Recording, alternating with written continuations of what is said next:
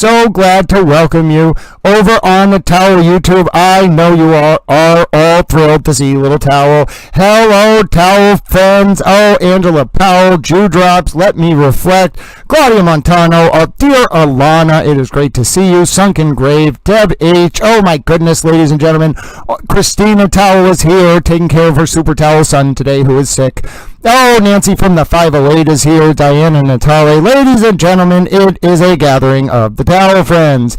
And yes, my name is Grant Smith Ellis, and I am a Towel. Welcome to coverage of technically day 22, because if you track the docket, there's been 22 days of trial. One of them was continued due to Karen Reed being sick or something. But technically, we are on day 22 of the John O'Keefe and Karen Reed trial, if you follow the docket.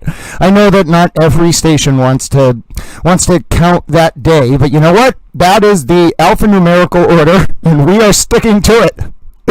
Great to see so many of you Towel friends in the Towel chat. We have a lot to cover today. We are going to take a look at a new video by well, it's not a new video, it's an old video of Karen backing up. Pardon me, but it's very interesting to look at in the context of Val, the Super Towel herself, who was gifting memberships over the weekend on Towel Birthday Stream. If you missed it, God bless you for that, Val.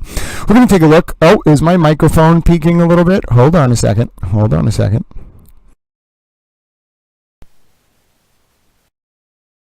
Microphone. Yep, hold on. I've reset it. Give little Towel a second. Give little Towel. Oh, Grant's not speaking very loud. We should up his microphone volume. It doesn't actually up the microphone volume. Thank you, dear Dewdrops. What it does is it muffles little Towel's sound and it kind of distorts it. So I can kind of press a little button and it resets the mix of the audio. So thank you, Dewdrops. Yep, it should be fixed now, folks. Don't worry. It wasn't actually too low. What the microphone was doing was trying to equalize my voice, and it was pumping it up way too loud, and then it was making it scratchy. It should be all fixed. Yep, hold on. Hello, dear Deaf Otter. So give it about 20 seconds. By the time you all get caught up, you should now hear me a little bit better. Thank you, dear Alana. And it's so it is a combination of Towel using an old microphone and my streaming software trying to help, but actually not helping. We shouldn't get upset at little Towel streaming software because I can fix it very quickly. But anyway, ladies and gentlemen, we have a lot going on today. Thank you so much for the feedback. Bina, it is so great to see you, dear friend. We have a lot going on today. We're going to take a look at this video from dear Super Towel Vel, who I was just saying was so kind to gift Towel memberships over the weekend on Towel Birthday Stream. If you missed it, Towel Stream was hilarious. I may have potentially smoked my birthday candle. It was a moment for the ages. But yes, ladies and gentlemen, we are going to cover the new video. Val actually found a picture showing some tire tracks in the snow of John O'Keefe's driveway, which kind of looked like Karen may have attempted to back up into John's car before leaving at 5:07 a.m. one time at least. And so, ladies and gentlemen, that ties into the fact that there are 17 ring videos on John O'Keefe's home system that were deleted between 12:37 a.m. and 5:07 a.m. The key operative time that Karen arrived back to John's home from Fairview Road after allegedly John's home on Meadows Ave after allegedly striking John and then leaving him on the lawn of a home on Fairview Road in Canton at around 12:32 a.m.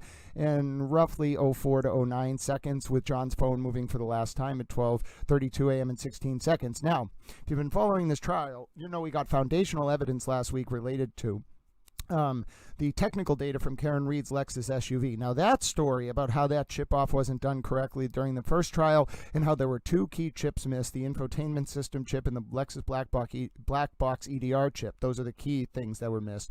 But then there was also an SD card that was missed, which, although it didn't really have operative data, it being missed showed that the chip off wasn't comprehensive. And for some reason, Karen Reed's expert Maggie Gaffney during the first trial was allowed to do this chip off. Even technical experts in this situation can't put together why that was allowed. And when the prosecution during the second Reed trial did a subsequent chip off, they were able to recover Hank Brennan's experts, and we've only heard one of the two experts, there might be more from Aperture so far.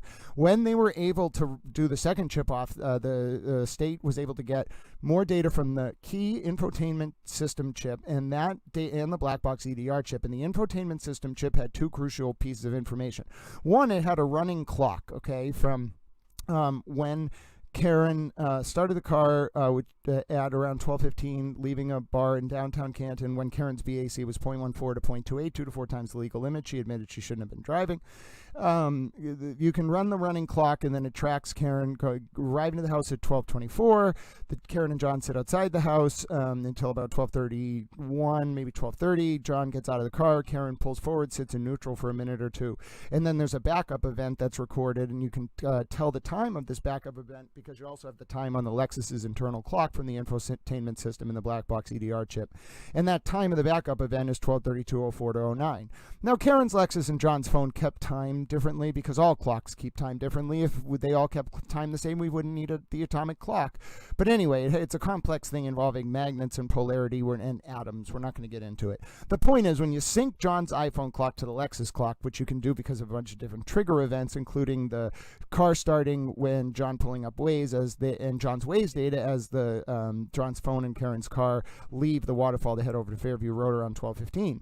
And you find that the backup event pursuant to the underlying technical data in Karen's car was between 12:32:04 and 12:32:09 roughly, and then John's last movement was 12:32 a.m. and 16 seconds. His phone never moved again from the spot on the lawn on Fairview Road where he was discovered after 6 a.m. the next morning.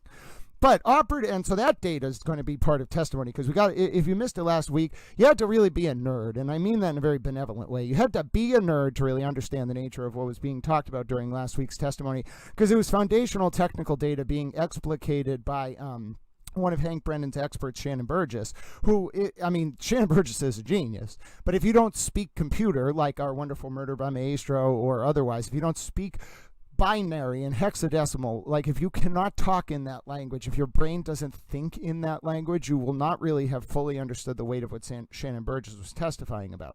Who's going to explain it into lay language is Dr. Judson Welchure, who is expected to testify today, which is why today could be such a big day of testimony. Now, furthermore, also experts from Ring, not experts, keeper of records from Ring are also expected to testify.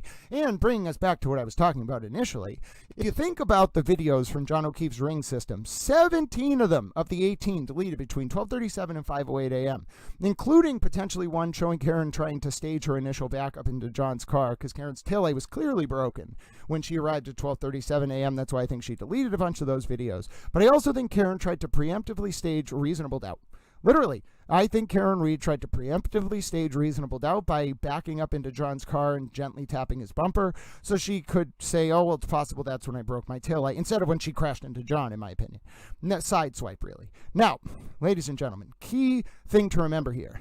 The keeper of records from Ring is still yet to testify. They are going to testify. They did not testify in the first trial. A few things to keep in mind about the keeper of records from Ring. One, the keeper of records from Ring did not testify during the first John O'Keefe and Karen Reed trial. It was just based on what Ring had told state police in response to some kind of I think it was a subpoena. I don't know if they actually subpoenaed them or just asked for records. But now Ring has been subject to court order, and there's actually this complicated process where you have to cross-serve them in Washington, where the Washington State, where their headquarters is located. You have to make a bunch of pledges that you won't incarcerate them when they come to testify. It's weird. It has to do with reciprocal service of process in other states. I think it has to fundamentally do with the sovereignty of the states. Washington will allow you to serve a court order on a company headquartered in Washington that's doing business in Massachusetts. Technically you're subject to service of process, but Washington has these rules, and Hank Brennan filed this specific motion. It's already on the docket. It was somewhere probably 600 or 700 in those numbers on the docket.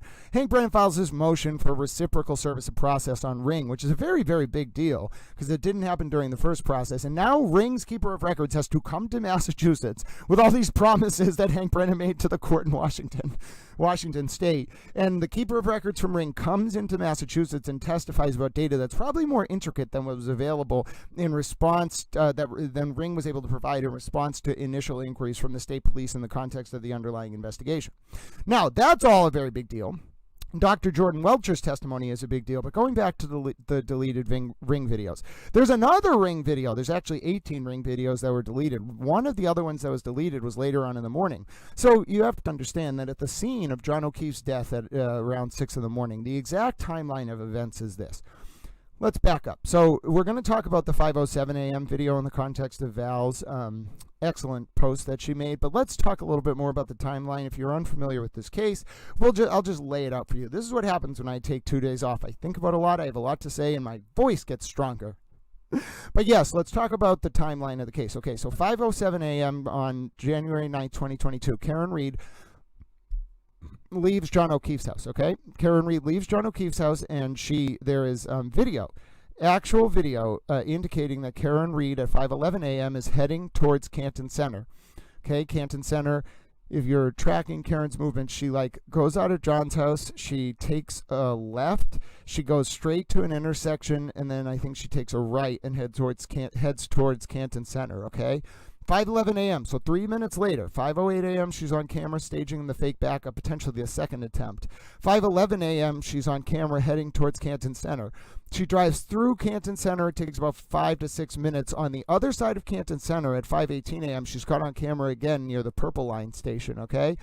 So the commuter rail. So she's heading towards Fairview Road. Then at 5:21 a.m., John's cell phone registers a call, and Karen's infotainment system that her phone was hooked up to registers a call, okay? That call leads to a 5:23 a.m. voicemail where Karen can be heard saying, "John, is that you?"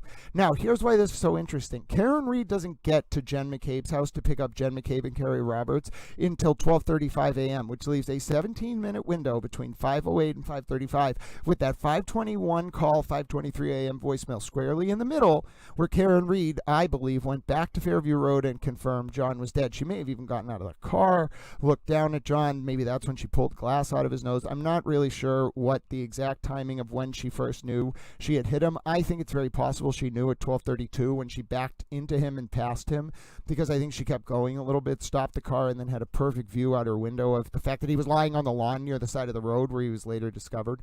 But anyway, so Karen Reed, where John was later discovered. So Karen Reed has this weird gap, the 17-minute gap, you could call it, between 5:07 a.m. and 5:35 a.m. But setting aside the fact that I think she went back to Fairview Road, Karen Reed gets to Jen McCabe's house, where she meets up with Jen McCabe and Carrie Roberts. Very conveniently, Karen and Jen McCabe and Carrie Roberts in 2 cars then drive back to John's house, okay? So Karen's in one car, and Carrie Roberts is with her Ford Explorer. They pull back to John's house. Karen parks the alleged murder weapon in the driveway of John's house, and then Carrie and Jen get out of the house and go inside and start looking for John.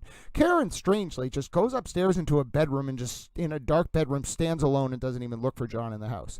Karen then starts pleading with Jen and Carrie to go back to Fairview Road. So Carrie gets in the driver's seat of her Ford Explorer, Jen McCabe in the passenger seat, Karen in the back. Karen screaming the whole way as these women go back to Fairview Road after 6 a.m. They get to Fairview Road, okay, after 6 a.m. Karen somehow, while they're pulling down the road in a blizzard, in the dark, because it's the middle of January, sees John's body on the side of the road and starts screaming. Neither of the women in the front, Carrie driving or Jen, see John's body at this point. Karen just starts screaming and can't get out of the back door, child locks or something, but eventually she gets out. She runs over, she straddles John. It's a very strange scene. Then, in response to a question from the first responders, Karen's asked by a firefighter, I think it was Katie McLaughlin, how old is John? Does he have any medications he's on? Does he use any drugs? Was he drinking? Whatever. She's asking background questions. Karen's answering, tells how old he is. And then for some reason, the firefighter says another simple background question. Did John experience any trauma in the lead up to him ending up on that lawn? And Karen says, in response to that question, very direct, I hit him. And then Jen McCabe says, Karen, what are you saying? Stop. And then Karen ignores Jen McCabe and says again to the firefighter, I hit him. That leads a Canton cop who's next to the firefighter, Katie McLaughlin, to be like, what did you say? And then Karen says, I hit him again. So the Canton cop radios his sergeant from the scene. The sergeant comes down to the scene. It's just chaos. Karen, meanwhile, then gets into Carrie Roberts' car, and then Karen either talks to her mom and dad. I think it was actually Carrie was talking to Karen, and Karen made a threat of self-harm. So Carrie got on the phone with Karen's parents, although Karen also probably talked to her parents. And then Karen's mom told Karen's dad to tell Carrie that Karen had medication in her purse that she could use with alcohol to take her life. So Then Carrie tells the police, and I think Bill Reed, Karen's father, called the police as well. They both tell the police this. The police section Karen because they're worried she's going to hurt herself. And from the scene, they bring her, although what's weird is the police at the time were more like, we want to know where she was, you know, but weird, that's just weird. So they section her, okay, and they bring her to the hospital. The EMTs bring her to the hospital. On the ride over there, Karen Reed is asking the EMTs how long it takes someone to die in the cold. And we'll also talk about the odd voicemail recording that clearly catches Karen and a 911 call saying to Jen McCabe, please Google how long to die in the cold, as early as 6:03 a.m. that morning. But anyway, Karen gets to the hospital, same hospital where John is pronounced dead. Karen is sectioned. What her parents don't realize, I think, though, I think her dad tried to have her sectioned to insulate her from being interviewed by the police. But anyway, so her parents have her sectioned. She gets to the hospital by 9:03 a.m., okay, maybe 9:06. The doctors take her blood. I don't think her parents knew this. I don't think they were smart enough to realize this was a side effect. The doctors take her blood because she's sectioned, okay, and they return a result at 9:53 a.m. This really hurts Karen, of .093, which is above the legal limit at 9 a.m. Retrograde BAC extrapolation, even with 2 hours, favorable to Karen in the extrapolation, 0.14 to 0.28. That's 2 to 4 times the legal limit, roughly estimated at 1245. But really, that formula is helpful to Karen because the retrograde BAC analysis is actually giving Karen 2 hours benefit. So it's really doing a 2:45 a.m. analysis, which means Karen's BAC at 1245 was probably closer to 0.3 to 4.4, which I just want you to know would kill most human beings, okay? So it's incredible that she was even able to onboard that much alcohol, not to mention drive after onboarding that much alcohol in that amount of time. But anyway, so it's Karen gets to the hospital, she gets her BAC taken, and then eventually she's released. Now, this is the reason I brought this up earlier. So Karen and her parents then say they want to drive back to John's house. I think they call Erin O'Keefe, who was John's sister-in-law, John's brother Paul's wife. I think Karen calls Erin and says she wants to see the kids, right? But I was there for the niece's testimony, and the niece said Karen didn't really talk to anyone. Karen and her dad just went upstairs alone into the master bedroom. And remember, Karen had her own bedroom in John's house, so she didn't need to be in John's bedroom. She had her own bedroom in Canton. She said as much on one of the Karen clips, or maybe during testimony it came out. But the point, during testimony, the point is Karen had her own room in Canton. She said sharing a bed with John was archaic. I don't really understand that. Hi, Murder by Maestro. I'm a towel. Hi, Ellie 90211. So anyway, the point is, Karen's there at John's house. Like, she gets there with her brother, Nathan Reed, her dad, and I think Nathan Reed's wife, Caitlin Bordeaux, who are all on the witness list, by the way. And so during that time, like, you see them arrive on John's ring system, and what's weird is they collect the alleged murder weapon. They take that Lexus at about 12:35. Now, here's why I brought it up. There's another deleted ring video at 12:35. Of Karen leaving John's house with the Lexus and with her dad and brother and sister-in-law, Caitlin Bordeaux. Do you understand? It took, now according to the videos, it took Karen and her brother and father and sister-in-law 90 minutes or so, from 12:35 until 2:12 p.m. that afternoon, to drive back to Dighton, where Karen's parents live. Now, what's really weird is Karen calls Erin O'Keefe during that drive, and she's like, Erin, I'm going to have to remember the bad times and we're never going to speak again. And Erin's like, what? I remember Erin's testimony during the first trial. She was like, what? Where did that come from? Like, out of absolutely nowhere. Hi, Angel P. It's great to see you. Hi, Jew drops again. But so anyway, Karen gets back to Dighton 2:12 p.m. The state police get to Dighton by like 4:02 or 4:12, whatever it is, and they serve a search warrant on Karen's phone and her car, and they collect that car. They were on it right away, you know, and but still, Karen and her dad bring that car back to Dighton. Very, very strange, in a blizzard. Like, you wouldn't go from Good Sam to Canton to Dighton. You literally have to go north. If you think about it, like, Brockton is exit, like 31? Yeah, it makes no sense. Brockton is exit 31 on 24 south, okay, or 24 north. So you're at Good Sam in well, it's actually exit 33 to get to Good Sam. I know this because I do the sign of the cross every time I'm driving on 24 and I go past that sign. So it's exit 33, right? Okay, you're heading pretty south if you don't understand what I'm talking about. So imagine Boston like here, and then the Mass Pike going east, okay, and then it intersects with 128, maybe like 10 miles outside of Boston. Then you go south on 128, and there's like the 95 split that heads down to Providence. We ignore that. So like keep heading down 128 south, and you'll eventually get to 93 north, and then the second exit there, which is exit 4, is 24 south. Okay, so then you head on 24 south, and you're going, now we're talking like 20, 30 miles south of Boston, all right, and south of Canton, because Canton's at the intersection of kind of 93 north and 24 south.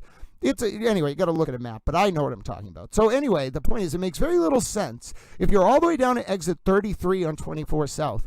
Dighton is all the way down here, like near Fall River. So if you're up here at exit 31, it makes very little sense to go north to Canton in a blizzard when your daughter's just been sectioned. Her boyfriend has just died, and so you drive north, like in a blizzard. At least like probably 10 to 15 miles. Then you got to go all the way from Canton back to Dighton, which is why it took them from 12:35 to 2:12 or whatever. But the point is, it makes no sense that they went to Canton in the first place during a blizzard, other than to collect that alleged murder weapon and hide it. That's really the insight. But anyway, so Karen and Karen. The 12:35 video, the ring video, is missing, okay? So that video is missing as Karen, her dad, her brother, and her sister-in-law leave in 2 cars to head back to Dighton. What's weird is the state police testified during this trial that when they got there to serve the warrant on Karen's phone and car, they found her on her laptop on her dad's couch. And it just makes me wonder, what are these keepers of records from Ring going to say? But yes, if you're wondering, I have no notes. I relayed all of that to you from memory. I think it's fair to say I am a little bit enmeshed in this case, and I may well know a lot about the facts. It's a little bit scary that I can do that. I don't know how that's all up there, but I had a lot to say. I didn't talk for 2 days. Oh, Allie says she's going to order bikini underwear that says, "Call me Hank." I think that's hilarious.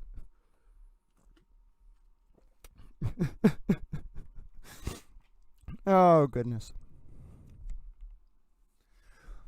Oh, goodness. I must say, folks, as I just sat there and relayed all that, Allie says she's going to dance around in the "Call Me Hank" bikini. Very good, Allie. Very good. More power to you, friend. More power to you. The bikini can be a towel. Okay, so my name's Grant Smith Ellis. It's coming up on 8 a.m. here. We're only about an hour away from session starting in the John O'Keefe and Karen Reed retrial today.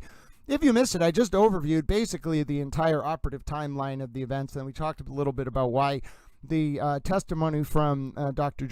Judson Welchure is going to be so big today, and then the ring keeper of records. So it turned out to be a perfect segue into not only today's testimony, but also the video that I wanted to show you from Val. So it's actually Val started with a still image, but let's take a look at the image in particular related to the video. So it's the 5:08 a.m. departure of Karen.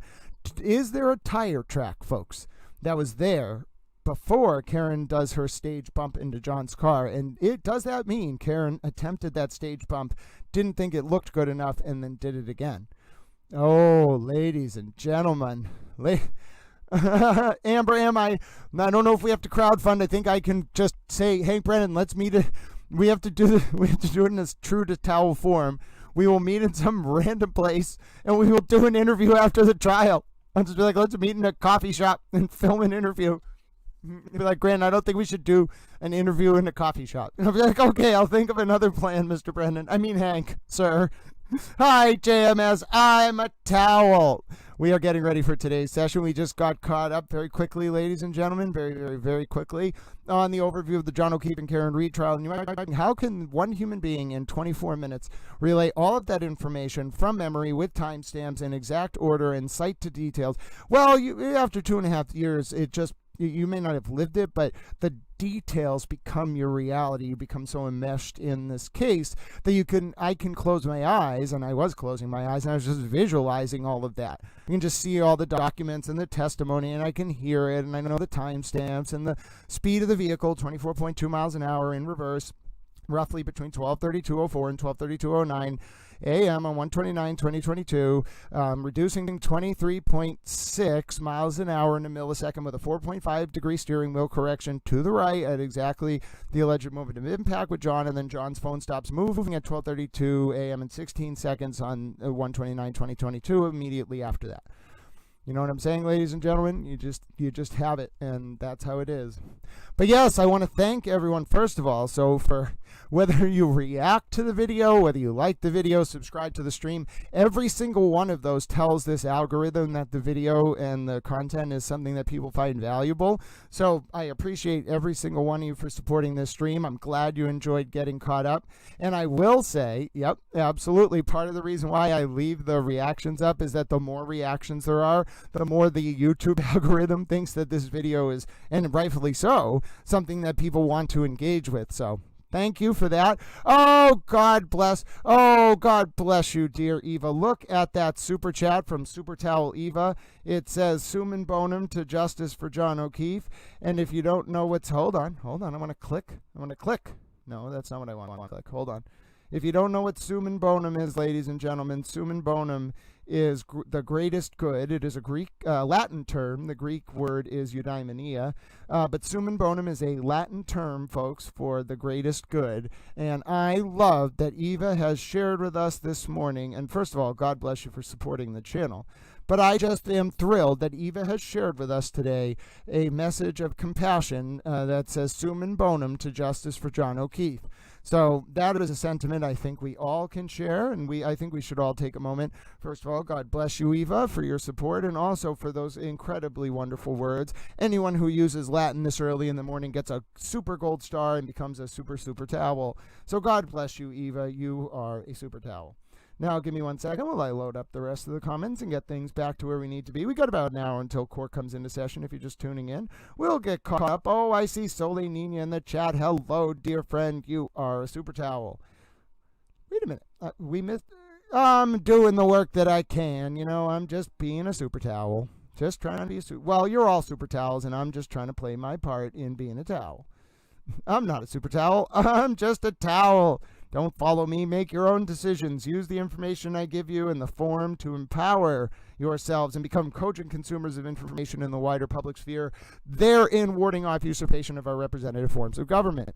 And you might say, oh no, is this what happens when Grant gets to sleep for like 20 hours over 2 days and also not talk for 48 hours, so he then just has a lot of thoughts he needs to say? Yes, ladies and gentlemen, Towel's batteries are fully recharged and I have a lot to say. I also love that we've trolled someone into getting the stream more attention and putting effort into constantly reacting to it. I absolutely love that kind of thing. You have no idea how happy that makes Little Towel. Okay, so we're going to watch Val's video first.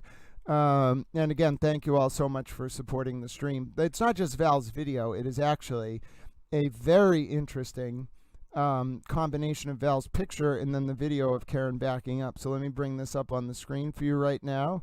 This is an enhanced picture that Val brought up.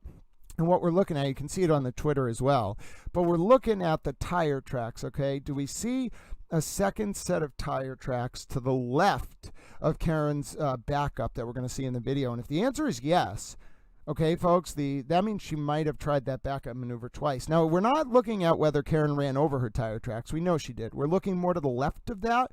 So the far left of the circle, closer to this red line. You can take a look on Twitter if you want to see the real detailed image.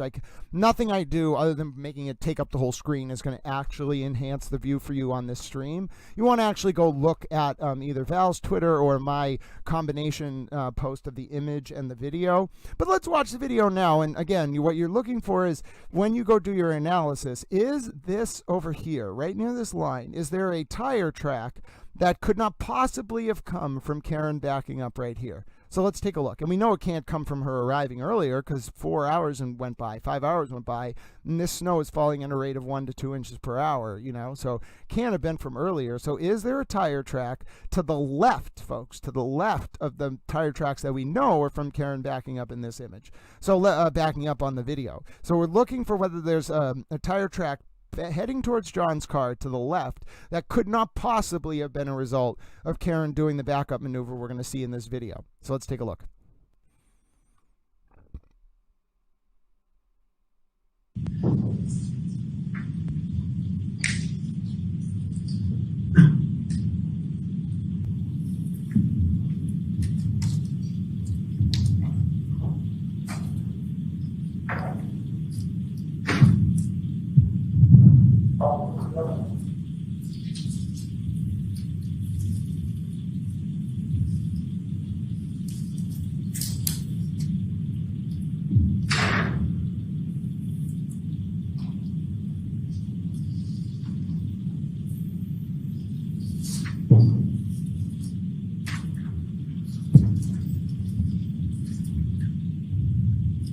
All right.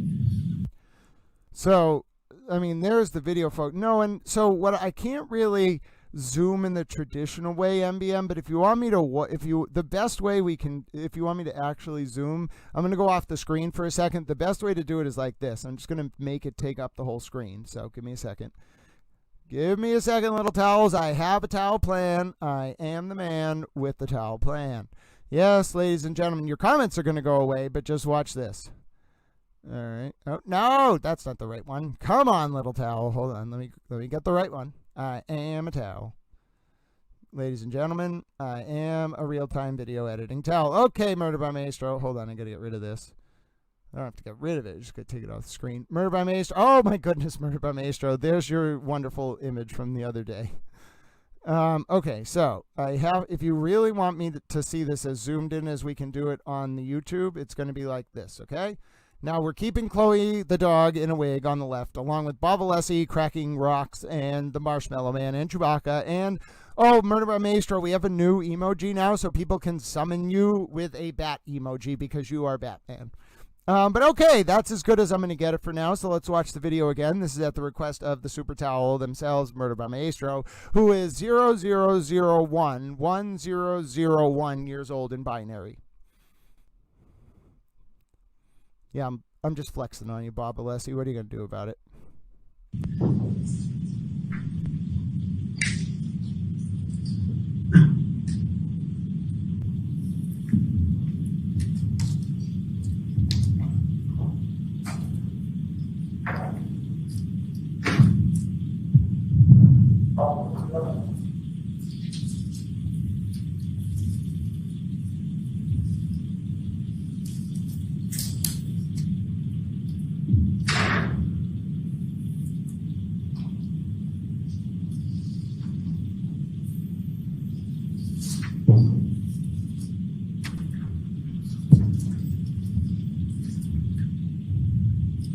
All right. Thank you. Okay, so you got the point, and I made it extended because I'm a super towel. Okay, we don't need to play it again. Come on now. Okay, but watch this. Now I can shrink this down because look, I was hiding. Oh, that's me. I'm a towel. Hi, good to see you again, friends. I was hiding behind the screen like a little towel. You might be saying, sir, I have tuned in to watch coverage of a criminal case. Why are you a towel? Well, listen, there's a long, convoluted story. Someone in January of 2024 said my pronoun was towel, and I was like, you know what? I am an anthropomorphic towel, and now we are all little towels. And you might be saying, sir, I am utterly baffled. I am utterly, utterly baffled. You know what? That's part of the fun. If you are not baffled, do you truly even exist, ladies and gentlemen? If you don't spend some of your time in daily wonderment or giving this stream more attention by reacting to it with hilarious smile emojis, Do you really exist, or are you just waiting to live up to your summum bonum or eudaimonia and become some form of towel? Yes, we have towelettes and washcloths and soap dispensers and flannels and paper towels and hemp towels and beach towels and microfiber towels. There's every kind of towel you can imagine. And you might be wondering, well, sir, how is it possible that a soap dispenser, for example, is a towel? Well, listen, if you can absorb things in some way, shape, or form, then you are technically a towel. So really, this is more important than the debate about whether a hot dog is a sandwich or a burrito is a sandwich. This is a question of fundamental reality, ladies and gentlemen. Everything is a towel except for Karen and Alan Jackson. They are not towels. Okay, clearly I should not be allowed to be quiet for 48 hours because then I will just start talking like this all day, and for some reason this stream will get a ridiculous amount of attention for 8 in the morning. I think we should all just stop and say thank you to the person who has spent like 20 minutes reacting to this stream, because it is absolutely getting this stream ridiculous amounts of attention on YouTube, and I just want to say thank you for that. But yes, so now that we know that towel, thank you, let me reflect, that is a very important definition of towel, and I just want to continue to praise you for your wonderful insights. You are the towel fact master.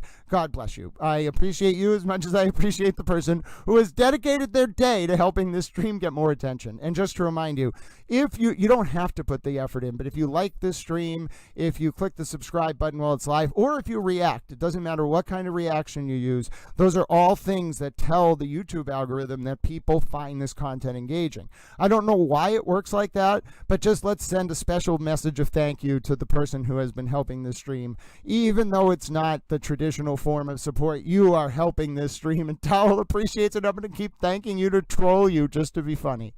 Okay, folks, so we've gone through the appreciation for the towel friends. We've looked at this video a few times. You know what I want to do next? I want to take a listen to this voicemail audio again. It's caused a stir. 400,000 views, ladies and gentlemen, on Twitter, the original post. I remember folks debating the first day, how many views was that post going to get? Well, folks, I will tell you right now, that voicemail audio, the original post, let's look at the updated numbers. 392.7 thousand views on the YouTube. Now, it all started from that one post, folks, but listen, let's take a look at the most updated analysis of this Karen voicemail audio, because what's big things in this case is, at 6:03 a.m., as I mentioned earlier, did Karen Reed tell Jen McCabe to Google how long for someone to die in cold? And we're going to watch this together, and we're going to pay attention to it, and I think it might very well prove very interesting. So, all right, let me save some resources by pausing the camera, and then let's listen to this together. Sound up, headphones on, little towels.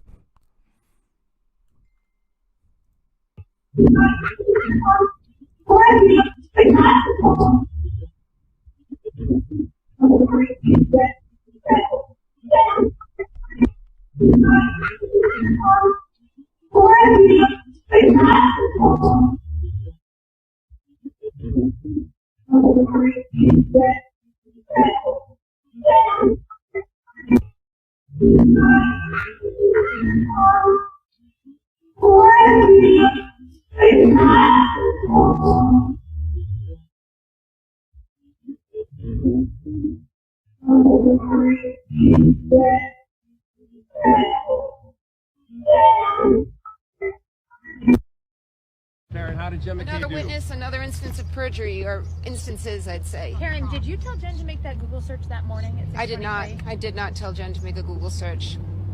I certainly didn't tell her to make the one at 2:27 either. What stood out to you most today?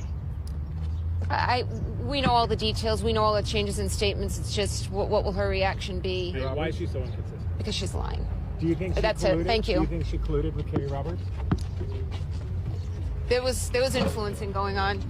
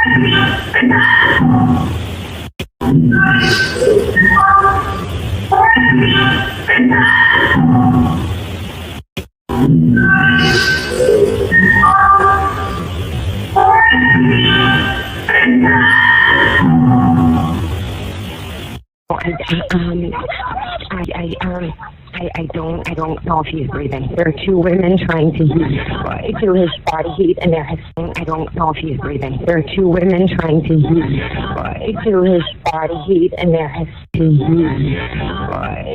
his body heat, and there has to his body heat. How did Jen McKay Another do? witness, another instance of perjury, or instances, I'd say. Karen, did you tell Jen to make that Google search that morning at 6:23? I did not. I did not tell Jen to make a Google search. I think you did, Karen. I think you did, you non-towel.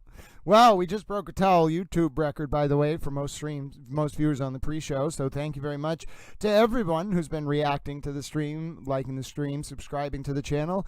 I'm glad to be able to be with you here as we get ready for the 9 a.m. start of court in today's presentation of evidence in the John O'Keefe and Karen Reed trial.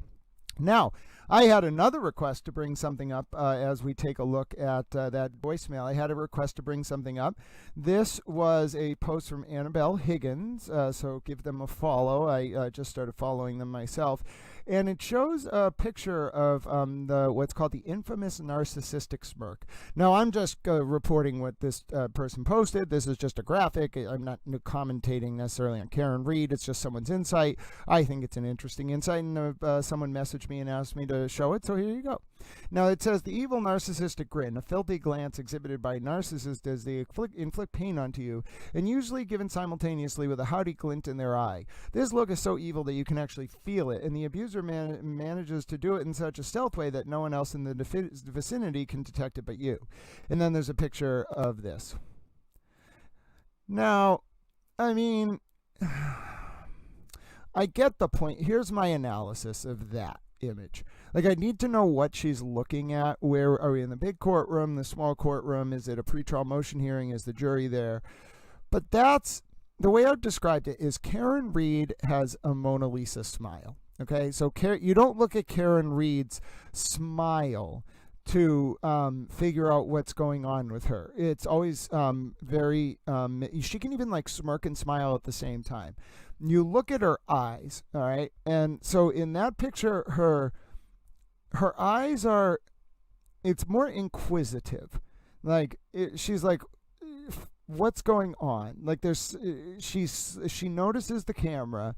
She knows she's on camera, and I think she's more just trying to demonstrate like a helpless kitten kind of vibe here. So there are moments where Karen has shown a narcissistic smirk, in my opinion.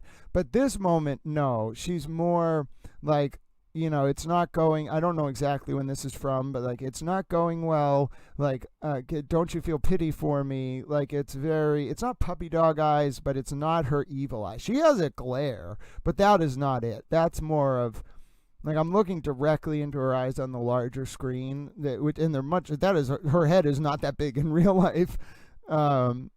No, if she wants to pierce, like, she pierces. That is inquisitive, like, showy for the camera, and also, like, kind of her being like, aren't I worthy of your support? Like, I'm Karen Reed. Like, look at me. I'm just a little helpless doe. Like, that's the malicious part. That's the scary part. But it's not, if she wants to glare at you, she's not going to get caught on camera. She'll be very careful. But, like, I've seen her drop that guard and actually glare, and it's not that. Her glare is much more like a professor who's mad at you. Like, how dare you?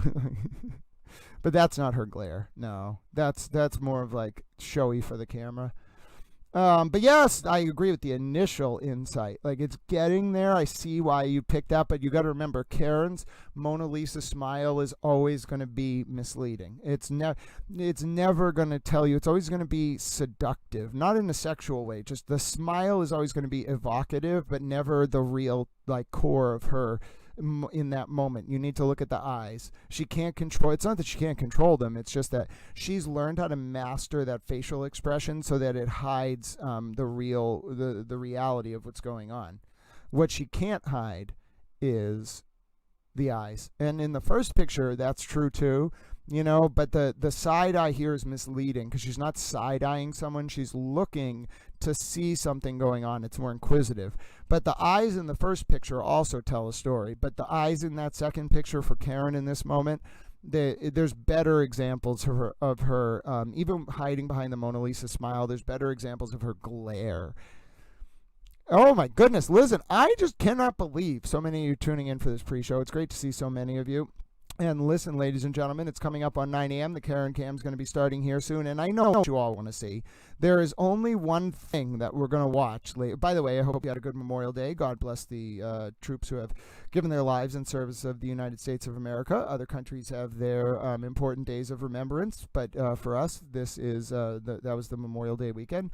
And Little Towel loves America. If you might be familiar, Towel's principles are safety, country, God, family, in that order, with academics thrown in there somewhere for good measure, and Towel loves America. So God bless you, members of the armed forces and those who have given their life in support of the United States and this beautiful republic, the integrity of which I will defend with everything I have. So God bless you. Ladies and gentlemen, also I put up the list of all the different countries that have been tuning in on Towel Stream. Just some of the countries we have: Switzerland, Croatia, Malaysia, Italy, Norway, New Zealand, Portugal, Sweden, what's that one there? Slovenia, St. Vincent and the Grenadines, India, the Faroe Islands, I think is what that says. What does that actually say? Hold on one second. No, the Netherlands, Holland, of course. Holland is a region of the Netherlands. France, Singapore, Germany, Denmark, Ireland, South Africa, Australia, Croatia, the UK, the US. Just over the past few days, or 28 days, 35,000 watch hours, ladies and gentlemen. You all really like this stream. It means so much to Little Towel. 105,000 views just across those countries, and there's a whole nother list too. God bless you. We are truly an international towel family. We have folks in the fabric of the towel universe is interwoven and strong, and there are towels on literally every continent. Oh, Deborah B. Bessam, God bless you, dear towel friend. Let us take a moment, ladies and gentlemen, to say thank you to Deborah. It looks like, I don't know, I think that's Australian dollars. It looks like we have a towel friend from Australia. Ladies and gentlemen, God bless the towel friends from Australia, whether you're on the Gold Coast or on the in Melbourne, whether you're in areas of Australia that are primarily populated with kangaroos, whether you are maybe you are a kangaroo. I have always wanted to meet a kangaroo. I don't think I should try to give it a towel, but I'd be like, oh, you're a nice little towel kangaroo. You should not box me. I will just stand stand here and be a friendly little towel, and maybe we could go for a walk. I think it would be funny to watch Towel walking with a kangaroo. I think I could convince the kangaroo to be nice to little Towel. I wouldn't mess with its little baby. I'd just be like, you and that little baby hang out, and I'll go for a little walk, and we can talk about geopolitics. Have you ever thought about the fall of Yugoslavia? And I think the kangaroo would kind of look at me a little perplexed and be like, well, he's harmless.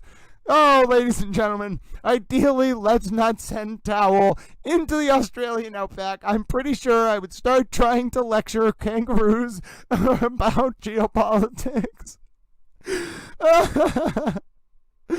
Oh, Deborah, God bless you, dear friend. Not only were you so kind to support the channel, you are now an honorary super towel. And we got a wonderful visual image of little Towel walking down a random road in the Australian outback trying to talk with a kangaroo about the fall of Yugoslavia. Yes, ladies and gentlemen, I don't think the kangaroo would understand, but I do think it would read little Towel's vibe and be like, well, he's harmless. I don't know what that little human is saying, but he seems to think he's a towel. Oh, ladies and gentlemen, it is adorable. Thank you, Deborah. I'm so glad we got to go through Towel's fable of the kangaroo. Oh, there's kangaroo emojis in the chat. Oh, ladies and gentlemen, you know exactly how to make little Towel laugh. Look at the kangaroo emoji. Oh, ladies and gentlemen, kangaroo emojis. I love it. Oh, little Towel is going to go hang out with the kangaroos. It is going to be an adorable time. Can you imagine little Towel with the kangaroos? I swam with dolphins one time. I felt guilty about it afterwards, although at least it was not like in a closed enclosure. It was a pretty open sort of world. I think it was in Hawaii. Anyway, the point is, I think I could hang out with a kangaroo and then explain the downfall of Yugoslavia. I'm pretty sure the kangaroo would probably go tell the other kangaroos that little human is very, very harmless, but also a little out of his mind.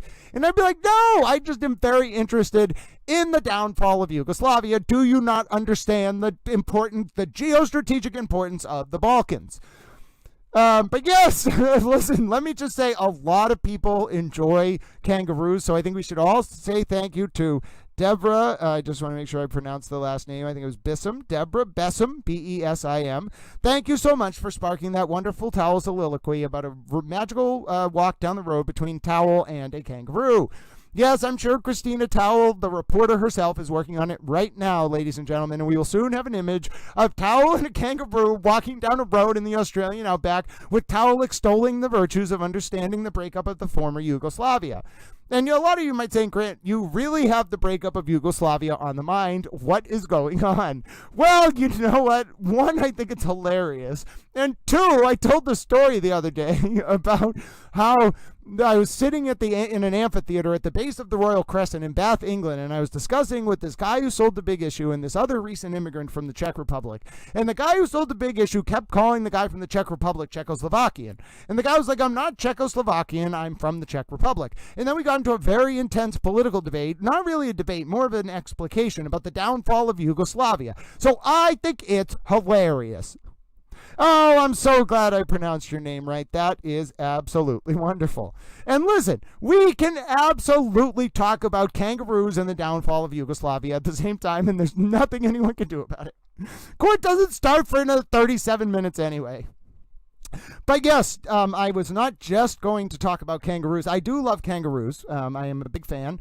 Personally, ladies and gentlemen, I believe that if we put the fate of the world in the hands of the kangaroos, things will probably be okay. Now, you might say, Grant, I'm pretty sure kangaroos just like to box things if they get upset. But yeah, just don't upset the cat. We humans box each other if they get upset. Don't upset the kangaroos, and we absolutely can have kangaroos helping us to preserve the world order. Now, listen, have you ever heard of panda diplomacy, ladies and gentlemen? If you've never heard of it, the Chinese send pandas around the world as a form of goodwill. I think the Australians should send kangaroos around the world as a form of goodwill. Now, I don't know if they're technically an invasive species. I don't know if it would be healthy for us to have kangaroos running around in Brookline. I'm pretty sure they would fight the turkeys. It would become this whole territorial battle. I just don't think it is in the best interest of the United States to be importing kangaroos and putting them on our streets. However, I do think that Australia should use kangaroos for the purposes of diplomacy. Now, I think we have to get the kangaroos on board with this whole process. We can't just bring kangaroos around. They have to understand the benefits of international diplomacy. But kangaroo-based diplomacy, ladies and gentlemen, just let me tell you, I think it has real potential. And now I know all of you from Australia are like, we have never felt so seen. We are coming to prominence. Kangaroos represent the new epoch of world peace, and we are going to use the Australian geopolitical sphere of influence to send kangaroos around the world as ambassadors, and we'll give them doves. Hopefully they won't fight the doves, so they can be representative of peace. Yes, this is why you tune into this stream. Obviously, the erudite lay legal commentary about how Australia will use its geopolitical sphere of influence not for Five Eyes intelligence gathering, but instead to send kangaroos around the world for the purposes of peace missions, and then therefore establish a new world order wherein kangaroos, hopefully with their consent, are part of international diplomacy. Now listen, this may have gotten a little off track, okay? But it's no more off track than reporter Tala Christina on the ground sending us real-time pictures of Karen, Chewbacca, and the Stay Puft Marshmallow Man. Now you might say, sir, where did you get that? Well, I got it from reporter Tala Christina. So if you have any qualms with the appearance of Stay Puft Marshmallow Man and Chewbacca behind Karen, you can take it up with reporter Tala Christina, who is not Christina Rex. Now listen, ladies and gentlemen, we do have moments of levity on this stream. It's coming up on 8:30 a.m. here on, May 27, 2025, day 22 of the John O'Keefe and Karen Reed retrial, and we are waiting for court to come into session. We also will be monitoring the feed from outside the court to hopefully see the arrival of prosecutor Hank Brennan, along with the arrival of Karen Reed herself, potentially with the Stay Puft Marshmallow Man and Chewbacca. Now you might be saying, Grant, I don't think Karen is actually friends with the Stay Puft Marshmallow Man and Chewbacca. Well, yeah, she's probably not friends with them, but that doesn't mean that they can't, go into court with her. Look at them. Look at the Stay Puft Marshmallow Man and Chewbacca. They're just like, how the Stay Puft Marshmallow Man is incredulous. He's like, I don't like this woman. He's like, why am I here? Who sent me into this incredible and ridiculous situation? He looks incredulous. And then look at Chewbacca. Chewbacca's like, why do I have to sit next to her? Yes, we will absolutely watch the Call Me Hank clip. I can't call him Hank all the time. Then it sounds like I'm talking about Hank Williams, the country star. Oh, look, the Stay Puft Marshmallow Man is like all of us. He's like, why am I around this devil woman? Oh, dear Lord, ladies and gentlemen, I feel so bad for them. Look at the Stay Puft Marshmallow Man, his symbol. It's being interfered with. Oh, H. Towel, it's so good to see you. Hello, Sheffield Flannel. You are a super towel. I'm a koala. I'll be a koala. Why not? Then the kangaroos won't be as threatened by my presence. I feel like kangaroos and koalas probably get along. Wild camels? How did camels? First of all, listen, do you know how complicated it is to coordinate a diplomatic fleet of kangaroos and doves? And now you want to add camels into it? Listen, first of all, I know camels can go for a long period of time without water, but what is your plan? To use the camels as a transportation mechanism for the kangaroos? This is just getting a little bit out of hand. I think we're going to get accused of running a circus, which is not what we're doing. This is a diplomatic effort to use kangaroos and Australia's sphere of geopolitical influence to bring about world peace. We cannot just send camels with them. First of all. Second of all, the logistics of sending as I mentioned, the kangaroos is enough. If you add camels to it, first of all, what are we going to feed them? Well, I know they don't eat a lot, but how are they going to drink? How are we going to feed the kangaroos? I have not thought about any of this. I don't think we can do this unless Australia is going to provide us state support in the form of food and ideally some kind of protection, because I think people will try to kidnap the diplomatic kangaroos. Listen, this has gotten completely out of hand. This is just completely out of hand. I don't even know anymore, ladies and gentlemen. Oh my goodness. This is what happens when you set me off on a moment of levity involving camels, kangaroos, Karen Reed, the Stay Puft Marshmallow Man, and Chewbacca. Oh dear goodness, ladies and gentlemen. Oh no, we have another update. Listen, Christina Towell, that's great, but listen, I think okay. Ladies and gentlemen. Ladies and gentlemen, I have 4 images. Oh, they're all a little bit too puffy. I mean, yes, I get it's cartoon Karen Reed, but Karen Reed isn't that big.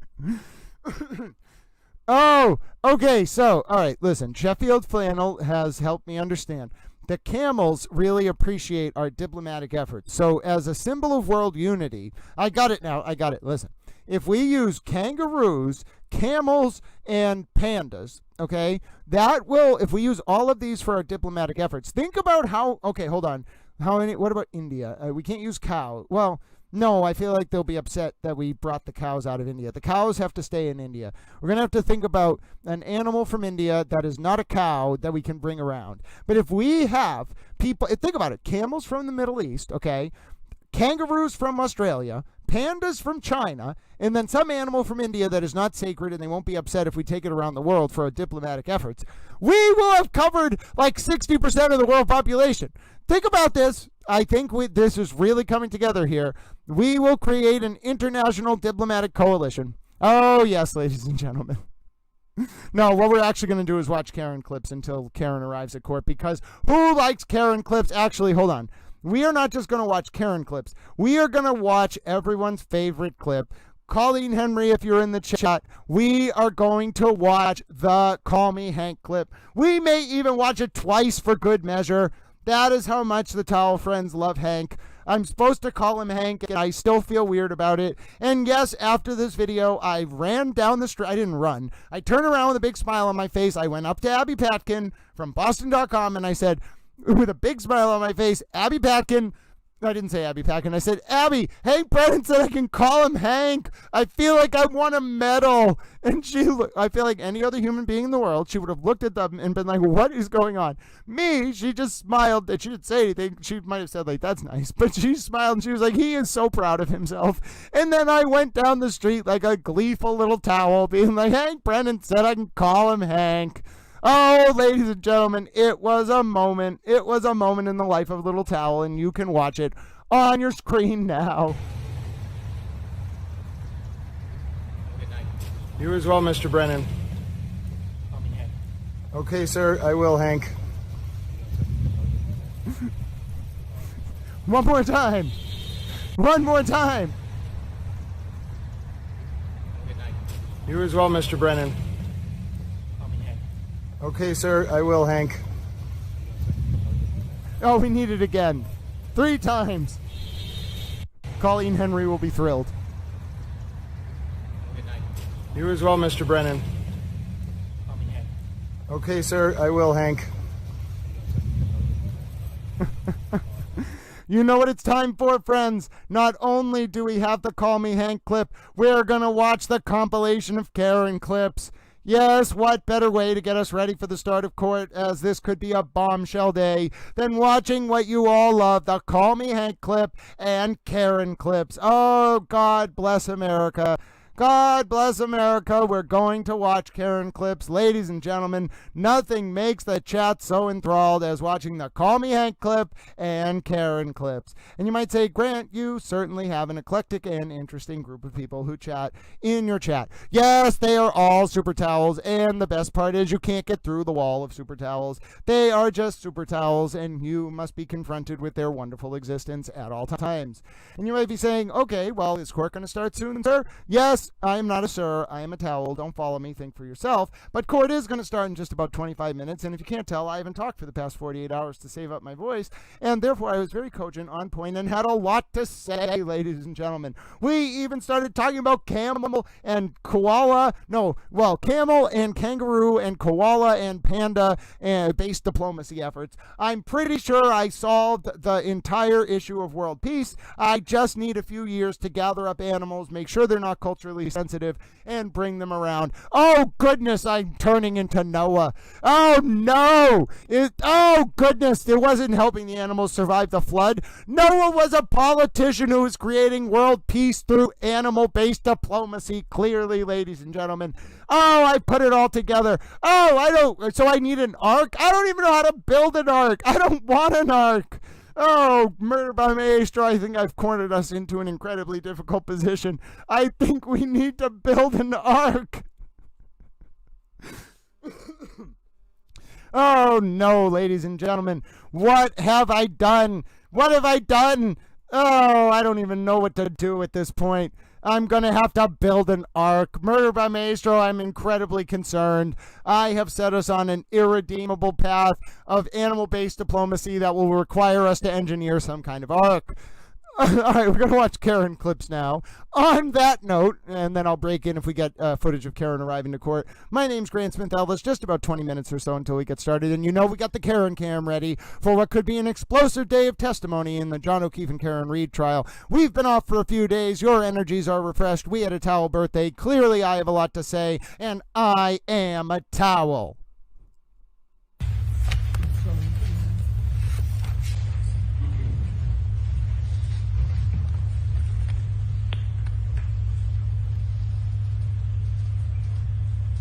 So we approach from the north. We actually missed the turn. And John says to me, it's fair game, we just passed it. It's back there. It's on my left. I said, all right. So I pull nose into a driveway and back out onto the street, which I now own as Cedar Crest, and then come from the north onto Fairview. Like the next play, clip 25.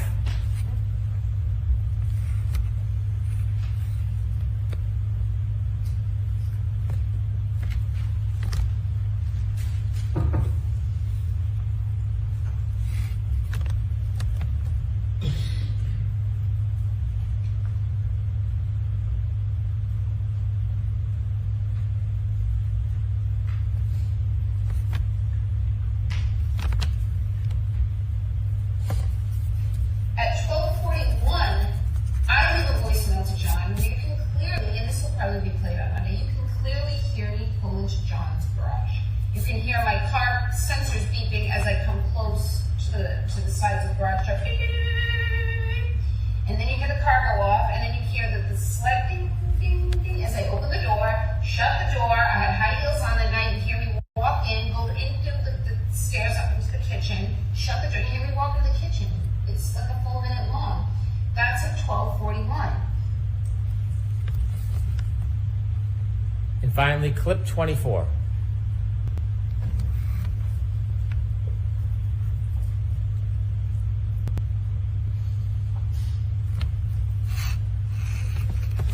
I do. I mean, I'll tell you, John and I argued the morning of the 28th, Friday morning. So we think he died right around 12:25, 12:30 on the early morning of January 29th.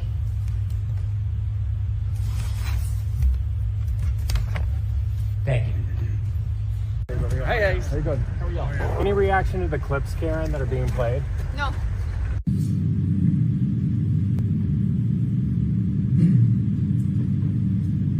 So John's laying there, his left and his right, and I approach John from the left. That's where the street is. And he had a piece of glass, like perched on his nose, like just wedged like a splinter would be. And I just pulled it, and as soon as I pulled it, it just gushed blood down his face. Totally more than Jen McCabe. Jen McCabe, it's me or her. Either I'm going down, Jen, or you are.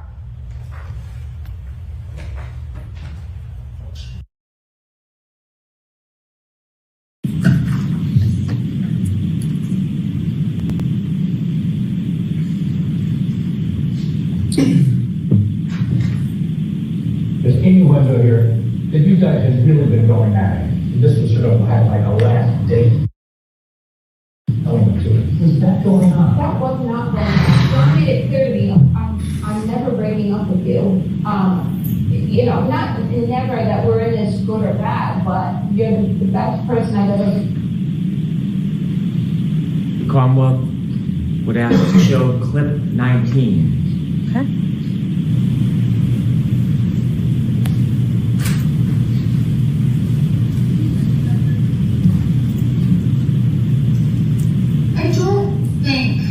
I don't see how John would have known about my text with Brian. And I'm not sure if he knew he would have reacted very strongly. I think we would have broken up, but I don't think John would have lost it and caused a fight.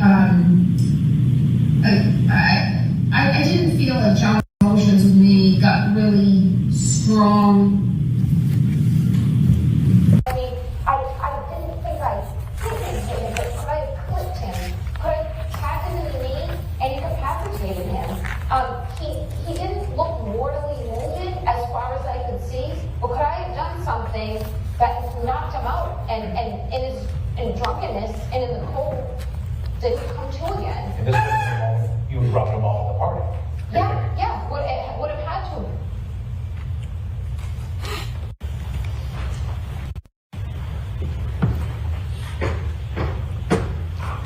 And his mother leans over the kitchen island and says to me, I think he looks like he got hit by a car. He looks like he got hit by a car.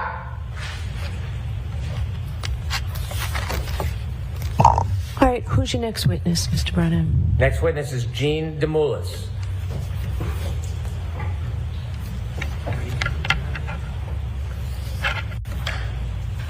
Karen, did you see John go in the house? I did. You saw him go in the house. I saw John go in the house. Can you describe him going into the house? Which door and how and when? No, I have though, and I'm sure the prosecution will play it. John looked like a buffalo on the prairie. It was just a lawn and a heat that it wasn't a bush or a hydrant or a dog. It was a weird shaped lump at that time in those elements. And I was looking to find him on the side of the road. I was expecting I'd find him. I was looking to find him on the side of the road. I was expecting I'd find him. So when John got out of the car at Brian Albert's house, he took my full vodka soda, which is sitting in the cup holder. You will. The comment. That. Thank you.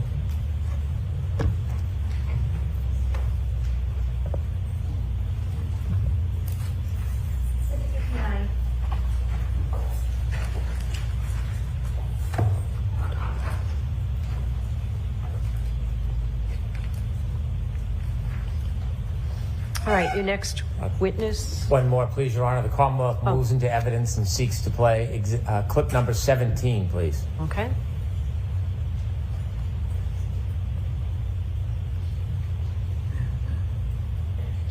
I gave an interview with ABC with Matt Gutman. I think this was whom I gave the interview to, and I said, he asked why was I saying, could I hit him, did I hit him?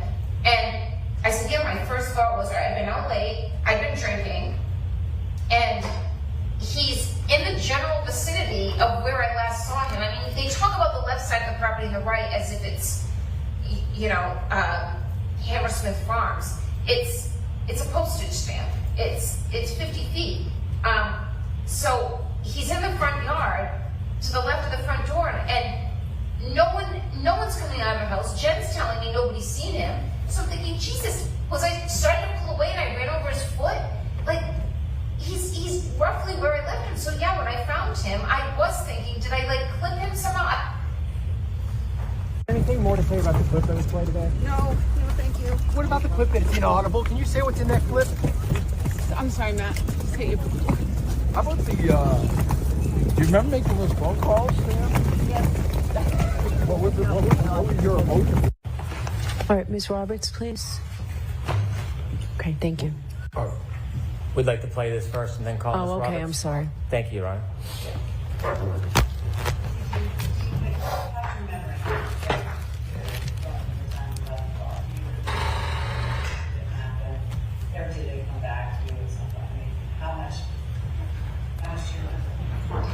I remember it, but I questioned do I remember it because it's been relived so much.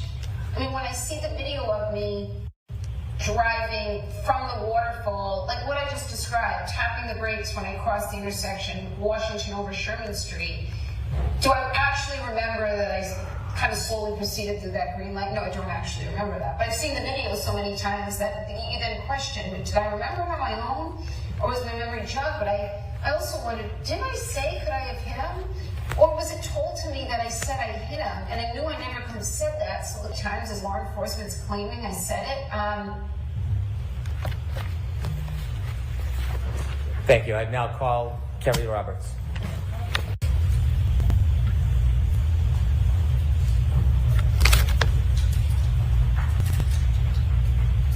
When you walked out of the bar, how many? 4. And not 4 that I pleaded either. I didn't drink maybe more than a few sips at the waterfall. And 4 drinks you felt fine to drive? Yep. Clip 8, please. Okay.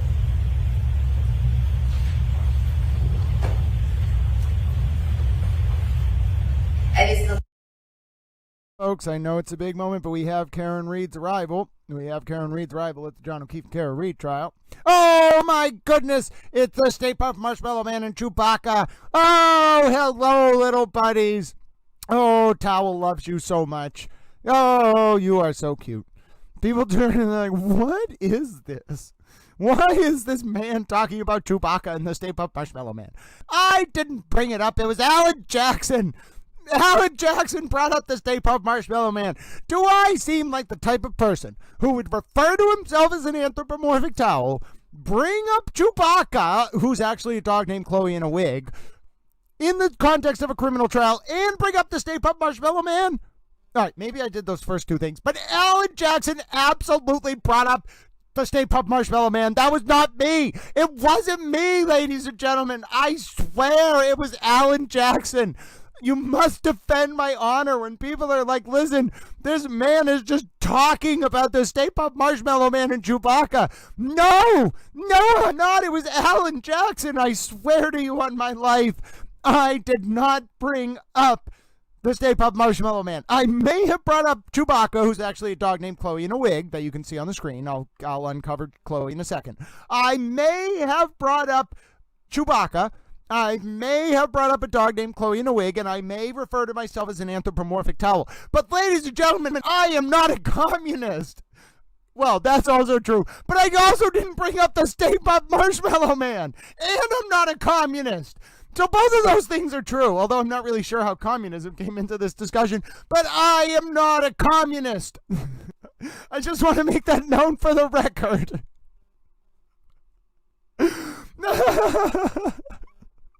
They'll be like, well, if Grant was known for anything, he's very adamant about the fact that he is not a communist. Damn right I'm not a communist.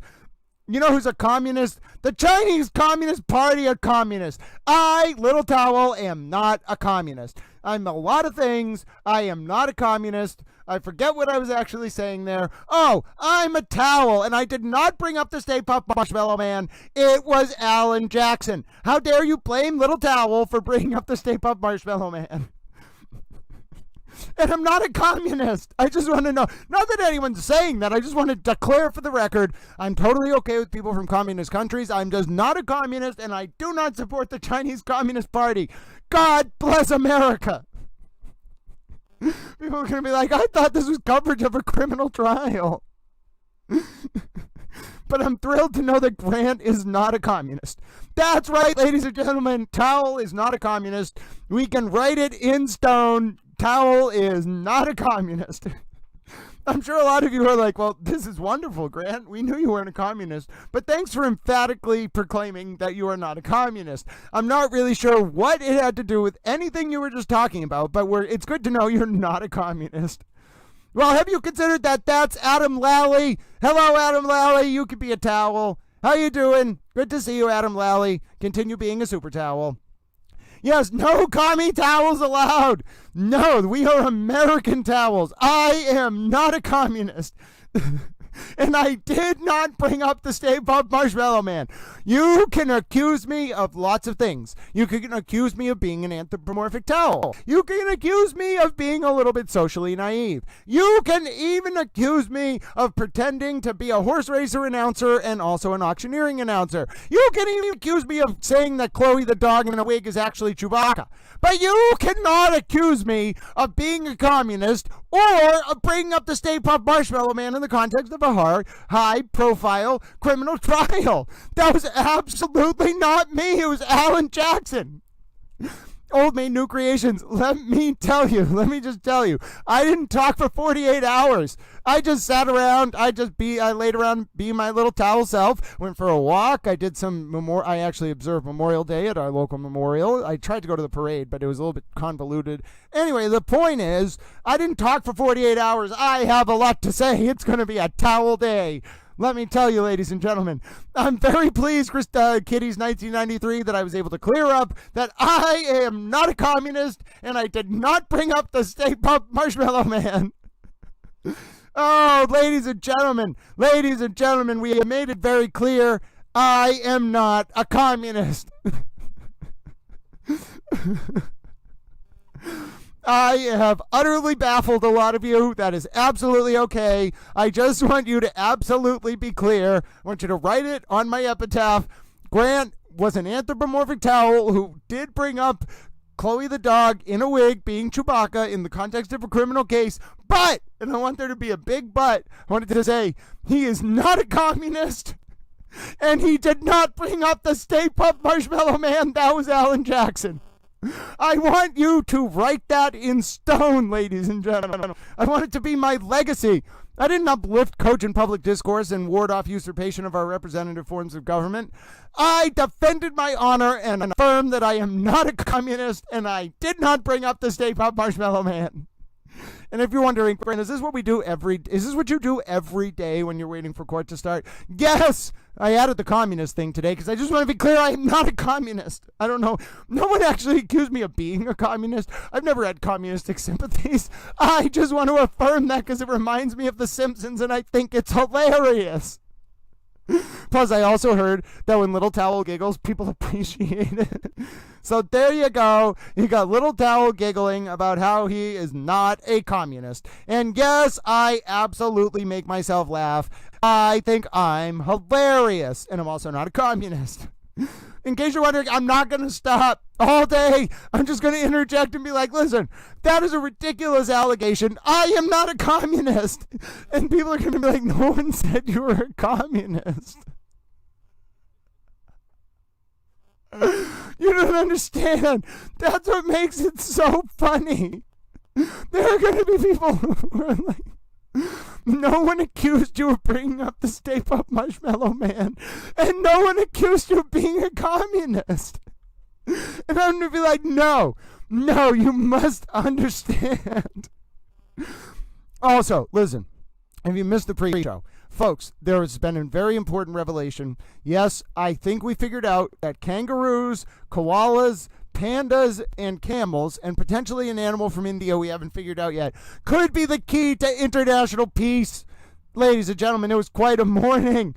And then also we figured out that towel should be sent into the Australian outback, and I should go up to a kangaroo and I should be like, you're a little towel.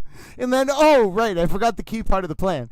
I have to tell the kangaroo about the breakup of Yugoslavia, because apparently that is key to this diplomatic effort. Also, folks, if you're wondering, we're just waiting for court to start in the John O'Keefe. Oh my goodness, the Karen Cam's about to go live. Ladies and gentlemen, we are waiting for court to start in the John O'Keefe Karen Reed trial. Stay with Little Towel. Stay with Little Towel. We're ready. We're monitoring. We're pressing in towels. We're getting into our horse racing announcer towel mode. Oh, ladies and gentlemen, if you've never been here for horse racing announcer towel, let me just tell you, I get into a mood. Ladies and gentlemen, I am a horse racing announcer towel, and I get into a mood.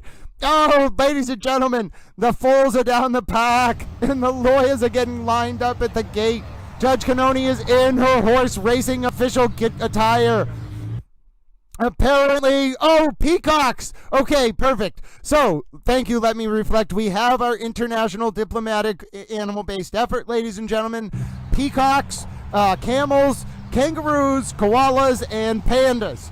Yes, ladies and gentlemen, I am going to go around the world with those animals, and I'm going to spread international peace, and then we're going to give those countries, and we're going to give countries of the world those animals, and then it will not be a circus. There will be no performing. We have to train the animals to be diplomats.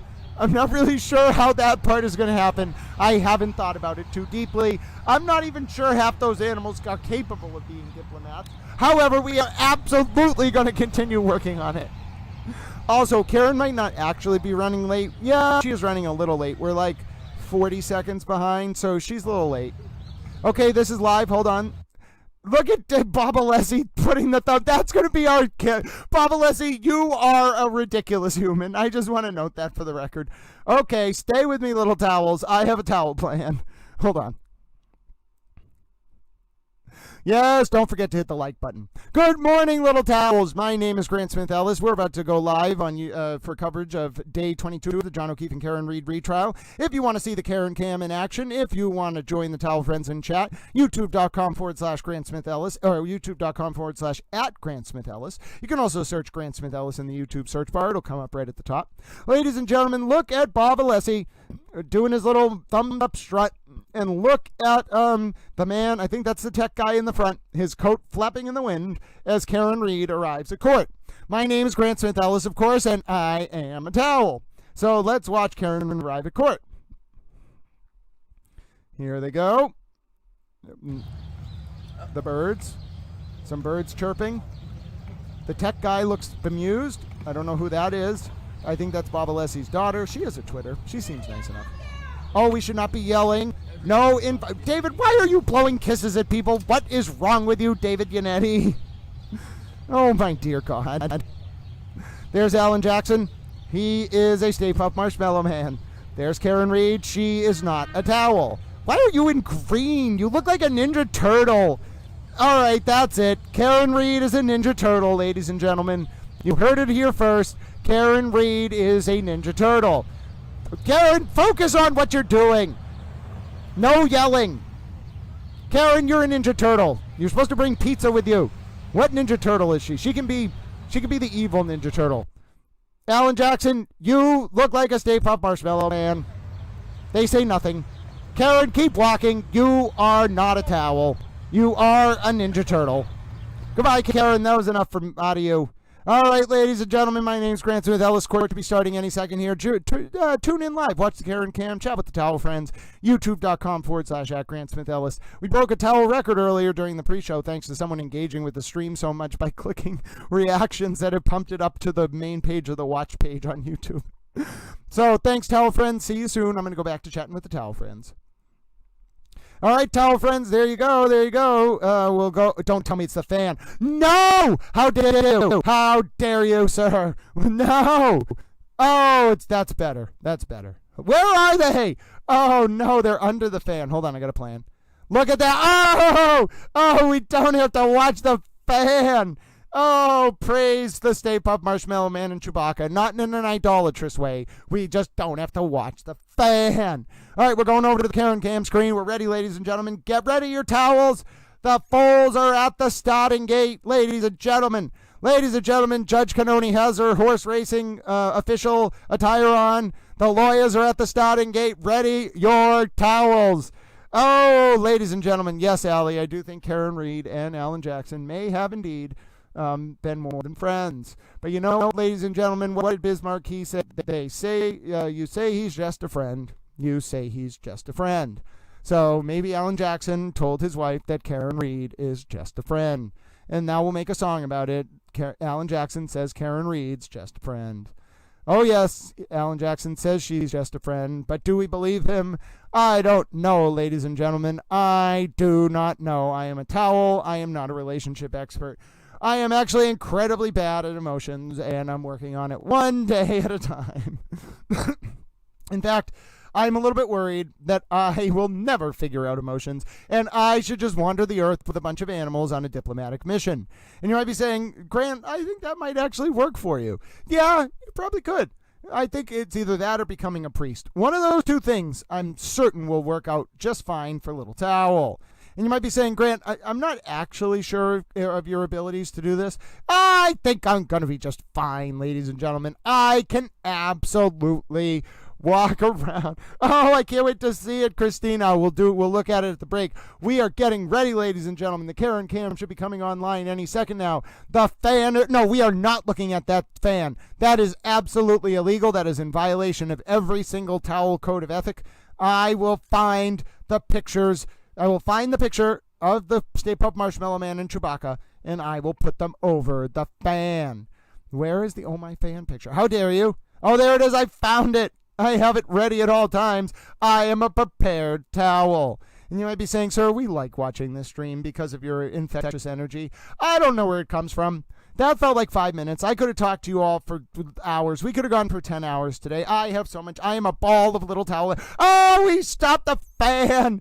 Oh, it is a glorious day, ladies and gentlemen. We have stopped the fan. The fan has stopped spinning. We are saved by Chewbacca and the Stay Puft Marshmallow Man. God bless Chewbacca and the Stay Puft Marshmallow Man. We should be coming into session any moment now here, ladies and gentlemen. The Karen Cam is ready. The In the Courtroom Cam is ready. We object on principle to looking at the fan. I tell you, ladies and gentlemen, we object on principle to looking at the fan. Now, also, if you are just tuning in, my name's Grant Smith Ellis. It's just past 9 a.m. on May 27, 2025. We should be coming into session for day 25 of the John O'Keefe and Karen Reed trial any moment here. If you haven't realized, not only am I an anthropomorphic towel, I'm a man who thinks he's a horse racing announcer that also thinks he's an auctioneering announcer towel. I'm not really sure how I can speak this fast. We've been talking a few days now about how I'm able to just deliver syntactically precise, sort of eloquent orations in a very rapid manner, in particular in the moments before court begins to start, which is why people think I'm a horse racing announcer towel. Now, we haven't actually had the opportunity to actually look at any horse racing announcing or for me to live broadcast and comment on horse racing announcing. So we don't know if I'm actually going to be good at announcing horses running around a track, which seems to be for the purposes of getting to the finish line, or if I'm only good at it because I enjoy analogizing lawyers getting ready to start court and Judge Cannoni being the horse racing announcer official, two people running around a track in a seemingly pointless manner, except for Hank Brennan, who seems to understand the point is to go in circles to get to the finish line. Bob Alessi, David Yannetti, and Alan Jackson, on the other hand, sometimes like to go into the infield and lecture people drinking some kind of beer about the Stay Puft Marshmallow Man and Chewbacca. Now, if you understand that, then you understand why towel is known as horse racing announcer towel. I personally don't understand it. I just think that I have a very rapid syntax, and if you tried to play this on 2x speed, I'm pretty sure it would actually be so fast that the sound waves would be compressed to the point where you wouldn't actually be able to hear what I'm saying. Now, I think this is some kind of useful skill. I use it in a didactic manner to uplift and engender the cogency of public discourse to ward off the usurpation of our representative forms of government by nefarious, self-interested actors. However, I think if I wanted to comment on any number of things, I absolutely could do that. I think I could just go around being a wandering commentator. I could just describe things on the street. People would be fascinated. I'd be like, there is a little turtle walking across the road. Let me describe it to you. And people would be like, oh my goodness, this is interesting. Oh, ladies and gentlemen, good morning, Kim Cordeau. Great to see you. Ladies and gentlemen, we are waiting for court to come into session. As you can see, we have been saved from watching the fan by our very favorite Chewbacca and the Stay Puft Marshmallow Man, and I am now perpetually stuck in horse racing announcer / auctioneering announcer towel mode. Yes, the lawyers are lined up at the starting gate. They are actually horses. The horse children, which are the foals, were down the pack, but they've come back up. I think Judge Cannoni and others might have been down the Cape. They've come back up 128, ladies and gentlemen. You got to take the long, meandering trip back up 128. Yes, ladies and gentlemen, if you try to call and report a brush fire on the side of the road these days and say 128, a young state trooper dispatcher will be like, what is 128? But I still call it 128, and you'll take it from me if you will literally pry 128 from my hands. We keep those road signs forever. We shall forever call it 128. And then if you take the road signs away and we keep calling it 128, then people are just going to be baffled because they'll be like, what is that? Where is it? So they have to leave the road signs. Ladies and gentlemen, if you're wondering, I have a plan to preserve the cultural legacy of Massachusetts by continuing to call 95 128, and there's nothing any of you can do about it. Oh, goodness, court should be starting any second now. Judge Canoni, do you want me to continue talking about highways, or do you want us to go into session? Oh, ladies and gentlemen, someone will us into session. Otherwise, I will continue to talk about motorways and preserving the cultural legacy of Massachusetts by calling Route 95 Route 128. It may actually not be Route 95, it's Interstate 95, but we call it Route 128, and you might be utterly baffled by all of this. There's nothing I can do about it. We are past when court was supposed to start. I can either talk about my plan for world peace based on peacocks and camels and kangaroos and koalas and pandas, or I could continue to talk about preserving the cultural legacy of Massachusetts by calling Interstate 95 Route 128. Now, if you're from the area, you're going to be like, okay, that's great. But if you're not, you're going to be like, what are you talking about? Oh, also, by the way, Tay Marie, I sympathize with you. I think court should have already started. I think we can blame Karen for the fact that court has not started. In fact, how about this? We can blame Karen for the fact that I started talking about highways. Oh, goodness. We should be coming into session any second here, folks. We are just waiting for the feed to start up. We are as live can be. And, by the way, you'll know court is coming to session because the Karen cam will then come on. Now, obviously, we'll get court on the actual main feed, which I have the audio ready for, a little bit earlier because the Karen cam doesn't turn on until after jurors walk in the room. But we should be getting started any second now. Normally, the latest we come into session is 9:10 a.m. My name is Grant Smith Ellis. Thanks very much for tuning in. I thought we were ready to go. I had my horse racing announcer vibe ready to go. I was going to say, and they're off, but they're not off yet. We got delayed, ladies and gentlemen. Tay Marie, you're hilarious. I'm hilarious. I'm a towel. But yes, it's 9:06 a.m. Okay, so we're a little bit late, but normally even on days when Karen runs a little late, the latest we start is 9:10 a.m. So I'm going to sit with you. I'm here with you today. We could have some big evidence. Are we going to see Karen clips? Are we going to see Karen being a Karen? Am I going to continue to be a towel? All of these questions and more might be answered today. I can answer the third question for you now. I am indeed a towel, and my name is Grant Smith Ellis.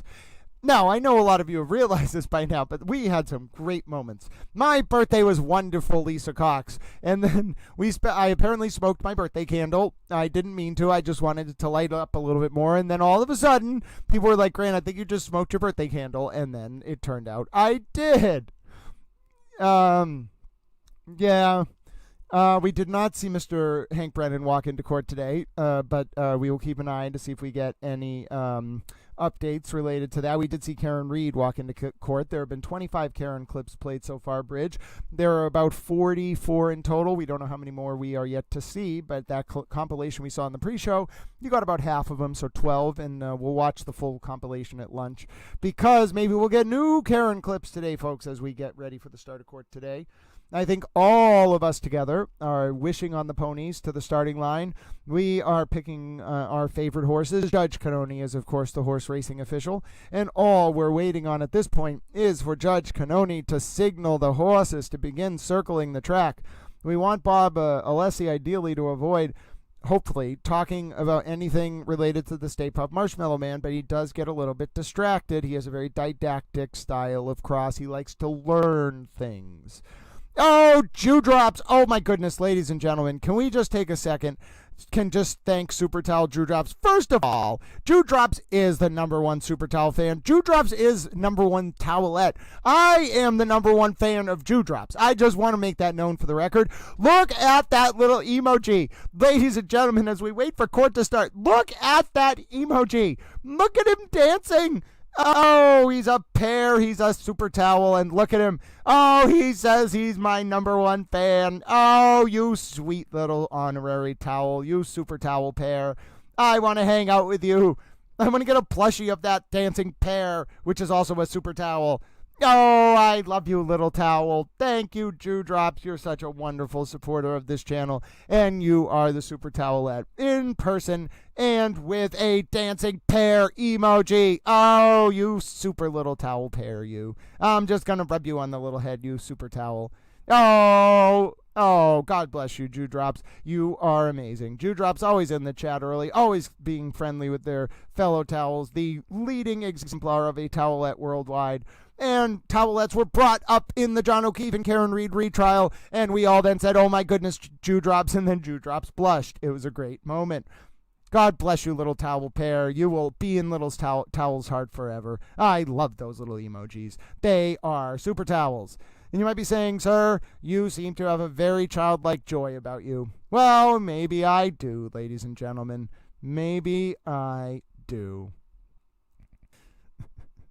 Oh, ladies and gentlemen, we are waiting for court to come into session. Hi, all of 19, I'm a towel. I read Channel 5 Boston Hang has one more witness and the CW is resting. It can't be right. Yeah, I think at least the ring keeper of records. We'll see. We will see. Ladies and gentlemen, we're just waiting for court to come into session. We got the live feed. I know we're as live can be. We got the Karen cam up and ready. We're just waiting for that moment when we hear Judge Cannoni and call the court into session and the court office to say, hear ye, all those having business before the Honorable Beverly J. Cannoni, first Chief Justice of the Norfolk Superior Court, holding in the county of, in Dedham, in and around the county of Norfolk, something to those effect. Draw near, give your attention, and you shall be heard. God save the Commonwealth. Court is in session. Now, I didn't have it nailed exactly, but if I had it in front of me on a piece of paper, I could pretty much get it right. Come on now, little towels. Let's get court into session here. Come on, folks. Who's able to will court into session? We can do it, little towels. It's only a matter of time. Didactive. Is didactic the one that always beats the velociraptors? Well, didactic is obviously a wonderful word. I don't think it's actually a dinosaur. I think didactic is maybe a didactic dinosaur could have existed. Look at that onomatopoeia. Look at that alliteration. A didactic dinosaur. A dinosaur who went around lecturing their fellow dinosaurs about the virtues of Chewbacca actually being a dog named Chloe in a wig. Oh, yes, ladies and gentlemen, I think court's just getting started late because it's the first day after a holiday. Remember, folks, the first day after a holiday, everybody's coming back from a holiday, so Karen was a few minutes late. The prosecutors were there before Karen. We probably didn't even see Hank Brennan come in because he gets there very early, like 8:15, 8:30 sometimes. But, yes, ladies and gentlemen, I don't think there's only one witness left. And by the way, also remember, Hank Brennan already has permission to call a rebuttal witness, at least one. So after the defense does their case, Hank Brennan has more witnesses in rebuttal. But yes, we're all here. Folks, here we go. Court starting. I'm a towel. They're off. And they're off. You are unmuted.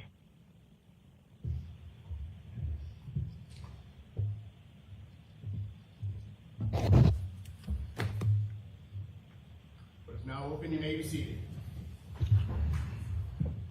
All right, so I was told, counsel, Mr. Lessie, you wanted to see me? Yes, please, Your Honor. Okay. Did you want to come to sidebar? Start at sidebar and then Sure. We'll go from there if we could. Okay.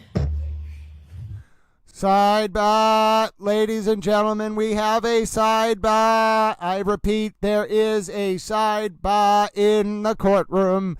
Sidebar. Break out the sheep emojis, ladies and gentlemen. We have a sidebar to start the day. My name is Grant Smith Ellis. Hello, Monty. I am a little towel. That's very true. Ladies and gentlemen, court has come into session. We're about to get started in the John O'Keefe and Karen Reed retrial. If you missed it, my name is Grant Smith Ellis. Some people also call me Grant Howard Cosell, David Attenborough, Towel Smith Ellis, because I talk like a horse racing announcer who thinks he's an auctioneering announcer towel, who thinks he's an anthropomorphic towel. Now, you might say, what is an auctioneering announcer towel and how is that different from an anthropomorphic towel? We don't have time to go into that kind of nuance right now, ladies and gentlemen. Can't you see there are things happening? Ladies and gentlemen, we also developed an entire system of animal-based worldwide diplomacy today. Yes, Towel is going to take a fleet of peacocks, kangaroos, koalas, camels, and pandas around the world on a diplomatic mission to bring about peace to the earth. Now, you might be wondering how exactly I'm going to train a diplomatic corps that is mostly animals. I haven't really thought about that part yet. My plan was to discuss it started because I wanted to talk with the kangaroo about the downfall of Yugoslavia. And then I realized, I guess we could train these animals. If I talk to them enough about the downfall of Yugoslavia, we could train them to be diplomats. That's Bill Reed. You could say hello to him. Ladies and gentlemen, we are at Sidebar. What do you mean, Chewbacca? You don't see Chewbacca. That is not Chewbacca. That is Bill Reed. Murder by Maestro. That is not Chewbacca. Murder by Maestro. That is not Chewbacca. That is Bill Reed. How can you say that? Alley 90211. Listen, Alley 90211, it was a very long morning. It was not my intent to bring up kangaroos. It started because we had a wonderful donation from Australia, and that donation led me to start thinking about kangaroos. And you can't just lead me down the path of kangaroos without expecting some kind of ridiculous motif in the form of a moment of levity. Yes, ladies and gentlemen, there's Miss Peggy O'Keefe. Prayers to the O'Keefe family today. Absolutely, ladies and gentlemen. And now, listen, a lot of people really like koalas. I don't know, that doesn't necessarily have to do with our prayers for Miss O'Keefe. I bet Miss O'Keefe would like koalas. Also, if you're wondering, Grant, what is going on? Well, one, we're at a sidebar to start the day, so there's nothing going on. And second of all, I haven't talked for the past 48 hours because I was resting my voice after we did a 10-hour birthday stream on Saturday. So I have a lot of energy. I have a lot of things to say. I feel like a horse racing announcer, Towel. What do you want me to say? But yes, ladies and gentlemen, prayers for the O'Keefe family, of course. And we are now waiting for court to come into session. I'm thrilled to announce that Paula is a fan of koalas. I am pleased to say that I think we have a lot of koala fans in the chat. We have some peacock fans in the chat. We have a camel fan. I think H. Towel is a fan of camels, Sheffield Towel. And then, of course, we have some kangaroo fans. I think everybody from Australia loves kangaroos. And then I think we even have people who like pandas. I'm personally partial to the kangaroos. I think a kangaroo and I would become quick friends. I think we could call it the kangaroo an honorary towel. I think we could give it a towel. We can't go anywhere near the baby kangaroo, but I think it would just be wonderful. So anyway, I don't know what you want from me. Court was going to start at 9. Instead, we're in a prolonged sidebar as we wait for court to come into session. Paula is a fan of Chewbacca. Oh, by the way, folks, if you don't know, you're just joining. Thanks so much for joining Towel Stream. If you are so inclined, we have new towel emojis today. I just shared them in the chat. Did you know if you need to signal Murder by Maestro or any of the other super towels, you now have a Batman towel emoji? Oh, no. Oh, no. Murder by Maestro has reports that someone has shaved Chewbacca and put him in the courtroom. Murder by Maestro, this is not a good development. You cannot shave Chewbacca. Chewbacca is a 7-foot-tall giant. How are you going to shave Murder by Maestro? If someone tried to shave Chewbacca, I think Chewbacca could manhandle them. I don't think it would even be a contest. Nobody shaved Chewbacca. Clearly, Chewbacca shaved himself. Unless Chewbacca isn't actually Chewbacca. If Chewbacca was actually Chloe the dog in a wig, okay, then maybe someone could have pulled that off. Ladies and gentlemen, we're waiting for court to get started. There's a lot going on. We're at a sidebar, ladies and gentlemen. We are at a sidebar, protracted sidebar before the day of testimony in the John O'Keefe and Karen Reed trial. My name is Grant Smith Ellis. We're monitoring closely. The Karen cam come online, but it will be coming online shortly. Jurors have not entered the courtroom. The attorneys are at a sidebar with Judge Cannoni. Oh, and ladies and gentlemen, of course, don't forget, if you're new to Towel Channel, feel free to like the video. If you're watching today, it helps the channel a lot if you click like on that video. And also feel free to subscribe to the channel. And the best way to help the channel is also, if you would be so kind, you can let folks know about it. We have towel friends in like 78 countries now around the world. Some of the numbers of some of it's wild. You all are talking about it with your friends, because I'm seeing, first of all, France. I think the French government is going to start to get concerned that the towel friends in France are going to just cede to me control of northern France. And I'm not really sure the French government is ready for that, ladies and gentlemen. However, what I do want to make clear, is that we have towel friends all around the world tuning in. So do say hello to your fellow towel friends. It absolutely is great to see you. Paisley Park, you have a wonderful username. But yes, we're waiting for court to come into session. We have towel friends all around the world tuning in. 78 countries, as of last check, have watched this stream in the past 28 days.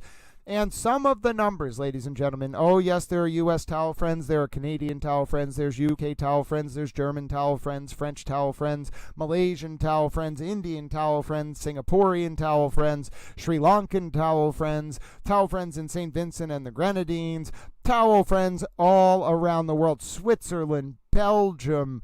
There were some towel friends. I did mention Singapore. I said Singaporean. Literally, ladies and gentlemen, you have never seen towel friends from around the world like poured in on the Towel Birthday stream, and it is so good to say hello to every single one of you. Of course, the Irish towel friends, the German towel friends I may have mentioned, the Indian towel friends. Ladies and gentlemen, we are going from continent to continent. The towel movement, the fabric of the towel universe is strong, and we apparently have towel friends in lots of countries. So, yes, as we continue to wait for court to come into session, Susan Hicks, welcome to the Honorary Towel Fold, dear friend. It is wonderful to have you. My name is Grant Smith Ellis. If you're just tuning in, court did start, but it's a sidebar, ladies and gentlemen. It is a sidebar. So you are here listening to me, a man who thinks he's a towel, who also thinks he's a horse racing announcer towel, who also thinks he's an auctioneering announcer towel, which are three distinct forms of towels. I can't get into it. It's very complicated. You will have to ask someone. Needless to say, we are still waiting for court to come into session, and I may as well talk with you while we're at this sidebar, because what else would we be doing? We'd be forced to look into the courtroom, and there's not very much going on. There's not even been very many members of the media there. There's like 3 people there. It seems like people are giving up on this trial a little bit, ladies and gentlemen. Yes, it does feel like Karen Reed is an isolated and desolate figure who has been left on her own to struggle in the face of an insurmountable Sisyphean hill that is Hank Brennan. Oh, ladies and gentlemen, I can talk in poetry sometimes. I have an iambic pentameter-based soul. I am also a towel. Now, I'm pretty sure that a number of you who have been tuning in are probably asking, why hasn't court started yet, Grant? Well, I promise you, I am a towel. It is not my fault. If I were in the courtroom, I wouldn't be able to help this any more than I am now. They are at sidebar, ladies and gentlemen. The jury has not yet entered the room, and I'm pretty sure I could get some kind of job on the radio announcing commercials at the very end, all those disclaimers with the rate that I speak, unprompted, without notes.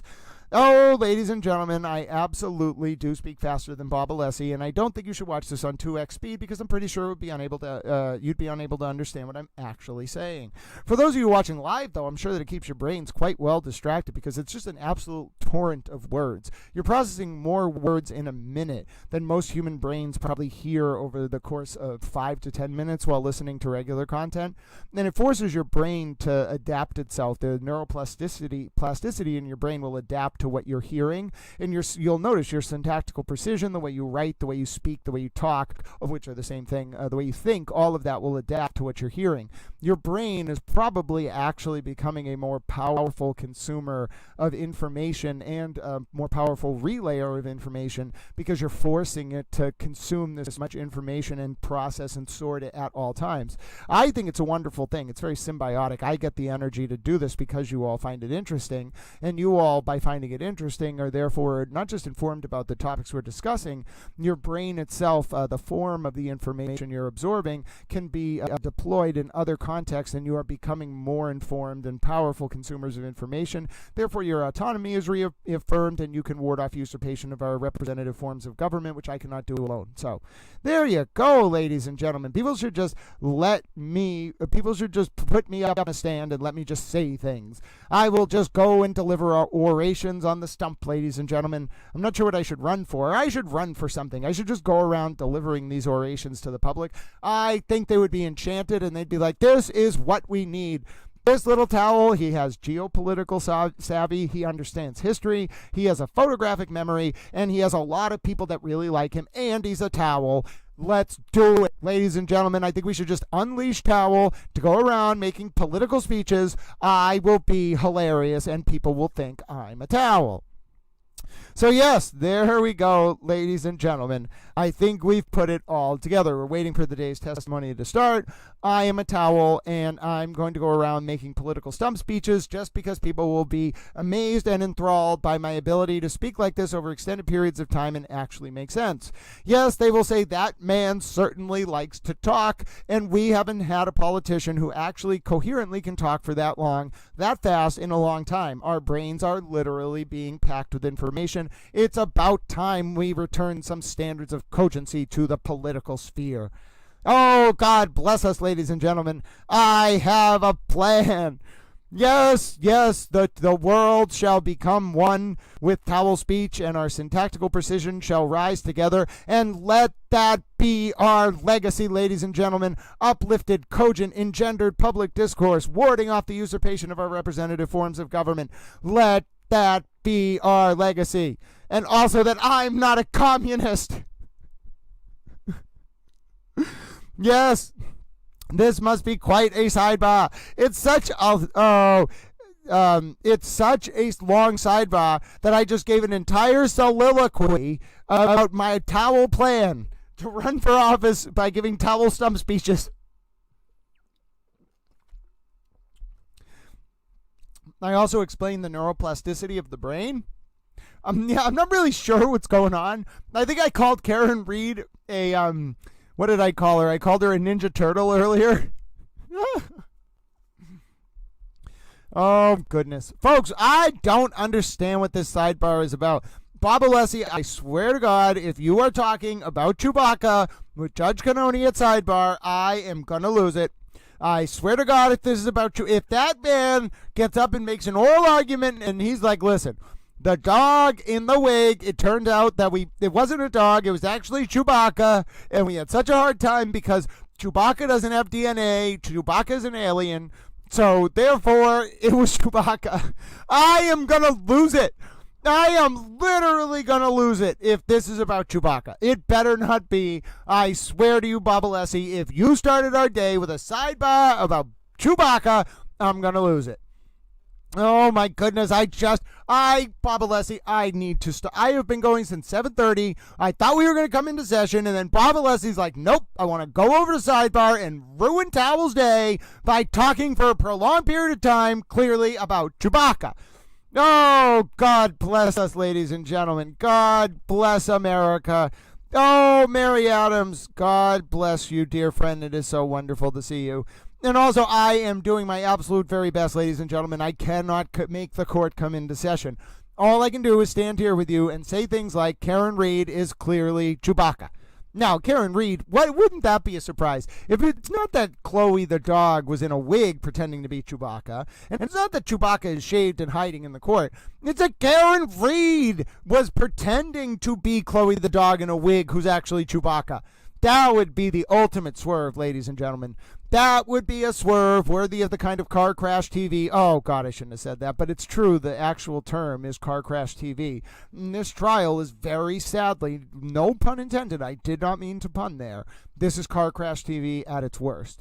Not from the prosecution, from the defense. But, ladies and gentlemen, oh, goodness. These sidebars, just so many of them. God bless you, Paula. Thank you for the belated birthday wishes. My name is Grant Smith Ellis. It's almost 9:30 now. We've been going since 7:30 a.m. this morning on Towel Stream. It is May 27, 2025, day 22, technically, of the John O'Keefe and Karen Reed retrial, and we should be coming into session any moment here now. You can see a view of the O'Keefe family and the Reed family. We have been at a protracted, intense sidebar, as you can see from Stacey Gardner's comments in the Towel chat. And, ladies and gentlemen, we're going to sit here until court comes back into session. And I swear to you, if Bob Alessi brings up Chewbacca after this sidebar, I am going to lose it. I'm going to drop my microphone on the ground, and I am going to start cursing Bob Alessi. Not actually cursing. I'm just going to say, how dare you, Bob Alessi? You leave Chewbacca alone. Now, my word, ladies and gentlemen, we are still waiting for court to come into session. I don't really know what the explanation is for this. Little Towel thought he was going to be out and about in the world doing things. I was going to get Towel lunch. We were going to have morning recess around 11. Then we were going to come back at 11:20. Towel was going to eat his Towel lunch. Then we were going to be in session till 1 o'clock. Then we were going to hang out over the lunch hour till 2. Then we were going to be in session from 2 to 4. But now we're just sitting here because Bob Alessi wants to torment us, ladies and gentlemen. Bob Alessi wants to just torment us. Jew Drops is like, maybe they got the voicemail clip amplified. Bob Alessi's life goal is to just make Little Towel have to sit here and talk for hours and hours and hours. And yes, I'm able to do it. Stacey Gardner, we're at a sidebar. Court has been convened. It should be starting up any moment now. We have a live book into the courtroom. No Karen cam as of yet. But we are all just waiting around. Karen got to court about 8 minutes before 9. Court started up about 9:10. We have been in a 20-minute long sidebar. If you're just tuning in, a sidebar, ladies and gentlemen, in the John O'Keefe and Karen Reed trial. I was pleased to get to rest my voice over the weekend, but I think I'm actually going to run out of my voice if we keep talking. So, ladies and gentlemen, have no idea as of yet why the Karen retrial is at this protracted sidebar, but we are monitoring. Court is technically in session, and I am technically a towel. Now, as we continue to monitor, we can see that it's a pretty empty courtroom. Not a lot of people there. Only a few media. There's empty seats. This is so weird. Let's see. I see my friend Matt from Court TV. And then that blonde woman is a Dateline producer. I don't know if she doesn't understand she's a guest here. She can be a little bit weird. She's very, like, connected. I respect her. She has a lot of years in journalism, but she's just like, yeah, I'm hoity-toity. I think that's Abby Packin in the middle and Christina Rex pulling up. Hi, Christina. You're a super towel. I'm a towel. And then you can see Abby Packin on her computer. Abby is a super towel. She writes for Boston.com.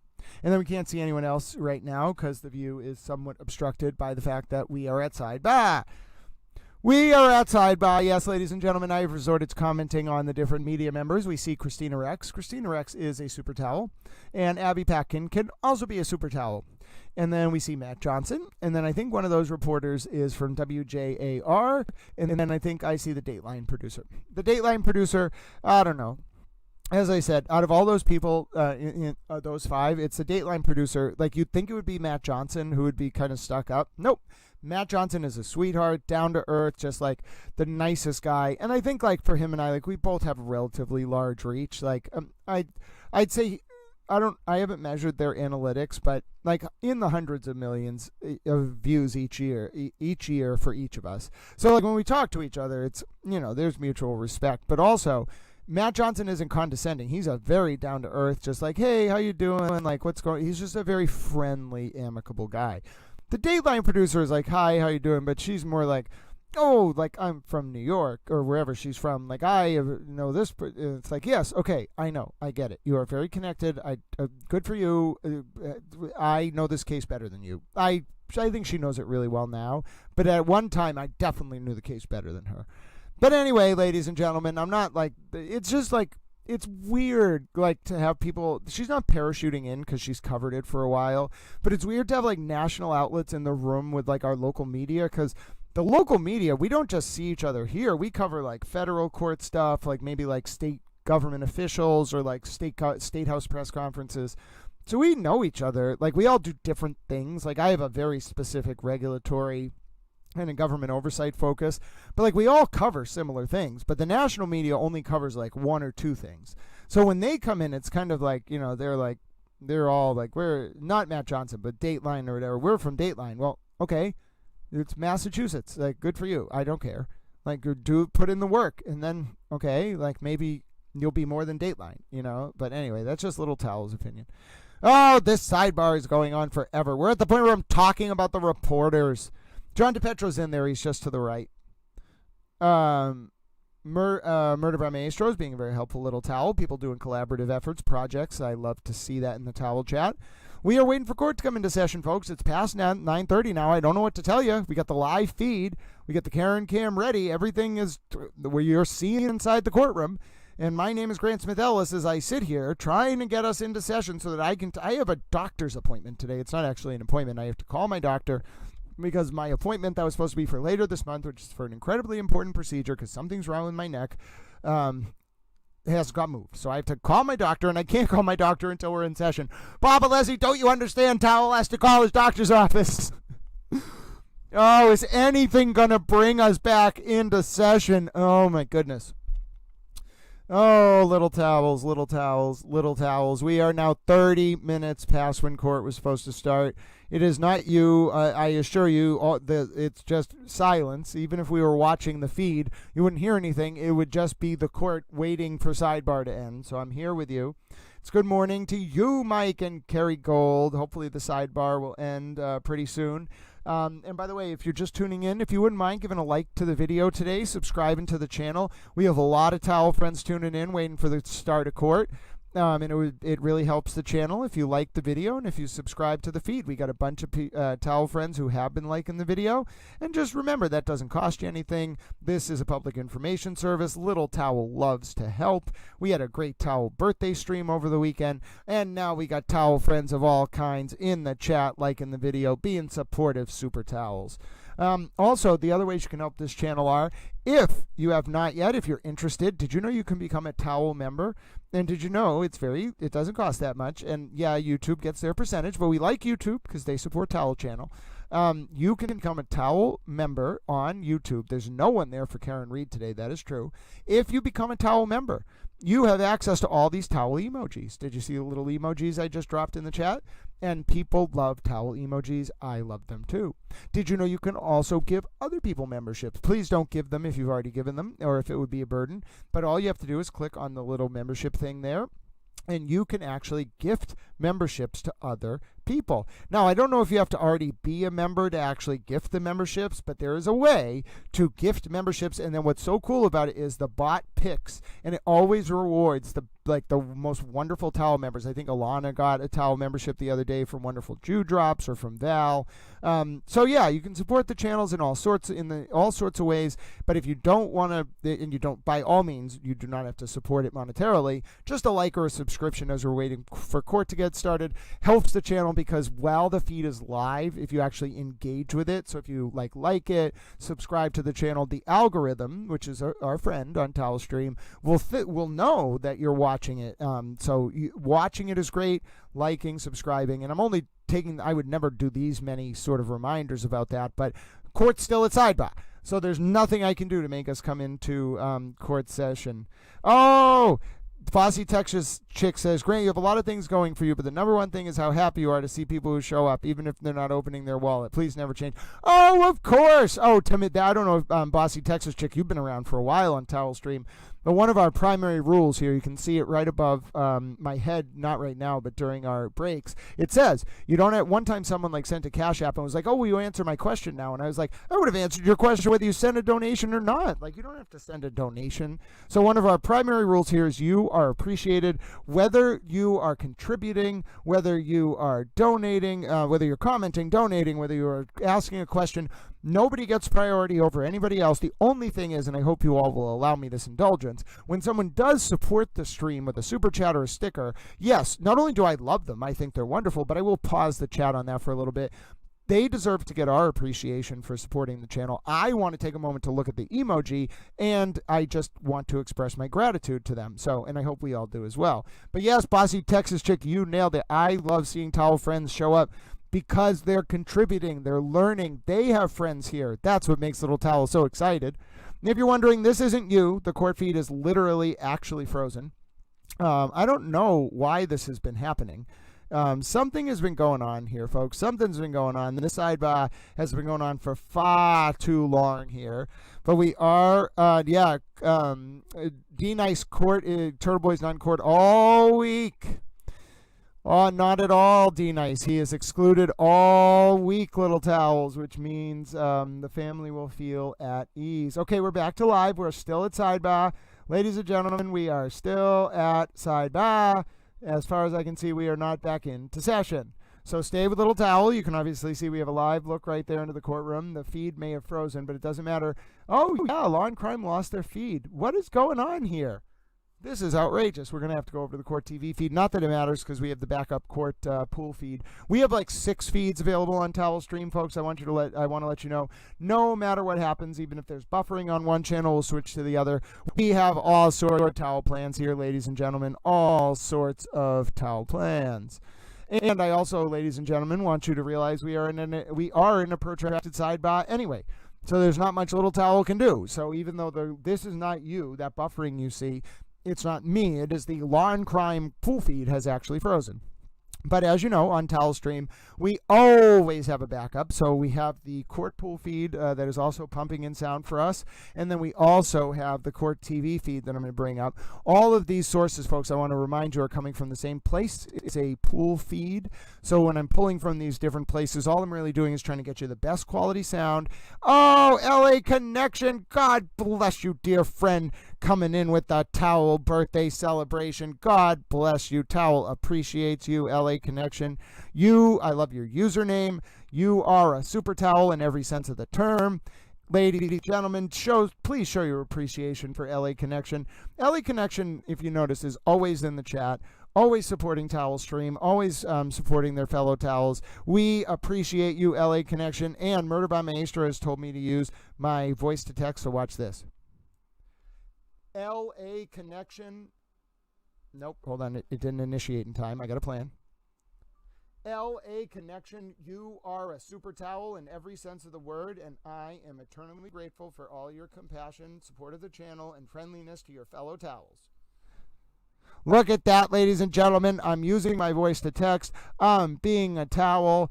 Okay, let's see if both feeds are running. Nope. So we got the Court TV pool feed. I want to let you know, ladies and gentlemen, we have an updated pool feed from Court TV. It is not quite as good as the Law and Crime feed. It's about 3 seconds behind, but it is live, as you can see up on the screen there, ladies and gentlemen.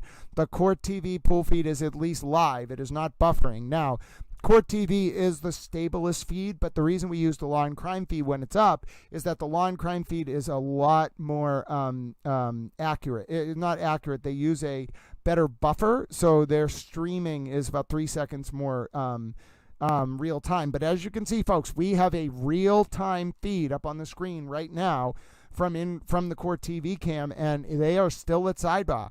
This is a protracted sidebar, ladies and gentlemen, an absolutely protracted sidebar.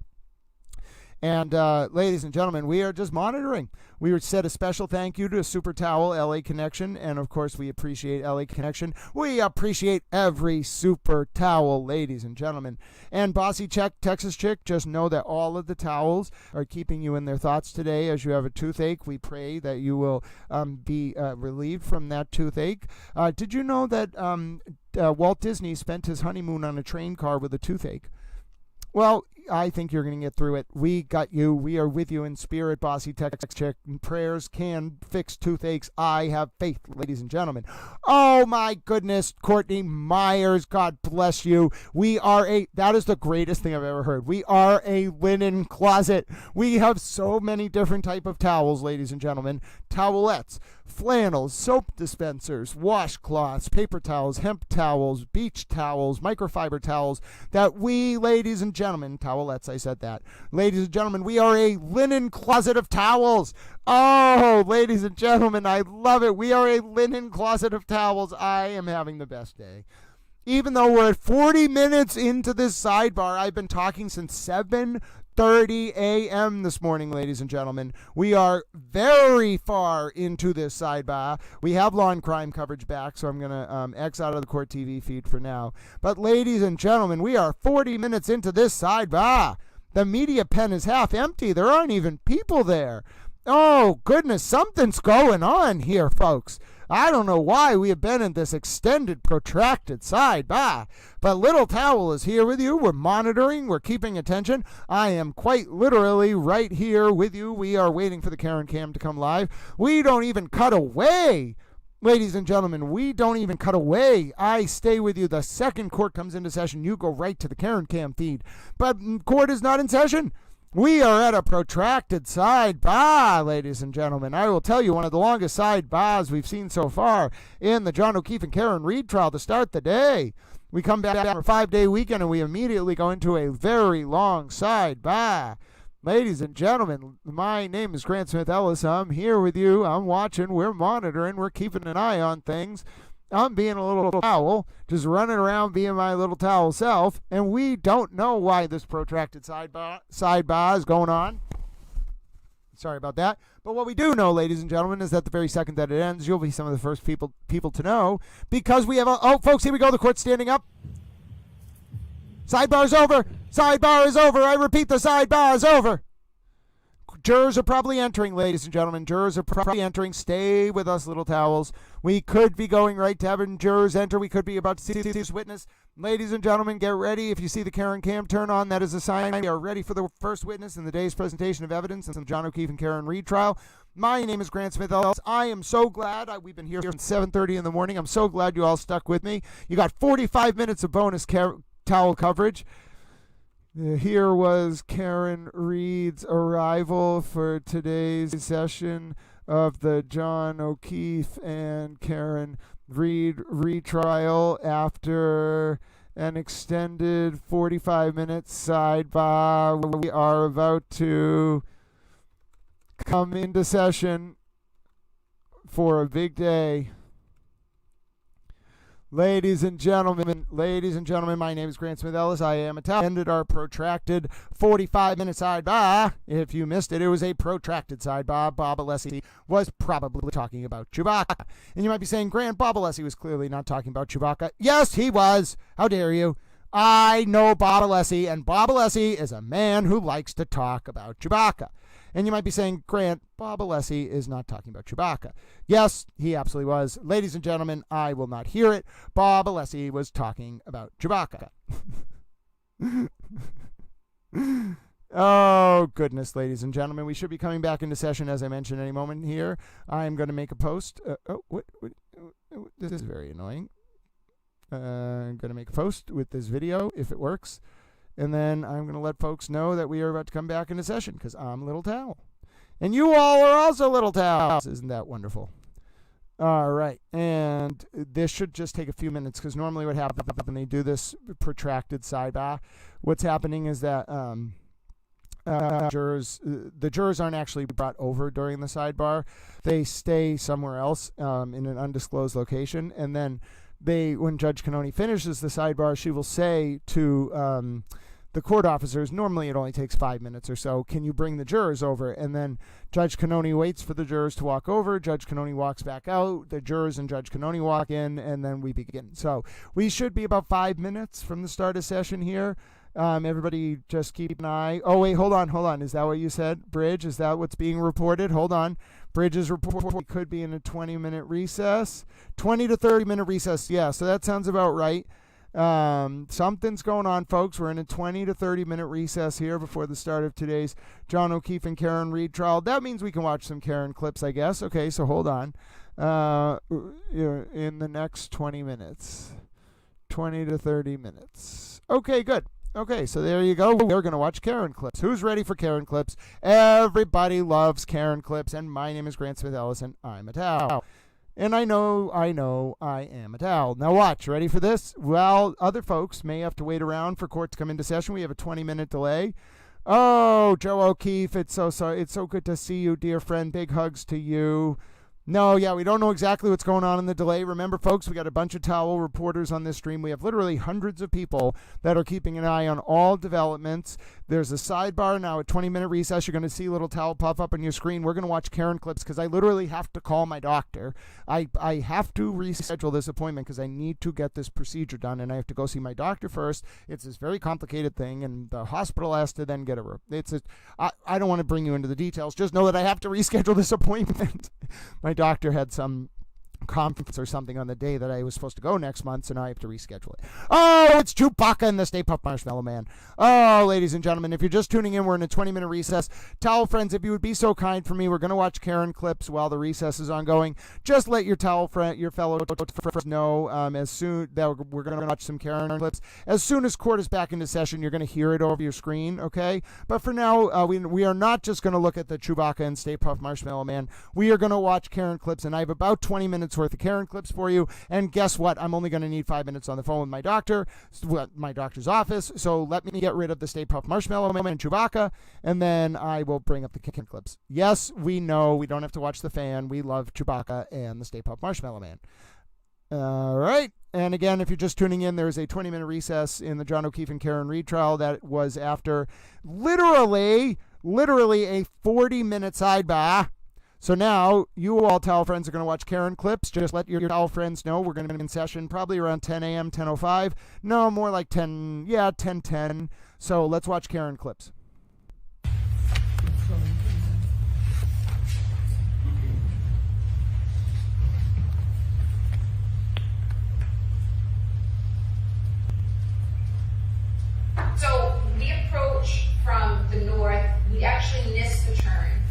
John says to me, it's Fairview, we just passed it, it's back there, it's on my left.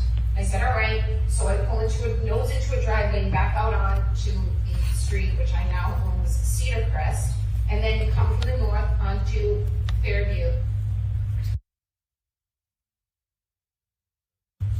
Like the next play, clip 25.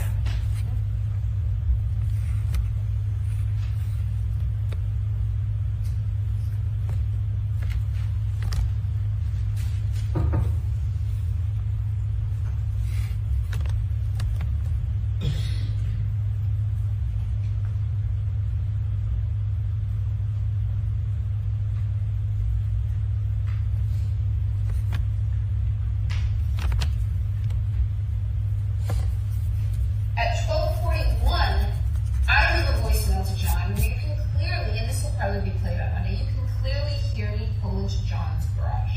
You can hear my car sensors beeping as I come close to the sides of the garage. And then you hear the car go off, and then you hear the slight ding, ding, ding as I open the door, shut the door. I had high heels on that night. You hear me walk in, go into the stairs up into the kitchen, shut the door. You hear me walk in the kitchen. It's like a full minute long.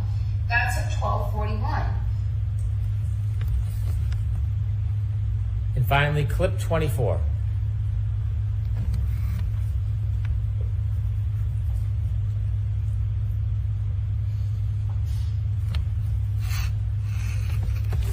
I do. I mean, I'll tell you, John and I argued the morning of the 28th, Friday morning. So we think he died right around 12:25, 12:30 on the early morning of January 29th.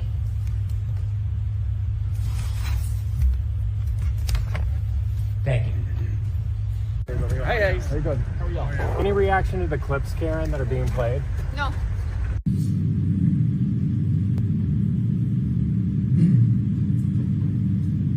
So John's laying there, his left and his right, and I approached John from the left.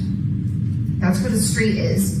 And he had a piece of glass, like perched on his nose, like just wedged like a splinter would be. And I just pulled it, and as soon as I pulled it, it just gushed blood down his face. Absolutely more than Jen McCabe. Jen McCabe, it's me or her. Either I'm going down, Jen, or you are.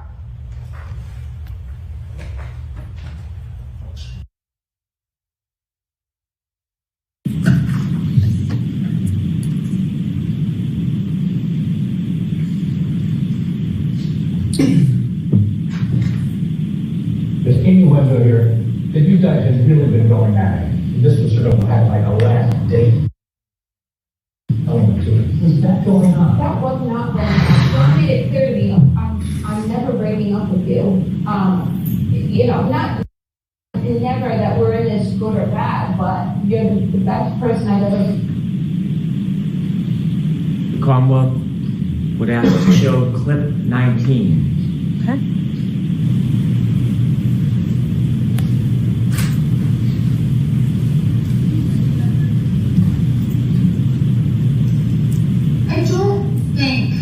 I don't see how John would have known about my text with Brian. And I'm not sure if he knew he would have reacted very strongly. I think we would have broken up, but I don't think John would have lost it and caused a fight. I didn't feel like John's emotions with me got really strong.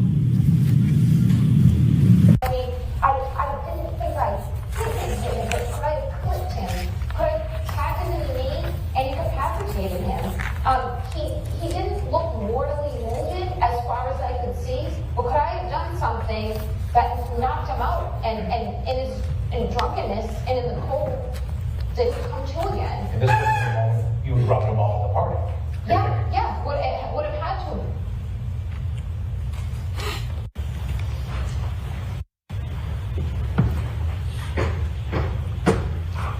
And his mother leans over the kitchen island and says to me, I think it looks like you got hit by a car. It looks like you got hit by a car.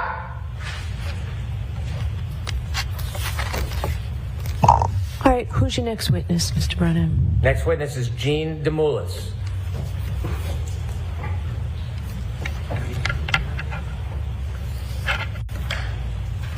Karen, did you see John go in the house? I did. You saw him go in the I house. saw John go in the house. Can you describe him going into the house? Which door and how and when? No, I have though, and I'm sure the prosecution will play it. John looked like a buffalo on the prairie. It was just a lawn and a heat that it wasn't a bush or a hydrant or a dog. It was a weird shaped lump at that time in those elements. And I was looking to find him on the side of the road. I was expecting I'd find him. I was looking to find him on the side of the road. I was expecting I'd find him. So when John got out of the car at Brian Albert's house, he took my full vodka soda, which is sitting in the cup holder. You Carmen? that. Thank you.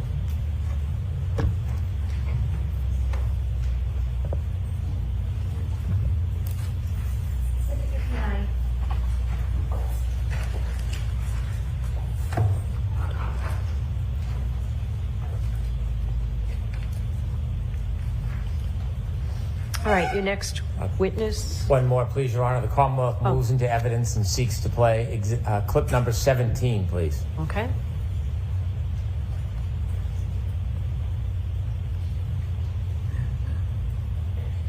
I gave an interview with ABC with Matt Gutman. I think this was whom I gave the interview to, and I said, he asked why was I saying, could I hit him, did I hit him?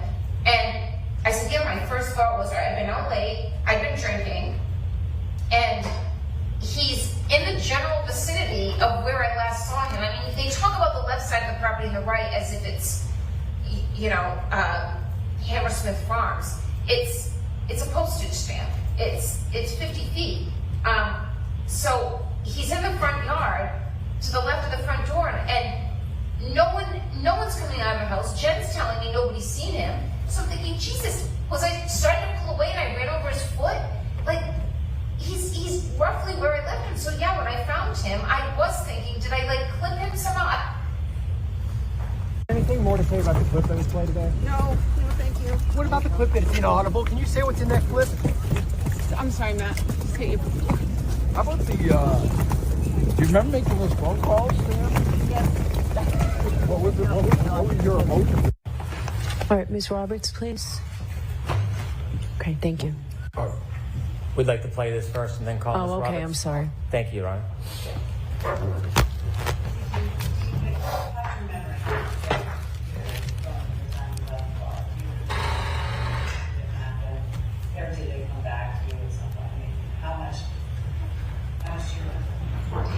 I remember it, but Breaking news in the John O'Keefe and Karen Reed trial. There's a new witness list filed by the defense. We're going to remember at 8:36 of the Karen clips, but take a look, friends. I have the new witness list filed by the defense in the John O'Keefe and Karen Reed retrial.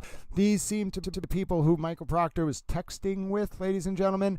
I think the defense is indeed afraid to call Michael Proctor, but there you go up on your screen right now. This is the breaking news originally found by Christina Rex and then reported by one of the Super Towels. Thank you, Val, and others in the chat, ladies and gentlemen. Yes, that is the update right now, folks. That is indeed the update related to the John O'Keefe and Karen Reed trial. It is a defense updated witness list.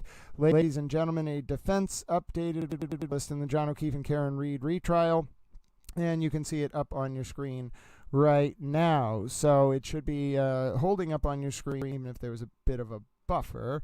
I think I just have to rebuffer out of my stream, but needless to say, everything looks like it's going just fine. Oh, there was one drop stream in YouTube, so if you're seeing a buffer, just refresh your YouTube feed.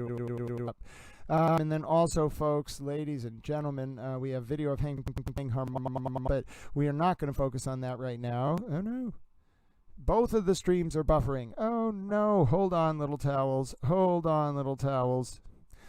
I'm not exactly sure why both streams are buffering. It might be a YouTube issue, but needless to say, court isn't in session. But I may have to actually reboot some of these YouTube streams. We have about 10 more minutes, folks. We're expecting court to come back into session at 10:10.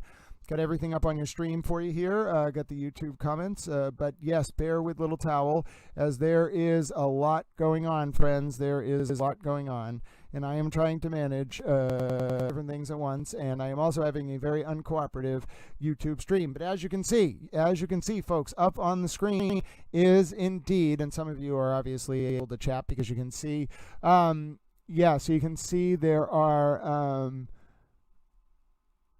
well, yeah, they could be authentication witnesses, but these are from the defense. So it's similar to how the witnesses authenticated other records, but I'm not exactly.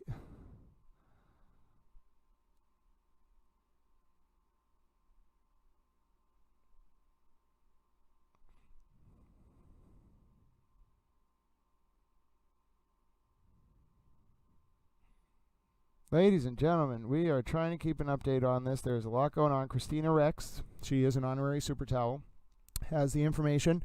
You see the new witness list. I am doing my best to... Okay, so the fan's spinning again. That's good. Let's see if Towel Stream's working. Towel Stream's working, so it wasn't you all. I was actually just having a buffering issue.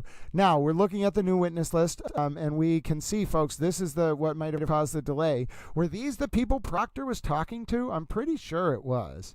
That's what I'm seeing people discussing. Yeah, it's for the purposes, they're friends of Proctor. Yes, so they're not. There's no way the defense is calling Proctor. They're going to call the people he was texting, just have him authenticate the text. Hank already brought in the Proctor text. They just want to bring them all in again. So they're not calling Proctor. I'm telling you right now, the Reed defense is not calling Proctor. They were never going to call Michael Proctor. It would have been crazy. They would have had to ask him open-ended questions. He just would have ran like over them. It would have been humiliating.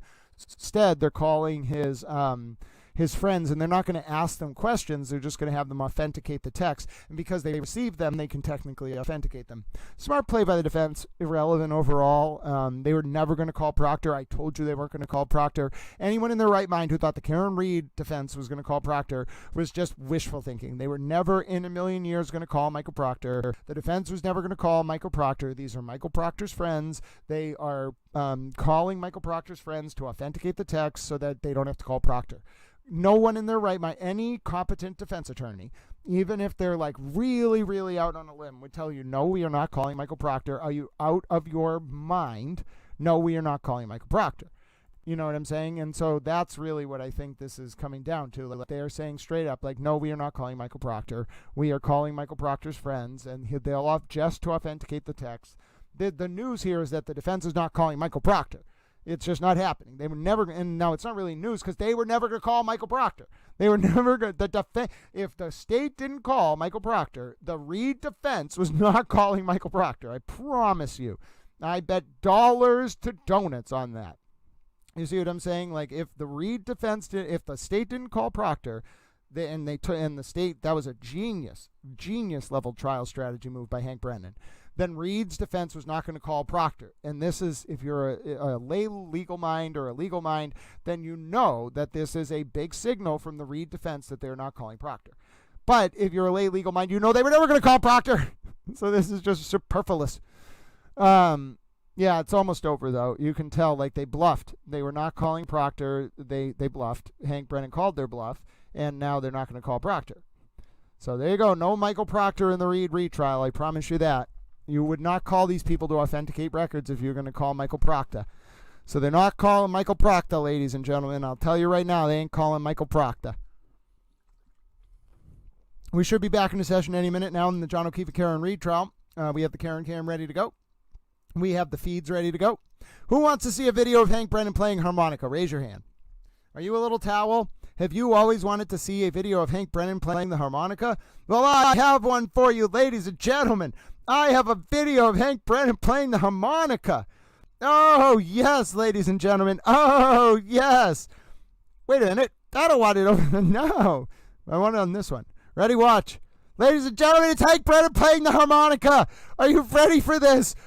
Can your souls handle this? Ready? Thank you to Turtle Boy Exposed 2. I like this video. Subscribe to Turtle Boy Exposed 2.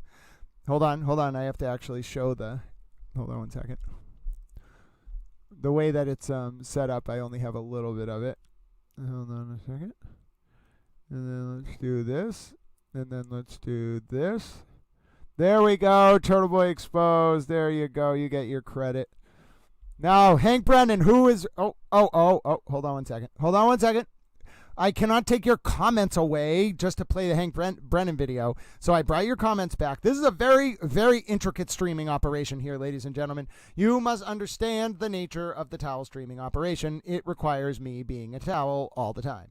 Now, so I click this, right? Now, watch this. I am going to bring up Hank Brennan playing the harmonica, and we are all going to have a glorious day together. Ready?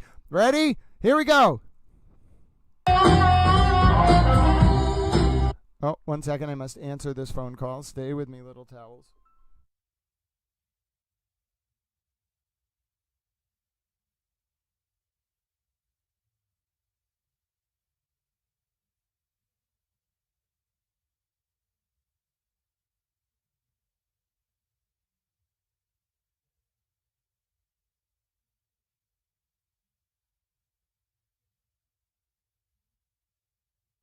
Little Towels, hello, I'm here. Sorry about that. I told you I was awaiting a call from my doctor. I got my appointment rescheduled. I am going to get my procedure. I'm a little bit worried about it, but I have to do it. Ladies and gentlemen, are you ready to watch Hank Brennan playing the harmonica? I can't watch it without you. We have to watch it together.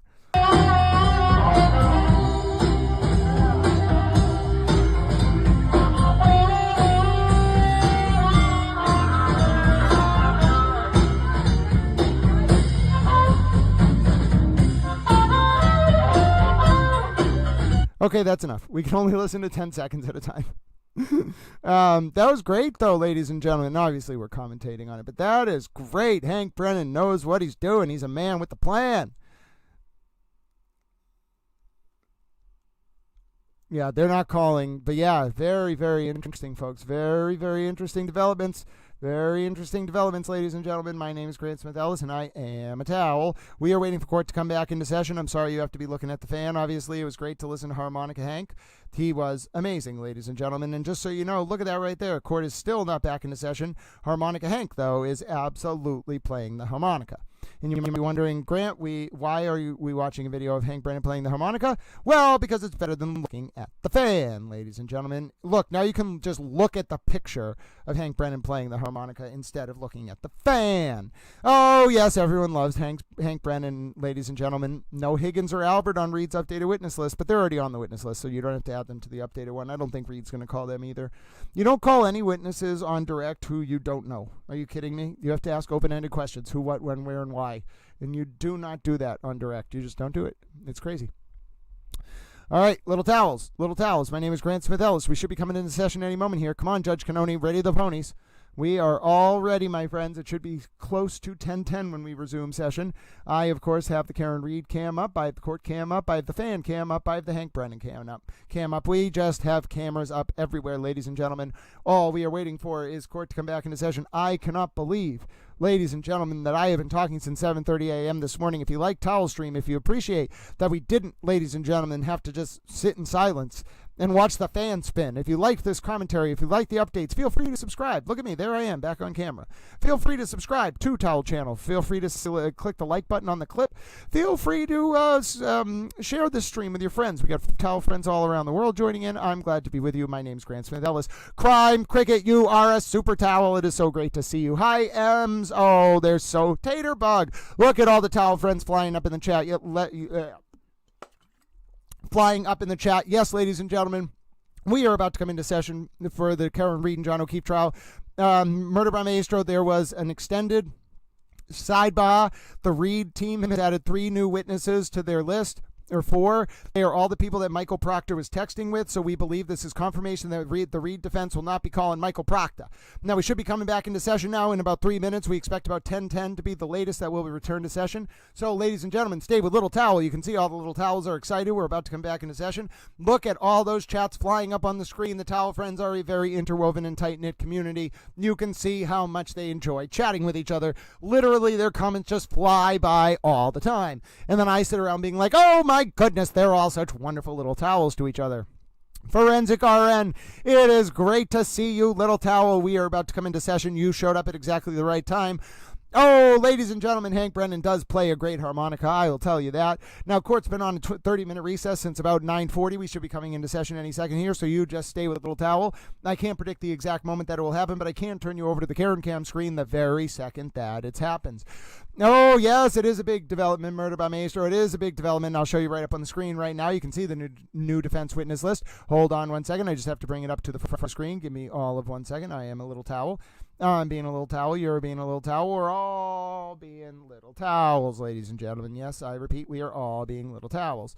And then if Murder by Maestro needs assistance in seeing something, oh, by God, ladies and gentlemen, we are good little towels, and we will show Murder by Maestro what needs to be showed. I repeat, I am a little towel. We drag that right to the front. Look at that, Murder by Maestro. Look at that document. It is a towel-based document. I know that because I downloaded the document and reposted it. Ladies and gentlemen, the Reed defense is not calling Michael Proctor. Not calling Michael Proctor. They're calling Michael Proctor's friends, ladies and gentlemen. They're calling Michael Proctor's friends. That was the big news of the morning. Otherwise, you missed. Oh, let me oh, my goodness. Oh, my goodness. Ladies and gentlemen, look at that from Let Me Reflect. Can we all just take a moment? Can we take a moment? Look, what's it saying? Fist bump. Oh, look at that, ladies and gentlemen. Look at that. Look at the little emoji. You get a fist bump little towel emoji. It is a pair with a headband giving me a fist bump. I love you, little towel emoji. And let us all say thank you to Let Me Reflect for bringing a giggle to Little Towel after 3 hours and court has not even started yet. Oh, ladies and gentlemen, look at that little pair. Oh, I love it. You are a little towel, you little towel pair. No, you have a headband and you're giving me a fist bump. God bless you, little towel. Oh, thank you, Let Me Reflect. That was wonderful. Oh, ladies and gentlemen, please say thank you to Let Me Reflect for their kindness and support of Towel Stream. Oh, God bless you, ladies and gentlemen, being so friendly to your fellow towels. Oh, we're waiting for court to come into session.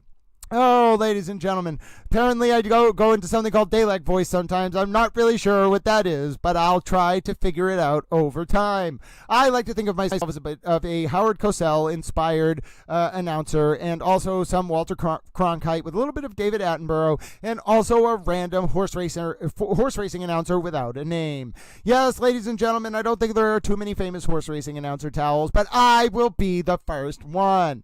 What it means to not call Proctor, it really just means that the defense made a bluff and then Brennan called it, and now there will be no Michael Proctor testimony. They'll get the text messages in through the friends who will confirm that Proctor sent them to him, but that'll be it.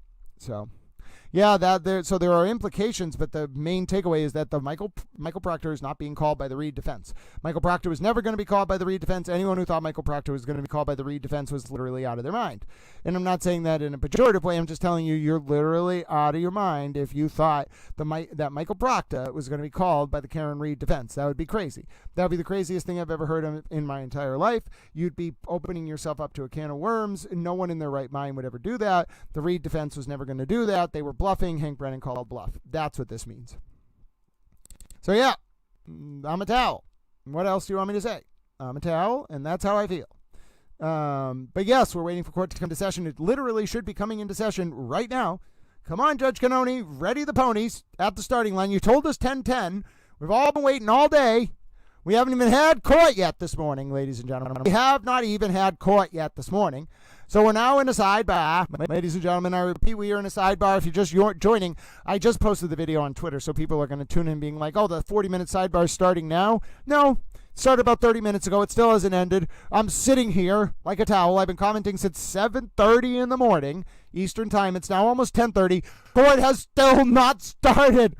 Oh, goodness, ladies and gentlemen, but at least you're around someone with an infectious level of energy, and we all stayed positive, and we enjoyed our time together, and now all I want to do is two things. One, I want to go out and get my lunch. Hopefully we don't have a morning recess. I swear to goodness, if we have 40 minutes of testimony and then a morning recess, I'm throwing my towel in the air. I'm declaring a writ of shenanigans. Someone get my broom. Listen, we were talking about kangaroos earlier. Oh, dear goodness, ladies and gentlemen, we have just had a day. I will tell you, my friends, we have had a day. Oh, dear goodness, ladies and gentlemen. But we should be coming into session any second now. I know, folks. I just want to get the day started. Oh, ladies and gentlemen, ladies and gentlemen. LA Connection. Oh, no. I think your cat was saying hello. Kerry Gold, you enjoy washing windows. Oh, come on. Just bring us into session. Oh, God bless Little Towel. I don't know how much longer I could go. It's been hours and hours, and we haven't started. Come on, Judge Cannoni. Oh, it's Chewbacca and the Stay Puft Marshmallow Man to save us from the fan. Oh, they always make Little Towel so happy. Oh, ladies and gentlemen, come on, Judge Cannoni. We all want court to start. I have to keep talking until you bring court into session. Don't you feel any sympathy for Little Towel? Oh, dear goodness. Come on, Judge Cannoni. The world is becoming impatient. The towels are losing their fluff. I repeat, the towels are becoming unfluffed. Oh, goodness, ladies and gentlemen, the humanity. Oh, goodness, the humanity of having to wait hours and hours and hours for court to come into session. Judge Cannoni will not bring us salvation. She just will not bring court into session, no matter how much we will it to happen. Judge Cannoni, we like you, but we're not going to make it. We're not going to make it, Judge Cannoni. We just need to come into session. Oh, please redeem us from this agony. It's been over 30 minutes. Oh, no. Oh, why? I don't even know what to do. We are unfluffed and rambunctious towels. Ladies and gentlemen, there's going to be some kind of towel uprising. We will petition the government for peaceful redress of our fan-based grievances. Oh, the humanity, ladies and gentlemen. You can't make towel talk for 3 hours. I just want to go eat. Oh, the humanity of it all. Ladies and gentlemen, somebody save Towel. Towel is not going to make it. Judge Cannoni, please hear our towel-based prayers and bring court into session. Oh, it's all Towel wants. No, I can't go outside. I have to wait here until court starts. Oh, the humanity. The good ship Hinden Reed is collapsing, and Towel is going down. Oh, ladies and gentlemen, someone sent some kind of towel-based signal to the court to come back into session. I'm waving my towel in frustration. Oh, ladies and gentlemen. Oh, the humanity. Oh, the humanity. I'm getting my towel-based bandana, my Wells Crowler-based towel bandana. Ladies and gentlemen, I'm waving the bandana. Somebody save Little Towel. I waved the flag. Oh, God. Oh, ladies and gentlemen, it still has not come back from recess. I have the most up-to-date feed. I have the most live feed we can get. I have the court Zoom. It's still not back in session. Judge Cannoni wants to torment us. She just wants to make me talk for 4 hours until I don't have anything else to say. Oh, the humanity, the towel-based humanity. I know, I'm frustrated. We're not frustrated with Towel. We're frustrated that court won't come back into session. Oh, goodness. Oh, ladies and gentlemen, we can do it. I can thrive off your towel-based support. We're not even putting on Karen clips because I know based on my luck, if I put on the Karen clips, court will come back into session the minute we do that. So come on, Judge Cannoni. Give us some sign. Give us hope. Liberate us from this torment. Oh, ladies and gentlemen, Chloe the dog is getting frustrated. Oh, Crime Cricket, you are so kind. Breaking up the agony with a wonderful lemon-based towel emoji. Look at it. Look at it. It is a lemon-based towel emoji. Crime Cricket is a super towel in every sense of the word. We are very lucky to have Crime Cricket with us. Just so you know, if you haven't had a chance to talk to Crime Cricket, thank Crime Cricket for all their comments and questions and support of the channel. And then thank them for this lemon-based towel emoji, which is literally jumping up and down and fluttering its little heart for Little Towel. How can you not love it, ladies and gentlemen? Oh, we're coming into session. You did it, Crime Cricket. You saved us. Crime Cricket, you saved us. God bless you. Right. I was told counsel wanted to see me at Sidebar again. Oh, no. I'm being tormented. No. Not again. Oh, it's another Sidebar. No. Baba Leslie, why do you hate me? Oh, no. No. I'm being tormented, ladies and gentlemen. If you enjoy vicariously Towel being tormented, today is your day. No, a Sidebar. With the Sidebar, recess Sidebar. It is a Sidebar sandwich, ladies and gentlemen. Oh, no. The towel-based humanity. I tell you, ladies and gentlemen. Oh, goodness, the towel-based humanity. Oh, I cannot look away. Oh, ladies and gentlemen, this is just agonizing. Another Sidebar. Won't someone think of the towels? We are being tormented.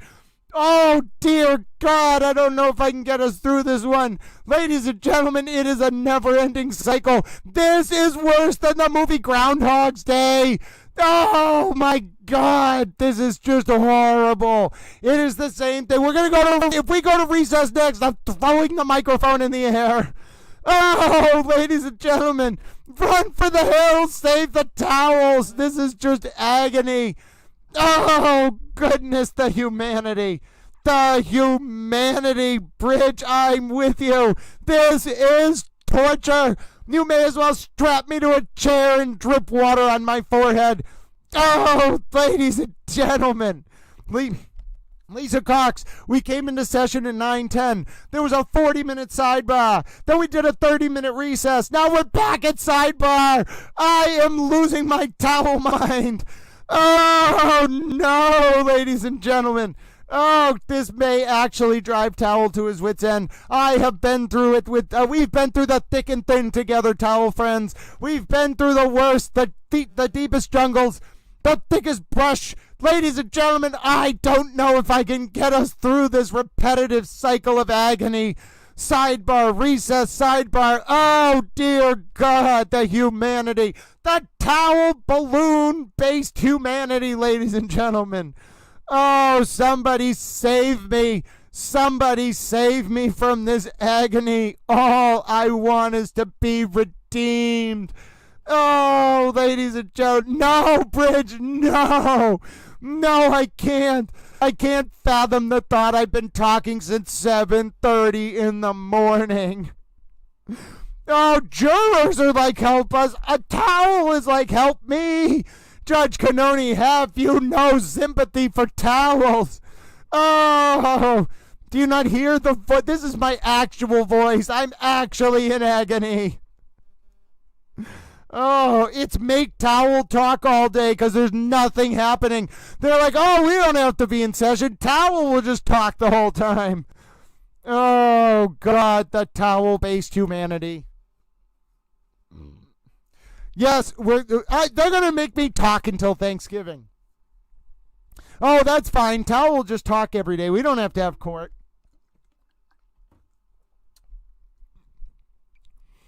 Oh, this is just absolutely agonizing.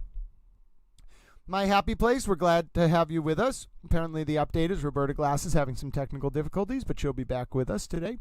So I'm glad her stream's up and running, and appreciate all the folks who are tuning in. This is a wonderful towel community. We support other channels. We support each other.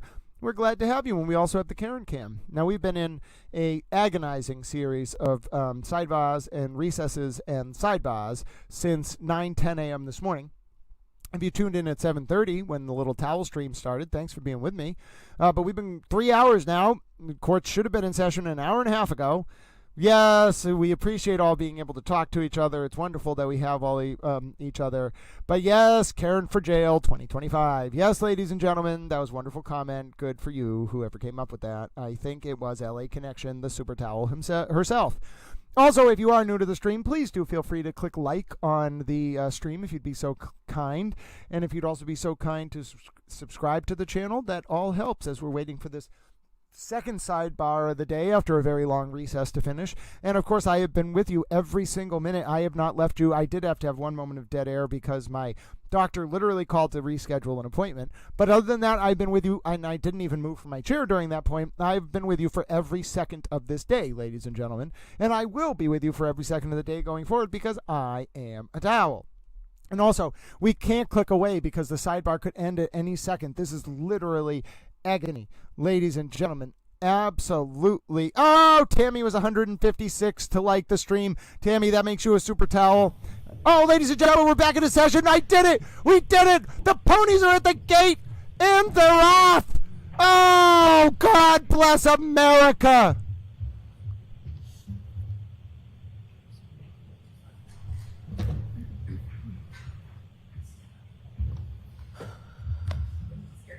Oh, great. Great.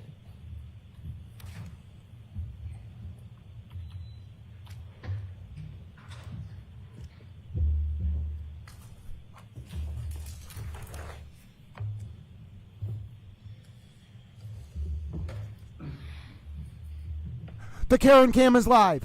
I repeat, the Karen Cam is live.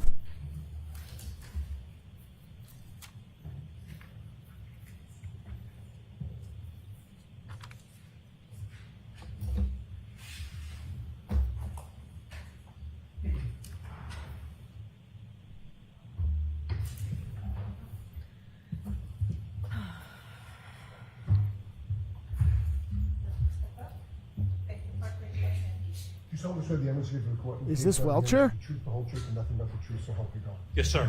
This could. Who is this? Morning, Your Good Honor. morning, sir. This might be Welchure. Here we go. So we're going to have a short voir dire. Oh, it's a voir dire. So, Mr. Lessie? Thank you, Your Honor.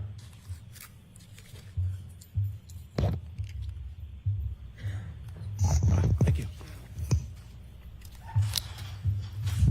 So this is not in front of the jury, folks. Voir dire of the state's expert.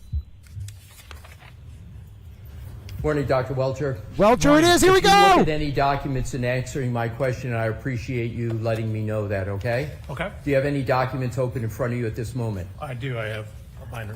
Your Honor, I would ask until the question comes Can you up. do without it, sir, for a few minutes? Depending on the question, sure. Okay. So just let us know if you need to look at it. Don't look at it without permission, please. All right. Go ahead, Mr. Thank you, Lessie. Your Honor. Dr. Welchure, you have changed your PowerPoint presentation in the last few days in this case, correct? I deleted a slide and removed a couple words. Right, but you changed your PowerPoint presentation, correct? Correct. I deleted a slide and deleted a couple words. Who have you spoken to at the Commonwealth in the last 2 weeks? Anybody associated with the Commonwealth, who have you spoken to? In the last 2 weeks, Mr. Brannon, Mr. Lally, Lieutenant Tully. Anyone else? I think Mary Ellen Gray. Anyone else? The tech person, Cindy, this morning. And with regard to those conversations, what prompted those conversations? Who initiated them? I was originally told I was going to have to be out here last Monday, so there was a whole flurry of conversations around that. I was initially told I may have to give all my rebuttal testimony on a whole huge data set I'd received. I'm sorry to interrupt you, sir. My question was simply because we have a limited amount of time. Who initiated the conversations? Oh, there were multiple conversations. How many? I have no idea. More than 10? I'm sorry? More than 10? Probably not. All right, what did you discuss with, you understand it's no longer Detective Lieutenant Tully, it's, as I understand, it's Lieutenant Tully. Did you have you said you had conversations with him, correct? Correct. When was the first conversation? How many? And what are the nature of those conversations? Are you limiting it to the last 10 days or in total in my life? Within the last 2 weeks. Last 2 weeks. I believe it was when I got here on Saturday night. I informed them I'd landed, and then Sunday morning, he gave me a ride over to the district attorney's office. And what did you discuss from when you, did you have any discussions with Lieutenant Tully before Saturday, within the last 2 weeks? Not to my knowledge. What did you discuss with Lieutenant Tully? Topics. Give me a time frame. I keep saying the last 2 weeks. That's the time frame I'm looking at. All the conversations I had with him? Yes. Can you have somebody pick me up at the hotel? I'm talking substantive, sir, about your outline, your PowerPoint presentation. Topics of what discussions about the topics in your PowerPoint presentation? I had no discussions with him about the topics in my PowerPoint presentation. Who did you have discussions with from the Commonwealth about the topics in your PowerPoint presentation? Mr. Brandon and Mr. Lally. Describe those conversations and how many you had, including the first one that you had. Well, I originally submitted my presentation with my original report way back, I believe, in January. Right. I'm asking for conversations within the last 2 weeks. Okay, question wasn't clear. Then on Sunday, we just went through top to bottom through my presentation. Mr. Brandon wanted to make sure he understood everything in it. And then I met with Mr. Brandon again on Sunday. We ran through it briefly again. And then that was largely it. Who suggested the changes to your presentation? Mr. Brandon. Mr. Brennan suggested the changes that you make. He indicated some of the things, for example, the slide I deleted referenced testimony that I was not allowed to include on a slide. Were there any discussions with anybody from the prosecution team about the changes with regard to the what I will call the Dighton route, the Dighton distance, and the total mileage? Do you know which slide I'm referring to, sir? I do, yes. Who initiated the discussion on the changes to that slide? So that slide was changed, I don't know, probably 8 or 10 days ago. Oh, it was changed 8 or 10 days ago? Correct. Were there any changes made from 8 or 10 days ago to what's now in your presentation? Not beyond what we talked about. Oh, okay. So 10 days ago, those changes were made. 8 to 10 days ago. I could actually probably figure out exactly when, if you like. Now my next questions go to Mr. Burgess. Mr. Burgess is a colleague of yours at Aperture, correct? Correct. Are you aware of issues relating to the accuracy or inaccuracy of his CV? Unfortunately, I've been bombarded with emails that have referenced that. I've seen it, I have not read them. You've been bombarded with them, but you have, and you say unfortunately, but you have not read any of them? None? Maybe 1 or 2 lines. For example, they come in, they're looking like legitimate business emails, and then I pull it up as a business email. I'm like, okay, I'm not supposed to do this. Court said I can't look at this. Now, I want to go back to your slide presentation. I understand that you intend, subject to our objections at the court's ruling, you intend to present testimony with regard to your PowerPoint where you are going to elaborate on your 1231-38 to 1231-43, trigger 1162-2, and you're going to add to what has been in your presentation a verbal discussion with regard to Mr. Burgess's change that he made in his May 8th report with regard to the variance time window. Do I have that correct? No, you don't. It's not based upon a verbal discussion. It's based upon his report. Okay, so you're going to make, you propose, what you're intending to do is you want to add the change from Mr. Burgess's May 8th report to what you're going to testify to on your PowerPoint. Do I have that correct? That is correct. And the only reason you're going to testify with regard to altering the 1231-38 to 1231-43 window is because of what Mr. Burgess has done on May 8th. Is that correct? It's better data, so I'm altering it and correcting it with better data that I've received from Mr. Burgess. Right, but my point is, if it weren't for Mr. Burgess's change, you wouldn't be making any changes in your testimony, correct? It's only because of what Mr. Burgess did on May 8th. Is that correct? Only from his report, correct. Correct. So, and you understand, sir, that that change has significant effects on the very issues in this case with regard to the timeline and the collision you allege occurred, and comparing it to human volitional conduct of Mr. O'Keefe with regard to his manipulation of the phone. You understand the consequences of that change, do you, sir? I do. I would disagree with your assertion that it's consequential. Again, my original data, which is in my PowerPoint and has not changed, that data is still there. The timing was extremely close within the error of the measurements, which Mr. Burgess ultimately showed in his subsequent report that was within the variance associated with those timing devices. I understand, but my point, sir, and I want to understand if I have it correct, is that is going to move the time that you assert the 1162.2 trigger occurred, correct? Correct. And you would agree that's a substantial change given the issues in this case when seconds matter? Or do you think it's an insignificant change? I wouldn't say it's insignificant. Again, I haven't modified my PowerPoint at all. I was happy with the data I had and satisfied with the data I had. Again, once presented as engineer would with better data, we use better data. I'm sorry. Please, Mr. Voidier, let him finish. Yeah. It brings it closer in time to Ian Whiffin's last contact point data. But even if we don't have that, given what I knew about the variance in the cell phones, my time was still within that window anyway. Sir, you've just answered my question, which is you agree that it affects the timeline in the activity of Mr. Whiffin's report. You said brings it closer. Did I have your words correctly? Correct. What I was concerned about was your word about significant change.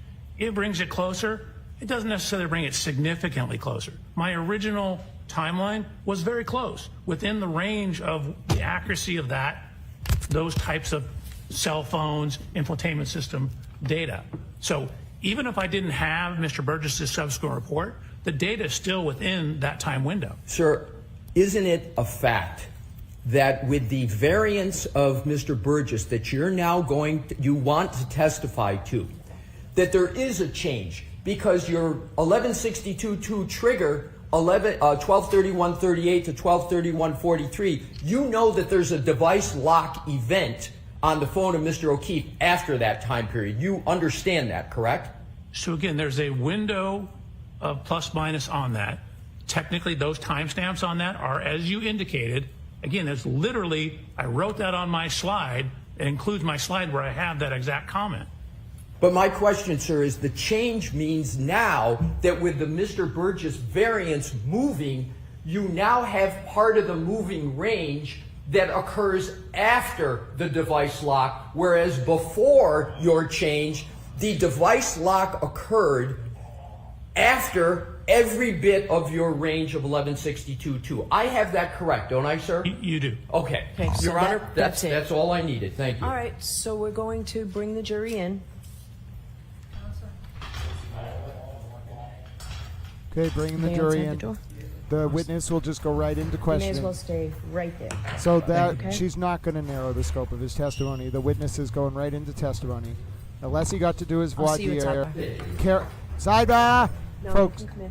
folks, Karen Cam goes off while the jury comes in, because otherwise, literally, I am very responsible and I cut the angle, but we would see the jury. There have been times, not me, there have been times when the pool feed, not the Karen Cam, filmed the jury. So Towel, remember, Towel has special permission. I want to be clear. If you see other feeds with the Karen Cam and they are not registered media, please report them to the SJC media office.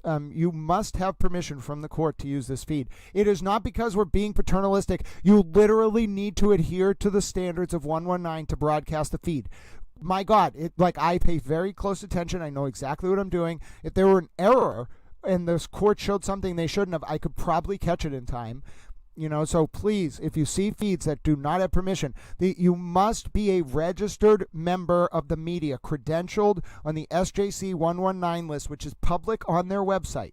If you see a feed broadcasting this Karen Cam without that permission, they can broadcast the pool feed, not the Karen Cam. Please tell the court, tell the SJC Public Information Office. It is dangerous, it's in violation of the rules, and it shouldn't be done for a reason, because you actually have to pay very close attention to when you're broadcasting this. Not once it's on, but in the moments it goes off and on, you have to be here to make sure they don't show something they're not supposed to. The court is very good at what they do, but broadcasters are the redundant backup, and that's why this link shouldn't just be given out. If I don't want to know why that Zoom link was given out. I'm furious. I'm going to talk to John DePetro about it. I don't think he did it. But someone gave it out to an unregistered member of the media, and it's outrageous that people are broadcasting in violation of court rules. It gets me absolutely furious. But anyway, the jury's coming in. That's why there's no Karen Cam. Karen Cam is going to turn on as soon as now. Okay, folks, we're going to be in session. Let's go.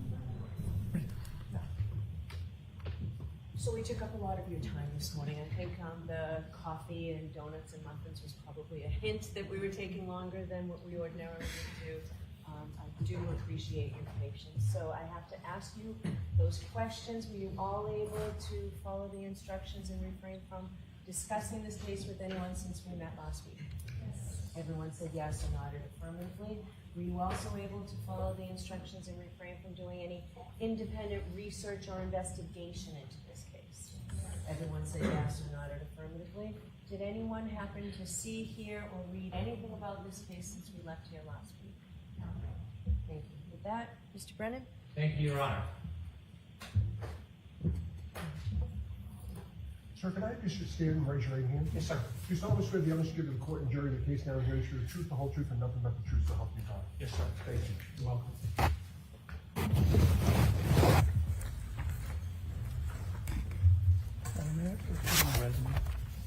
May I refer to my resume?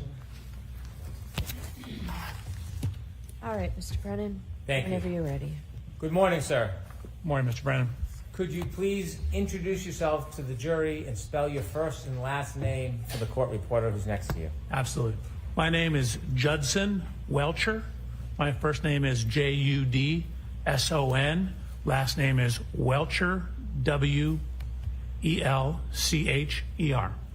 Sir, what do you do for a profession?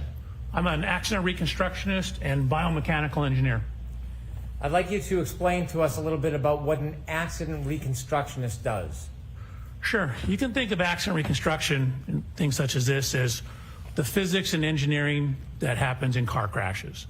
So accident reconstruction tends to deal with everything that happens to the car and outside the car, skid marks, vehicle damage, the electronic recording systems in the vehicle, things that have to do with the motion forces and how the physics of everything occurred and how that affected the motion of the vehicles.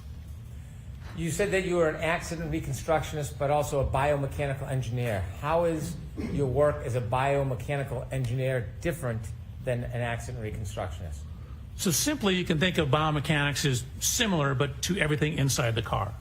So biomechanics is looking at how the effects of physical forces are applied to the human anatomy. When I'm trying to explain to somebody what I do, I say, hey, it's like a civil engineer who's designing a bridge. So many trucks and cars on the bridge. Are that going to cause the beams in the bridge to fail? Is that going to cause the cables to fail? So a human body is governed by the same laws of physics, just like the bridge.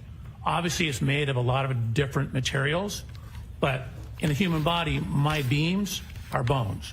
My cables are the muscles and ligaments. Different material properties, but everything's governed by the laws of physics and principles of engineering.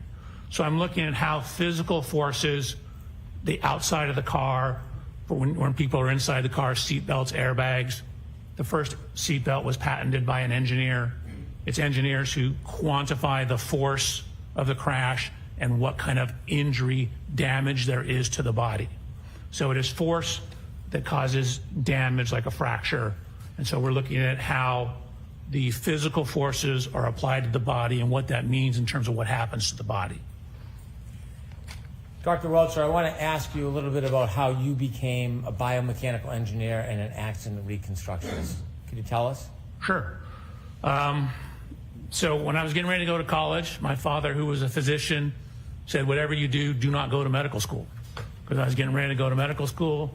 So this was 39 years ago, I believe.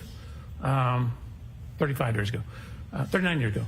He said, it's just not worth it. So I said, okay. So then I entered into the mechanical engineering. I grew up riding motorcycles, taking things apart, frequently pissing my parents off when I couldn't put it back together. But I like taking things apart and figuring out how things worked. So I went to university and got my undergraduate degree in mechanical engineering. From there, I happened to be at a Thursday meeting of the American Society of Mechanical Engineers.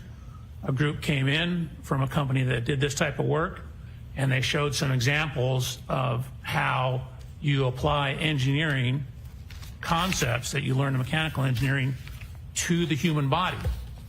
And so I was like, man, that's a great job. That's the perfect mix of engineering that I have and my desire, to learn the medical side of things as well without becoming a doctor. So I talked to them. I actually applied to the company and was ultimately hired as a biomechanical engineer. How long did you continue as a biomechanical engineer until you went back to school? So I actually, very quickly after I started the job, I took a human anatomy class at a community college. I quickly realized that wasn't enough. And so in around 1993, I went to the USC Medical School and enrolled through what's called concurrent enrollment, which means you can take the class, but you're not actually in medical school. It's a medical school class. But I took gross human anatomy. So it was me and 160 or so other doctors. I took the same human anatomy that first year medical students at USC took. So it began in 1993. Did you continue to work as you pursued your higher education? I ultimately started my own company, continued to work, continued to do research, had a wonderful opportunity to have 2 beautiful children, and continue to this day. Tell us a little bit about the company you started and when. Sure. So in about October of 1994, I started my own company.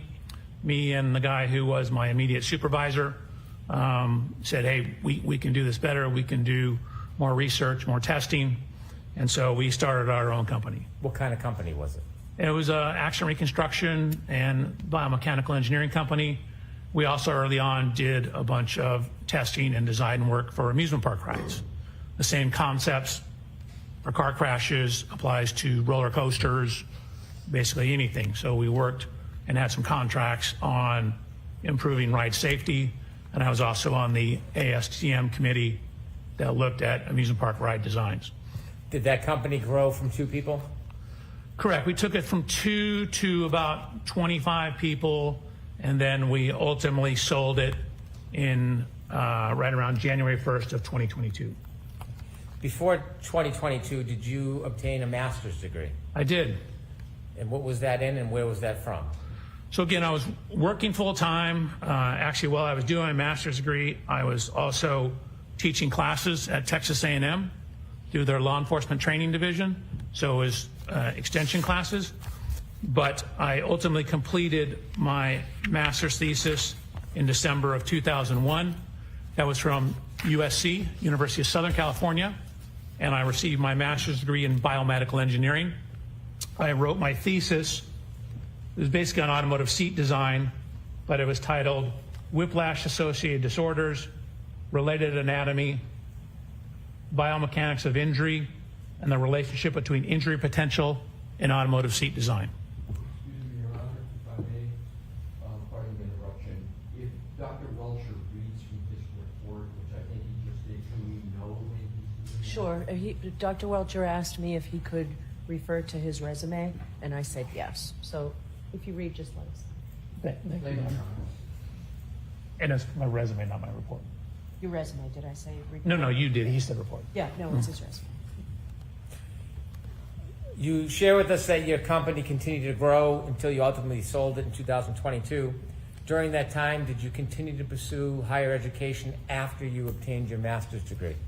I did. So again, ever since 1993, I've been slowly pursuing higher education, both obtaining my master's degree as well as my PhD.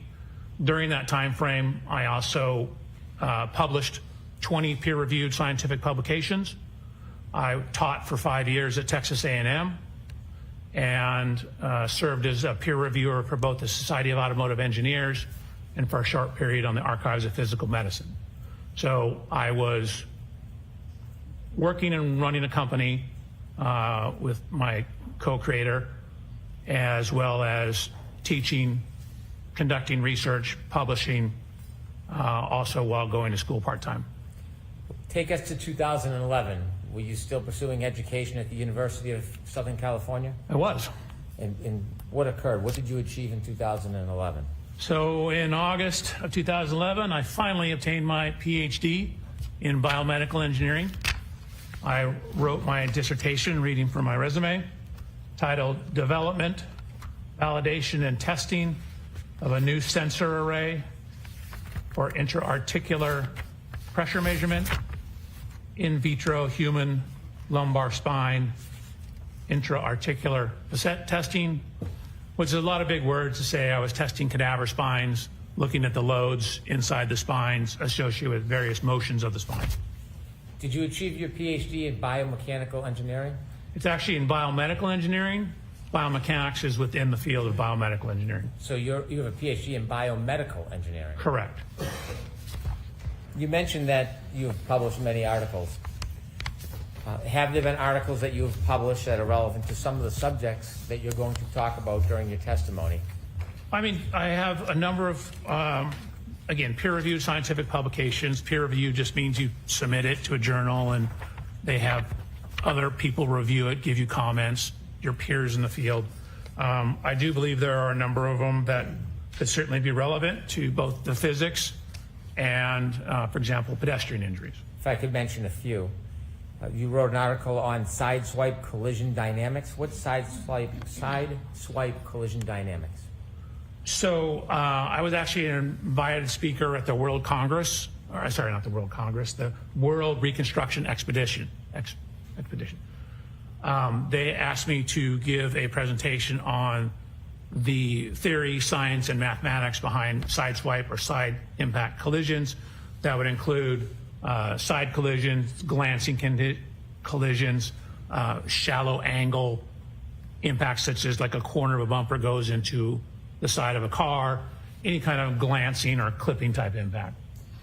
Similarly, in many of the articles that you wrote, is one of them about methods for quantifying the impact severity of low-speed side impacts at varying angles? It is.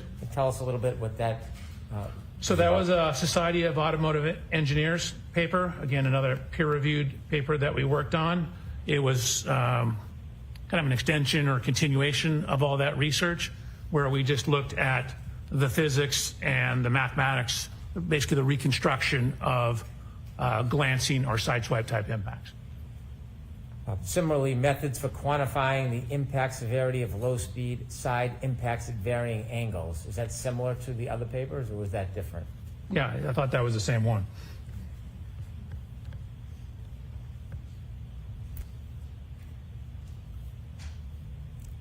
If I can continue, another article or publication that you wrote, Occupant Kinematics and Loading in Low-Speed Lateral Impacts. What does that mean?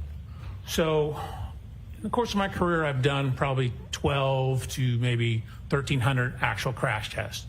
I've crashed everything from skateboards, mopeds, up to trains, motorhomes, and ambulances. I've conducted, relative to this case, probably or been involved with 50 to maybe 70 pedestrian impact tests. So the low-speed side impact one is we actually put human volunteers in side impact collisions. And what we did is we had accelerometers, which are things that measure acceleration. If you had physics or memory, Newton told us force equals mass times acceleration. So knowing the acceleration of something, you can get an idea of how much force is applied to it. So we have various sensors on the body. We have various sensors on the car for the reconstruction aspects of it. So that study was the biomechanics portion. And the first paper you read about the reconstruction was the reconstruction portion. So the first paper you discussed was everything outside the car. Then we looked at how the forces applied to those impacts to people inside the car. Have you had a lot of publications and studies about the force applied to people outside of a car? I don't know if I'd say a lot, but I was an invited lecturer to the Accident Reconstruction and Collision Safety Institute conference, where I specifically gave a paper and a series, or basically a lecture on what's called pedestrian impact biomechanics, which was exactly as the name implies, what happens to pedestrians when they're impacted predominantly by cars and vehicles. How much of your work involves pedestrian impacts? Probably maybe 10%, 5 to 10%. Most of it's car to cars. Biomechanics of low-speed impacts. Is that another paper that you wrote? That is a paper I wrote. I don't want to read all of your papers and all of your publications, but on a different topic, did you write a paper on the study of the measurement of Generation 2 Toyota event data recorders and low-speed side impacts? Yes. Could you tell us a little bit about what measurement of event data means in this? So, Toyotas, newer Toyotas particularly, have two types of electronic equipment on board that can record crashes. There is what's referred to as an event data recorder, or EDR. It's somewhat commonly referred to as a black box. That's not exactly right, but it's close. And then there's a secondary system, which is really more closely tied to maintenance. That's called TechStream, but it will pick up data that you can frequently relate back to various events. So that particular paper was looking at the event data recorder data in Toyotas. We'll get more into that subject later, but is event data recorders a subject that you're well schooled at? Yes. In addition to the papers that you've written, have you continued through the years and after becoming a PhD, your research in this area, in these areas? Correct. For example, every year we're part of a conference called SATI, which is our company, largely led by the engineer Christopher Furbish that we work with, has spearheaded us going out and conducting crash tests for that conference.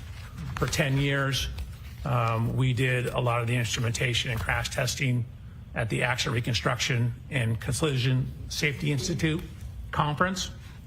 And then for a number of years, I actually, the company actually went down and did crash testing for what's referred to as the Spine Research Institute down in San Diego. So we've been hired by various professional organizations. We came out here once, the Massachusetts Association of Accident Reconstructionists, I think I'm messing the name up, had a conference. We came out here and conducted crash tests for training other experts out here. We did all the instrumentation, the biomechanics of that crash testing. In your research and testing, you have pages with dates of the different researches and testing you've done. There's over a dozen of the research and testing items and articles that deal with pedestrians. Is that a common topic in your research and testing? Yes. So again, frequently at the conference we're doing pedestrian tests. The last Accident Reconstruction Collision Safety Institute conference, there was a series of pedestrian crash tests run there. SATI 2 years ago, maybe 3 years ago, some pedestrian crash tests that were done there as well. So there are a number of instances on my resume where I have both attended class, and then I mentioned the one time where I gave an hour and a half long lecture on pedestrian injuries. After you became a PhD or a doctor, do you continue your education and research? Correct. I've always continued my education and research up until, I just got back from the event data or Accident Reconstruction Collision Safety Institute EDR conference, or the Event Data Recorder Summit. My company, through my relationship with the founder of that summit, was a sponsor. So Aperture was actually a sponsor of that conference. We actually sponsored it the previous year as well. And also as part of that, I assisted one of the researchers in conducting, it's called front camera module testing for pedestrian impacts on Chrysler vehicles. Excuse me, General Motors vehicles. As a biomedical engineer, are there any groups, organizations, or certifications that are important? I think ACTAR is important. So ACTAR is an acronym. It's ACTAR, and that's short for the Accreditation Commission for Traffic Accident Reconstructionists. And so it's a bunch of professional groups, originally from some concerns, I believe, from the Department of Transportation, got together and set standards for reconstructionists. Again, these are kind of minimum standards. You have to show, you send in your resume, you talk to them about your research, and then if you're deemed qualified, you sit for an examination that tests your skills, day-long test, theory, a practical portion, and then every 5 years you have to have 60 continuing education units to become reaccredited. I've been an accredited accident reconstructionist since February of 1995, and my accreditation is current and active up through today. So you've been accredited for 30 years? Yeah, correct. I don't want to trick you on the math. No, I never thought about it, but yeah, I guess it has been 30 years. Have you testified in court before? I have. Have you testified in state courts? I have. Have you testified in federal court? I have. Matter of fact, in Boston. Have you ever testified in civil cases? Yes, I have. Have you testified being called by the plaintiff? I have. Have you ever testified being called by a defendant in a civil case? Yes. Have you testified in criminal cases? I have. Have you ever been called by the state or the government? Yes. Have you ever been called by a defendant? Correct, Public Defender's Office. In any of the cases, whether it's civil, criminal, plaintiff, defendant, government defendant, does that in any way change your analysis about data, regardless of who or where you testify? No. I take my job as to be a critical analysis of the data. So I wanted to look at the data as objectively as possible and form conclusions based upon the data, trying to remove wherever possible speculation, try to remove wherever possible reference to testimony. Now, sometimes testimony is the only thing we have, and so we need to rely on it for bits and pieces.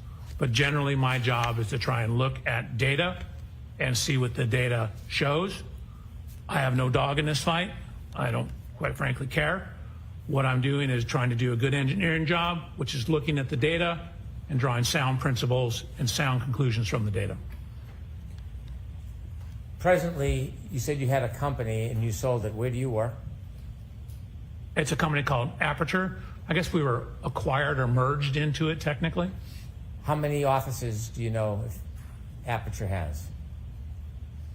Oh God, I should know that. I mean, we have them in Massachusetts. We have them in, I think there's 3 or 4 in Texas. There's, I think, 4 or 5 in California. So I want to say there's at least, I don't know, 13 to 15. Do you work at a particular location? I do. Where do you work? Long Beach, California. Do you work with other people? Do you have a team? I do. How many people are on your team? 5. And what's the team comprised of? Is everybody a PhD, an engineer? One individual is a PhD in engineering, Dr. Umali, and then I have 3 other engineers and 1 case reader. I guess it's 6 people. I have a case manager as well. Is there any, do you work interchangeably at the different branches around the country, or do you have your own team in California that you work with? 99% of the time, it's my own team. Occasionally, we'll get a case from another office. I've worked on a couple cases out of the Texas office, and maybe a couple out of the Nevada office.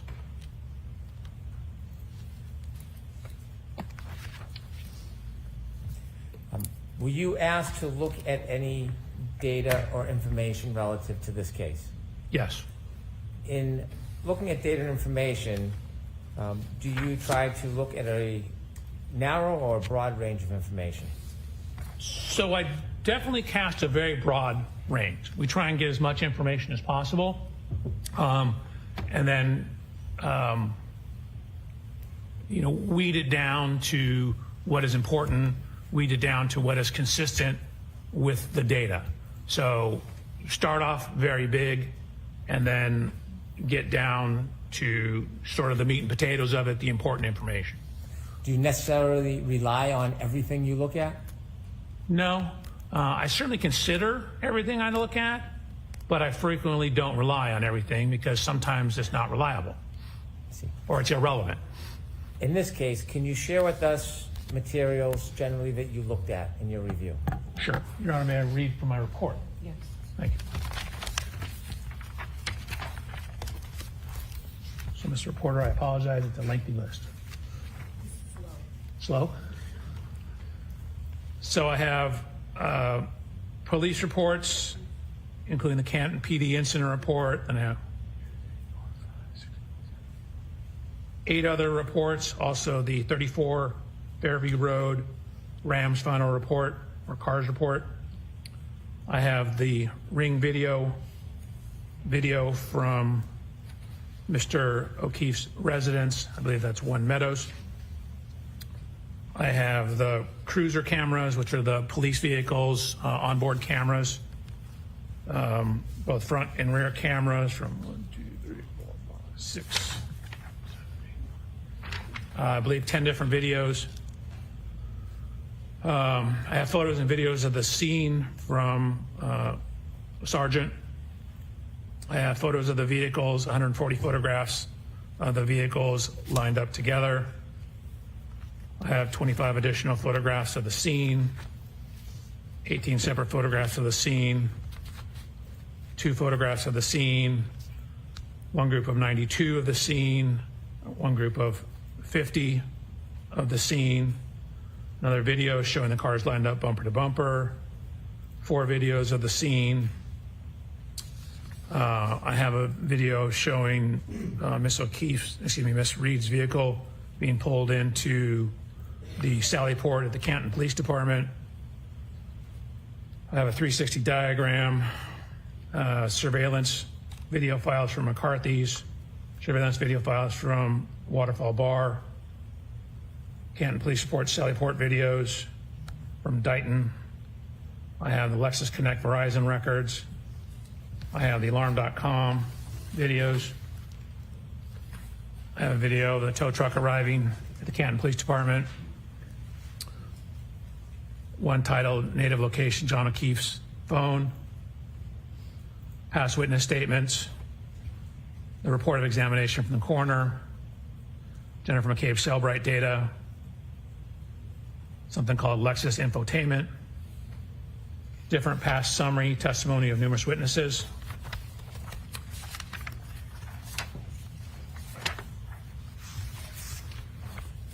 I have earlier summary testimony of numerous witnesses.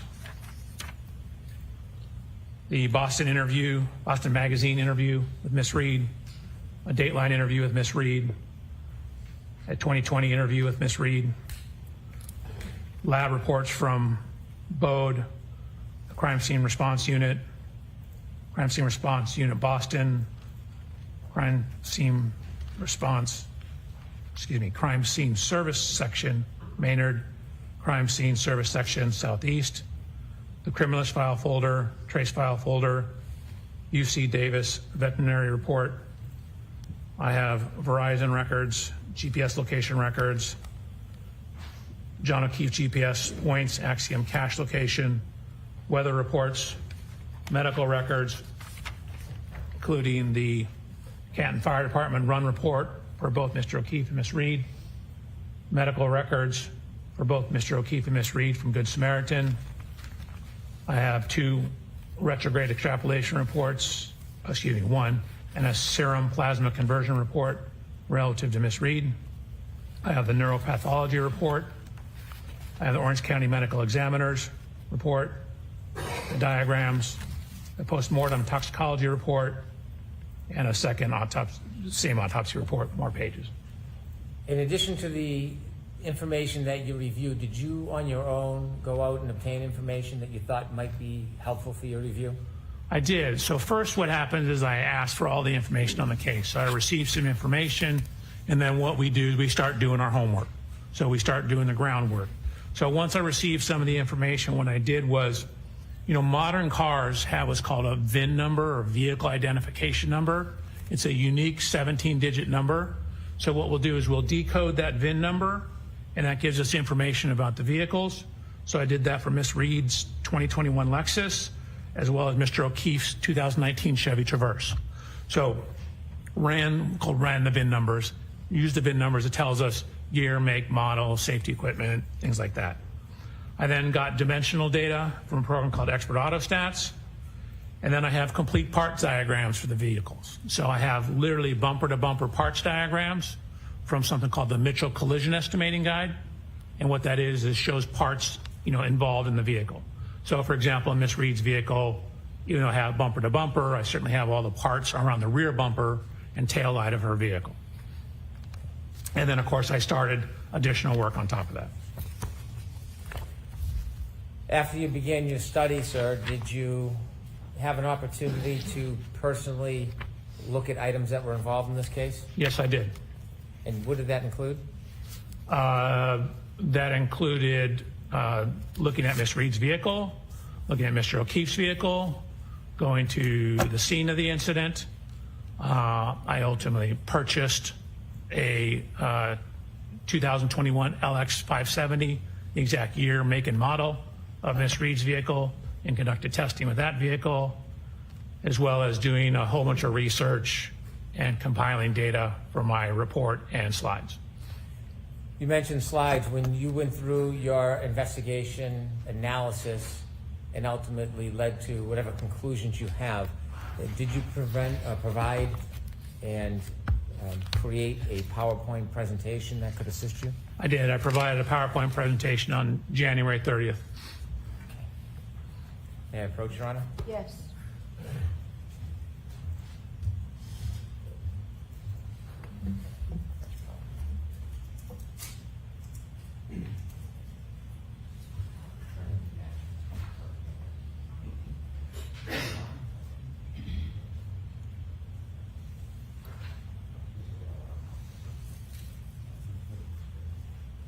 Yes. Sir, I'm handing you a binder. Would you kindly take a look at it?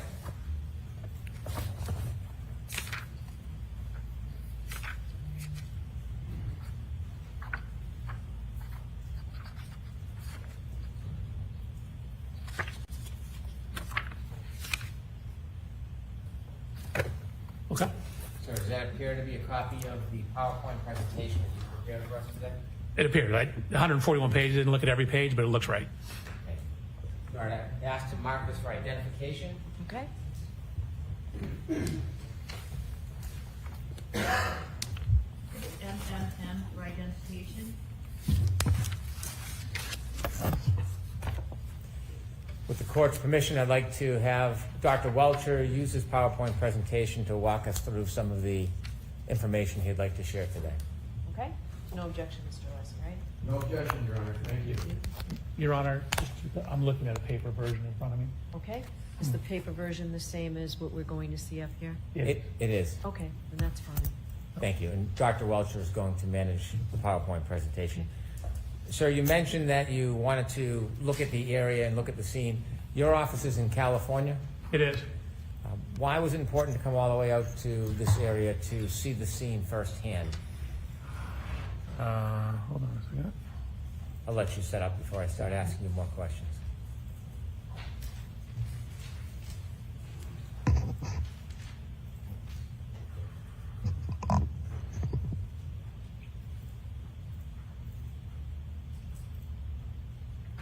We went through this, had it working perfectly.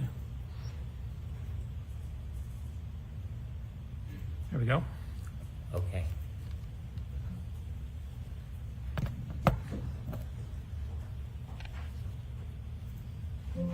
So that's me. No, that's my first slide. No. I have a couple questions for you, Dr. Welchure. Please. The first is your office is in California. Oh, yes, sir. Why was it important to come all the way out here and view the scene firsthand? And you want to have as much information as possible. So I wanted to, physically look at all the things so I can actually see with my own hands, my own eyes, lay hands upon it, look at it as best I can. You try and inspect and look at as many things as you possibly can. Sometimes they don't exist anymore, sometimes they're gone, and you have to make a best approximation if you can't do that. In this case, I was able to look at the scene and both vehicles. Was that an important part of your study, Doctor? I think so. Again, it's always good if you're going to talk about what happened to the cars or what happened to the people to look at what happened to the cars, meaning to actually look at the cars, not just look at photographs when possible. So I have physically looked at the cars. For example, in the Lexus, I climbed in it, over it, underneath it. I downloaded data from it. I did a whole bunch of things looking at Miss Reed's Lexus to assist in my analysis to try and add some further objective data to what we're doing here. So same thing with Mr. O'Keefe's vehicle. Looked at the rear bumper, took some pieces off the rear bumper to see what was behind the cover, to see what kind of damage we did or didn't have. So went to the scene, looked at the measurements of the curb, looked at where some of the lines are on the road because you can see them in some of the photographs. Again, it's always good when possible to inspect everything you can inspect. If you could now begin and tell us how you started your investigation. Sure. So on September 23rd, I had an opportunity to come out. Mr. Brandon, was the first time I ever met you on that day, I believe. And I had received material before that. And what you see here is, this is my inspection of Miss Reed's vehicle. In the upper left photograph, you'll see, oh, this doesn't work very well. Upper left photograph, that's Miss Reed's vehicle, that's Mr. O'Keefe's vehicle, the Chevy Traverse. And then what you see here is a laser scanner. You can see it on the ground here. Laser scanner is creating a 3D model of the vehicles. So I use that to create a 3D model of the vehicles. You can see me in the upper right photograph. That watch is this watch right here, my Garmin watch. And what I'm doing is looking at the construction composition of that right rear corner of the bumper. I'm looking at things such as the dimensions, where various lights and components are, and how does the geometry of that bumper relate to things that would be hit when backed into.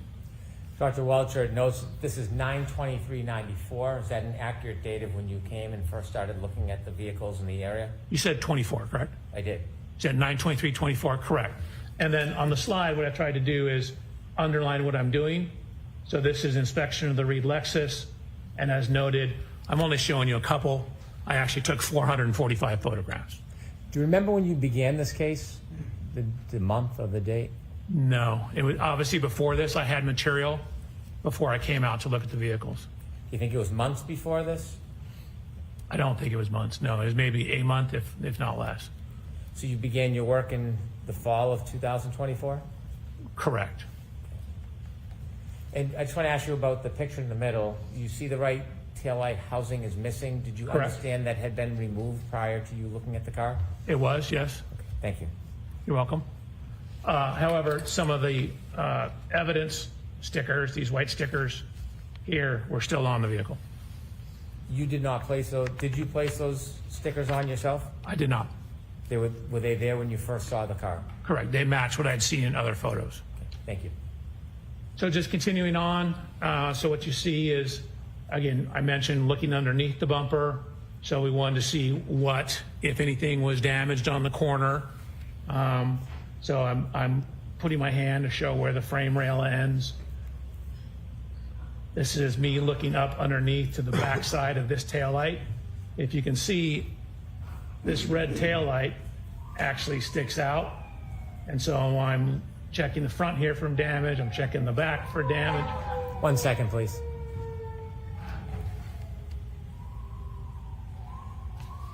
Okay, Doctor, when you were looking for damage on the previous slide, did you find any damage to that lower right red taillight? No, there was no damage to the taillight. The middle picture is from the inside, looking at the inside of that taillight. Was there any damage to the inside of that taillight? There was not. Thank you. You're welcome.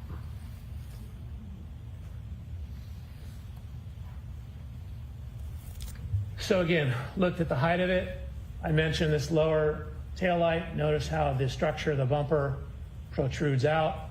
You can see one of the marks, which is consistent with the contact to Mr. O'Keefe's vehicle. Here, this scratch mark, or scuff mark. Notice how close it is to this light. Again, some of the evidence, stickers. Just a better view of those, then going down the side of the vehicle.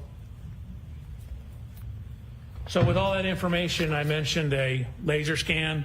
So you move this laser scanner, and each minute and 51 second scan is collecting about 50 million data points. And so you scan all the way around, and then what you do is you merge all that data together. So even though this looks like a poor photograph, what you're seeing is hundreds of millions of photographs, hundreds of millions of points. And so you literally can figure out, if you wanted to know the distance from this lug nut to where the lighter is on the ashtray, you could probably do that to an accuracy of about 2 to 3 millimeters. So really, taking tons and tons of data. So it knows the exact position of every one of these millions of data points, and it knows the color associated with those data points. Why is that data imaging so important in accident reconstruction? You want to have an accurate model of the car. So, you probably don't need literally that many points to get an accurate model, but that's just the nature of the way the science is going. Computers are getting better and faster. Scanners are getting faster. So you get an enormous amount of data when you use these scanners nowadays. So then, as indicated on the underline here, I did a CDR. That's a little different than what you heard me say before. CDR is crash data retrieval. So that's the hardware and software that you use to download or actually copy or take an image of, which means you're just taking an image off what's on the vehicle, the EDR, which is the event data recorder. So you use the crash data retrieval hardware to download the event data recorder, otherwise commonly known as a black box. So I downloaded the black box from this vehicle, and although you can hardly read it here, again, I mentioned there are 2 systems on this vehicle. This is the CDR system or EDR system. There's also the text stream. The EDR system, this system is primarily to manage the safety components, protect the occupants of the Lexus.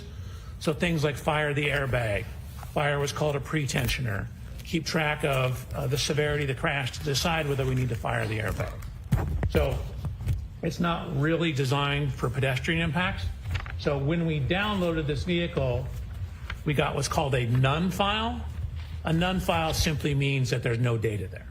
The system's working properly, we had no fault codes, but for a car hitting a pedestrian to cause a file here, this is really more designed for car-to-car impacts, something that's going to have a significant impact on the occupant of the Lexus. And again, the Lexus is a 6,000-pound vehicle. Mr. O'Keefe's only 216 pounds. So it's not going to register from hitting a pedestrian. Were you surprised that there was no information about a collision in the EDR? No, it's exactly what I expected. Okay, I mentioned the second system. So as underlined up here, this is the text stream. So this is from Toyota text stream data. You can see the screens here. There's generally 2 types of files, what's called a vehicle control history and a PCS file. The PCS file is the, God, I forgot the name of it, the protection system. So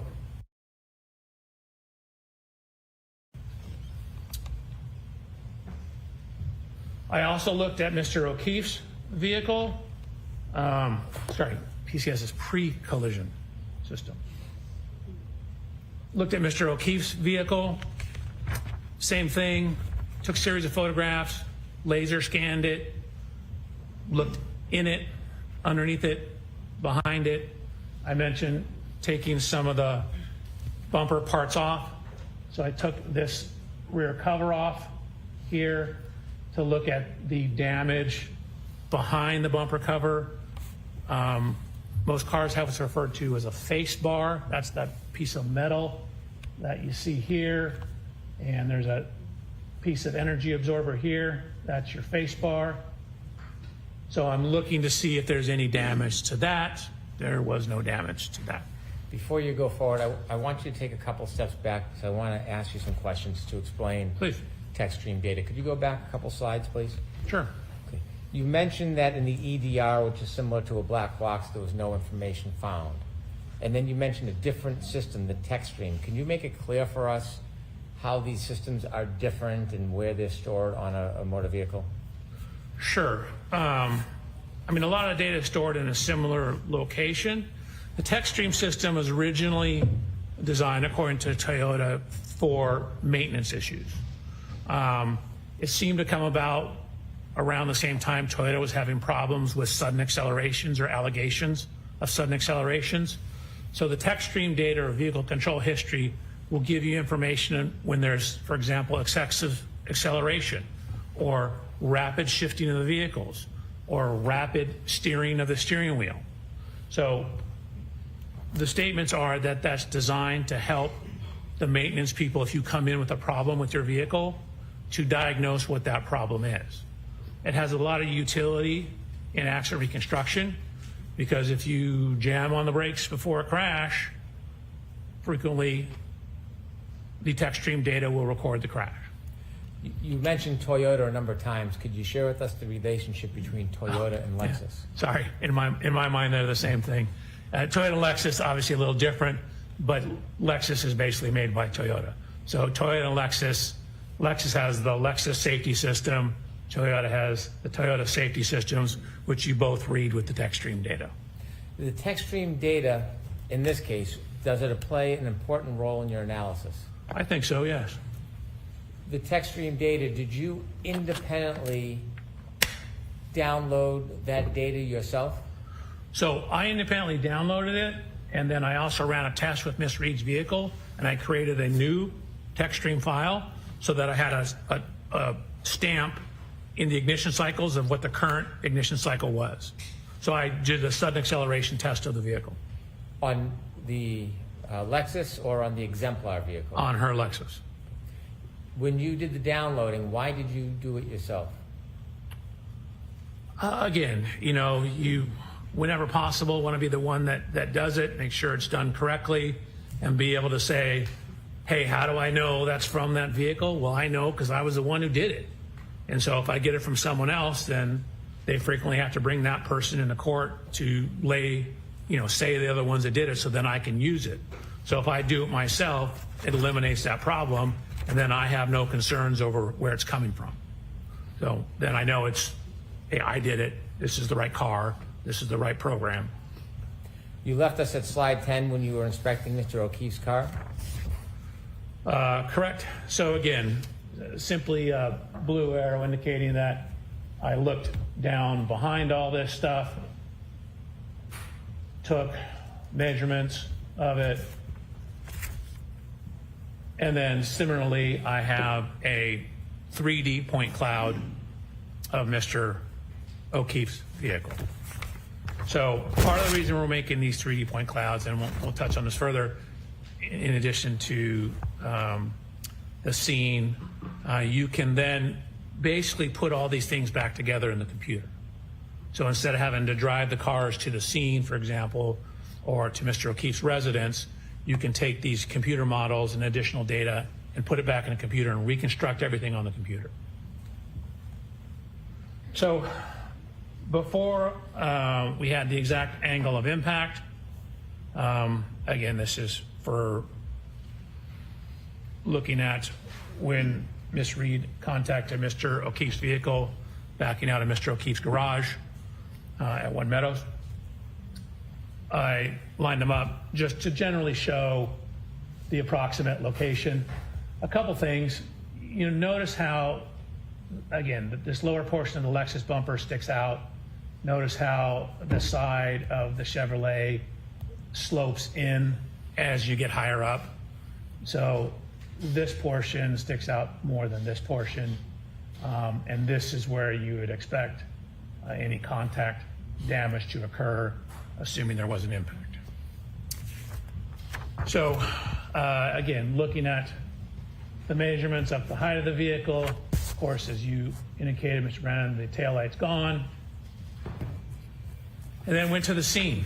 So same thing, went to the scene, took, again, 297 photographs of the scene, had our people scan it to create a computer model of the scene.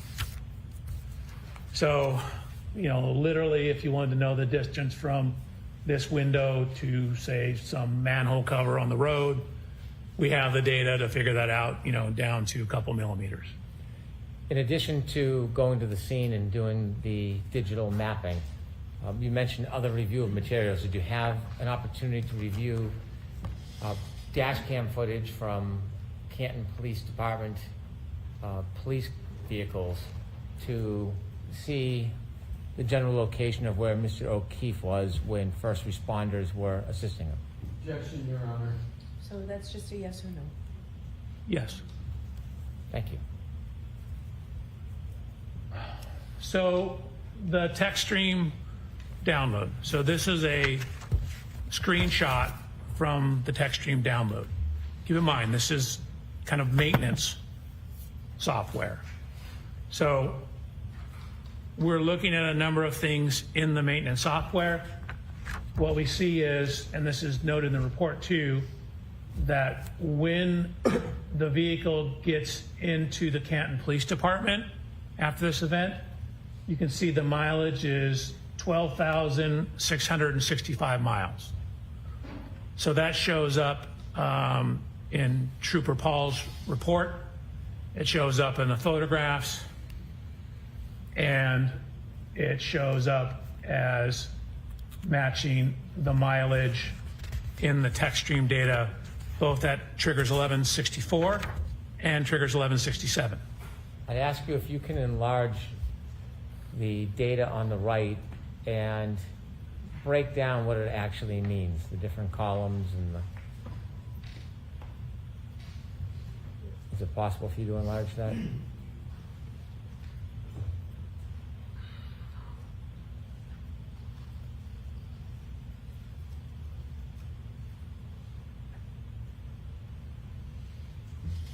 My fingers are too fat. Thank you. Okay. So what you're looking at is what I call event 1162. If you see anything in blue on these charts, that's information that I added. I typically put my initial, JBW, Judson Blair Welcher, that's me. And so this is referred to as the key cycle trip. So key cycle is simply you turn it on, not necessarily turn the ignition on, turn it on, turn it off. That's one key cycle. So I labeled this one 1162-2 because there's also one that's on the same key cycle that I'm calling 1162-1. The system also records the mileage. So again, this is a maintenance system generally. So what you see is the T here is the trigger, and there's a point. So this time in the text stream data, you could think of it as like a stopwatch. It's when it starts when the car turns on and stops when the car turns off. And then if it sees a triggering event, a T, it records that information. So this is when the trigger happened. So that's 1,142.2 seconds. And so I've converted that to minutes and seconds, because most people don't think in seconds. And so What it also does is once it sees a trigger, it's constantly circulating data through the computer. So when it says, okay, we have a trigger, it saves 5 seconds before the trigger and then 5 seconds after the trigger. So the trigger's in the middle, and you have 5 seconds of data before and 5 seconds of data after.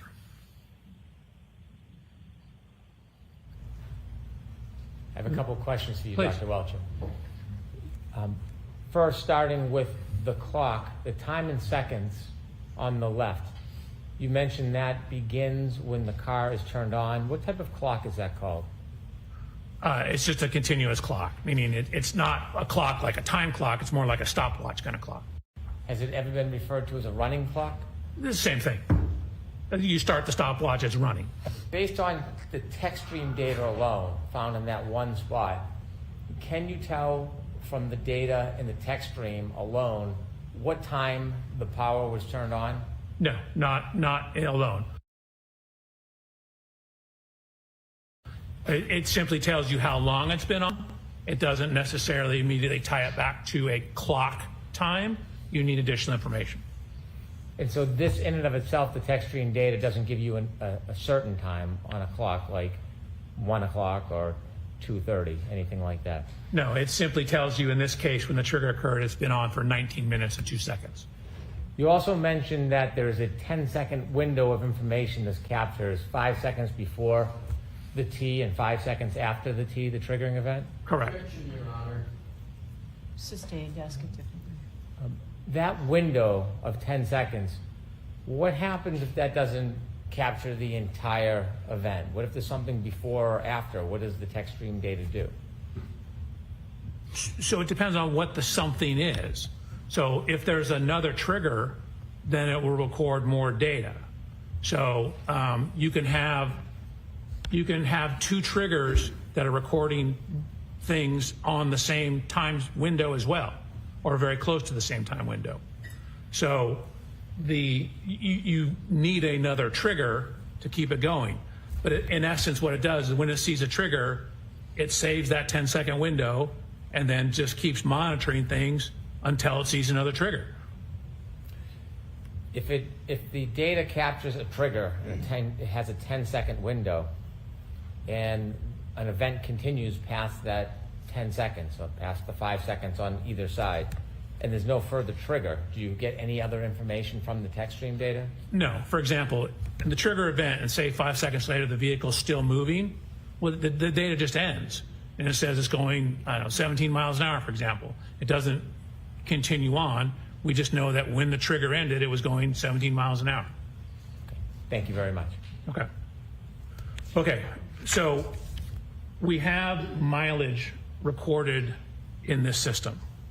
So what we're trying to do is use the available data to see if we can determine what event this is, or is this the event, or is this something that could have occurred outside 34 Fairview on the evening of this event.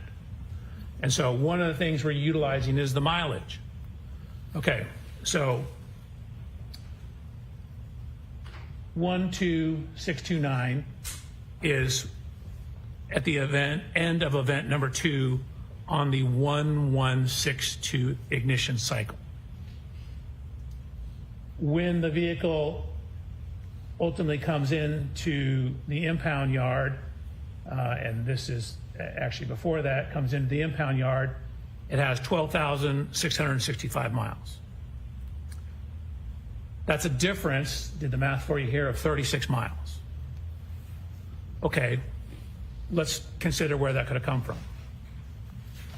So we looked at the various paths and descriptions of where Miss Reed's Lexus was driven after leaving 34 Fairview on the night of this event, up until the time the vehicle ended up at the Canton Police Department.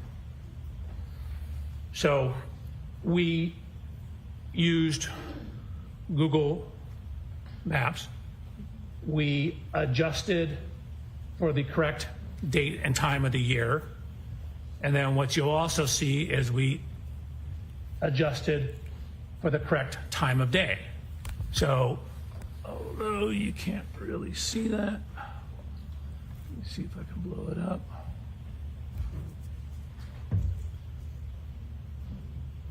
So you can see that's looking at the mileage and time. Again, really didn't use the time, just used the mileage on Saturday, January 29th at around 12 a.m. That, of course, does not take into account the weather. And what are the addresses? It's hard to see on the top from where to where?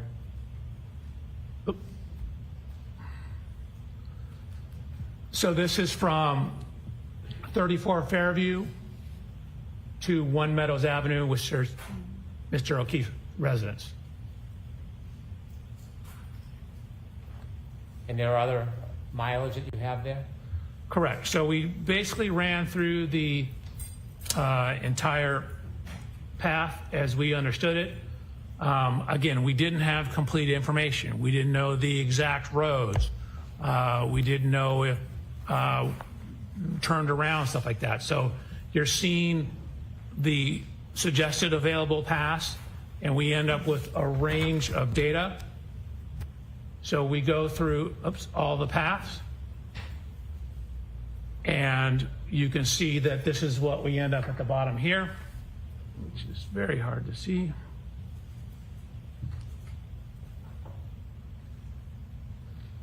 So the minimum suggested route is 36 miles, 36.1 technically.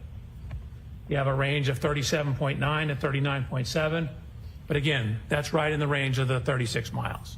So that's a data point that's starting to build our confidence in what is in the text stream data being related to our event. This is all an effort to match whether or not the 1162 data is relevant to a particular event? Objection, Your Honor. Let me ask it this way. Matching all the distances by miles, is this the only way you're trying to determine whether 1162 is the event in front of 34 Fairview Road? No. So again, these things are all tools. You can't take necessarily one data point in a vacuum. You need to consider the totality of the data.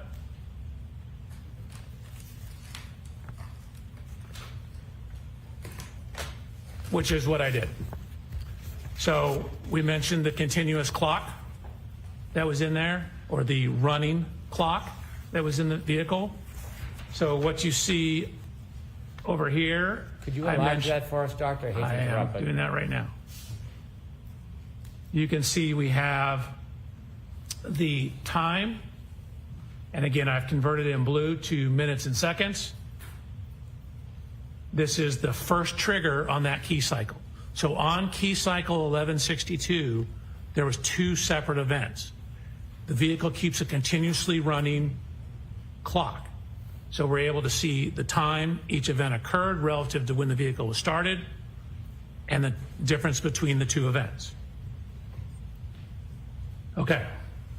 So at trigger event 1162-1, we know that the ignition has been on for between 10 minutes and 57.4 seconds. Or that's when the trigger is, sorry, 10 minutes, 57.4 seconds. Again, the trigger has plus or minus. So that's from 10 minutes, 52.8, plus 10 seconds, which gets you to 11 minutes, 2.8 seconds.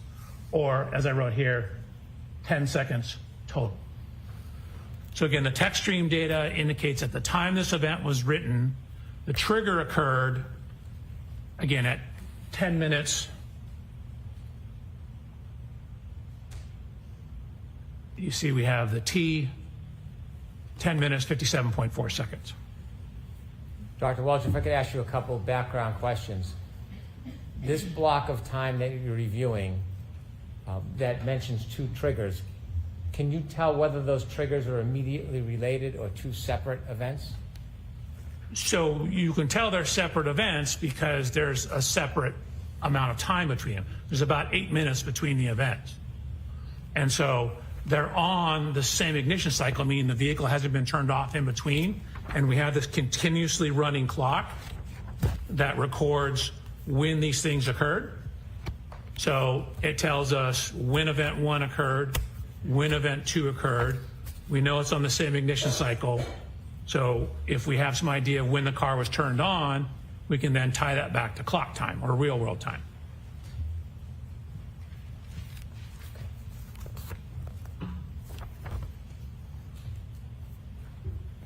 Okay. So lots going on here, right? A lot to digest. This is trigger event 1162.1. I was provided with data and a report from Mr. Burgess that indicated the infotainment system was turned on at 12:36. Zoom in for you folks. That corresponded to a GPS location that looked like it was outside the Waterfall Grill on Washington Street. So additional cell phone data that we had is that we knew there was a 3-point turn made when the Lexus passed Fairview on Cedar Crest, pulled into a driveway, and made a 3-point turn. So what you see over here is GPS data from Mr. O'Keefe's phone.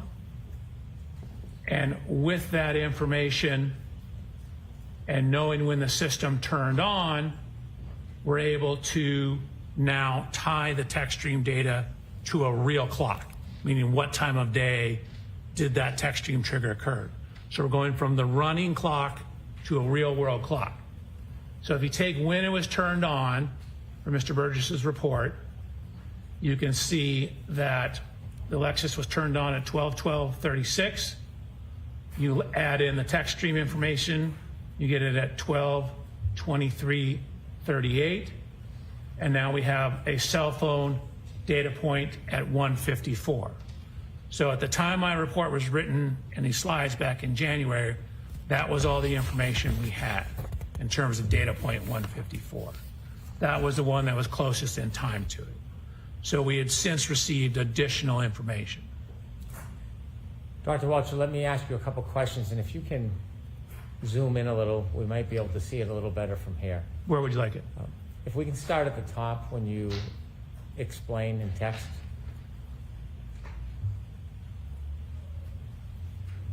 You told us that the text stream data does not have an actual clock, it has a running clock, like a stopwatch. Correct. And then you mentioned that after you received information from Mr. Burgess, you could put an actual time onto it. How do you do that? Objection, Your Honor. Sustained. You shared with us that the text stream data runs on a running clock. Correct. And then you received further information so that you could actually identify a time. Where did you receive that information from? Objection, Your Honor. I'm going to allow that. That was from Mr. Burgess's report. And do you know where that information came from? That came off the SD card, I believe, in the infotainment system. Do you know when Mr. Burgess found the SD card on the infotainment system? No, I'd have to go back to his report. But it was in it, this information was in his original report.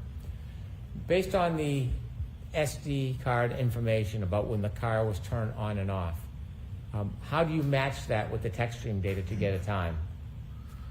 So when the car is turned on,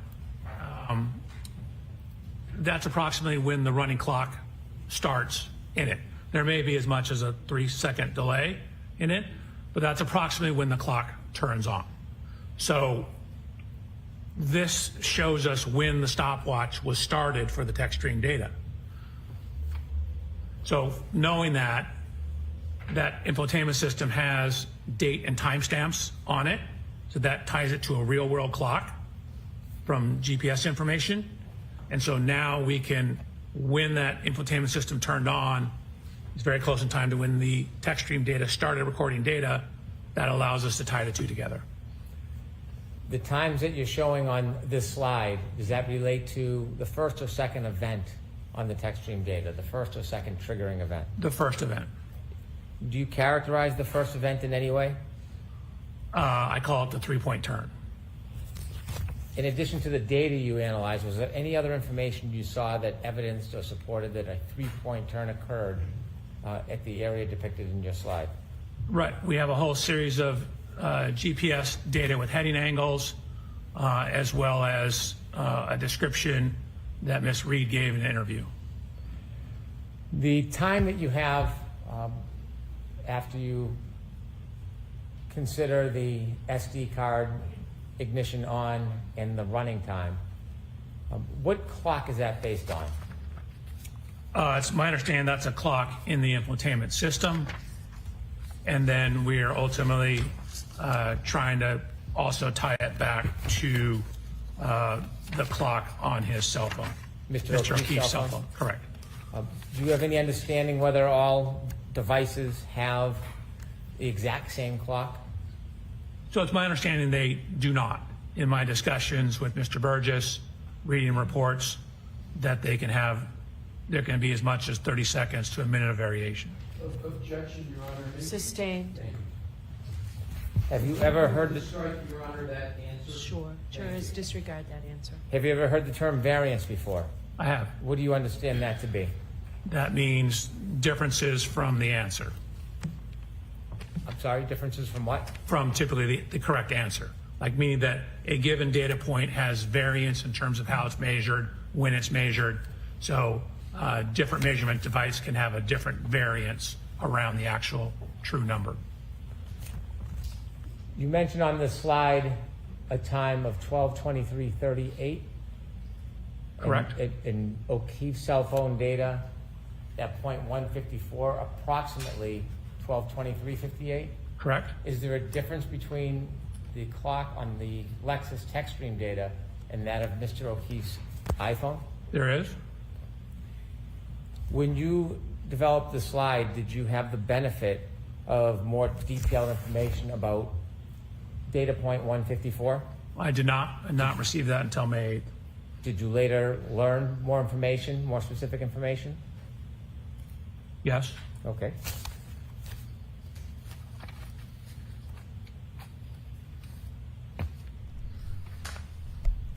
Your Honor, I'd like to show an exhibit to Mr. Welchure that's already been admitted. Okay. It's 192A.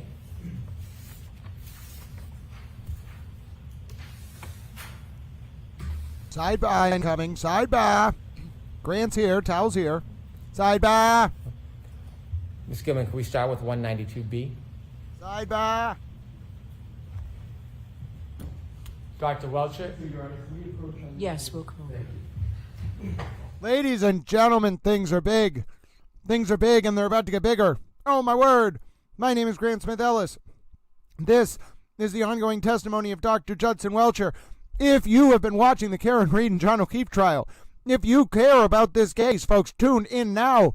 Tell your friends, tell your Towel family. This is the moment. We're about to get the analysis. Everything been leading up to this. I literally titled this title of the stream correctly. Murder by Maestro. Oh, my word. All the Towel friends are here. And Paula and LR and Crime Cricket and Taterbug and Jew Drops, the Super Towelette, and Linda and Joe O'Keefe and Nancy from the 508. And let me reflect, ladies and gentlemen, we are here for history. You are part of the clips. Every single segment of Dr. Welchure's testimony being uploaded in real time and by Little Towel, roughly 21 to 24 minute clips each. Oh, my word. Oh, my word, Little Towels. This is the moment. Colleen Henry, Cinnamon Buns. We even saw Turtle Boy 2 in here. Crime Cricket. Ladies and gentlemen, your comments are going up on the screen. It is a Towel moment for the ages. I repeat, ladies and gentlemen, it is a Towel moment for the ages, and we are here to experience it together. Little Towels. My name is Grant Smith Ellis. I apologize. I let your comment get a little delayed because I put them in the background, but that's okay. Little Towels, we are here together. Oh, my word. Ready your towels. We are going to peacefully invade northern France with the amount of energy in this room. Oh, I'm shocked. Murder by Maestro is still standing. Oh, hi, Paula. Napa Valley German Shepherd Rescue, you are absolutely wonderful. Mandy Strong, the Super Towel spouse himself. Look at this flood of comments, ladies and gentlemen. We are going to break all sorts of Towel stream records today. We are at a sidebar in the most intense moments of the John O'Keefe and Karen Reed trial. Dr. Judson Welchure from Aperture is testifying about collision reconstruction data. This man is brilliant.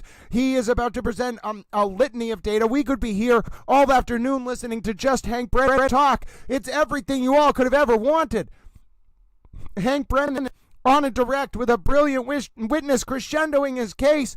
Oh, ladies and gentlemen, the Battle of Norman Towel has commenced, ladies and gentlemen.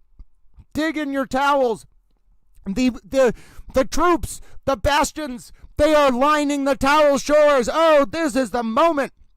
Ladies and gentlemen, if you've been watching this trial, if you've invested time into this trial, if you care about justice for John O'Keefe, this is where we must tune in. This is the moment. Yes, it may seem like extremely nerdy testimony about vehicle data, but it is so much more than that. It's Karen's three-point turn at 12:24 a.m. It's Karen's backup event at 12:31 into 12:32 a.m. right before John's phone stopped moving at 12:32 a.m. in 16 seconds.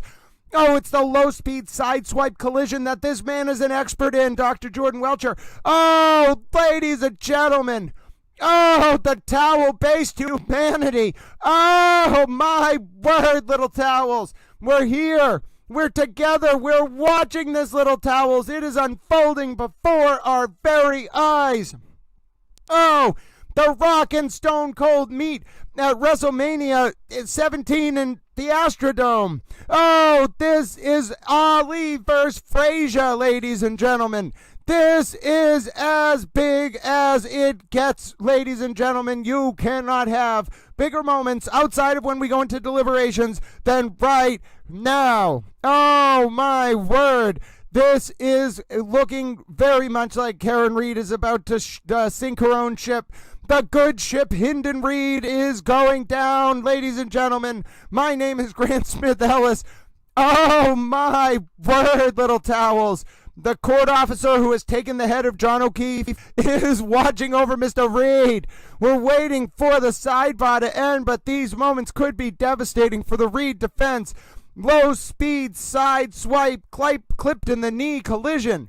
Say that 5 times fast. Low speed side swipe clipped in the knee collision. Low speed side swipe clipped in the knee collision. That is it, ladies and gentlemen. The Super Towel Eva herself comes in, sums it up. We are at one of the most intense, crescendoing, climactic sidebars in the Karen Reed and John O'Keefe trial. Dr. Jordan Welchure just about to ramp up to what could be some of the most incredible hours of testimony in this case on a 174-page presentation related to the vehicle data from Karen Reed's Lexus and John O'Keefe's car.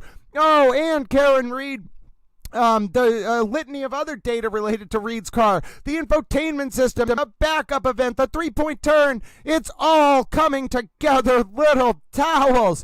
We are here for this moment. We are at a protracted sidebar, but ladies and gentlemen, we know the Reed defense is only delaying the inevitable. Oh, ladies and gentlemen, the humanity of it all. We sit here together. We await these tense moments. Little Towel is uploading literally every part of this testimony in real time. Oh, my word, little towels. Ready your towels. The Battle of Norman Towel has begun. Hank Brennan and Dr. Judson Welchure have just sunk the good ship Hinden Reed. Oh, the humanity. Oh, ladies and gentlemen, we got a special towel sidebar. Towel talked for 3 hours this morning, ladies and gentlemen. Court didn't even go into session. Court did not even go into session, ladies and gentlemen, until 10:30. Oh, Leslie Mack, I'm so thrilled to be able to make your day. Ladies and gentlemen, Towel could commentate on paint drying, and I'm pretty sure it would be interesting. Oh, we're waiting to come back into session from this sidebar. Alan Jackson, David Yannetti, and Bob Alessi are going down. The good ship Hinden Reed is sinking. Oh, ladies and gentlemen, the humanity of it all. And if you're new to Towel Stream, first, thank you so much for supporting this stream at Sidebars. We try to have moments of levity and commentary while we're waiting for things to return. Dr. Judson Welchure from Aperture is testifying. If you're just tuning in, we will be back into session any second now. Welchure's presentation is so damaging that Reed's defense was forced to throw a Hail Mary last-minute voir dire at the wall. It failed. Welchure has started testifying in front of the jury. We now sit at a sidebar again, with jurors watching on as Welchure waits to continue his testimony with Hank Brennan on direct. Oh, the humanity of it all, indeed. I go by Steph Yo. Well, you do go by Steph Yo, and I'll say the humanity of it all. Dr. Welchure, low speed, clipped in the knee, collision. ME testified bruise on John's right knee could be consistent with a sideswipe impact. That's exactly true, Camilla. Oh, ladies and gentlemen, ready your towels. Bob Alessi is doing his best to delay the inevitable. He doesn't want this witness to continue testifying, but Bob Alessi, the jurors are waiting. The world is waiting. Oh, this is Ali versus Frazier. Ladies and gentlemen, this is the Red Sox versus the Yankees, Game 7 ALCS 2004. This is Secretariat running for the Triple Crown. Oh, ladies and gentlemen, these are the moments you will remember when you look back on this trial. Hank Brennan crescendoed up to this witness for a reason, and Bob Alessi's got nothing but delay tactics yet. Oh, Old Made New Creations, I'm thrilled to have you with us, dear friend. This is one of those moments, and you are all in the chat. This is a symbiotic collective experience as the good ship Hinden Reed falls from the sky. Oh, the scenes, ladies and gentlemen. Bob Alessi wants to hold yet another sidebar. Jurors are waiting. Oh, the sidebar is coming to an end. Ladies and gentlemen, ready your towels. Oh, I think it could be ending. No, it was a false alarm. It was just Laura McLaughlin walking back to her desk. Oh, ladies and gentlemen. Oh, goodness gracious me. We could be watching the fall of the Karen Reed defense in real time. And I, Grant, Howard Cosell, David Attenborough, Smith Ellis, who also goes by Towel, am here to watch with you. Here we go. Oh, ladies and gentlemen, they're about to be off. Oh, we're back from sidebar. Here we go in just a few seconds. Get ready for it. The moments we've been waiting for could be about to happen. Here we go. They're at the starting gate. And they're off.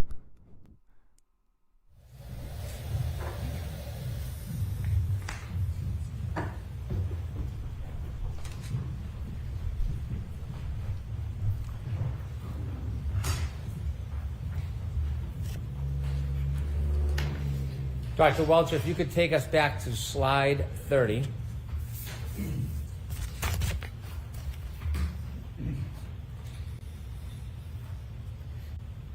And so we understand you mentioned there were two triggering events. Is this the first one or the second one? It's the first one. Is that the one you've labeled the three-point turn? Correct. And where did that happen? What street? Cedar Crest. At this three-point turn triggering event, there is a time in red, 12:23:38. Correct. Where is that time taken from? That's coming from the cell phone of Mr. O'Keefe at .154. Okay. And is there another time on there? I do the math between those two. Okay. Could you make that a little larger? Could you zoom in so we Sure. can see it better?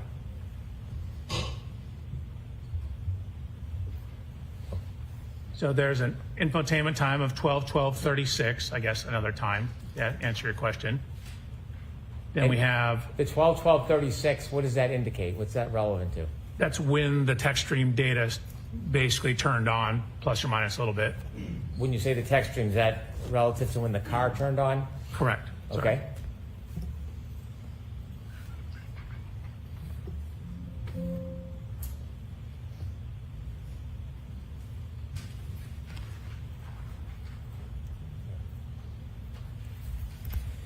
So when the car turned on, then we add the time for the trigger.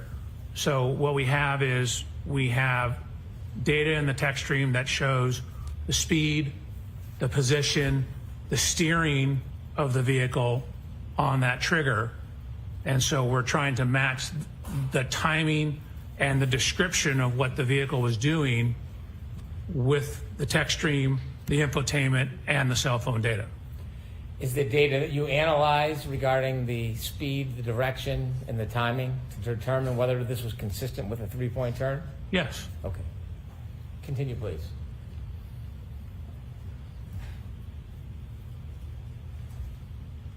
And if you can enlarge that, because it's hard to see back here. Sure is. Okay, so again, we are looking at event 1162-1.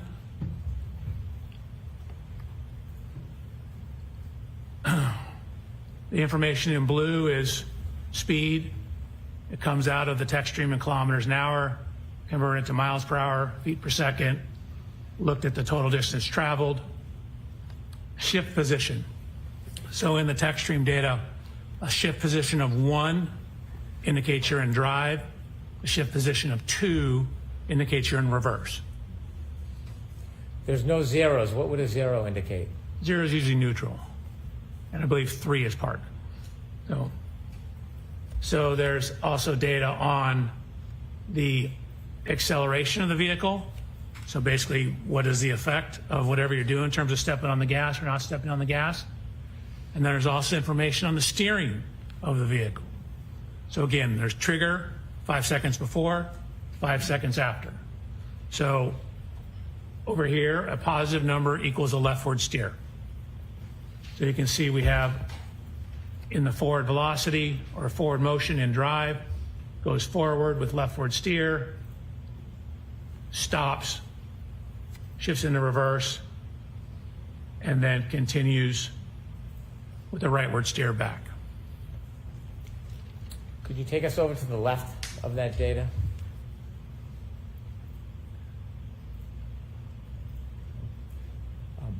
When you look at the number 1162-1 as an event, can a key cycle, or when a car is turned on, power ignition on until the point is turned off, whatever amount of time, can it have more than one triggering event? Yes, it can have lots of triggering events. In this case, it has 2. On a key cycle 1164, there's 11. On 1167, there's 10.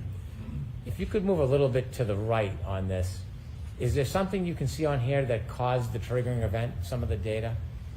Yes. So if you look at the triggering, the indication of what this trigger was, what you see is accelerator opening ratio, which is basically, you can think of it as how much you're stepping on the gas pedal. And so if it exceeds, in this case, 30% quicken time after shipping into reverse, that tells the system, hey, we might need to start recording this data. So what you can see, went into reverse, and then within a very short amount of time, the accelerator pedal went above that 30%. That's what caused the T or the trigger in the text stream data. The row next to the 31.5, engine RPM data, can you explain to us what that is? Sure, that's how many revolutions per minute the engine's turning. The more gas, is it generally the higher the RPM? Correct. There's going to be a little lag. Your car doesn't move instantaneously. You have to step on the gas, then the RPMs go up, and then it starts going faster. If you could explain to us the total distance and distance travel columns, how do you read that? Sure. So we know the speed at various times. We know from this data that there is, you can see half a second between each one of these timestamps. So 1, 2, 3, 4, 5, 6, 7, 8, 9, 10 data points at half a second. That's the 5 seconds of pre-crash data. So if you know you're going so many miles per hour, again, I converted it to feet per second. Feet per second, you're going so many feet per second for half a second, for example. You just multiply those two together and it tells you how far you went. So what I'm doing is looking at speed traveling during the interval, that's during this short time period, and then I add it all together here for total distance traveled. You mentioned that when the data is captured, it's limited to 10 seconds. When we look at the top row of JBW vehicle speed MPH, it's 9.94. Is that 9.94 miles per hour? It is. Can we tell whether it was going faster or slower before this data? We generally cannot. I mean, you might have some, it looks like it's slowing down, and then you see right here, this brake switch application. So you have two things relative to braking. You have the brake switch, which is simply whether the brake is on or off, just enough pressure to make the brake light come on. And then you have brake oil pressure, which gives you some idea of how much pressure is in the system, which is a rough indication for the braking. But then what you see here is the longitudinal acceleration or deceleration. This gives you some idea of how much the vehicle is speeding up or slowing down. So generally a minus sign is a slowing or accelerating in reverse. And for the bottom of those columns, I'd ask you whether or not at the beginning of the window, if you had any other information, is it the same situation for the end of that window that's captured? Correct. So at the end of this window, you can see it's still going about 8.7 miles an hour when the trigger stopped. So after that trigger plus 5 seconds, the system said we no longer need to monitor it. Things have returned to an okay state. And so then it stops monitoring the system. Based on your analysis and review and looking at this data, did you come to a conclusion to a reasonable degree of engineering certainty whether or when this event occurred as it is portrayed in the data? Yes, I did. And could you share with the jury, to a reasonable degree of engineering certainty, when did this occur? So this, you want time-wise or location or both? Start with location, then time. So it happened on Cedar Crest. It happened between cell phone data points 154 and 155. And it's a 3-point turn on Cedar Crest. And it occurred, according to the text stream data, about 12 minutes, 23 seconds after the vehicle was turned on. So, and do you have an understanding of the variance between the Lexus clock and Mr. O'Keefe's cell phone? Yes. And what is that variance time? 21 to 29 seconds. And so the Lexus clock at 21, 23, 38, what time would that put Mr. O'Keefe's cell phone? Objection, Your Honor. I'm going to see counsel at sidebar for just a minute, please.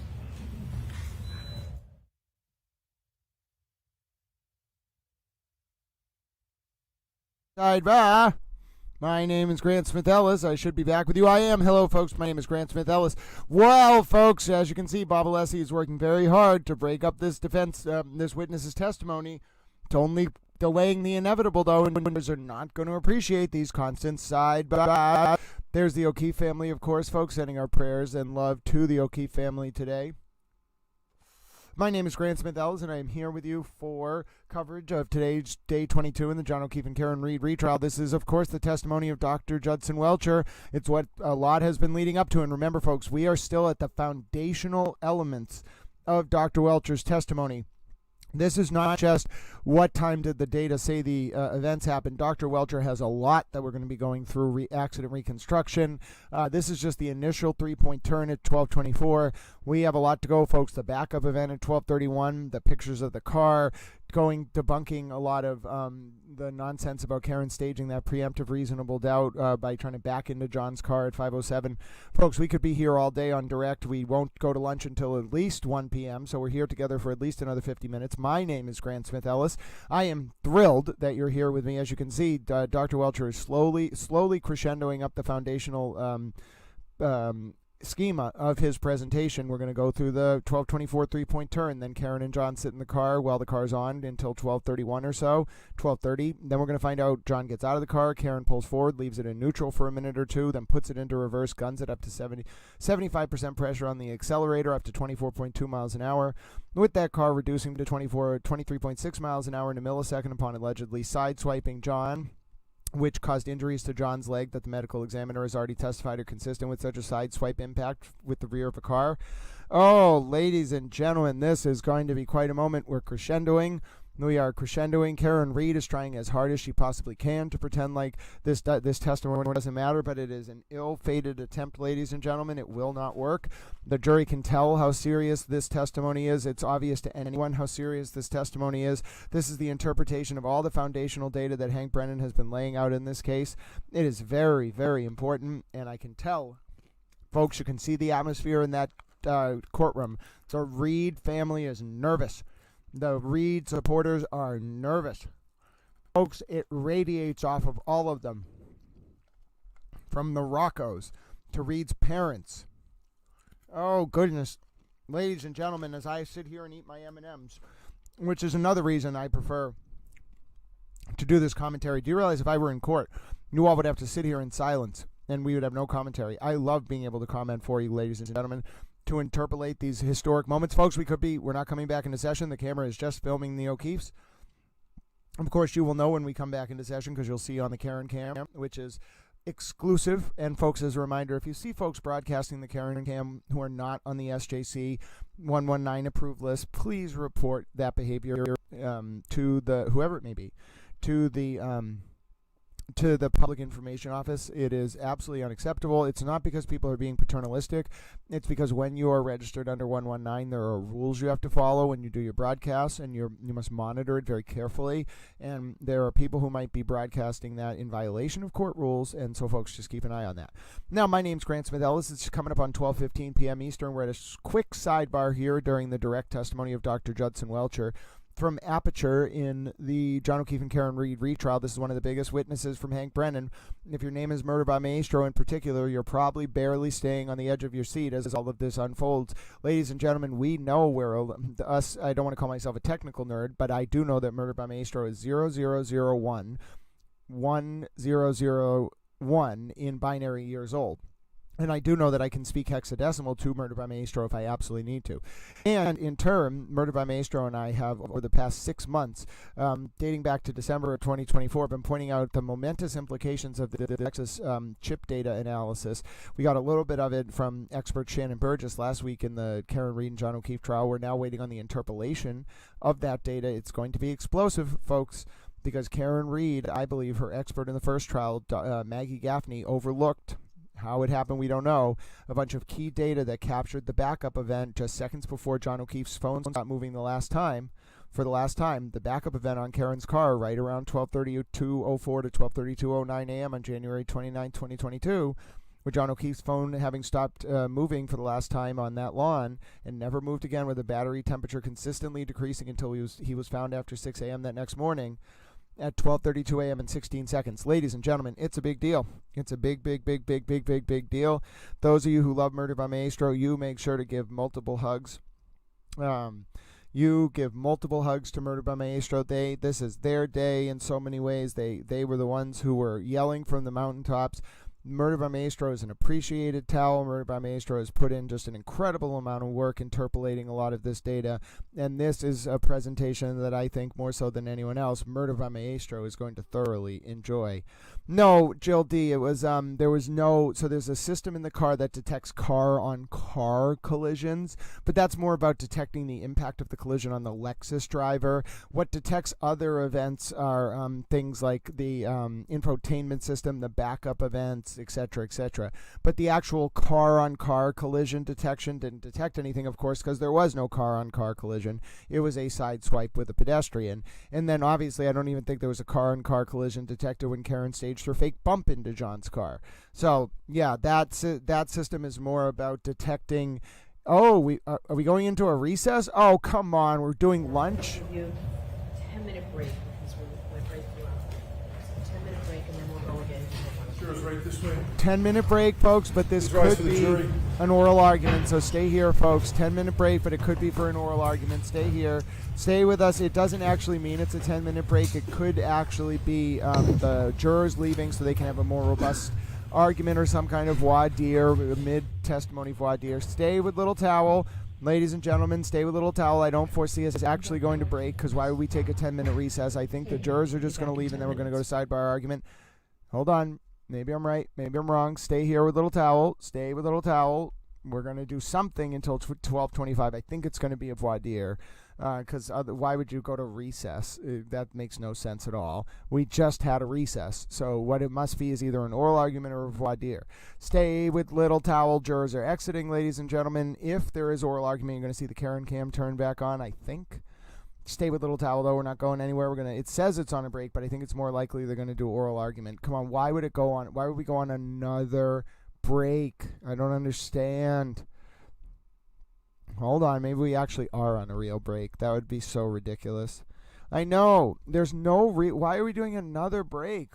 Why can't we just do a voir dire or something?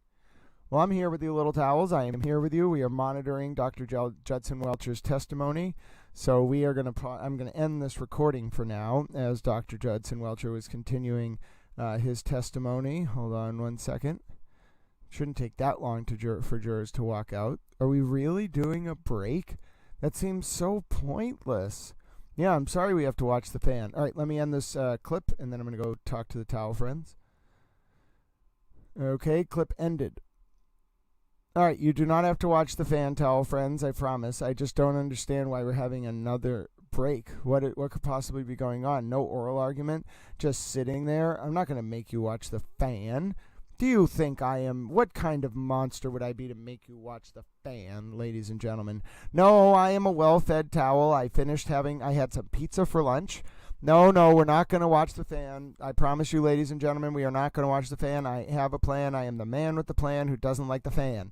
You see what I'm saying? I'm the man with the plan who doesn't like the fan, and so therefore we'll have to come up with some kind of non-scam-based solution. I lost the meter there at the end. But that's all right, ladies and gentlemen. Yeah, I guess someone could have had to use the bathroom. Yeah, what a convenient moment to have to use the bathroom. Your Honor, this is going to be horrifying testimony for me. I have to use the bathroom. Can we just stop for the day? Oh, look at that. Paula, your wish has come true. The Stay Puft Marshmallow Man and Chewbacca have stopped you from having to look at the fan spinning. Oh, praise be, ladies and gentlemen. Praise be. I am eating a raisin. Towel raisins. Oh, ladies and gentlemen, this isn't a sidebar or a morning break. We already had that. It is just a very strange recess that will be over at 12:25 p.m. Eastern. Ladies and gentlemen, I know you are all thrilled. Look at Chewbacca and the Stay Puft Marshmallow Man there to save you from having to look at the fan as I eat my raisins. I enjoy raisins, ladies and gentlemen. They're the closest thing I eat to a fruit. I did have an apple one time. They were pretty good. Oh, Eva, I think we're going to get some very interesting stuff about the second event. I don't know exactly what, but certainly we are about to. But that said, yes, we have come to a complete stop. We've stopped the fan. You can see the Stay Puft Marshmallow Man and Chewbacca, as Dewdrop says, they have come in and they have said stop, and the fan has thus stopped. Now, we should be in recess for just about 5 minutes here, folks. It's going up on 12:25 p.m. Now, this is big moments here because we're only through the first part of the triggering event in Dr. Welcher's testimony. There's a lot of testimony to go through, folks. We're only at the first part. This is about the backup event, the three-point turn event that occurred at 12:24 a.m., right, which was just as Karen Reed and John O'Keefe arrived at Fairview Road. Okay, so that means they left the waterfall at about 12:13 a.m. or so. But as John O'Keefe and Karen Reed arrive at 12:24 at Fairview, Karen misses the house and takes a three-point turn, eventually corrects and parks in front of the house for 7 minutes. We're going to find out. Now, the next series of events are going to be even more interesting. Did Karen slowly move the car forward over those 7 minutes? When did John open the door? Was it around 12:30, 12:31? Did Karen pull forward, put the car in neutral, then put it in reverse and accelerate it? Oh, folks, there is a lot. Exactly. This is just foundational data to confirm the underlying timeline. It's all about to crescendo, and remember, Monty, yes, I did have an apple once. It was okay. But yes, this is going to be big moments, folks. Then we're going to crescendo, and we're going to go into the 1 p.m. lunch hour.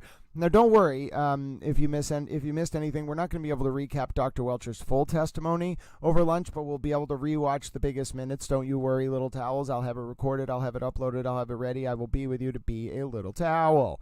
Now, obviously, Dr. Welcher's testimony is going to go on until, as I mentioned, about 1 o'clock. Maybe we'll take a truncated lunch because Bob Alessi ruined the morning with a pointless voir dire and a long sidebar that just made me talk for a long time for no reason. But that's okay. Look at me. I'm a little towel. I got a lot of energy. I'm a ball of little towel energy. And then someone was like, Grant, it's so much fun to watch you because during the sidebars or breaks, it's just this vociferous ball of energy that just illuminates my day.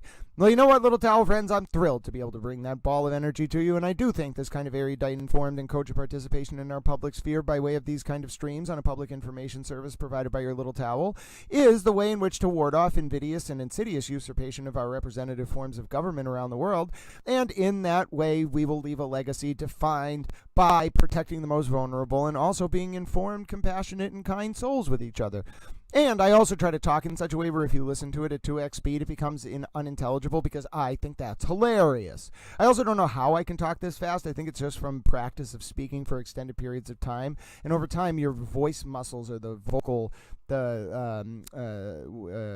voice box, whatever muscles control sort of the larynx and whatnot, they become very strong, and then you can use it to talk at a rapid pace for extended periods of time. And I think you also master how to breathe while speaking simultaneously. So if it were up to me, I would just speak all the time, all day, and never stop talking. Now, I've done this for 10 hours, in fact, if you've watched some of these streams before. So me talking you through a 10-minute break and making it feel like 30 seconds is just one of the benevolent, or sort of, it's a benevolent service for me, but it's one of the benefits of being on Towel Stream.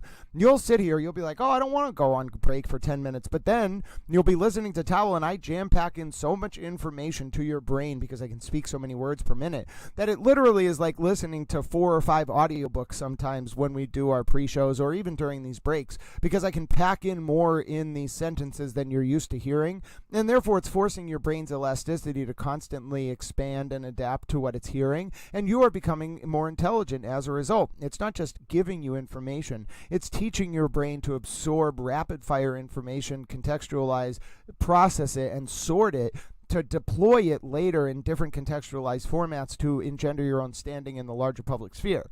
So, I think we all are on the same page here, which is that this is a public information service. That's the Stay Puft Marshmallow Man and Chewbacca, and we should be returning to session at about 12:25, which could be any second now. And look at that, we did it, ladies and gentlemen.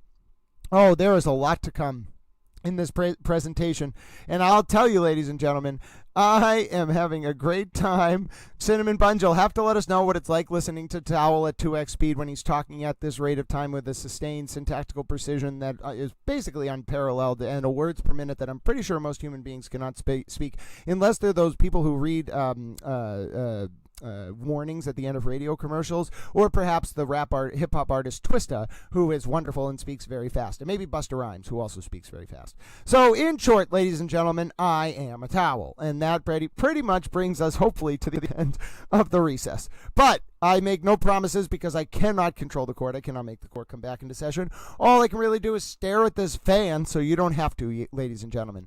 Yes, no, they're not taking a break, ladies and gentlemen. We are just on a 10-minute recess. It should be ending at 12:25 p.m. Eastern. But as some folks have said, what if the 10-minute break turns into a 20-minute break? Shouldn't we expect that? Well, it's possible, but that's also why I like to explain and talk with you throughout these breaks, because oh my goodness, it is Skylar the South Park fan. Ladies and gentlemen, Skylar the South Park fan is our true Towel hero, because Towel is in part an homage to Towley from South Park.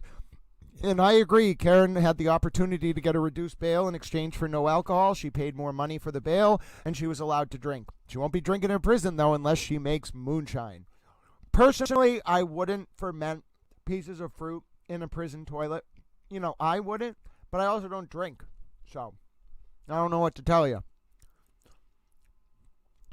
Cinnamon Buns. That's great. I'm thrilled people can actually understand me at 2x. That is an impressive skill, Cinnamon Buns and Colleen Henry. You two are attentive and attuned towel ears. You are both very intelligent towels. At least when Grant employs big words, he does so accurately, unlike Bob Alessi.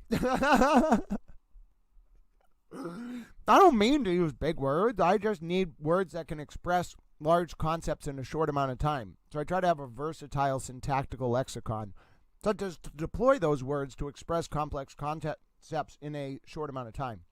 It's mostly because I want to convey a lot of information in a short amount of time, not because I necessarily care about the word. Some words I like I like the ancient Greek word eudaimonia, obviously. The Latin for that would be summum bonum. There's another Greek word, autopoiestasis. That's a good word. I was reading that in a biological textbook last night. And I think there's a Latin for that. But it's not. Autopoiestasis and the Latin word are a little different. The Latin you see more in legal context. Generis, sui generis. It's very rare to see it in a biological context, but it means like self-perpetuating. You generate by yourself.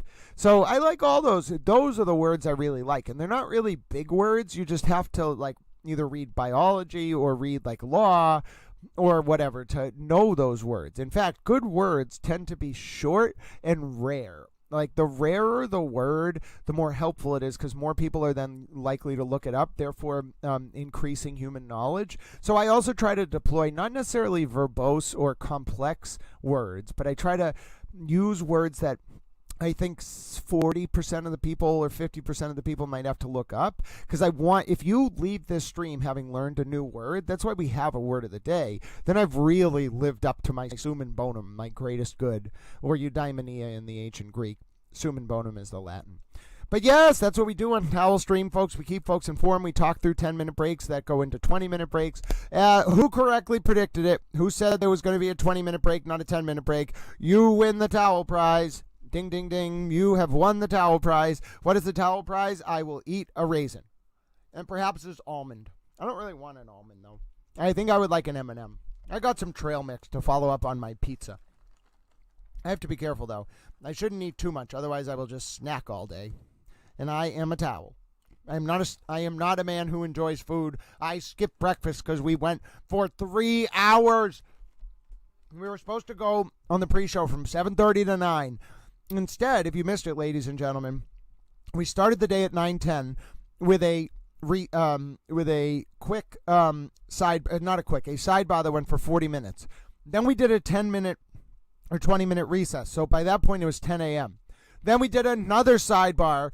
No, excuse me. Then we did a voir dire and another sidebar. And by that time, it was 10:30. Hank Brennan's expert didn't even start until 11.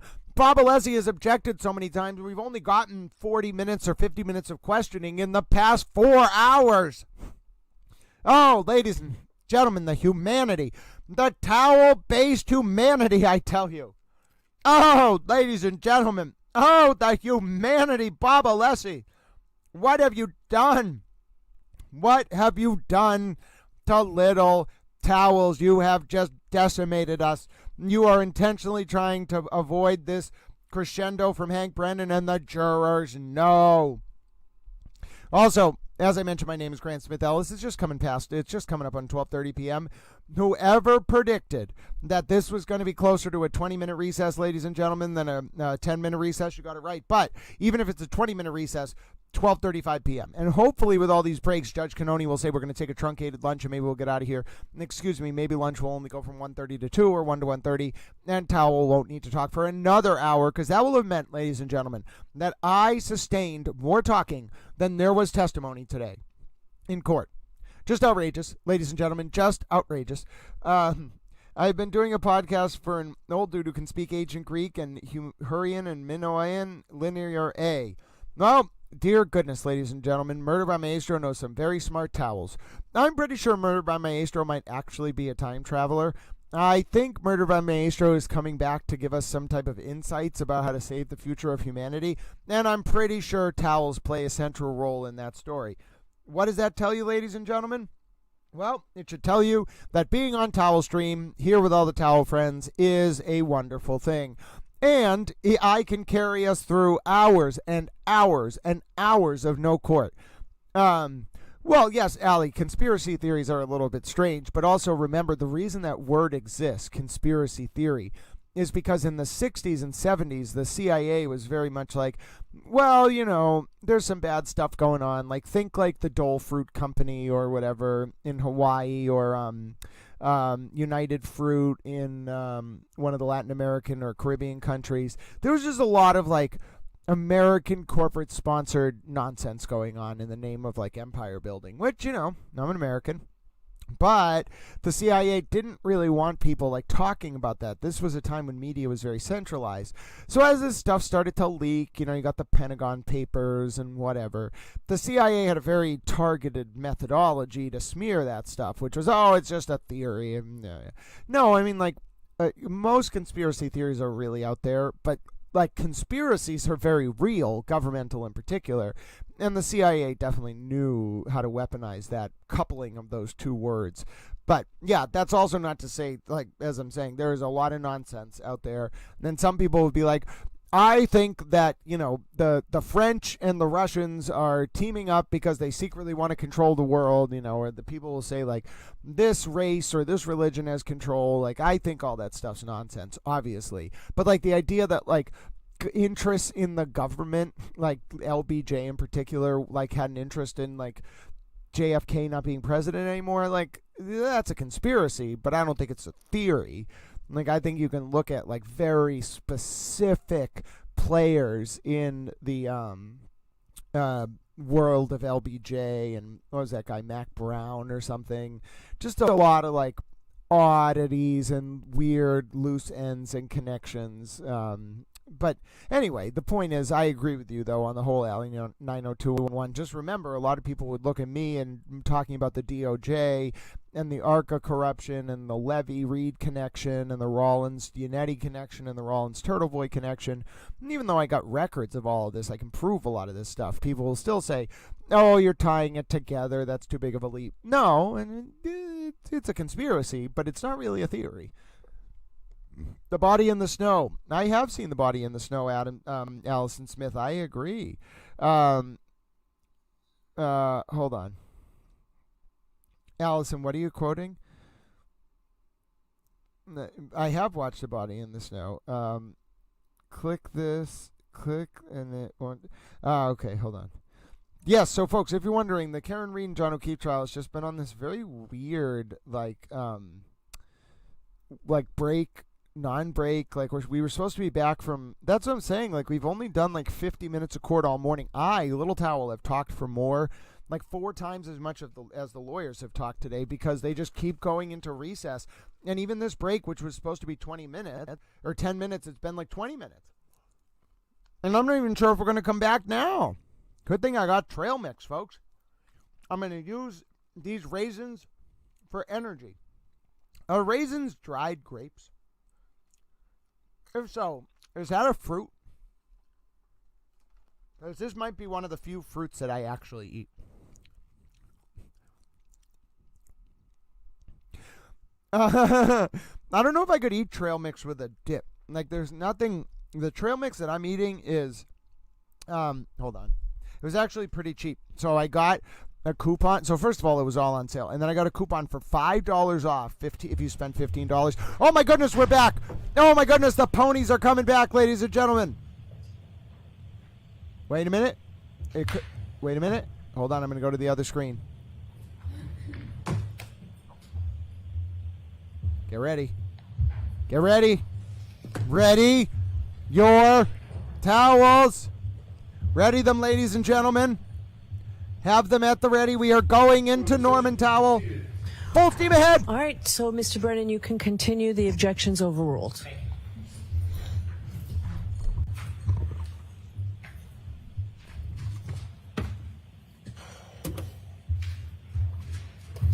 Dr. Welchure, could you take us to slide 30?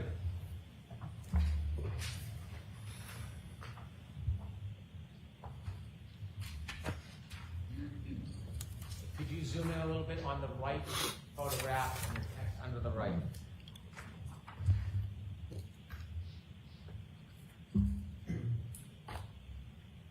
Okay.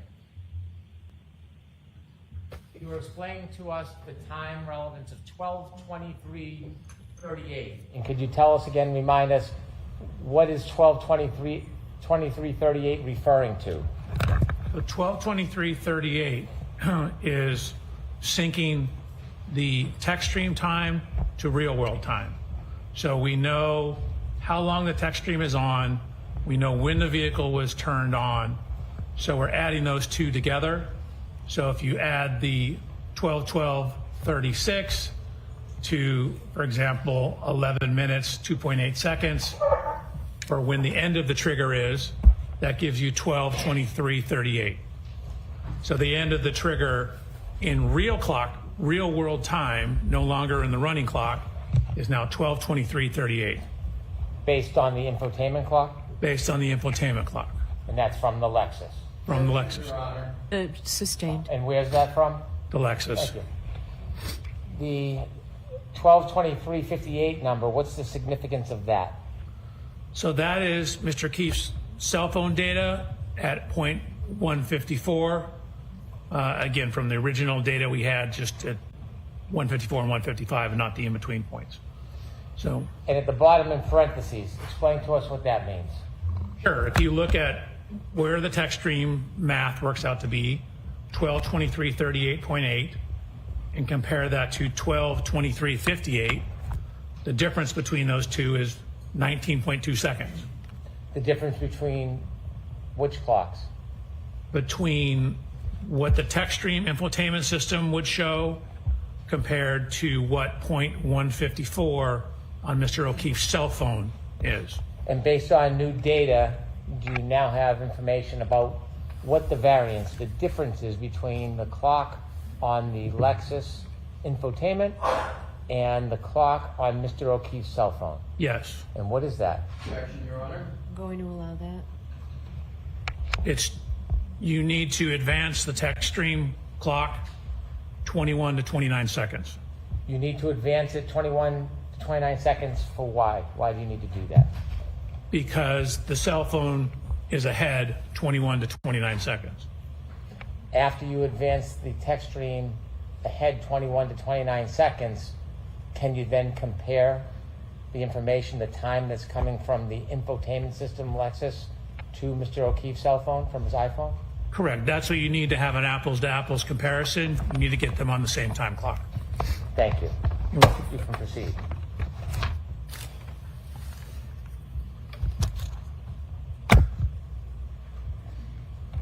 So I think we left off here. So that's 1162-1. So what we have is we have the cell phone data, the original cell phone data on the right-hand side.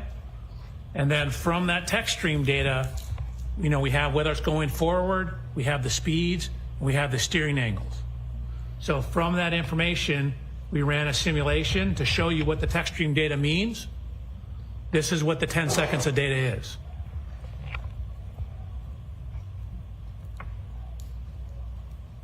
And again, just because the simulation stopped, that's just where the text stream data ends. Again, as we showed you earlier, that the car's still moving, that's just the last data point we have. So what that text stream data shows is matching a 3-point turn on that Cedar Crest Street. So we have the vehicle motion, the timing data consistent with the interview statements about making a turn, 3-point turn. Can you take us back to the data chart and show the 2 points that you just mentioned, the turning? Where is that reflected in the data? Sure. So you can see You'll have to enlarge that. I'm sorry, Doctor. column N, that's the ship position. So that's looking, we start off going forward right here. And you can see at the start of the simulation, we're going about 9.94 miles an hour. And then as you start a 3-point turn, you generally start, in this case, if you're going to the left, with the left turn.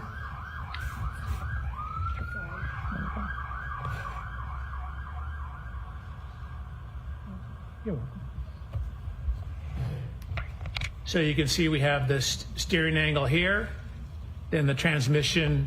So again, we have the brake application. So you're coming in, but you're slowing down, and you get down to a speed of approximately 0. 0, shift into reverse, back up, and then start to turn the other direction as you're backing up. So again, you want the rear to go to the right, you turn the steering wheel to the right, right is negative, and then as you start to pull around and pull forward, you turn back to correct for the steering, and so that's what this shows. So again, if you put it all into a simulation program, the speeds, the shifting, the distance, keep in mind we only have that 10-second window of data, and the steering angle for that Lexus, that's what it indicates. Can you enlarge the photograph on the right with the data points and explain to us the significance of that? Sure. So again, what we're trying to do is we have the infotainment, we have the text stream. We're now trying to see how that correlates to Mr. O'Keefe's cell phone. So we had originally very coarse data points, 154 and 155. There's additional data points between here. So we're looking at how well does our predicted time compare to those two. So with the cell phone correction, you end up with the text stream data at 12:23:59 to 12:24:07. So that's actually right in between these two data points. And so we know 154 was closest, but it's on the right-hand side of the road. 155 is when it's turned around and heading back in the southerly direction. So the cell phone data corroborates the text stream timing data in conjunction with the infotainment system data. Thank you. Please continue.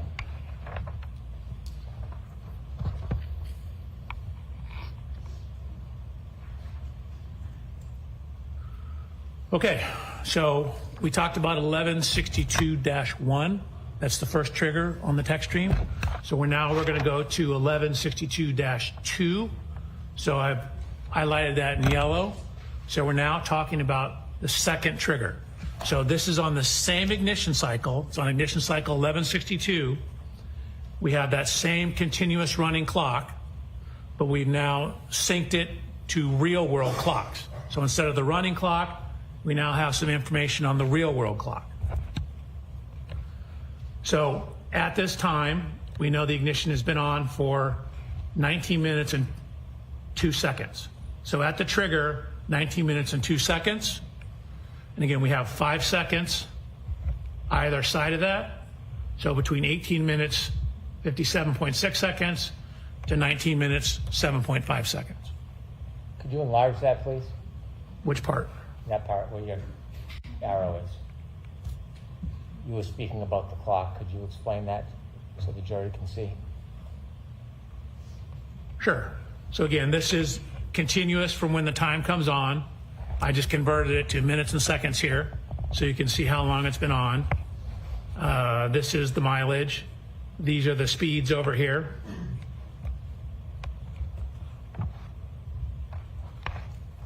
And this is some information on how far it traveled. Again, we have the plus minus on the steering. That gives us some information on the steering. Really, there's very little steering going on at this point. Slight leftward steer. Dr. Welchre, did you determine how long after the first trigger, that 3-point turn, that this second trigger occurred? Yes. 3-point turn occurred about 8 minutes after. You said the 3-point turn occurred I'm after? sorry, this event, I misspoke. 11.2 occurred about 8 minutes after. After the 3-point turn? Correct. Okay, thank you. Can you walk us through this data? Sure.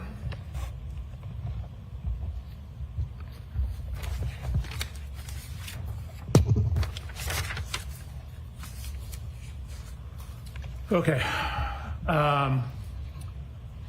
So we have the accelerometer data here.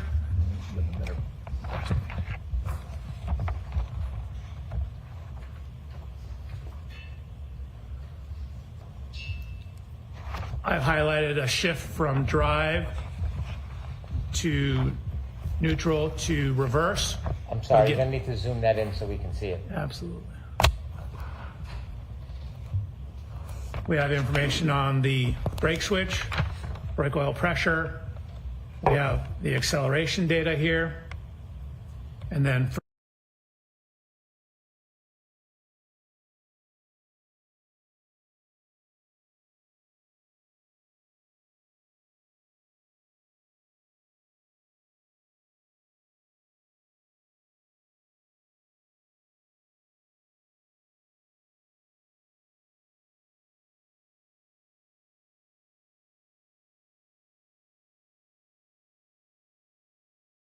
Murder by Maestro, it did it again, my dear friend. Hold on, folks, it's not you. Murder by Maestro, the same thing happened again at a crucial time on the law and crime feed. Because the wheel speed is simply telling you the speed of the wheel. It's like if you're stationary burning rubber, the speedometer reads a certain speed, but you're not going anywhere. But the accelerometer tells you how much the vehicle's moving. So from all that information, we get information on how far the vehicle's traveled. We've done it in terms of total travel distance. We've done it relative to the start position. I'm going to ask you to start on the columns on the left and take us through the information that you have regarding this second triggering event. So if you can scroll all the way to the left. All the way to the left? Yep. Okay. So the first column regarding time, could you remind us again what that is? So again, that's the continuous running clock. And the second column in blue? That's where I take that time and convert it to what we more commonly use, minutes and seconds. And now we have a key cycle event, different than the 3-point turn. What's the number? So this is now 1162-2. So again, it's technically in the system the same key cycle. I've called it 1162-2. And the red number next to it to the right? That's the mileage. So it's actually at the same mileage as 1162-1. So we know, obviously, they're within the same mile. If you can scroll over a couple of columns. From your data, can you tell during that event how far the Lexus traveled during that event? Yes. And how do you do that?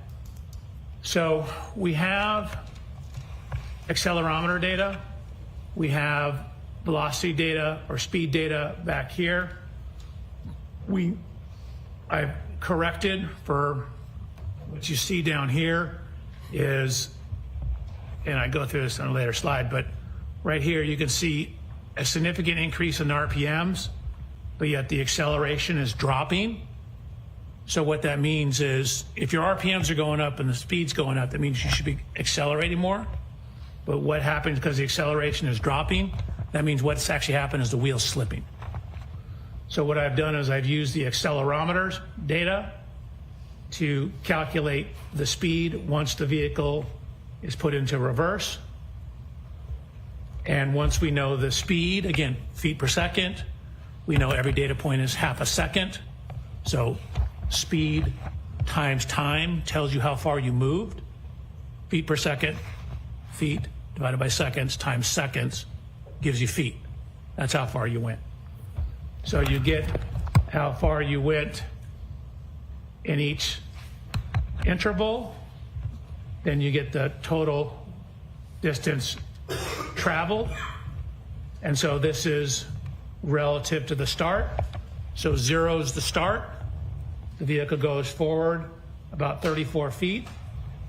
Then you see it basically stops in this area here, then begins to back up and ends up backing a total of 53 back from where it originally started. So if you add 53 to 34, you get 87.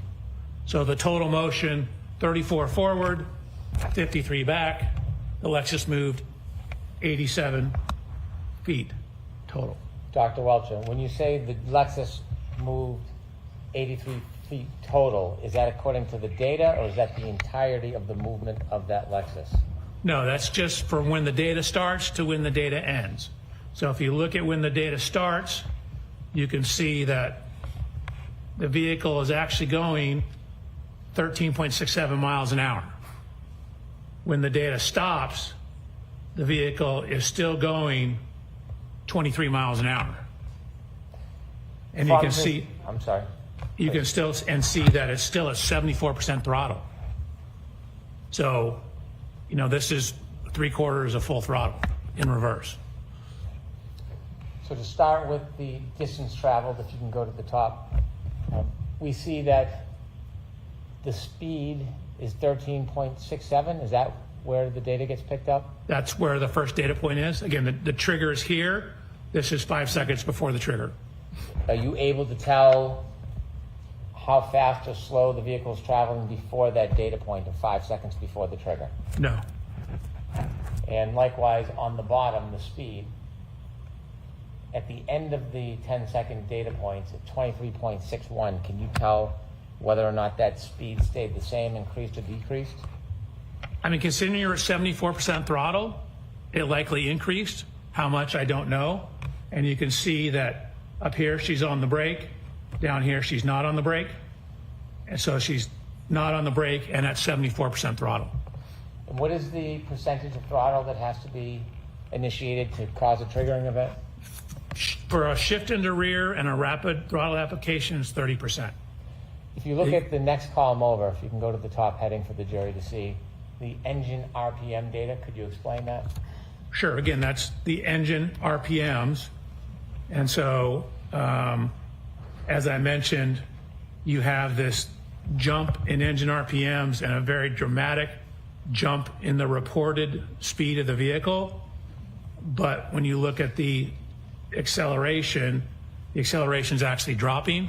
So again, that's a telltale sign that the tire's spinning because the vehicle is not being accelerated.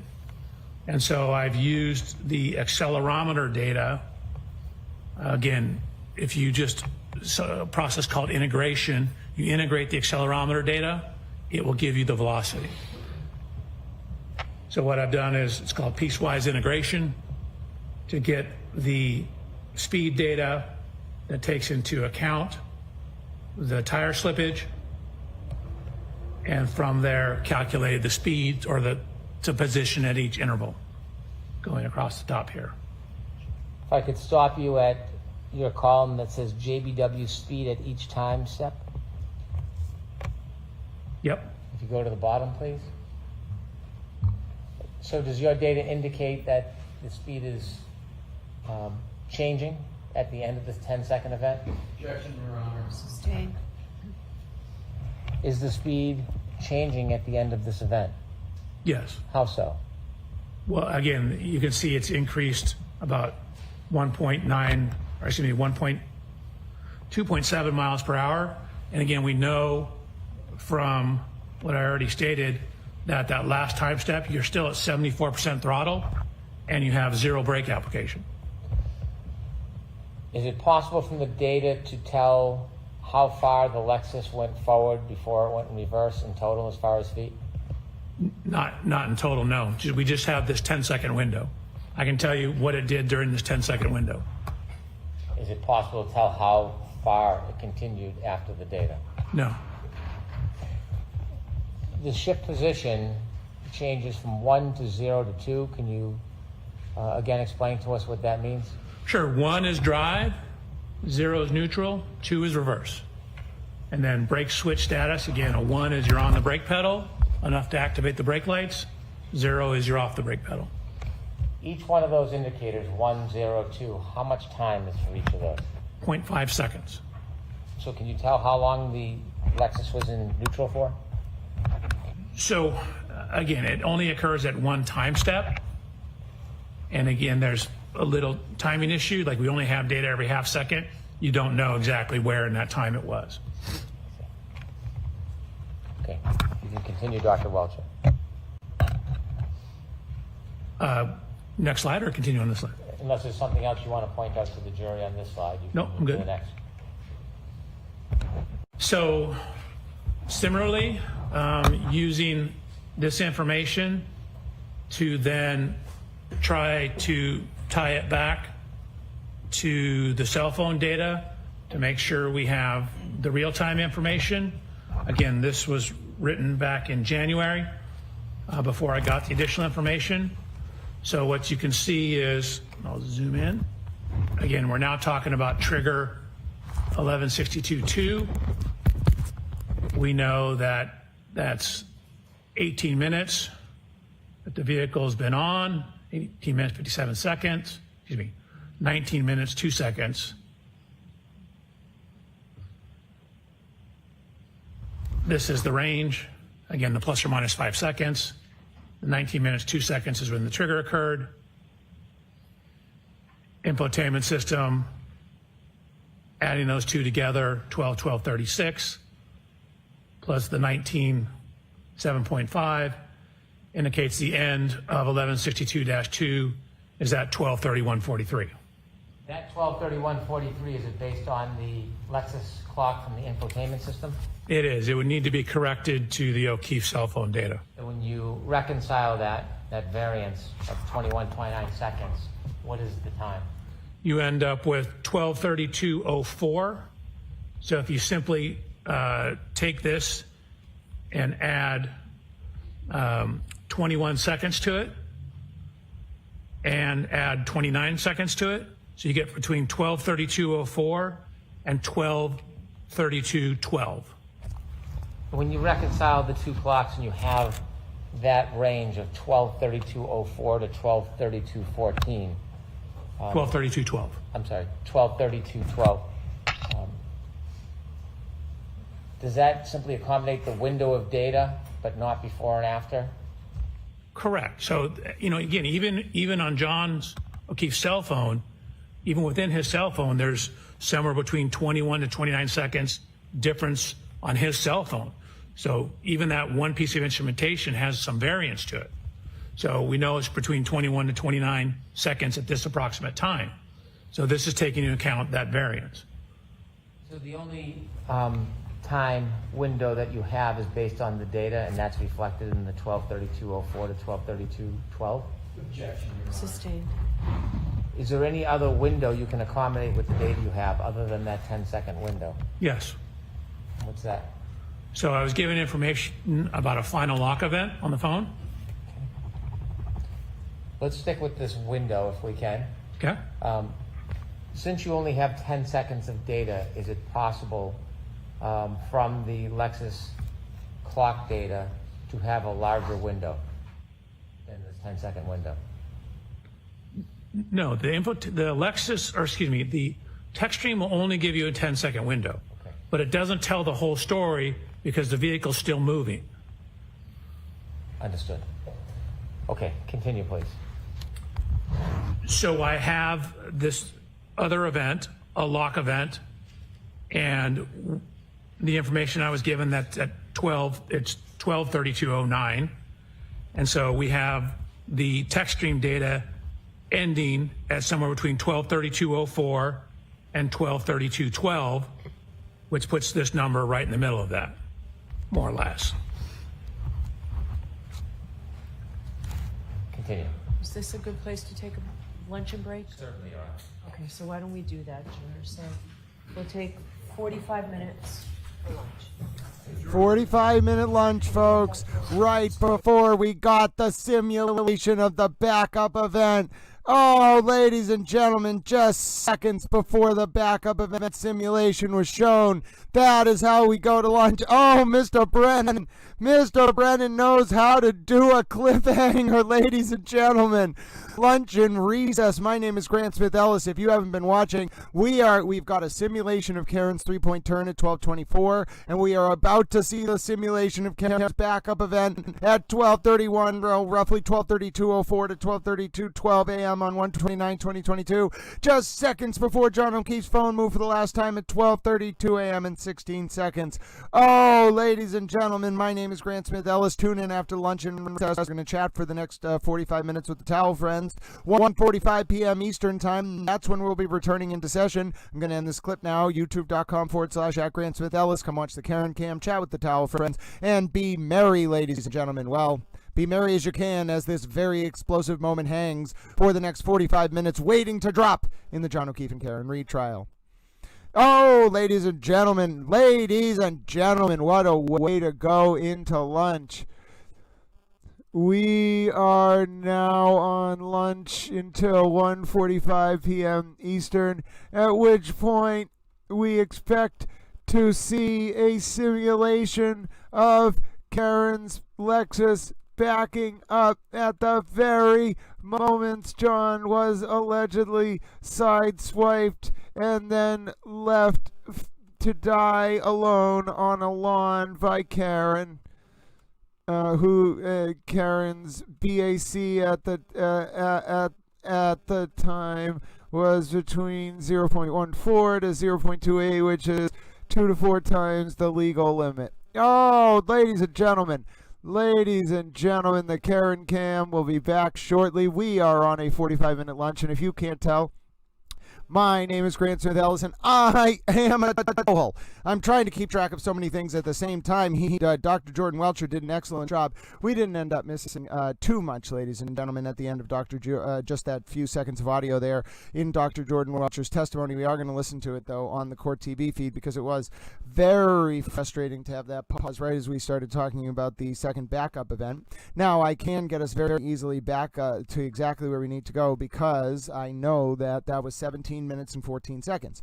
So all we do is go from the end of Dr. Jordan Welchure's testimony on the Court TV feed back 17 minutes and 14 seconds or 4 seconds, and we'll be able to see what we missed. Now, ladies and gentlemen, it wasn't just missed on the court. It wasn't just missed. Let me be clear to you. That was simply not viewable on Law and Crime. It was not like Little Towels feed buffered. No. The Law and Crime feed during that key moment of testimony just went out. It buffered and went out. Now, the Court TV feed, which is a little bit behind the Law and Crime feed, which is why we don't use it, that did not buffer. But unfortunately, we didn't have it up because it's not as good to watch. But what I do want to do is I'm going to grab, folks, would you like to see a video, thanks to Turtle Boy 2, just a 10-second clip of Hank Brennan playing the harmonica? I know you would love to see it. Let's watch it, ladies and gentlemen. Come on, Hank Brennan, play the harmonica.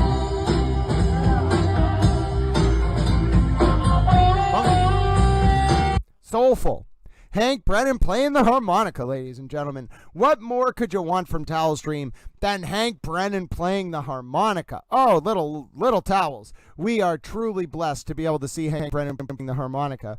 My name is Grant Smith Ellis, by the way, if you're just tuning in. Pardon me. It is day 21 or day 22, depending on how you're counting, of the John O'Keefe and Karen retrial. My name is Grant Smith Ellis, and we are going to watch the last 17 minutes of Dr. Jordan Welchure's testimony. We're on lunch in the John O'Keefe and Karen Reed trial until roughly 1:45 p.m. Eastern.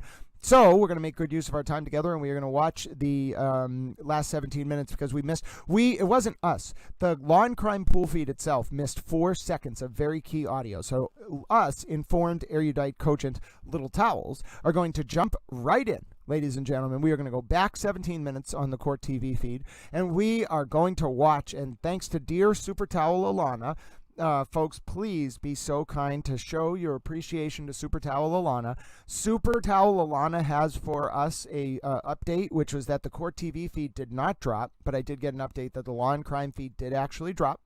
And because the Court TV feed did not actually drop, that means we can go back on that feed, even though it is not as real time as the Law and Crime feed. We can go back on the Court TV feed as good little towels, and we can watch those moments of testimony that we missed. And it's a good opportunity if you're just tuning in. I can't imagine anyone missed the testimony, the explosive testimony of Dr. Jordan Welchure. But if you did miss that explosive testimony, oh my word, did you pick a good time to tune in, little towels? Because as long as we go back about 21 minutes here, hold on, little towels.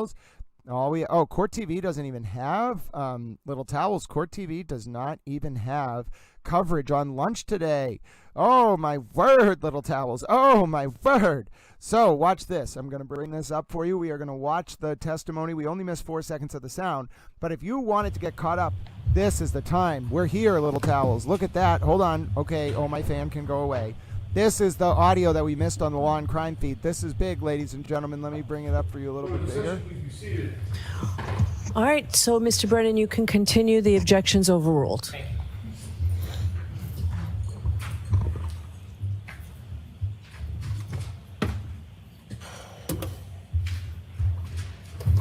Dr. Welchure, could you take us to slide 30?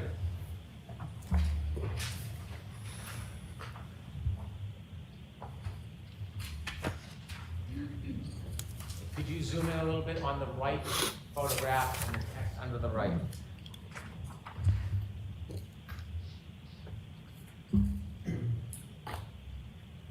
Okay. You were explaining to us the time relevance of 12:23:38. And could you tell us again, remind us, what is 12:23:38 referring to? The 12:23:38 is syncing the text stream time to real world time.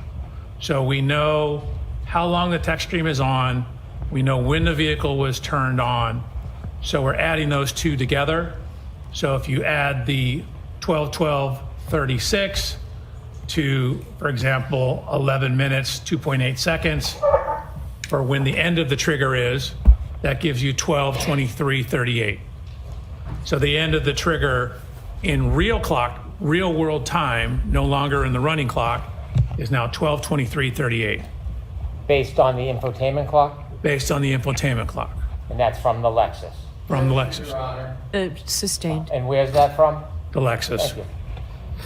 The 12:23:58 number, what's the significance of that? So that is Mr. Keefe's cell phone data at point 154. Again, from the original data we had just at 154 and 155 and not the in-between points. So, And at the bottom in parentheses, explain to us what that means. sure, if you look at where the text stream math works out to be, 12:23:38.8, and compare that to 12:23:58, the difference between those two is 19.2 seconds. The difference between which clocks? Between what the text stream infotainment system would show compared to what point 154 on Mr. O'Keefe's cell phone is. And based on new data, do you now have information about what the variance, the difference is between the clock on the Lexus infotainment and the clock on Mr. O'Keefe's cell phone? Yes. And what is that? Objection, Your Honor. I'm going to allow that. You need to advance the text stream clock 21 to 29 seconds.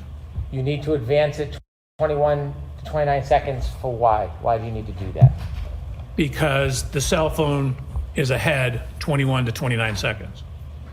After you advance the text stream ahead 21 to 29 seconds, can you then compare the information, the time that's coming from the infotainment system Lexus to Mr. O'Keefe's cell phone from his iPhone? Correct. That's what you need to have an apples to apples comparison. You need to get them on the same time clock. Thank you. You're welcome. You can proceed.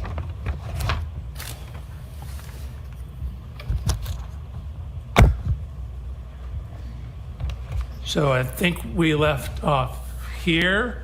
So that's 1162-1. So what we have is we have the cell phone data, the original cell phone data on the right-hand side. And then from that text stream data, we have whether it's going forward, we have the speeds, and we have the steering angles.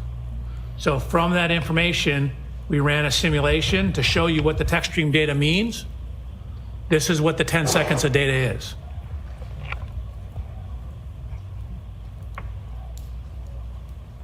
And again, just because the simulation stopped, that's just where the text stream data ends. Again, as we showed you earlier, the car's still moving. That's just the last data point we have. So what that text stream data shows is matching a 3-point turn on that Cedar Crest Street. So we have the vehicle motion, the timing data consistent with the interview statements about making a turn, 3-point turn. Can you take us back to the data chart and show the 2 points that you just mentioned, the turning? Where's that reflected in the data? Sure. So you can see And you'll have to enlarge that. I'm sorry, Doctor. Column N, that's the ship position. So that's looking, we start off going forward right here. And you can see at the start of the simulation, we're going about 9.94 miles an hour.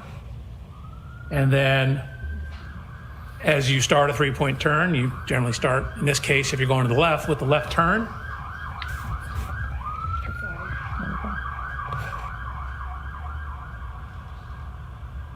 You're welcome. So you can see we have this steering angle here, then the transmission.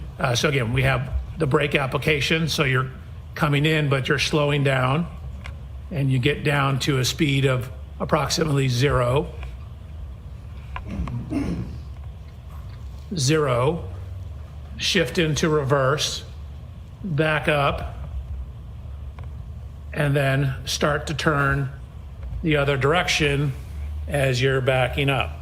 So again, you want the rear to go to the right, you turn the steering wheel to the right, right is negative, and then as you start to pull around and pull forward, you turn back to correct for the steering, and so that's what this shows.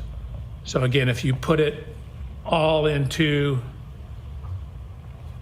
a simulation program, the speeds, the shifting, the distance, keep in mind we only have that 10-second window of data, and the steering angle for that Lexus,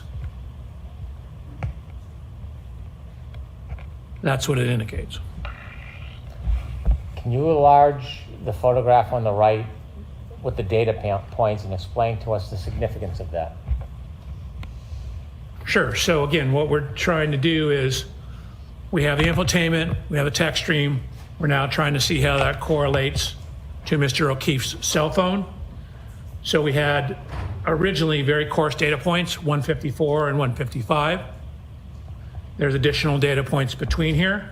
So we're looking at how well does our predicted time compare to those two. So with the cell phone correction, you end up with the text stream data at 12:23:59 to 12:24:07. So that's actually right in between these two data points. And so we know 154 was closest, but it's on the right-hand side of the road. 155 is when it's turned around and heading back in the southerly direction. So the cell phone data corroborates the text stream timing data in conjunction with the infotainment system data. Thank you. Please continue.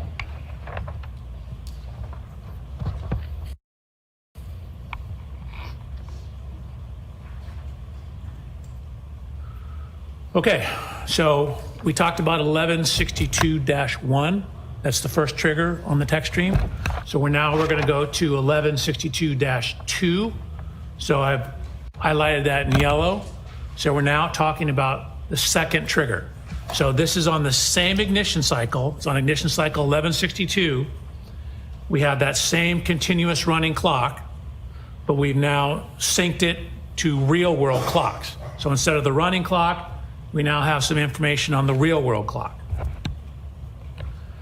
So at this time, we know the ignition has been on for 19 minutes and 2 seconds. So at the trigger, 19 minutes and 2 seconds. And again, we have 5 seconds either side of that. So between 18 minutes, 57.6 seconds to 19 minutes, 7.5 seconds. Could you enlarge that, please? Which part? That part where your arrow is. You were speaking about the clock. Could you explain that so the jury can see? Sure. So again, this is continuous from when the time comes on. I just converted it to minutes and seconds here so you can see how long it's been on. This is the mileage. These are the speeds over here.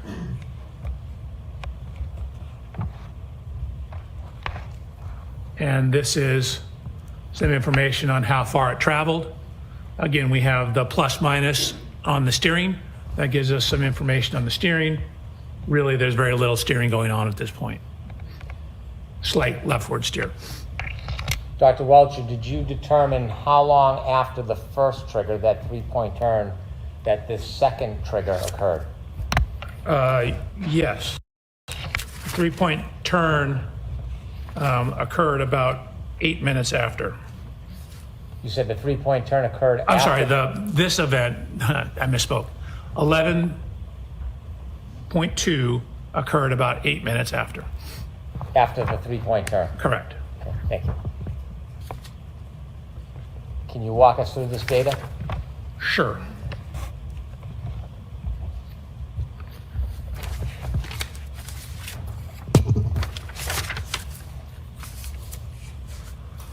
Okay. So we have the accelerometer data here.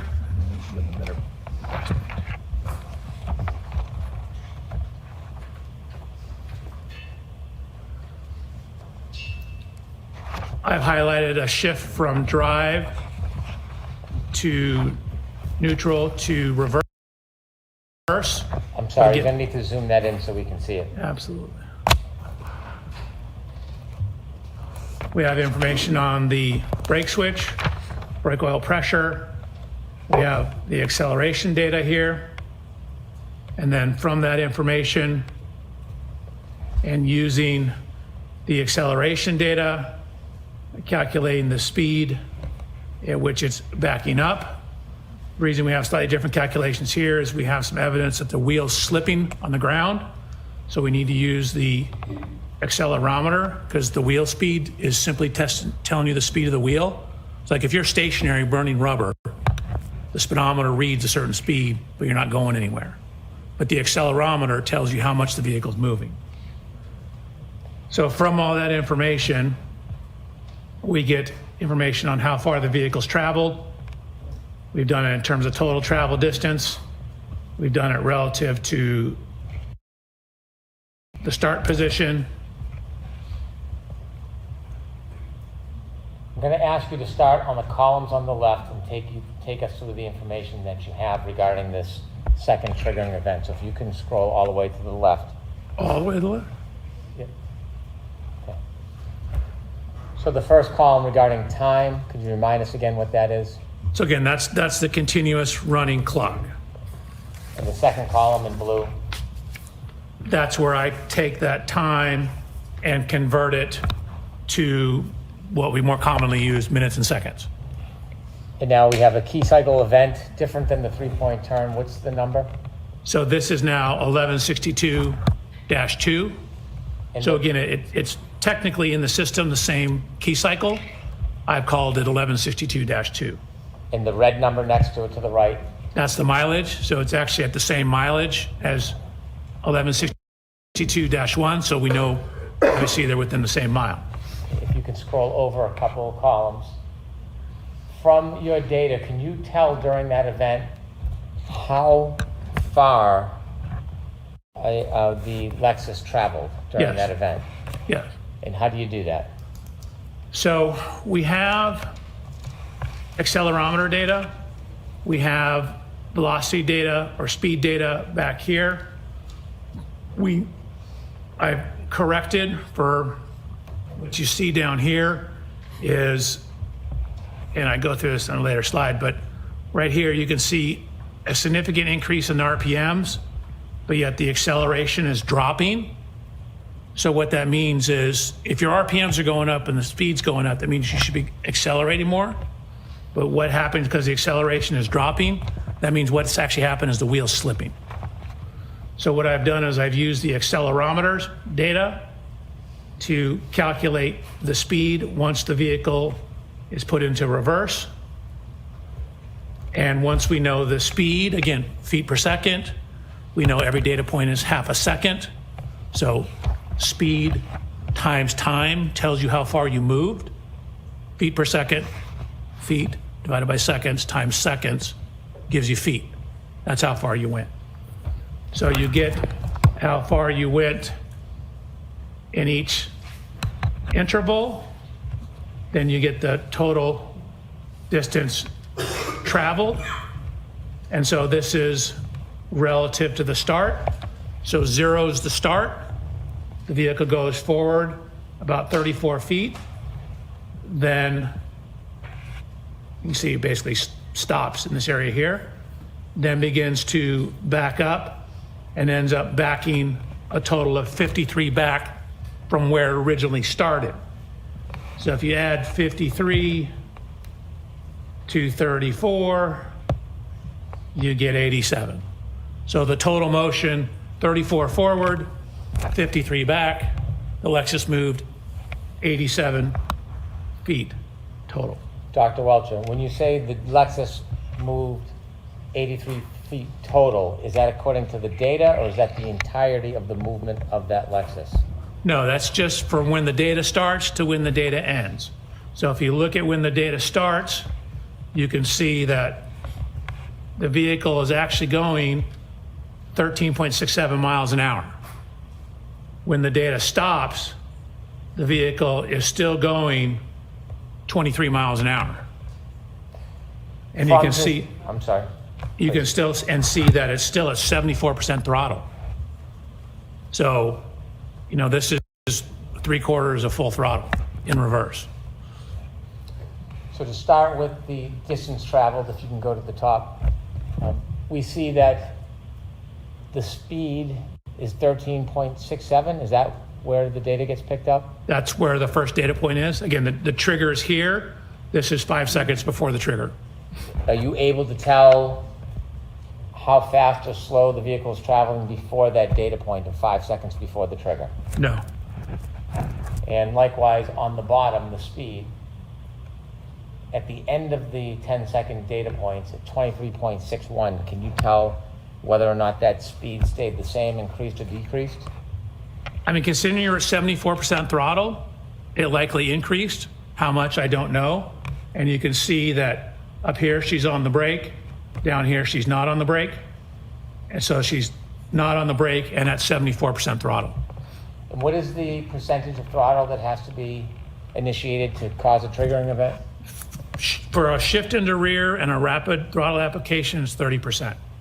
If you look at the next column over, if you can go to the top heading for the jury to see the engine RPM data, could you explain that?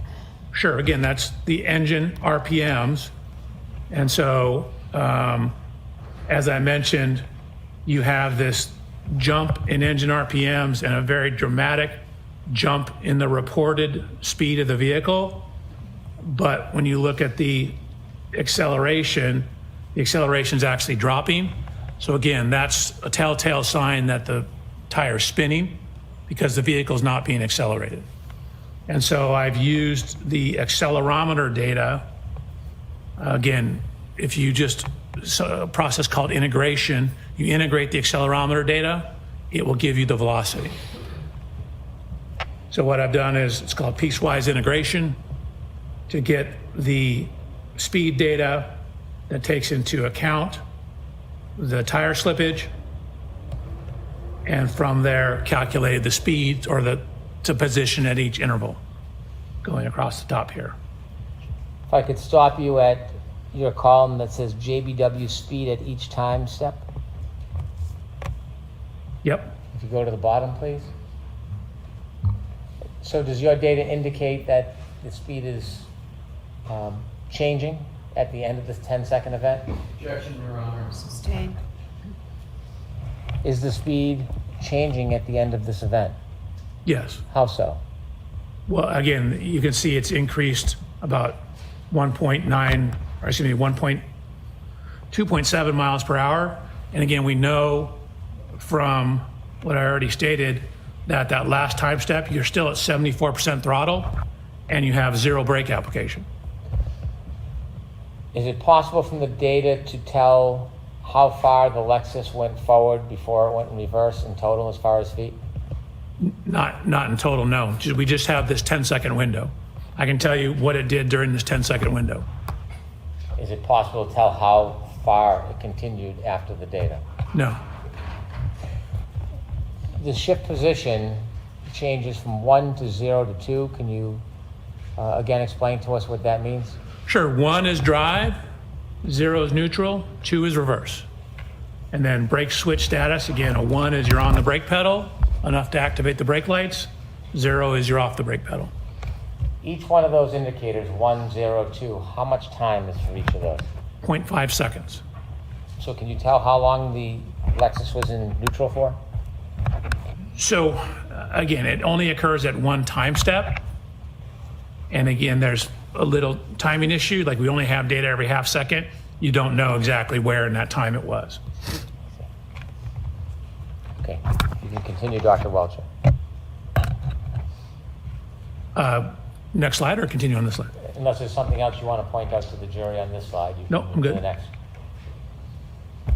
So similarly, using this information to then try to tie it back to the cell phone data to make sure we have the real-time information. Again, this was written back in January before I got the additional information. So what you can see is, I'll zoom in. Again, we're now talking about trigger 1162.2. We know that that's 18 minutes that the vehicle has been on, 18 minutes, 57 seconds, 19 minutes, 2 seconds. This is the range. Again, the plus or minus 5 seconds. The 19 minutes, 2 seconds is when the trigger occurred. Infotainment system, adding those two together, 12:36, plus the 19:7.5 indicates the end of 1162-2 is at 12:31:43. That 12:31:43, is it based on the Lexus clock from the infotainment system? It is. It would need to be corrected to the O'Keefe cell phone data. And when you reconcile that variance of 21-29 seconds, what is the time? You end up with 12:32:04. So if you simply take this and add 21 seconds to it and add 29 seconds to it, so you get between 12:32:04 and 12:32:12. When you reconcile the two clocks and you have that range of 12:32:04 to 12:32:14. 12:32:12. I'm sorry, 12:32:12. Does that simply accommodate the window of data, but not before and after? Correct. So, again, even on John's O'Keefe's cell phone, even within his cell phone, there's somewhere between 21 to 29 seconds difference on his cell phone. So even that one piece of instrumentation has some variance to it. So we know it's between 21 to 29 seconds at this approximate time. So this is taking into account that variance. So the only time window that you have is based on the data, and that's reflected in the 12:32:04 to 12:32:12? Objection. Sustained. Is there any other window you can accommodate with the data you have other than that 10-second window? Yes. What's that? So I was given information about a final lock event on the phone. Let's stick with this window if we can. Okay. Since you only have 10 seconds of data, is it possible from the Lexus clock data to have a larger window than this 10-second window? No, the text stream will only give you a 10-second window, okay, but it doesn't tell the whole story because the vehicle's still moving. Understood. Okay, continue, please. So I have this other event, a lock event, and the information I was given that at 12, it's 12:32:09. And so we have the text stream data ending at somewhere between 12:32:04 and 12:32:12, which puts this number right in the middle of that, more or less. Continue. Is this a good place to take a luncheon break? Certainly are. And there you go. If you're just tuning in, if you're wondering, if I tune into Towel Stream, am I going to figure out why the internet is going wild? Well, Karen did do a 3-point turn, ladies and gentlemen, after she denied it to Turtle Boy in a leaked message. Oh, ladies and gentlemen, and that's only the first simulation that cut off right before the doctor was going to PhD, Dr. Welchure, was going to show his simulation of Karen backing up. Oh my goodness, folks, I have things to show you from Murder by Maestro. You sit tight, folks.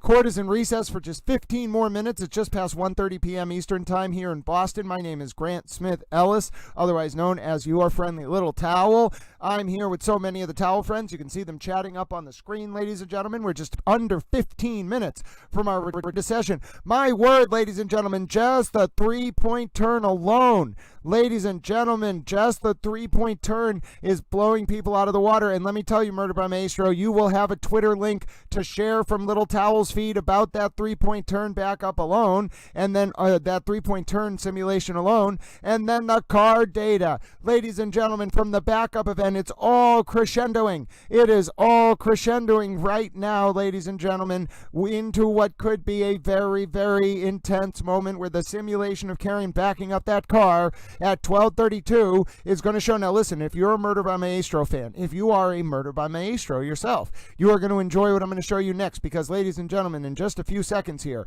as we crescendo back into the 145 return to session in the John O'Keefe and Karen Reed retrial, ladies and gentlemen, I'm going to show you videos of Murder by Maestro's prescient predictions of what this simulation of the backup event at 12:32:04 to 12:32:09, just seconds before John O'Keefe's phone stopped moving for the last time at 12:32 a.m. and 16 seconds on 129:22 looked like. And ladies and gentlemen, I think Murder by Maestro, using the raw data, is going to come up with an extrapolated overview simulation of this backup event that was as close, if not near perfect, to what Dr. Jordan Welchure is going to present. Ladies and gentlemen, we are in the presence of greatness in the form of Murder by Maestro. We are just 13 minutes away from the return to session in the John O'Keefe and Karen Reed retrial. And thank you for being you, Alana. You are a paper towel in every sense of the word, and don't you ever forget it, folks. Take a special minute to say hello to Alana Towel if you haven't, ladies and gentlemen. Alana Towel is a special little towel, and we are grateful to have her with us on Towel Stream. Now, all right, here we go. We got some things to look at. So, firstly, let's take Murder by Maestro's excellent overview. There's a few posts from Murder by Maestro I want to look at. Now, some of these are a little sad. They are simulations, but I want to warn you ahead of time that they are very, very, very sad. First of all, let's take a look at Murder by Maestro's probably most prescient summary, and this is just a 4-second clip, and we're going to be able to take a look at a longer clip as well. But look at this, ladies and gentlemen. Look at this prescient clip from Murder by Maestro. I mean, I'm not sure if you're looking at this, but this is his Murder by Maestro's reconstructive analysis, and it is very, very good. Ladies and gentlemen, it was very, very, very, very good. And there's even more I can show you. I'm going to bring it up for you right now. Give me a second. Little Towel Murder by Maestro sends Little Towel lots of posts. We don't even have communications. It's more like we speak in binary to each other, and then Murder by Maestro sends me posts. Our whole chat history is just Murder by Maestro sending me primary sources. Which is useful. I need these posts. Murder by Maestro is the only person who can store these so effectively. So you're seeing Murder by Maestro simulation. These are incredibly tough moments to watch, of course, folks. But we're going to watch one more of them, and I just want to show it to you right here. Okay, folks, this is a very, very intense simulation by Murder by Maestro. It is. We're going to compare this to Dr. Welchure simulation. Something tells me Murder by Maestro nailed it, and it's very sad, but I think Murder by Maestro got it. Murder by Maestro is that good. I mean, what can you say, folks? What can you say? Yeah, no, it's not. I think the Karen Reed folks misinterpreted it again. A collision detection. A collision detection is when the Lexus detects a collision internally with another car. Karen sideswiped a pedestrian. She didn't collide with another car. So the text stream data wouldn't capture a collision with another car. And what's interesting is that cuts against Karen's argument because there was no collision data when Karen bumped into John's car. So, no, that really hurts Karen. Absolutely hurts Karen. Karen knows how devastating this is. But what you're watching on the screen, folks, is Murder by Maestro's. This is Murder by Maestro's simulation of the moments that John O'Keefe was allegedly struck. And of course, the reason why we're watching this, Towel friends, is because we're about to see, I hope you know, like Hank Brennan just got the timing off a little bit. I think it was because Bob Alessi messed with Hank Brennan's timing. But this is what Dr. Welchure was about to play. Folks, this is what Dr. Welchure was literally about to play, in my opinion. And we did not get to see the simulate. Now, Dr. Welchure probably won't have a pedestrian, but yes, the Karen Reed fans totally. I think they might have done it on purpose, but it doesn't matter because no one will take that seriously if you're actually listening. What was testified to was that the system in the Lexus that detects collisions between the Lexus and another car didn't detect anything, but it doesn't detect collision normally between cars and like sideswiping a pedestrian. It's for more when the driver of the Lexus is impacted by a collision with another car. So just so folks understand, like that is Indeed, not helpful to Karen. It's very hurtful to Karen. But yes, folks, we're 9 minutes away now, and we are watching on repeat. It is sad to watch, but this is, if you're wondering, what are we going to see when we come back to lunch? You could tell, if you know what you're watching, we were going to see Dr. Welchure play his simulation. We saw the simulation of the three-point turn at 12:24 when Karen Reed and John O'Keefe got to the home at Fairview Road after driving over from the waterfall. So they left around probably like 12:13 from the waterfall, got to the home at like 12:24. They maybe 12:12 to 12:13, got to the home at 12:24. That's when the three-point turn happens, and they sit outside the home until about 12:30, 12:31, and at that point, Karen then pulls forward however many feet, and then I think it was, let me get you the exact number. Karen pulls forward, and remember, this isn't all the data. The tech stream data captures Karen at however many miles an hour, 13 point something, and it catches her pulling forward 34 feet, and then backwards 53 feet, and that was the only data captured in the tech stream 10-second event. But that tech stream event is exactly at 12:32:04 to 12:32:09 roughly, which is just seconds before John O'Keefe's phone never moved again at 12:32 a.m. and 16 seconds. That's the whole kit and caboodle, folks. That is the whole case right there in a neat little package. And you're watching Murder by Maestro's simulation on screen of what Dr. Jordan Welchure might be about to show us after lunch, ladies and gentlemen. And that's what I'm saying. Murder by Maestro did this like from another country without ever being here, just based on data. Do you understand the genius of what you are in the presence of in terms of Murder by Maestro? I've tried to sing Murder by Maestro's praises as a super towel for a very long time, and I know a lot of you have been listening and extending your hugs to Murder by Maestro. But folks, it is hands down the greatest feat of amateur online reconstructive analysis in the context of a complex criminal case that I've ever seen in my entire life.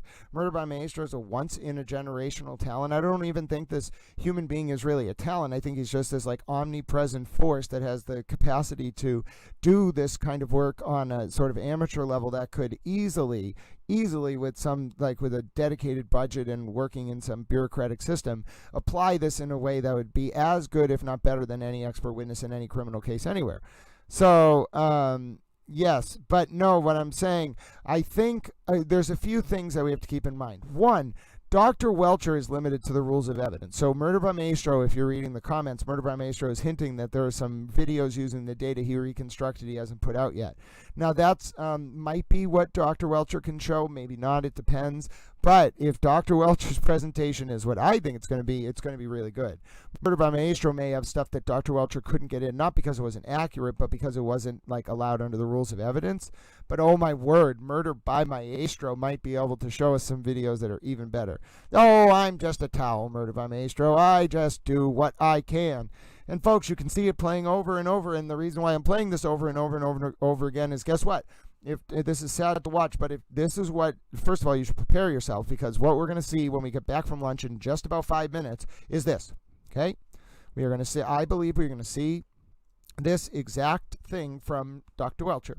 And I think we are going to see it in a way that is very similar to, and remember, Murder by Maestro did this based on data point mapping, okay?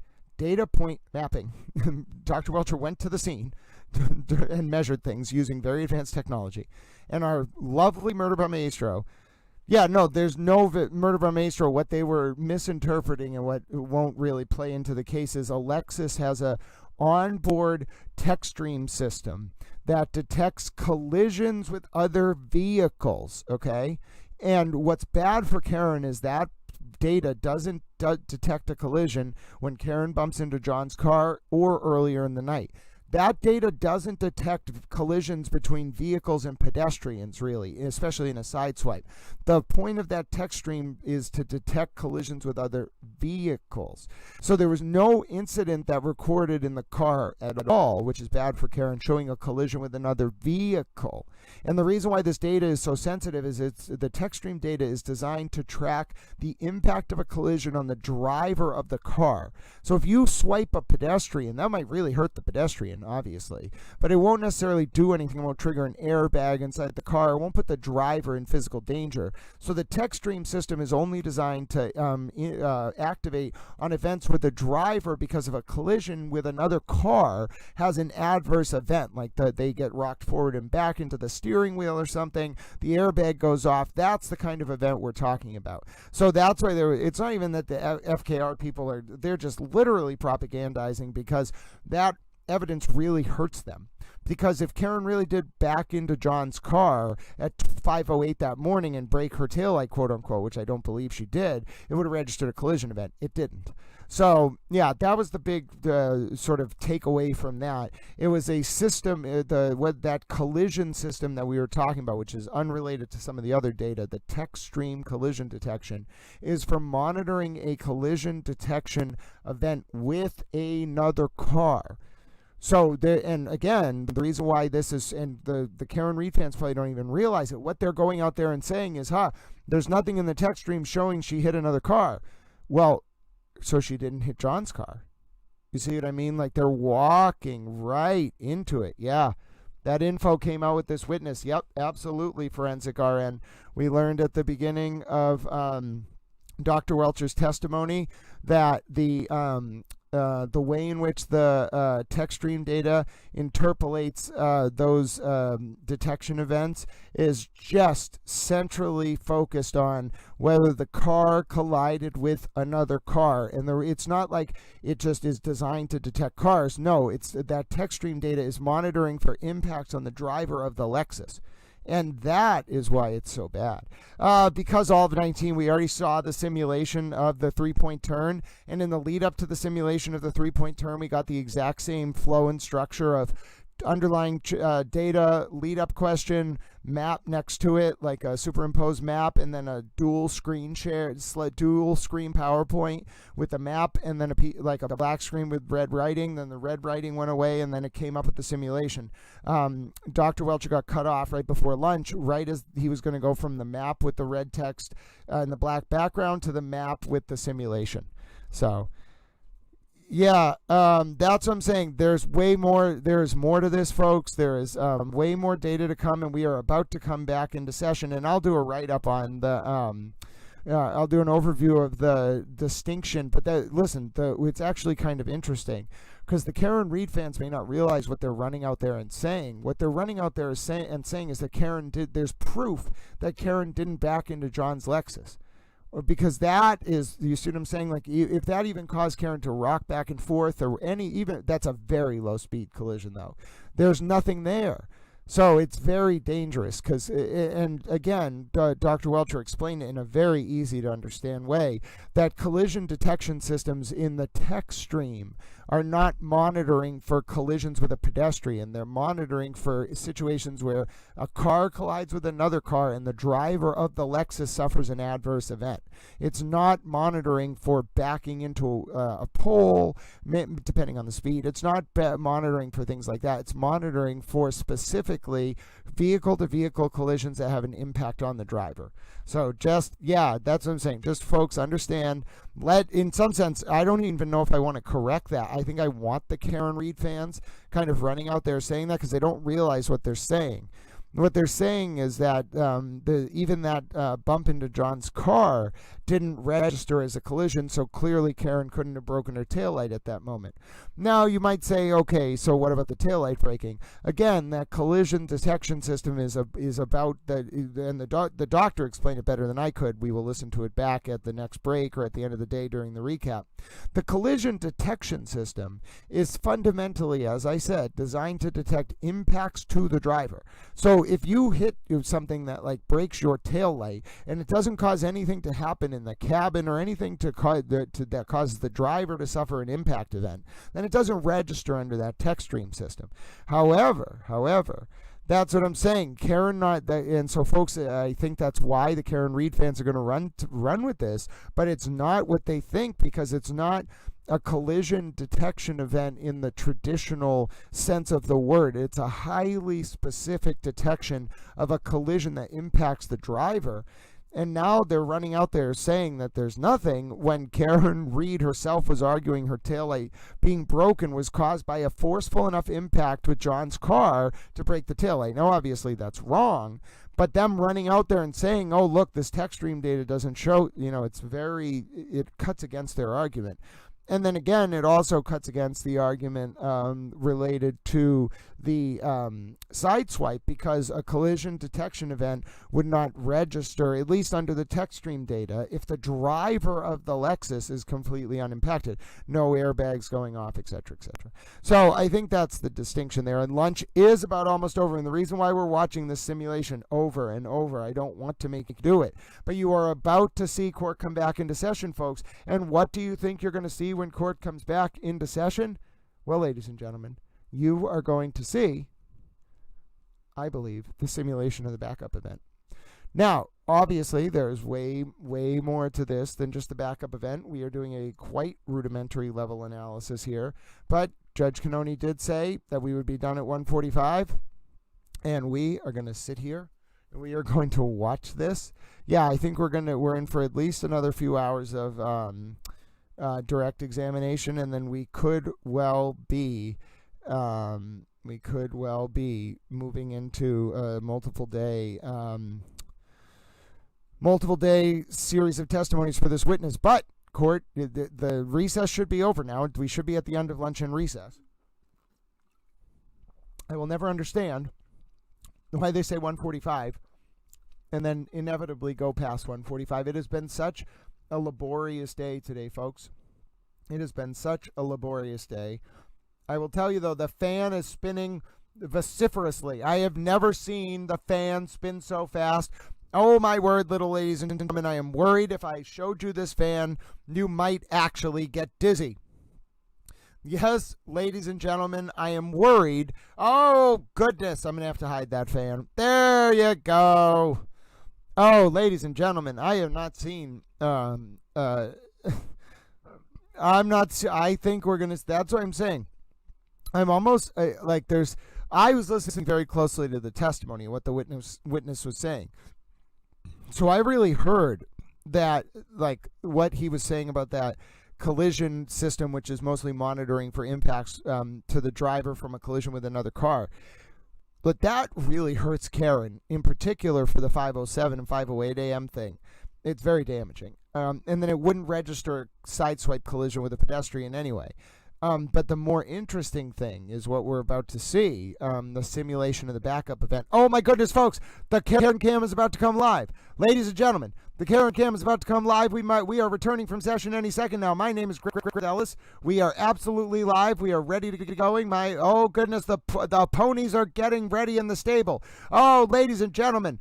Oh, ready your towels. Now, I'm going to keep both feeds going, okay? We are not running into a situation again where one feed goes down and so we lose it. I'm going to run both feeds simultaneously, okay, ladies and gentlemen? So we're going to go back over to the Karen Cam screen. You stay with little towel, ladies and gentlemen. Get ready. We are about to come back into session. You can hear me going into auctioneering announcer towel mode. That can only mean one thing. Oh, no, it's the fan. No, we will not look at the fan. Oh, dear goodness. Ladies and gentlemen, we are about to come back into session in the John O'Keefe and Karen Reed retrial. I think I know exactly what we're about to see. Here we go, ladies and gentlemen. Here we go. We are about to come back into session, I truly do believe, because otherwise the Karen Cam will be starting up, and also I'm hiding the fan from you. I am trying to protect you, ladies and gentlemen. Yes, there we go. We got the Karen Cam back up. My name is Grant Smith Ellis, ladies and gentlemen. I hope you have enjoyed spending some time with me on lunch today. If you enjoyed Towel Stream, feel free to drop a like on the stream. Drop a, if you want to subscribe to Towel Channel. We are a wonderful, fluffy, tightly woven fabric of the towel universe, and we would be happy to have you with us. And as you can see, of course, your exclusive multi-Karen Cam view is coming back up on screen right now. We also have a nice, wonderful picture of John O'Keefe just over the shoulder of Hank Brennan. My name is Grant Smith Ellis, and it is definitely getting hot out there at 78 degrees. Little Towel may actually have to turn up down his air conditioning temperature. I'm at like 66 degrees. I'm also up in my office, which is quite warm, but I'm going to turn my air conditioning to make sure our streaming experience stays fluid. Computers like it cold, so do towels. And I also have a fan I can put next to my computer in absolute moments of necessity. What? Hold on. I was going to say, sorry, Olive, I don't understand. Yeah, no, so you can put witnesses on the list that you don't call, and also remember Hank Brennan has a rebuttal case, so we have not seen the end of Hank Brennan's witnesses. They will come. We have at least one rebuttal witnesses. Oh, goodness, Mary Adams would like to let everyone know, and I am pleased to pin this announcement. You can get a free hamburger tomorrow at Burger King in the United States. I don't know about our European friends or our friends in Australia. Well, now that I think about it, we have too many countries to name. So I only know about this in the United States. But if you want a free hamburger tomorrow, go to Burger King. They're probably giving away free hamburgers so you buy other things. But, you know, you still get a free hamburger. And Towel likes hamburgers. Did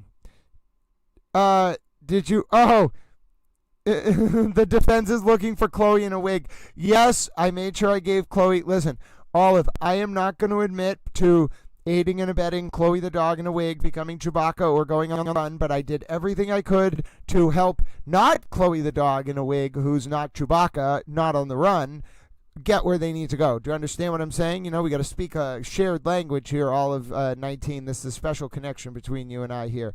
Oh, no. Okay, hold on. Listen, I got a special treat. For all of 19 and for Mandy, the honorary towel spouse, ladies and gentlemen. Only for these two super towels with little towel. Click back to the other screen because, look, you're going to get to see me again, and I am a cute and adorable little towel. Wait a minute. Come on now. Come on. I know what I have to get, little towel, so just give me a second. I should pop back up on the screen in a second here. Come on, little towel. You can do it. I know you can do it, little towels. It's actually not you. It's me. Hello, little towels. That's me. I'm a towel. Have you ever thought I've always wanted to watch recess and lunch? I've always wanted to watch lunch and recess of a court case with a man who thinks he's an anthropomorphic towel, who thinks he's a horse racing announcer. Well, now you can. And they are due back from court soon, ladies and gentlemen. They are due back. Oh, God bless you, Forensic RN. Sending you big towel hugs. Very, very big towel hugs. And, ladies and gentlemen, I had a special request, and I am not one to turn down special requests. So look at this. Guess who's going to get added to the defense table? Ladies and gentlemen, I know this is going to make some of your day. It is just going to make some of you exuberant little towels. Exuberant is a great word. We already have a word of the day, though, which is sardonic. But look at that, ladies and gentlemen. It's Chloe the dog. She is going to join the defense table. She's Karen's new lawyer assistant, Chloe the dog herself. Oh, ladies and gentlemen, what a special moment for Chloe the dog joining the Karen Reed defense table. Oh, God bless Chloe the dog in a wig who's actually Chewbacca. How happy are you all that you... Oh, Mandy Strong is so pleased with Chloe the dog in a wig that she decided to send a fox on the ground laughing with hysteria. Oh, ladies and gentlemen, we got to rub the little fox towel on the head.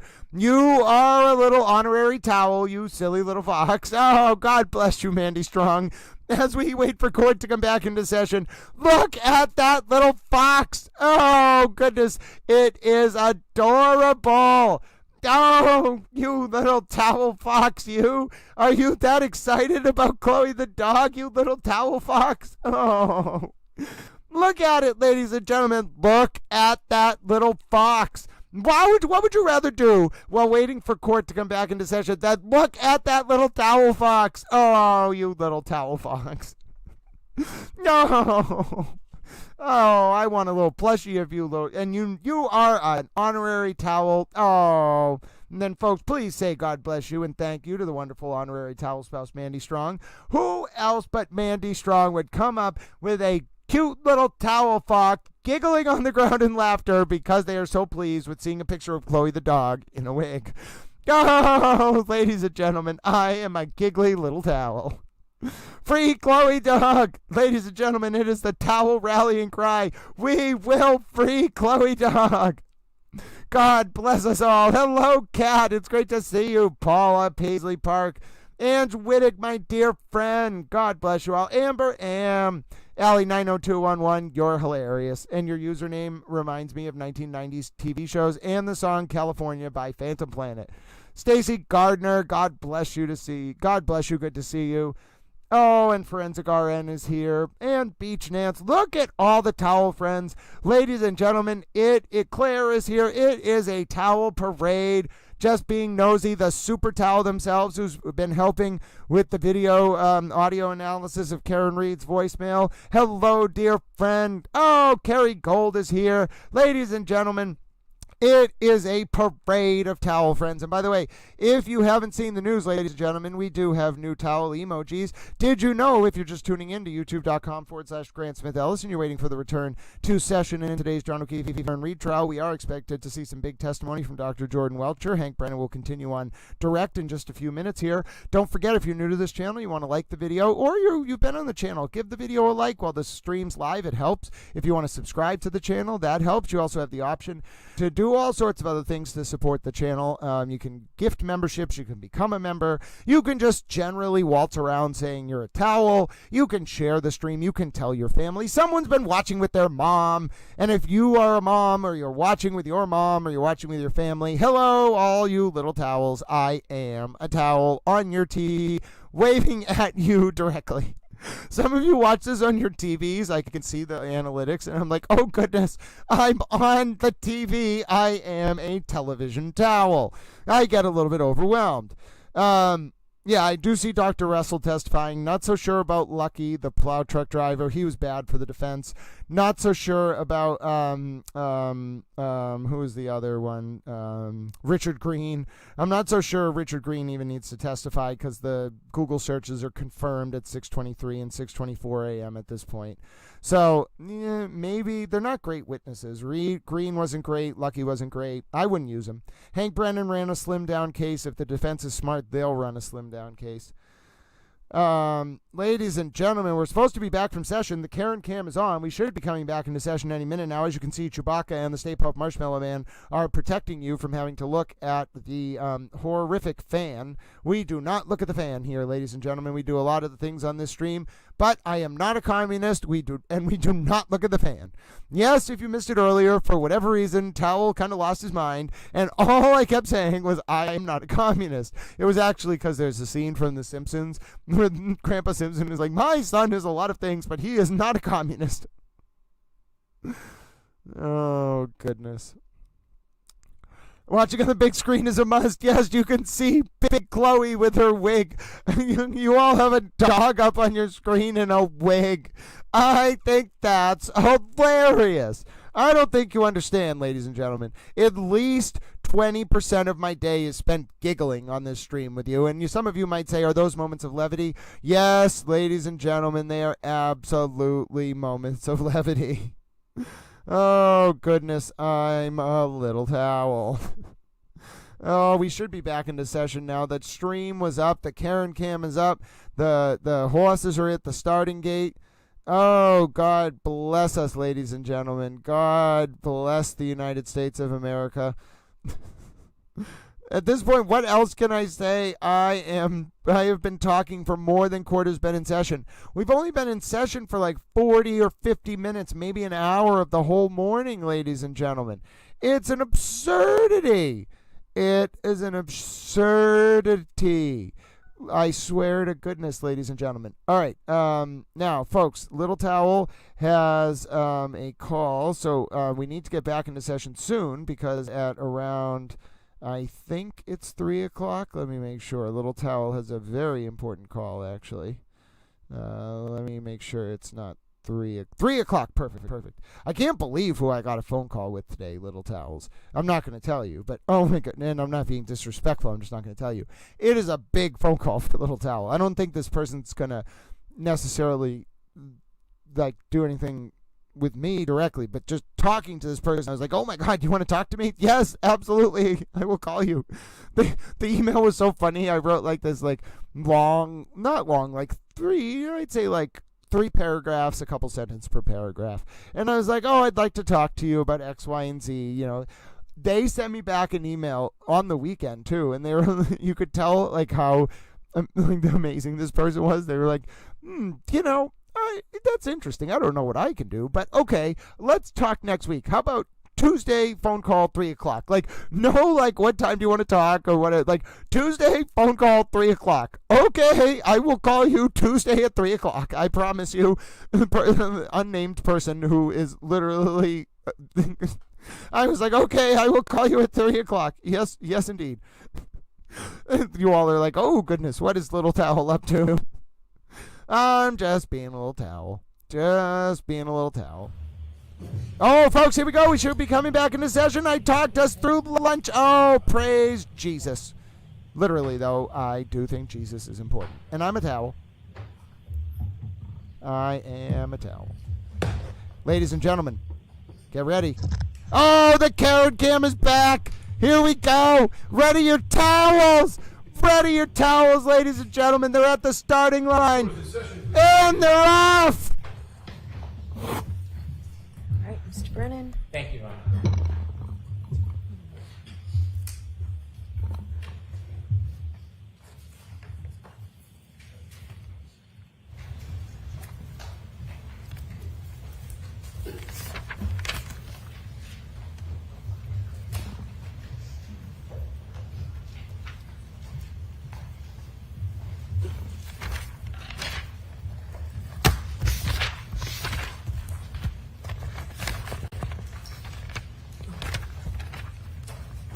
Dr. Welchure, when we left off, you had given us your opinion on this slide. Could we proceed to slide 35, please? Slide 35? I believe the next slide is 35. Correct. Okay. Now, when we look at this slide, I'm going to ask you to zoom in, and if we can start from left to right, and we can identify each category as you discuss it, and explain to us the importance of the columns. So we already touched on this from left to right.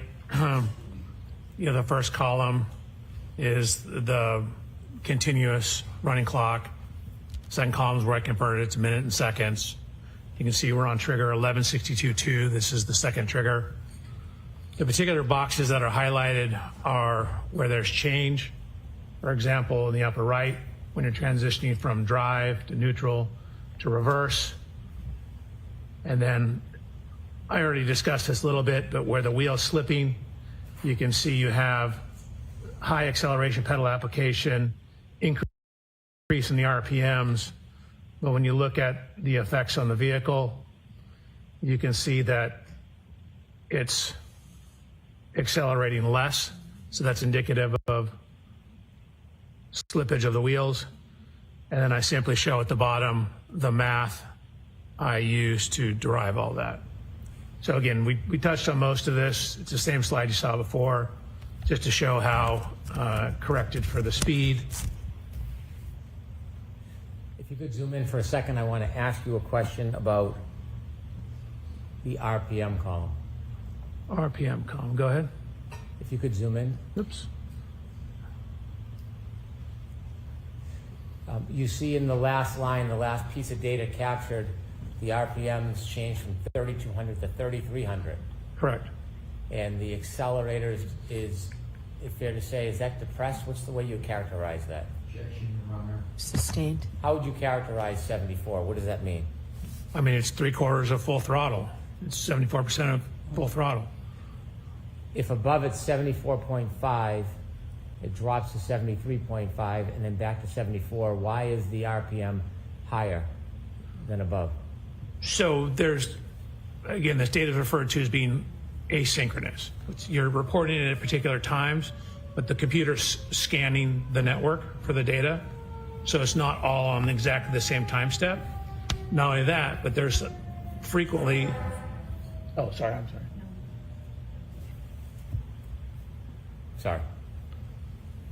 There frequently is a delay from when you step on the accelerator pedal to when that translates to increased RPM at the engine. It takes a little time to build it up or take it down. Okay, thank you. You're welcome. So similar to what we did on the first one, basically what we did is we took all the text stream data that we had, which includes the shifting, the forward, the reverse, and the steering. Again, there was a tiny bit of leftward steer, and put that into a simulation program where we're simulating what the Lexus will do. So we've taken into account the mechanical characteristics, steering response to the Lexus. So this is to show what it represents on the left-hand side. So each one of these little hash marks, a different color, represents 10 feet. The red lines show the extent of motion. Remember what I said, it initially pulled forward, then backed up, past its initial spot, and then went backwards further distance. So what this shows is where we simulated this in a program called HVE. So that's the vehicle, the Lexus pulling forward. And then it accelerated in reverse, past its initial starting position, and came to rest right there. Doctor, when you say it came to rest there, do you have data that the defendant's Lexus stopped there? No, it did not come to rest. I misspoke. That's where the tech stream data ends. As you can see here, it's still going.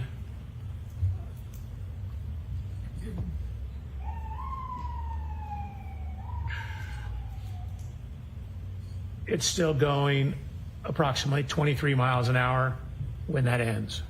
You'll have to zoom in on that so the jury can see what you're referring to. Please. So again, as I mentioned, the tech stream's taking a window of data. It doesn't take anything outside the window. You can see that when we account for the wheel slippage, that the vehicle at the time of the last data point, again, is at 74% throttle, 3,300 revolutions per minute, and is going backwards approximately 23.9 miles per hour. And you can see it's traveled a total distance backwards of 53 feet back from where it initially started, or if you consider where it pulled forward 34 feet and then backed up 53 feet, add those two together from the point it pulled all the way forward.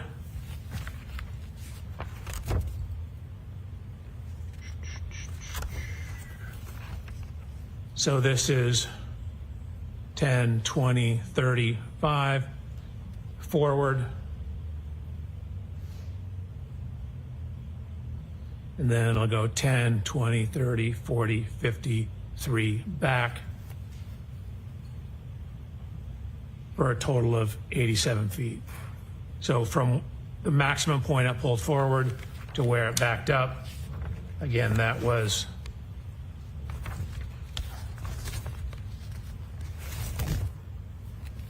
34 feet forward, then a total of 53 back, total travel distance of 87 feet. So went all the way forward where it stopped, it then backed up 87 feet. And when the tech stream data stopped, it's still moving. It's still moving about 23 miles an hour, and you're still at 74% throttle and 3,300 revolutions per minute on the tachometer, RPM gauge. We could turn the light on for a moment. Dr. Welchure, in your analysis of the data and the information you acquired and the evidence that you relied upon, did you come to some conclusions and opinions regarding the defendant's Lexus that evening? I did. As part of that opinion, you mentioned that you considered mileage to map distances as one way of mapping the location of the vehicle. Do you remember that? I do. If you could provide us with slide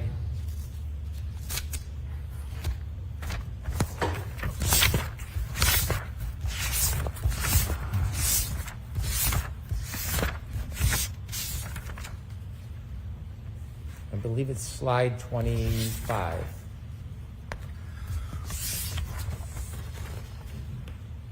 And could you widen the left-hand box a little bit? And you mentioned you measured or you ran information about distances between different routes? Correct. Specifically regarding Fairview to Meadows, the first box. Do you see that? I do.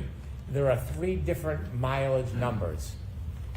Yes. And then there's streets to the left. Can you explain what's set out in that box?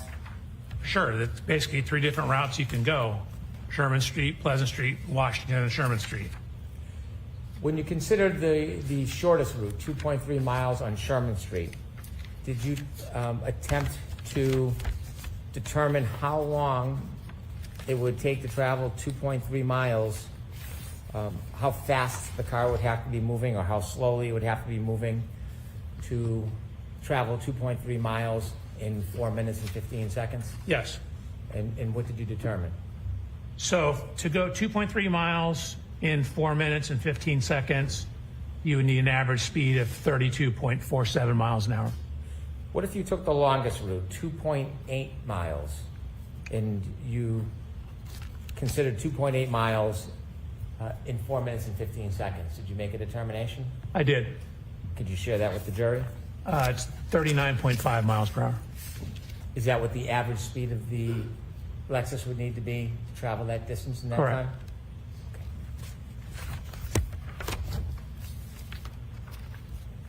Now, turning to your study of these tech stream events, do you have an opinion, to a reasonable degree of engineering certainty, how many triggering events occurred? How many triggering events occurred in that ignition cycle 1162? Objection, Your Honor. I'm going to allow that. In 1162, the tech stream recorded 2 triggering events. And do you have an opinion as to the type of triggering event, the type of movement of the defendant's Lexus in those 2 triggering events? I do. Regarding the first triggering event, 1162-1, do you have an opinion, to a reasonable degree of engineering certainty, what type of event the first triggering event was? Objection, Your Honor. I'm going to allow that.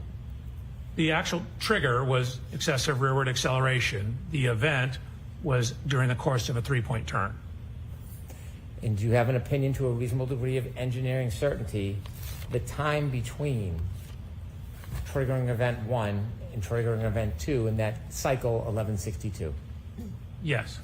And could you share with the jury your opinion, to a reasonable degree of engineering certainty, the time between those 2 triggering events? Approximately 8 minutes and 5 seconds. And do you have an opinion, to a reasonable degree of engineering certainty, as to the type and triggering event of the second event, 1162-2? I do. And could you share with the jury your opinion, to a reasonable degree of engineering certainty, the type of event to that second triggering event? Objection, Your Honor. I'm going to allow it. It's, again, the trigger event itself was a transition into reverse and then high throttle application. It's a forward motion followed by a lengthy high-speed rear impact, or rear motion. Your Honor, I'm going to move to strike that portion of the answer. Yes, I'm not going to highlight it. I So appreciate it. get the answer again. Would you like me to ask the question again, Your Honor? Yes, Mr. Lessie, yes, right? I'll strike the previous answer. Go ahead and ask the question again. Okay. Do you have an opinion, to a reasonable degree of engineering certainty, as to the nature of the second triggering event, 1162-2? Just for the record, Your Honor. Yep. Yes. Could you share your opinion with the jury? The triggering event was high throttle opening in a transition to reverse. It's a forward motion followed by a higher speed rear motion. And at the end of the trigger event, you're still at 74% throttle. Do you have an opinion, to a reasonable degree of engineering certainty, the entire distance captured in that 10-second window during the back maneuver, or 1162-2? Do I have an opinion about it?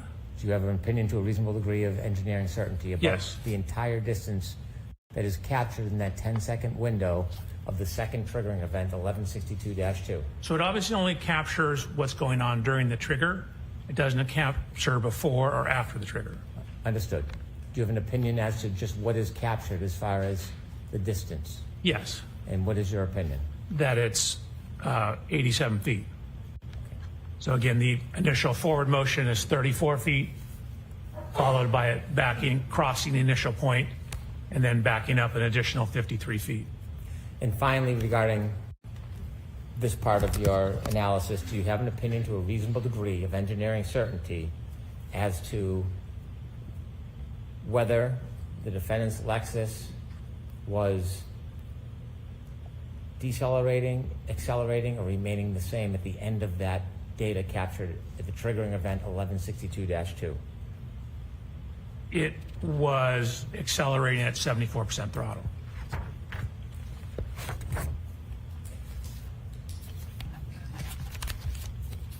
In addition to your analysis of the text stream data,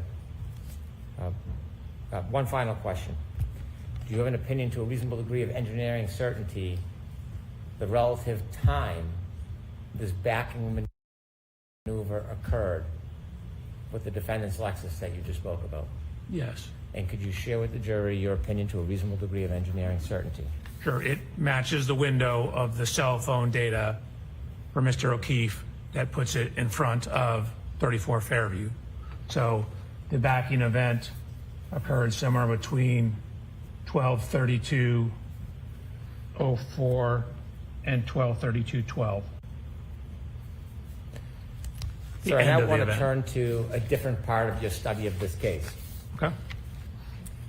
At some point, did you try to determine whether there was an intervening event that could have caused damage to the defendant's right rear taillight separate from a collision at Fairview? I did. Objection, Your Honor. So the form of the question is to Brennan. Okay. At some point, when you looked at the data and analyzed this case, did you consider including or excluding evidence, or did you analyze evidence to reach a conclusion, including or excluding whether there was an intervening event that caused damage to the defendant's Lexus right rear taillight? Yes, I did. When you started your analysis, what information or claim or evidence did you become aware of that you wanted to analyze to include or exclude as the cause of that damage? Sure. So my approach to this case is three prongs. I'm looking at the downloads, the technical information. I'm looking at this backing incident, and then I'm looking at Mr. O'Keefe's injuries and how they relate to the events, potentially. So the second prong, which is looking at this data. So I had a Ring doorbell video showing Miss Reed backing the Lexus out of Mr. O'Keefe's residence at approximately 5 o'clock in the morning.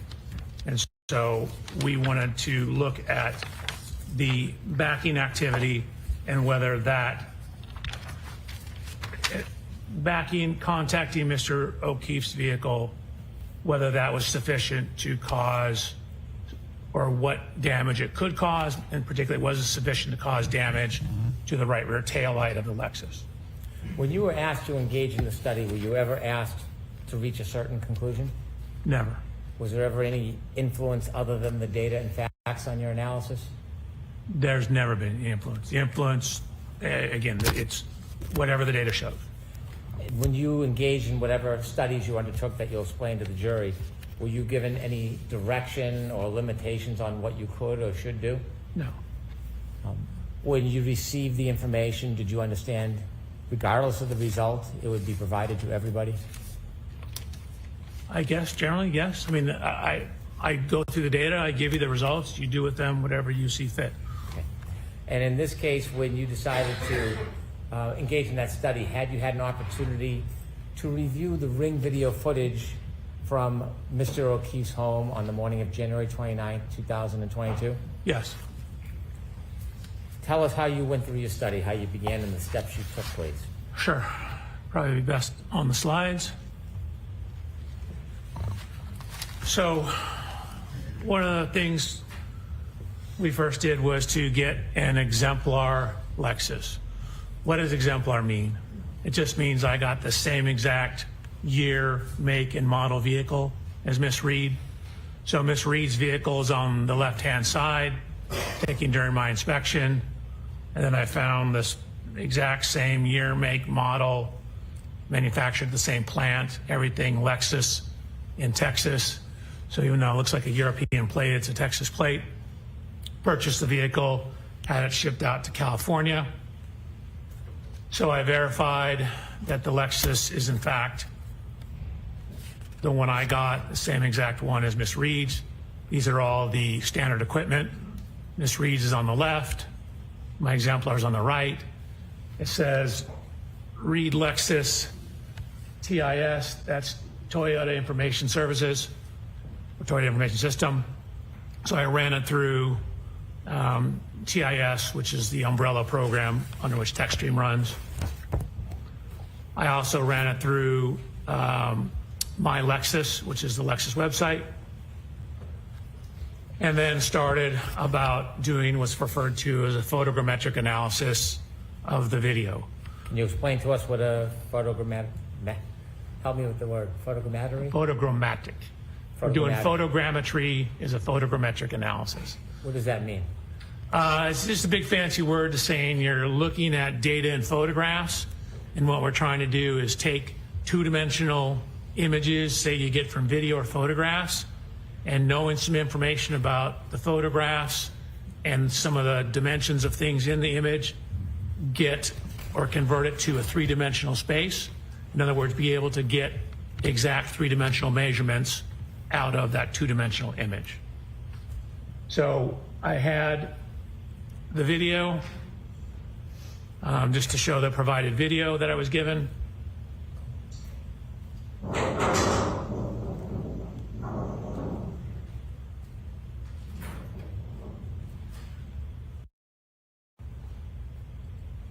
So Mr. O'Keefe's vehicle. I don't know if you noticed, but there actually is contact between the vehicles.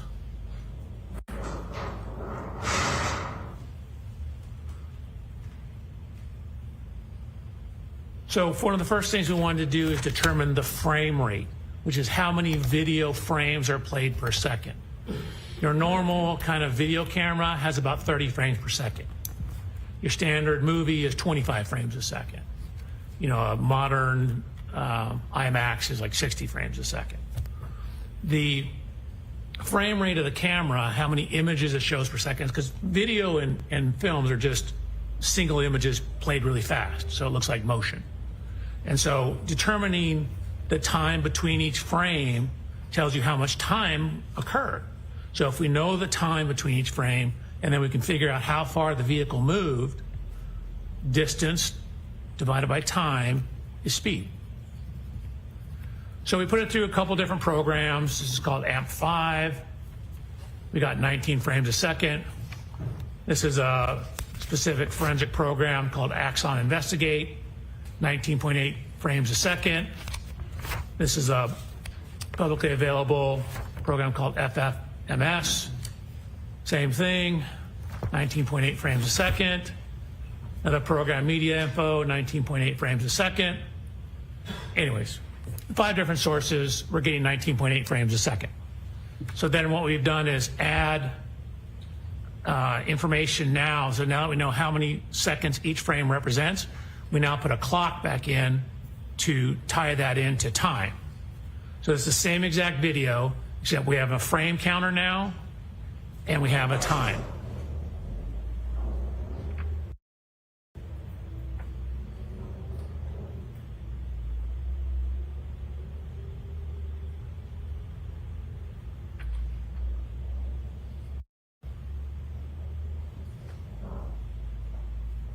So we have some information now on the time between each frame. So here's frame 0. This is frame 265. We're 13 seconds into it. Here's frame 305.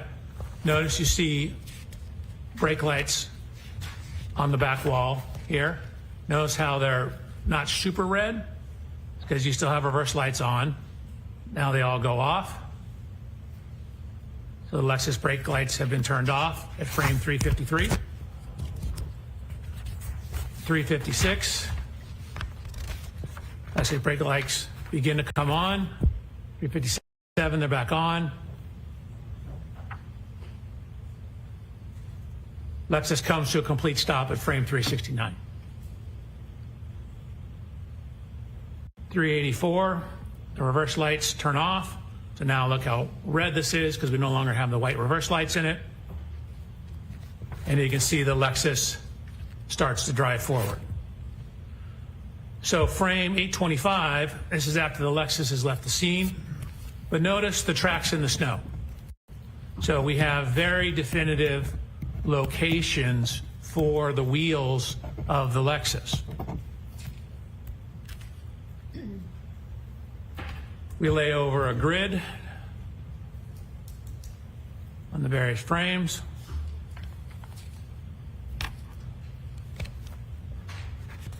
So we then took the images and did what's called clarification, which is where you overlay images from multiple versions or multiple views of the same vehicle, and it helps sharpen the image, but it slightly dulls the color. So you get a little cleaner, crisper image. So here's Mr. O'Keefe's vehicle before clarification, after clarification. Excuse me, Your Honor, pardon my interruption. Could we get numbers of the slides as we're toggling back and forth? Sure. Absolutely. Okay, I'll make an effort. So slide 76. You're welcome. Going to slide 77. We're going to focus in on this area here. So what we will actually show is where the snow was displaced in these two spots. Spots right across from here and right across from here. If you could focus your attention on those. Slide 77. So slide 78. To bring us all together, we went out to Mr. O'Keefe's residence and took a scan, a laser scan. So you see the laser scanner over here. Laser scanner is right here. Fence hasn't changed position. The camera's changed a slight position. We can account for that. So here's the subject video. We have the correct resolution. There's a new camera. It's going slightly faster frame rate. That just means we have different times between frames on the new camera, but we're simply using it for calibration to the old camera. It's the same container for the MP4, and it's using the same video codec. A video codec is how the computer encodes the video. Slide number, please. Oh, yes, thank you, Your Honor. Slide 79. Slide 79, part 2. So really, we care most about is the resolution. So slide 80, you can see these are what are called control points. So from the laser scan, we locate these various points. So the 3D scanner knows the exact position of all these points on slide 80 in the image. And so what we can do is use this information in conjunction with the video to create a scaled version of the video. So when we have three-dimensional images or three-dimensional measurements, we can then use that to give us some three-dimensional information from our 2D video. So there's the points on slide 81. Slide 82, slide 81, second part, we're basically just fading in. So what you see now, if I go back to the beginning of slide 81, this is the picture from the video camera. And then what you see here is, which is barely any difference, and that's because what we've done is we've now overlaid the points from the laser scan.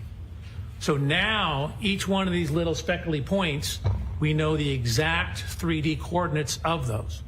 So we can now know the exact position of all these fence posts, all the positions on the driveway, and we can use that to calibrate. Going to slide 82. So using that information, it's called solving for the camera. We verify that we have appropriate residuals, meaning we don't have too much error. Slide 83. Okay, subject video.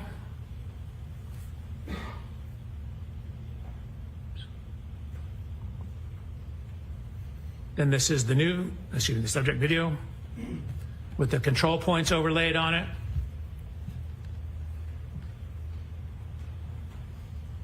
That's the subject video where we're phasing in the laser scans of the scene, 84.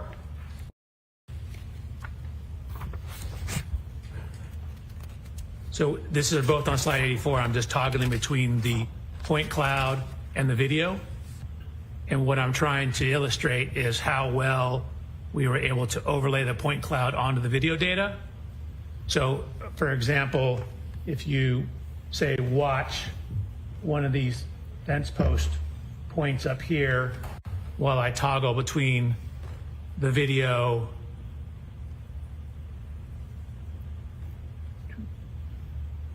there's the laser scan, there's the video. So we've done a good job. Again, the residuals show that we've done an adequate job of matching the data. Slide 85.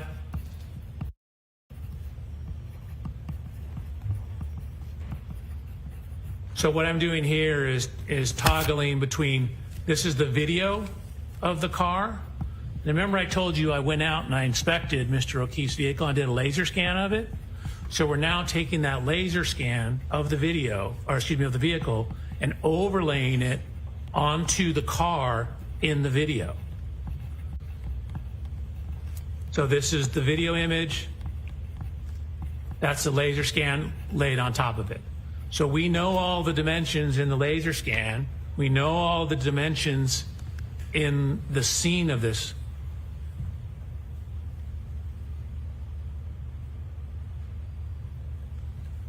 We have the tire tracks. We can create and take data points along the tire tracks. Create a map of those. So green is the right rear. Again, the vehicle's backing out, coming, slide 87, coming out this direction, backing here, stopping, pulling.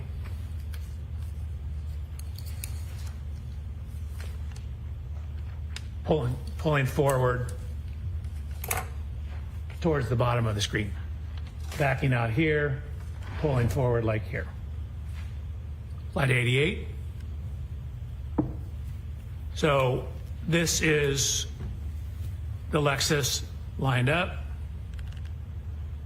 This is when the Lexus has come to a complete stop. So this would be maximum engagement. Again, this is just toggling frame 88, showing that we have the time and the frame number. 369 on the same slide. We've now overlaid the Lexus laser scans on top of the image of the Lexus. So there's the video image, a still image that we took from the video. And here's where we overlay the laser scan of the Lexus. So we've overlaid the laser scan of the Lexus onto the Lexus. We've overlaid the laser scan of the Chevrolet onto the Chevrolet. And we've overlaid the laser scan of the scene onto the scene. So now what that allows us to do, we now know the position of everything in there. And we've also tracked the position of the tire tracks. So that's what it looks like if you overlay the computer model of Ms. Reed's vehicle onto the tire tracks. Slide over, please. Oh, my apologies, Your Honor. Slide 89, and then I'm just toggling slide 89 where I turn the vehicle off so you can see how the tire positions match up. Another toggle of slide 89, how the tire positions line up with where the end of the snow was. From all that information, again, we lined it up in the video, we lined it up in the scene, we have the two vehicles. We can get the exact position of the vehicles when that Lexus stopped. So when that Lexus stopped, that's going to be the maximum engagement. Configuration, and it's hard to see because of the angles and because these vehicles are not at right angles to each other, the exact contact. Now I mentioned, and we're on slide 94 now, that contact on the rear. So we took a whole bunch of data points within those two areas where the snow got dislodged, and we're looking at where that is. So if you look at that on the vehicle, so this is where it is on the rear of Mr. O'Keefe's Chevrolet. You see it's about 25 and a half inches above ground, 32 and a half inches above ground. Here's Mr. O'Keefe's vehicle. So these marks are kind of, this is the Chevy Traverse words, are approximately right here. Again, I had the opportunity to inspect Mr. O'Keefe's vehicle. There's no damage where these marks are. So, sure, it knocked the snow off, but it wasn't sufficient to cause damage to his vehicle. We then mapped that data onto Miss Reed's vehicle to look at where that height is. So you can see the only contact marks are down at the bumper level. I mentioned how that bumper sticks out. This is exactly where you'd expect it. So the only evidence of contact is nowhere near the upper tail light. Now, I emphasize the word upper tail light because it is right in line with the lower tail light. But yet the lower tail light also was not broken. So again, 25 and a half, that's 24 right here, 25 and a half. That's 24 right here, 25, 25 and a half. That's right where that scuff mark was. It's also right at, again, the level at the top of that light. This light, I've looked at the front of it, I've looked at the back of it, I've looked all around it, it's not broken, and it sticks out further than the light above it. So, using those positions, matching the overlay of the vehicles, we can get the speeds from that. We know where the Lexus is, we know how much time it is between each frame, so we know how far it moved. And so what we know is that when it first came to a stop, right before that, it was going about 0.7 miles per hour. So realistically, somewhere between a half to 1 mile an hour, just to account for some variations, but definitely going 1 mile an hour or less at impact. Slide over, please. Oh, thank you, Your Honor. Slide 99. That's the dimensions. Slide 102. Similar to what I said, no damage to that light, no damage to Mr. O'Keefe's Traverse in that area.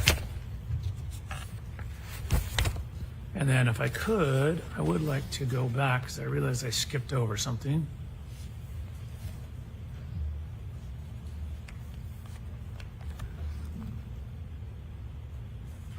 So this is slide 85. So this is Mr. O'Keefe's vehicle before contact.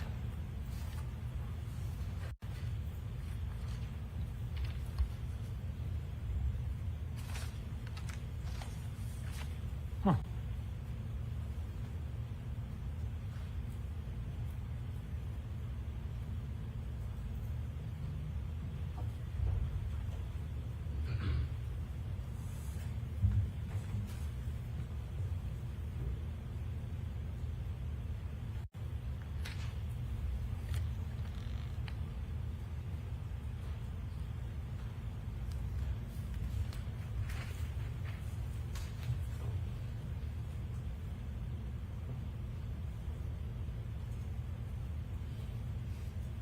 I don't know what happened this time.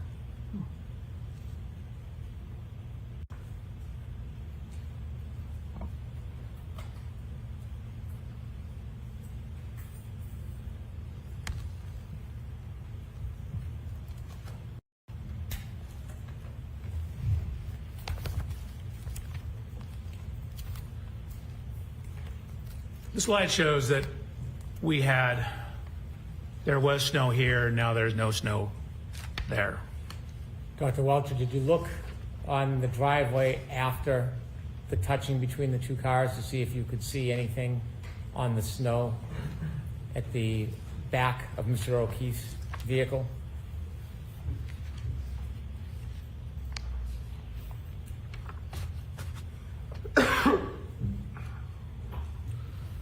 So referring to this slide,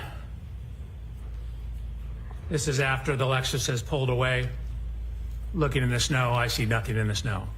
Were you looking for anything in particular? Of course I was. I was looking for taillight fragments. In any of the videos that you have that show Mr. O'Keefe's vehicle after the defendant's Lexus touches it, do you ever see any remnants or shards or fragments of taillight on the ground? I do not. When you did your analysis and study, trying to include or exclude this touching as the source of damage to the defendant's Lexus rear right taillight, did you consider speed as part of that analysis? I did. I considered speed, and then again, knowing we have the positions of the vehicle, we looked at the degree of overlap, and there's only about 2 to 3 millimeters of overlap between the vehicles, which is insufficient to cause the tail light that's recessed in from the edge on the right rear of the Lexus to contact the rear of the Chevrolet. Considering all the data and analysis that you did you come to a conclusion, to a reasonable degree of engineering certainty, whether the right rear taillight of Miss Reed's Lexus was broken or damaged during the contact with Mr. O'Keefe's car at around 5:07 a.m. on January 29, 2022? That impact did not break or crack that taillight. Is that your opinion? That's my opinion. Is that to a reasonable degree of engineering certainty? That's to a high degree of engineering certainty.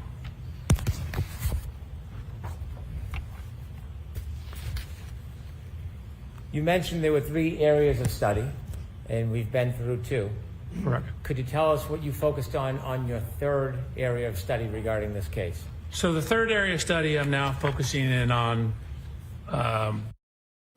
the injuries, the at-scene physical evidence, taillight fragments, broken glass, things of that nature. Okay. And when you conducted your studies and reached conclusions, did you, in your PowerPoint, provide slides to help explain your process and inevitably your conclusions? Yes, sir. Okay.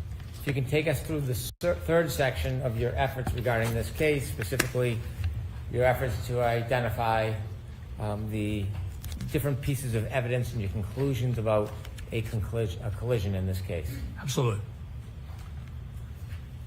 Slide 104. Please. So this is a... Is this 105, Dr. Welchure? I'm sorry? 105, yes, sorry. Slide 105. This is a picture of Mr. O'Keefe's right arm, forearm, hand, and wrist. In anatomy, your arm is defined from your shoulder to your elbow, and then from your elbow to your wrist is your forearm, and then this is your hand. So technically, when you say arm, it really means from your elbow to your shoulder. Most people call this whole thing arm. It's actually the upper extremity. Arm is from shoulder to elbow, elbow to wrist is forearm, and hand. So you can see I wrote arm and forearm. So arm, elbow to shoulder, elbow to wrist is forearm. So looking at the injuries to Mr. O'Keefe's arm, forearm, as well as his hand. So this is me. I'm actually 6 feet, half an inch tall. What you see in the upper right is the coroner's examination report for Mr. O'Keefe. He's 73 inches tall. That's 6 feet, 1 inches tall. At this time, I was 220 pounds. Mr. O'Keefe, at the time of this incident, was 216 pounds. So I took measurements of myself. I'm actually wearing the same make and size shoes as Mr. O'Keefe, the same brand of jeans as Mr. O'Keefe, the same brand and size shirt of Mr. O'Keefe. You see the Lexus in the background. We have matched the height to the Lexus. What I'm showing here is both my height, and then keep in mind where the height of this wing is relative to my right eye. So now I'm wearing, in addition to the same shirt and shoes, same type of sweatshirt, and actually the same kind of baseball hat. We tried to determine the exact glass from the waterfall grill. Found out they were getting different ones at different times, but I ordered my glass from the same distributor that Waterfall Grill ordered their glasses from. So you can see in my right hand here, I have a glass. Here's a glass. It looks similar. It's from the same location.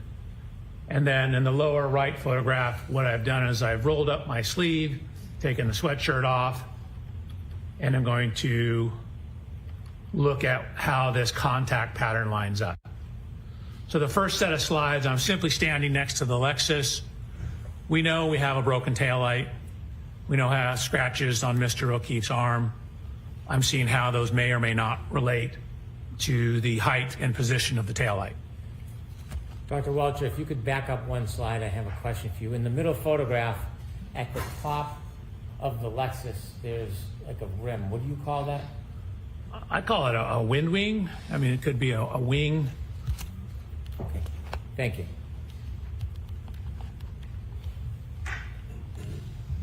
Air dam would be another. Okay, so I then set about to do a little bit of testing with the Lexus. The first test you're going to see is me just walking backwards, or actually sideways, into the Lexus. What I've done is I've painted the Lexus right rear tail light with what's called grease paint. Kind of sort of like paint, but it doesn't dry. And then I have backed up sideways, side shuffled into the Lexus with my arm out to see what the damage pattern looks like. Or basically where someone of Mr. O'Keefe's height's arm would contact the rear tail light. So then what you see is I've shown the photographs again. I show the paint transfer onto my arm. The yellow grease paint on my hand was to show where my hand would hit the taillight. And so just kind of me walking slowly sideways into it, the approximate location of the taillight, and I'll line it up with the broken taillight in a second, lines up with the approximate location of the lacerations on Mr. O'Keefe's arm. Dr. Welchure, let me ask you a question. When you're engaging in these demonstrations, are you attempting to try to show exactly how Mr. O'Keefe was struck? No. So we don't know exactly how he was struck, and pedestrian impacts are extremely sensitive to exact angles, and so where exactly your foot is, whether your foot's off the ground, can have an effect on where you end up after that. We just don't have enough information in this case to determine all that information. We know the taillight was broken. We know the glass was broken. We know we have damage to the rear of the Lexus. We know we have lacerations to Mr. O'Keefe's arm. So I'm trying to see if there's any correlation between all those. Well, can body posture on a clip or a side swipe collision change the trajectory or the injury? Of course. Can the way somebody moves or reacts before impact change it? Objection, Your Honor. Sustained. What are other things that can change the trajectory of the person and the injuries? So, for example, if you get hit and knocked off balance, or clipped and knocked off balance, you can take additional steps. That'll affect how far your body travels. If you have one foot on the ground versus the other foot on the ground, affects how the body rotates. If your arm is at 90 degrees or 85 degrees, will affect the kinematics. We attempted to model different possibilities, and we're getting results that were all over the map. Small changes in the pedestrian position give you huge change in the output. And so from the tech stream data, we don't know exactly when in the tech stream data he was hit. So we don't even know the exact impact speed. In most pedestrian reconstructions, you typically have a point where the impact occurred, like where the person was, like in the crosswalk, for example, and they get hit and their tire leaves a rubber scruff. That's called the area of impact or point of impact. You then can look at how far they were thrown, and using some laws of physics, calculate how fast the car had to be going. Well, we don't have that in this case. We don't know exactly where Mr. O'Keefe was on the roadway when this happened. Sorry, I'm about to go to the next slide. Oh. Without having an exact point of impact or an exact speed or an exact body position, are you able to specifically replicate the actual collision and the way Mr. O'Keefe's body would move? Exactly replicate? No. And again, in terms of how he would move, again, we don't know where exactly on the roadway he started. So in terms of how he moved, that's a function of where he started. We don't know if when he was clipped, he took an additional step before falling backwards. So that will change how far you are off the roadway. So the impact, which you'll see in a second, even at 2 miles an hour, will induce rotation of the body. So depending on the speed, the higher the speed, the more rotation. So if I may, so slide 111, this is simply showing where I walk sideways, how this lines up with the location of the lacerations on Mr. O'Keefe's arm. Here's the post-contact scuffing on the taillight. Here's a picture of Miss Reed's vehicle on the right-hand side. So now I said, okay, that was me walking into the car. Let's have the car drive into me. I did this at very low speeds. And you'll see, and we'll show this from 2 different angles. That's me showing I'm doing test 2.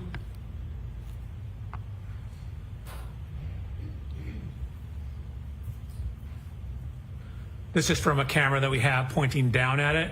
This is the speed. You'll see it's only about a 2 mile an hour impact. But even a 2 mile an hour impact redirects me back and causes me to rotate and take a step.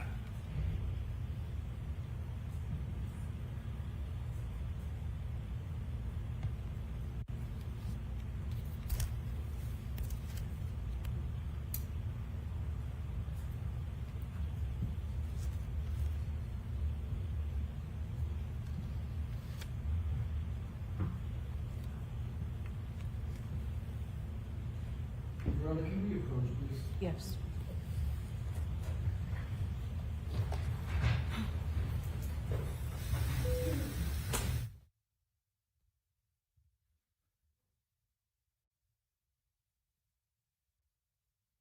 Oh my word, these are just scenes, folks. Absolute scenes. My name is Grant Smith Ellis. I am a towel. Thank you very much for being with me. Folks, it wasn't just that Dr. Welchure was going to be asked about a collision. Ladies and gentlemen, Dr. Welchure is going to opine that John's injuries and Karen's Lexus data lead to the conclusion that there was a collision between Karen's Lexus and John O'Keefe. Oh my word, ladies and gentlemen. Oh my word, we are at Sidebar. I repeat, we are at Sidebar. Just absolutely intense moments right now as we await for what could be quite a crescendo. And this is not even the end of the direct. This presentation is 170 something pages. This is only page 105. Ladies and gentlemen, Hank Brennan's going to take the whole day with this witness. Oh, it's getting exciting. Where your faith is redeemed, ladies and gentlemen. Who amongst you earlier was asking, are we going to get a question about the collision? He must say the word collision. Oh, ladies and gentlemen, it was all leading up to his opinion that it was a collision. Oh, ladies and gentlemen. Oh, goodness. Oh, my word. Here we go. We're watching it in real time. Nathan Reed flees the courtroom. Oh, goodness. Ladies and gentlemen, my name is Grant Smith Ellis. We are watching Hank Brennan deliver a masterclass. We are all on the edge of our seats. When is Hank Brennan going to ask the witness about his opinion as to whether or not this was caused by a collision? Oh, ladies and gentlemen, we delivered all that and more. Somebody call Alley 90211. They went to take a cold shower. They got everything they wanted and more. Amber Am, absolutely. I told you all. You have to watch. It's all cumulative. It builds up. Oh, ladies and gentlemen, glorious. Absolutely glorious. Do not miss these moments. Tune in and watch, ladies and gentlemen. What is going to happen next? We knew it. Those of us could sense it. It wasn't going to be a question. Was it a collision? It's an entire segment of the direct where his opinion is that it's a collision. Oh, goodness. My name is Grant Smith Ellis, and you are witnessing Brennan's brilliant crescendo of his case in the John O'Keefe and Karen Free trial. Oh, my word, ladies and gentlemen, it is absolutely everything you could have wanted and more. Tenacious P had to put their knitting down, ladies and gentlemen. Do you understand what those kind of moments mean? You are watching history. You can't just put your knitting down unless there are serious moments occurring. Ladies and gentlemen, oh my goodness, I'm shocked Murdered by Mayshore hasn't fainted. Oh, goodness, I don't know how we are all I don't know how we're holding this together. Oh, ladies and gentlemen, I just don't know how this is happening. It's everything we wanted. It's everything that Karen Reed feared. All of you were cheering. Say the word collision. Oh, my goodness, your faith in Hank Brennan and Dr. Judson Welcher has been rewarded. Oh, ladies and gentlemen, Little Towel is absolutely going to have to run around in circles. I may as well be the embodiment of the "it's happening" gif. I am running around like a madman. Oh, goodness, my fellow towels. Ready your towels. Hank Brennan has staged the peaceful invasion of the good ship Hindenburg. Oh, the humanity of the Reed defense. Oh, happiness. Oh, the happiness for the Towel supporters and the Justice for John O'Keefe supporters. Oh, this is a moment, ladies and gentlemen. I knew it was coming. I told you your faith would be rewarded. You must have faith in Little Towel. I knew it. I knew it, ladies and gentlemen. I see some of you wavering in the comments, and I said no. Have faith in Dr. Judson Welcher and the brilliance of Mr. Hank Brennan, who we have to call Hank. Oh, ladies and gentlemen, the good ship Hindenburg, the humanity of its collapse. Oh, now, Ellie 90211, I realize that we are not at the verdict, but I just want to point out that we were waiting all morning. We just wanted to hear the testimony about a collision, and we got everything we wanted and more. It's not just a question about the collision. It's going to be an opinion.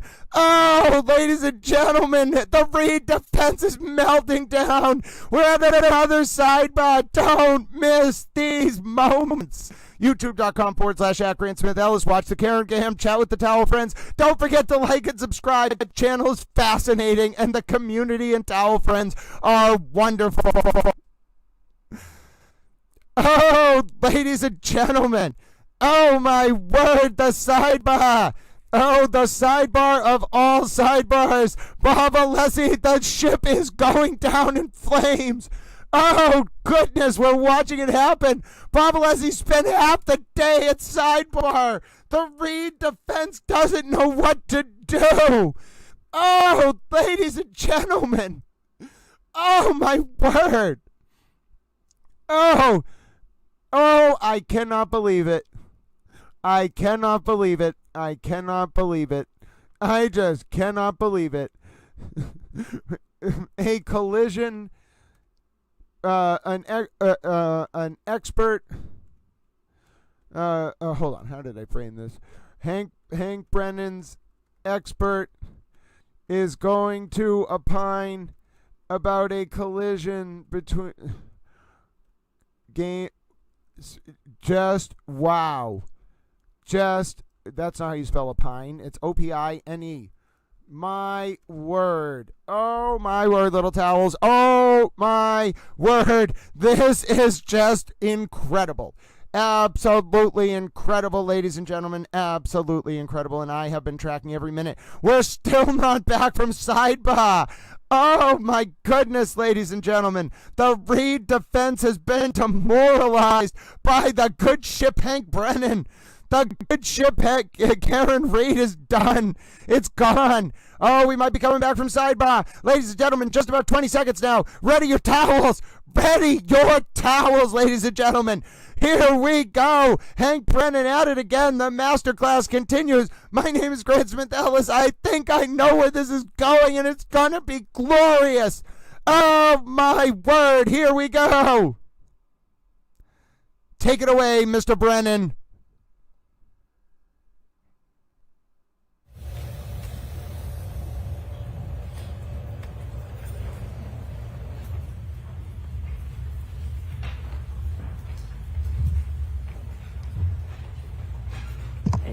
And what slide is this? I think I just can't see it. What slide is this? 114. Thank you. You're welcome. One moment, Dr. Welcher.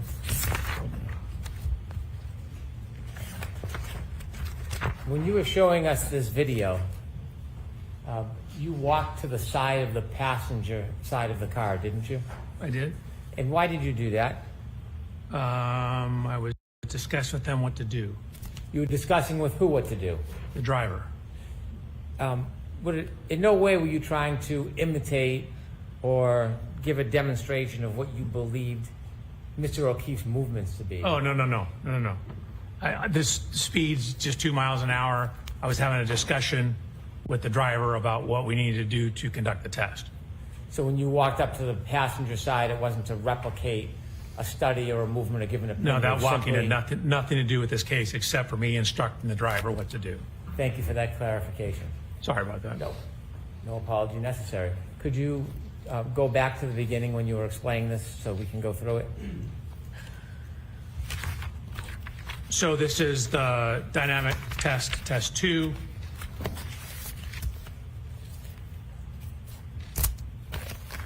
So again, this is the view from behind. Just to avoid the confusion, I will start it here.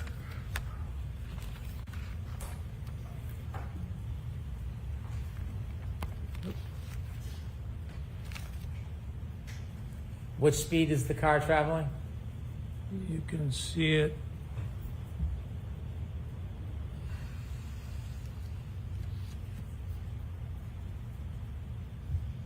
About 2 miles an hour. Okay. Excuse me, Your Honor, that is the objection that we spoke about. Oh, that okay. would like to go. All right, so that's noted, Mr. Lysy.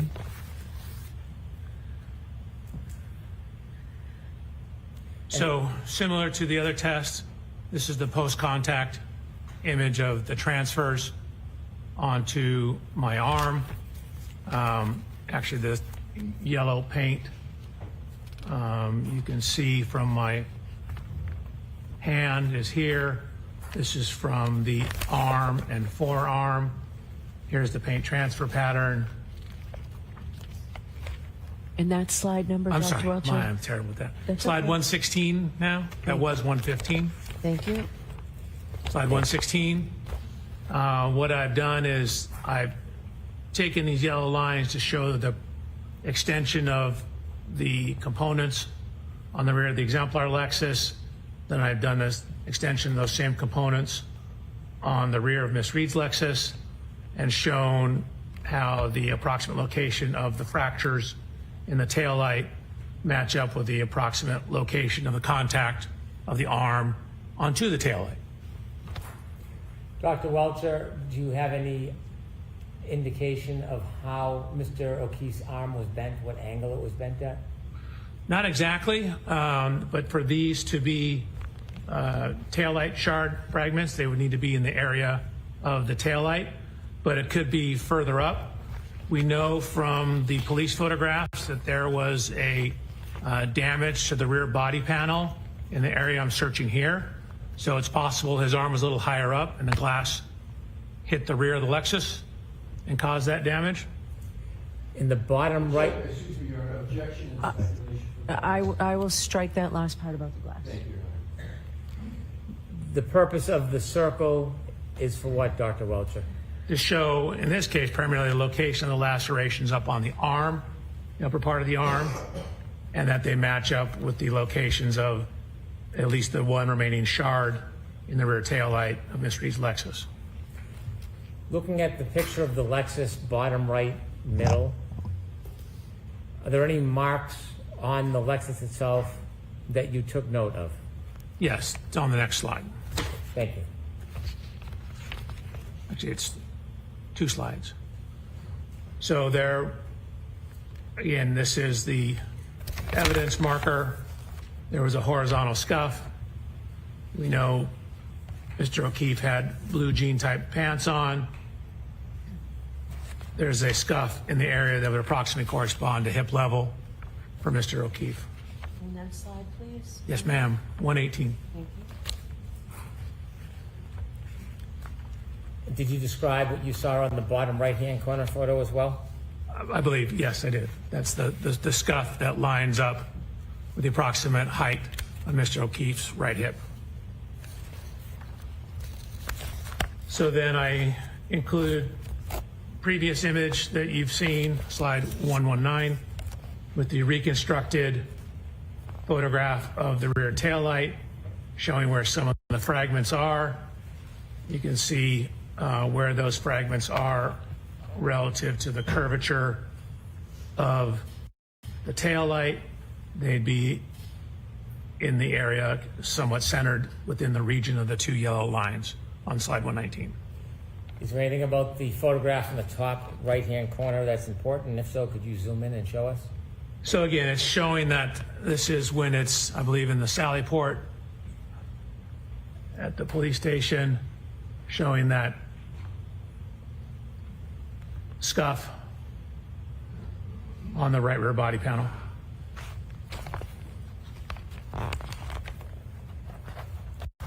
Did you see any similar scuffs in the middle back of the car? Objection, Your Honor. Sustained. Did you see anything notable as far as damage to the middle back of this Lexus? The middle? Yes. Like back where the doors are? With the middle of the back of the car, did you see any similar damage to the middle? There were scuff marks that ran along the bumper. Okay, continue, please. So this is just showing his jacket he was wearing, that the puncture marks coincide to the marks on his arm. This is from the autopsy report. A couple things it notes: a 0.5 centimeter abrasion on his right lateral knee. He's got a laceration on his right eyelid that corresponds to the height of that thin rear wind wing on the back of the Lexus. Your Honor, I'm going to object. Sustained. Thank you. How tall was Mr. O'Keefe? 73 inches tall, 6'1". And how high was that wing from the ground on the back of the Lexus? It was about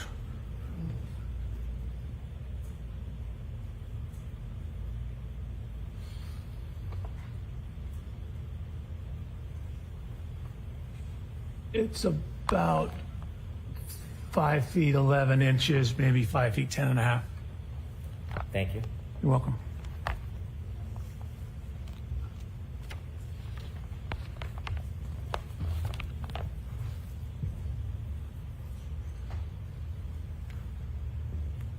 Did you notice anything about Mr. O'Keefe's right knee?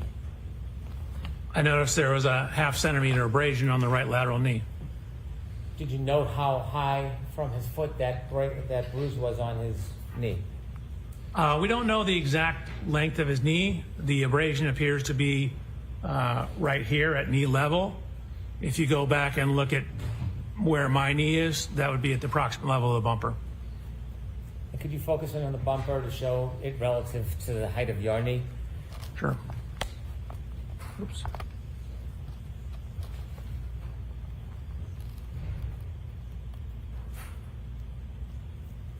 So my knee is approximately right here. This is where the bumper is.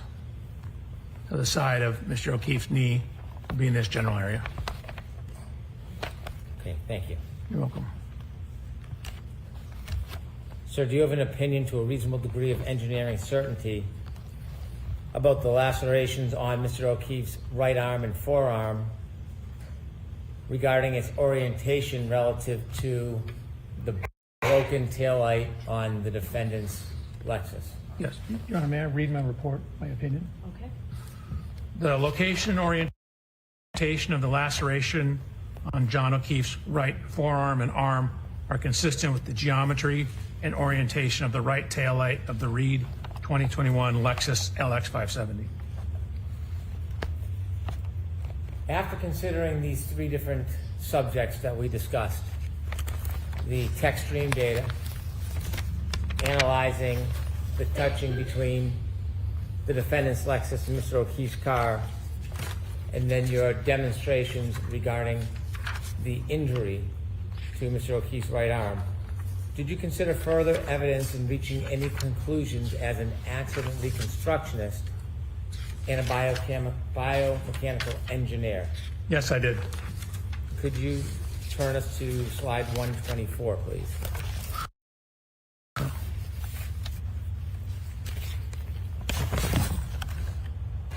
So this is some of the location of the physical evidence.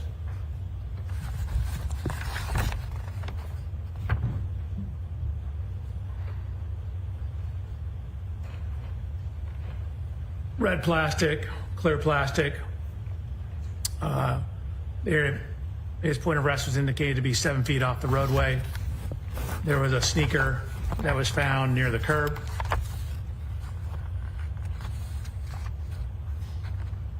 There were various fragments of taillight found in the snow on the morning of the incident, as to the afternoon of the incident. Could you zoom in on those photos so that we can see the dates? The date? Yes. Oh, sure. So January 29th at 5:46 p.m. This one's at 5:52. One's at 5:59. This one down here is at 5:46. So there were various fragments of the taillight that were ultimately pieced back together and determined to be from Miss Reed's right rear taillight. Additional evidence was found. This is taken on the afternoon of the accident, again around 5:50 p.m. Could you zoom in, please, for us? Sure. So what you see here is was later identified as Mr. O'Keefe's right shoe. And this slide number, Dr. Welcher? Yes, ma'am. 127. Could you show us the time and date, please?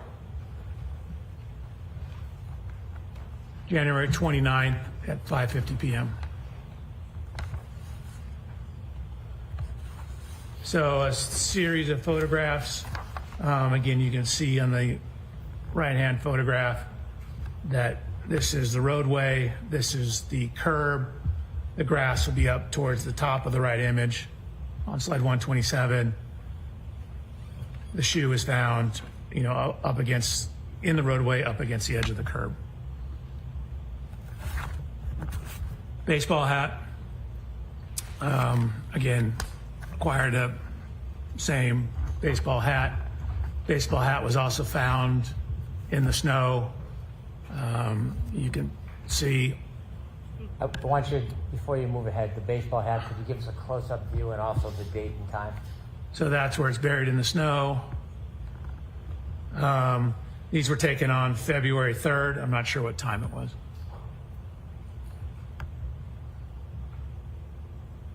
There was also red liquid identified, I believe they indicated to be blood, in the snow as well. And could you give it? So, I'm going to sustain that objection and strike the last part of it. I understand. So we don't need to come to sidebar, right? Just describe the color of what you saw rather than what it was. There was red coloration in the snow. And could you give us that date if it's different than February 3rd? I thought that was February 3rd as well. Is there a date on the photograph to the left?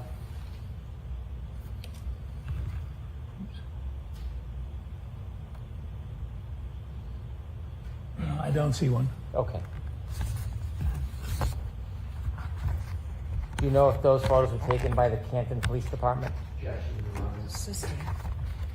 Do you know when exactly those photos were taken? I don't, except I have them dated as February 3rd. but I think that may just be the baseball hat photos. Okay, can you continue? Then we have photos of a broken glass.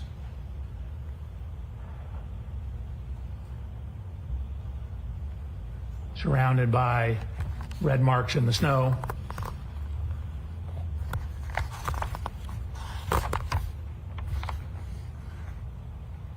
Continue, please. This, by the way, is the flagpole. And that slide number, please, Dr. Yes, ma'am, 129. Thank you. Slide 130. Can you enlarge that and explain to us what that is? Sure. So at the bottom, it indicates where it's from. So this was from a presentation I gave looking at pedestrian injury biomechanics back in 2005. And what it's showing is where what are the most common injuries in pedestrian impacts. So what it shows is head injuries are the most common injury in pedestrian impacts. So on the right-hand side, it's all injuries. You can see of all the individual study, the highest prevalence or highest or most common injury was head injuries.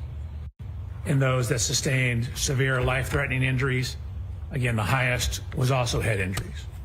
So head injuries are very commonly associated with pedestrian impacts. This is anatomical drawings just to help you understand the anatomy. The middle section here is from Mr. O'Keefe's autopsy report. The lower right diagram, the green line represents the fracture lines, predominantly here, at least in the base of the skull. So in the biomechanical and forensics just means the legal related scientific industry, there's something called hat brim line or hat line analysis. And what it is it's looking at where the hat line, you can imagine, is where the brim of a hat would be. And what it is, it's literature that's looking at where head injuries from falls commonly occur. Your Honor, I move to strike that. I'm going to strike that. I'm going to strike. Removed from the screen. Yes, yes. Thank you, Your Honor. So that was slide 131. No, that was 132. I moved it, sorry. as you said, to take it off the screen. Your Honor, one more question to agree to not take that into consideration. So jurors, when I strike something, that means don't pay any attention to it. Thank you, Your Honor. Continue, Dr. Welchure. Your Honor, I need to go past that slide. Okay, go ahead, go past it. This is the next slide. Okay, if you can continue. Sure. So I provided peer-reviewed scientific literature that looked at a metric where they were publishing research trying to delineate falls versus blows or assaults. And so this metric is in that scientific literature. They looked at a total of 400 different events, 235 falls, 165 assaults. And so you can see where it says mandible. So mandible is your lower jaw. Can you enlarge that a little bit, please? Your Honor, pardon the interruption. I'm moving to strike. Yeah, let's take that slide down, and I'm going to see you inside. Please. Sidebar. Ladies and gentlemen, we have a sidebar. My name is Grant. We're continuing through the foundation from Dr. Jordan Welchure for what I sense is going to be a bombshell conclusion about the cause of John O'Keefe's injuries and the damage to Karen's car being indicative of a collision in the expert opinion of the witness. My name is Grant Smith Ellis, youtube.com/@GrantSmithEllis. These are very big moments, ladies and gentlemen. Turn in. Join us. Watch me become Leonard Skinner Towel, ladies and gentlemen. We should be at Sidebar, hopefully for not too long here. Bob Alessi does like to talk. He likes to hear himself talk. He seems to be terrified of this witness, and he does not like that Hank Brennan has been on direct. Ladies and gentlemen, in fact, Bob Alessi delayed so long during today's trial that I think we've only had, a combined 3 to 4 hours of testimony, because Bob Alessi started the day with a sidebar. Then we had a recess. Then another 40-minute sidebar, 20-minute recess, 20-minute sidebar, came into session, 20-minute recess, came into session, 45-minute to an hour lunch, came into session. So we've only been going for maybe 2 to 3 hours of testimony. Oh, dear goodness, no. No, you're ending. No! What, are you sending the jury home for a motion hearing? No! Why, Judge Cannone? What is going on? Oh, dear goodness, ladies and gentlemen, stay with a little towel. That normally means that Bob Alessi has made some argument for some kind of motion hearing about something. Oh, no, we can't have another break. Court ends in 59 minutes. Oh, little towel, stay with me. We're about to figure out what's going on here. It could just be that they turn the side, but no, they don't really turn the camera off when we're just at sidebar.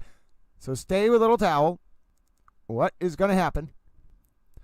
Maybe they did just turn the camera off. Sometimes they do that. Sometimes there's strategizing and things of that nature that go on. But it could just be that we're about to get an announcement. Hold on, little towel. Stay with little towel. Stay with little towel. We're going to jump forward. Stay with little towel. Come on now. What do you got for us? Nope. Still nothing. No, the Karen cam isn't off. It could just be jurors are leaving. So here's the thing. They never turn that Karen cam off unless something's like happening in the courtroom. Like jurors are moving or there's something going on. So that's a little weird. The Karen cam doesn't just turn off. But the feed's clearly not done. Are we thinking about having like a voir dire here or something?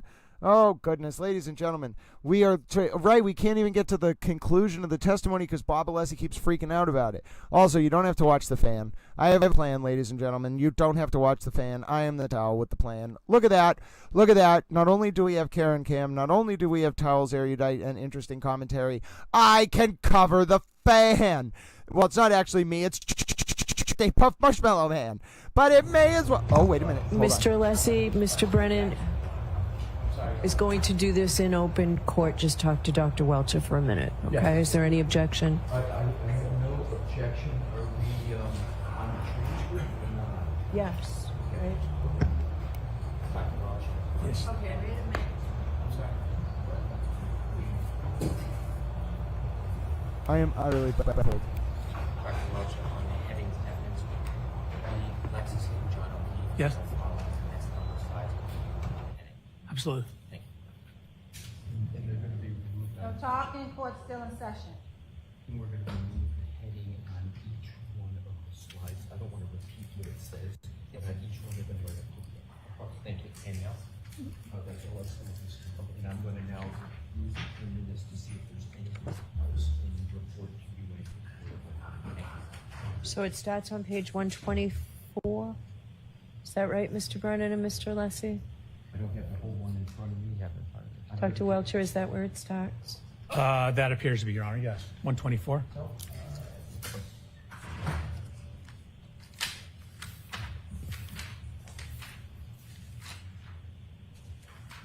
Start now 123. I have to start.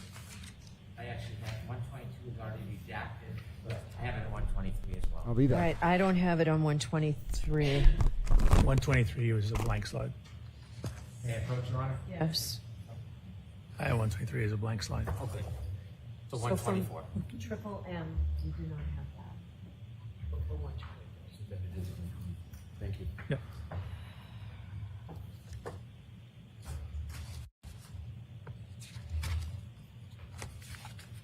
What? 124 through 138, is that accurate, counsel? Check it out. It is. I'm just going to Chrissy, do you need a break? Do you need 5 minutes? Yes, Your Honor. Okay. So if you could do that for us, Absolutely, Your Honor. Dr. Welcher. I'm doing it right now. We can bring the jurors back. Your Honor, if we could just, now I just want to look at the rest. Okay. 2 minutes. And then Sure. Your Honor asks us to do that. Sure.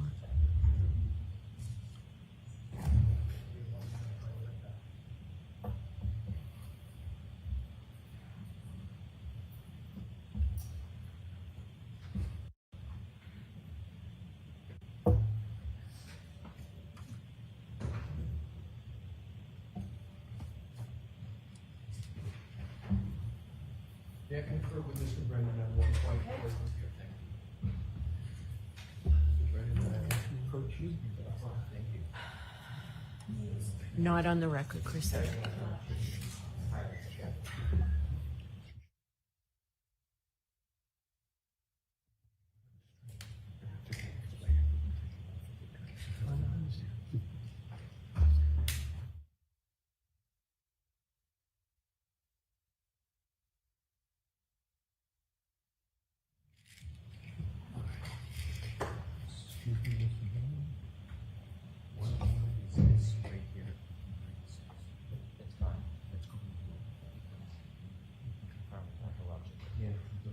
Your Honor, Mr. Brennan is giving me permission to confer with Dr. Welchure about. Sure, and it won't be on the record, right? Yes. You want it on the record? Do we need it on the record? No, thank you. Okay. Dr.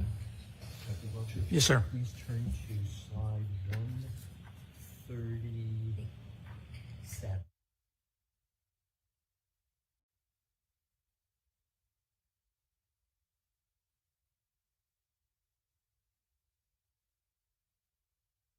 For that opportunity.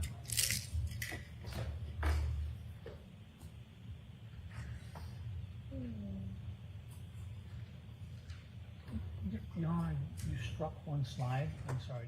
I didn't strike we struck it subject to going back once the heading's gone, right? Correct. There may be, depending upon what's in the video, there may be more. That's why we're Right, saying, but the ones. All right, so So I can go back and show them. Yes. I don't want to offend the court. Okay.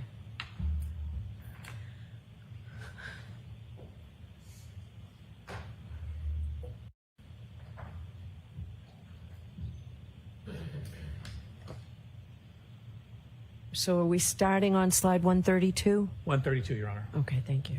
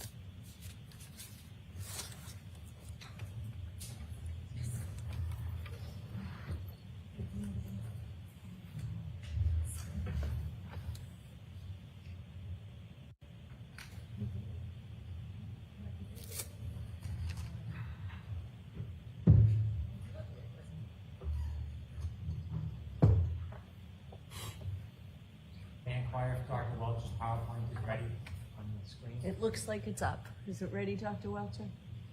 You got me scared when you asked me that. I need to double check. Yes, I believe I redacted everything and we are on slide 132. Thank you.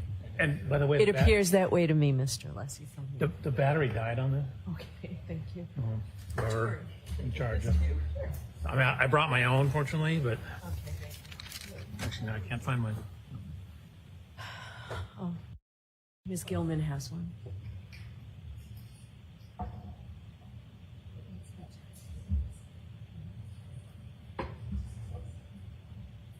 Oh, backup. All right. Troy. Equally bad. These laser pointers do not work on those monitors. Yeah, we've had that together.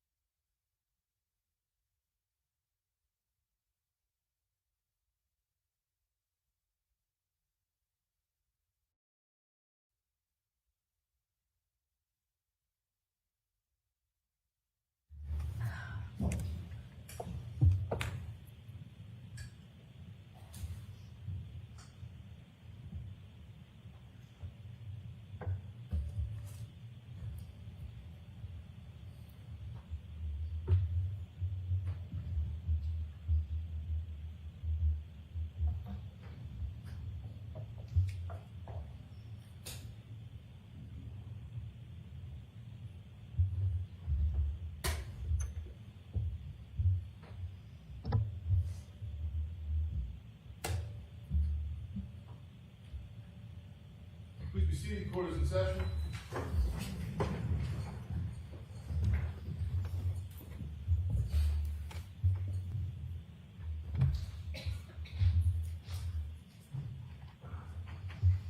Dr. Welcher, if you could return to slide 132. Actually, 133, Dr. Welcher.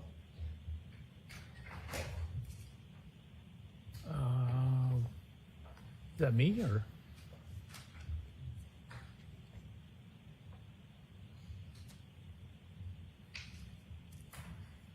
$132 or 133? 133, please. The next one after that. So we did skip over 132. We skipped over that one as well. Keep going. There we go. If you could enlarge that just a little bit for us. Sure. Now you mentioned that there was studies that talked about guiding the difference between potential injuries. Correct. Okay, explain that.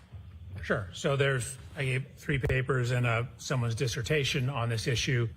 They were creating a analysis methodology to differentiate whether the nature and pattern of injuries are more consistent with a fall or more consistent with an assault, or they're calling it blows. Okay, could you walk us through what this chart means? Sure. So this is their flow chart in terms of their assessment. So it starts at the very top. You can see they analyze a total of 400 events, 235 falls, 165 blows or assaults. So what you do is you ask yourself on the first set of arrows, you look at the mandible, the jaw. And MRS, as you can see at the bottom down here, refers to a simple fracture or multiple fractures. A is no fracture. Mr. O'Keefe has no mandible fracture. So that means we go down this row. It then looks at all facial fractures. So these are the bones that constitute the face. So if you have a facial fracture, you go to your left. If you have no facial fracture, you go to the right. So if you have some event, no mandible fracture, no facial fracture, what they've indicated that is predominantly associated with falls and not assaults. Thank you. You're welcome. In addition, did you do any further study on the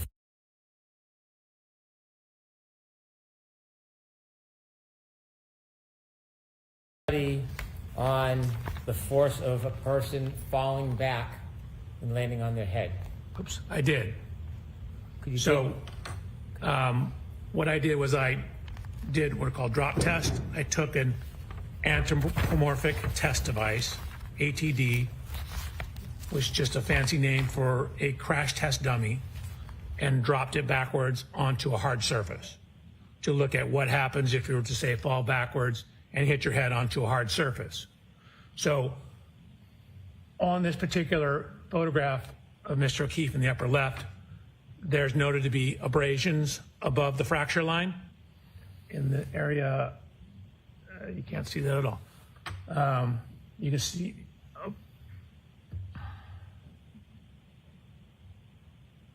noted to be abrasions right here.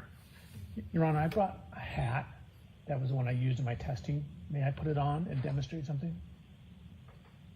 Mr. Lessie, If you would like a sidebar, or I can. are you objecting? I am objecting. That's sustained. No, you can't put it on. Okay. So I will show you the dummy test I did. Watch when the shoulders hit the ground, then the head hits the ground. It creates kind of an arc path that will drag and slide objects up the head. So if you have something such as a baseball hat, it'll cause it to drag across the scalp, dragging it up to a similar location to where these abrasions are. So here's the testing. Again, this is it's crash test dummies you see on television. This is myself.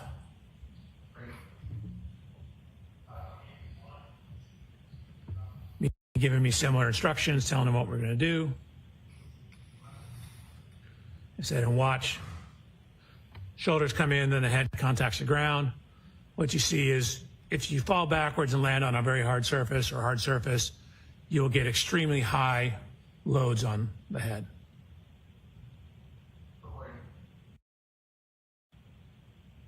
If you compare that to data in the science, I'm sorry to interrupt. Yeah. Prior to that, please explain what the chart is before you explain.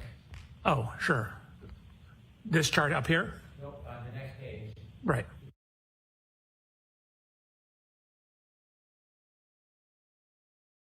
Is your occiput. So we're looking at occiput impacts, and what you can see is that when they took cadaver skulls and dropped them from as low as 40 inches onto a hard surface, they were getting linear fractures, and you can see even at 40 inches there is called a stellate fracture. Stellate means star-like. You get a fracture that goes out like a star. So even at a 40-inch drop height, you have sufficient force when landing on a hard surface to cause skull fracture and a level 3 type skull fracture. So Mr. O'Keefe, again, is 73 inches tall. His occiput is about 4.6 inches down from the top of his skull. That means it would fall a total of about 73 minus 5 would be 68, so just under 6 feet. So 72, 4 inches under, so 5 foot, 8 inches is the fall height.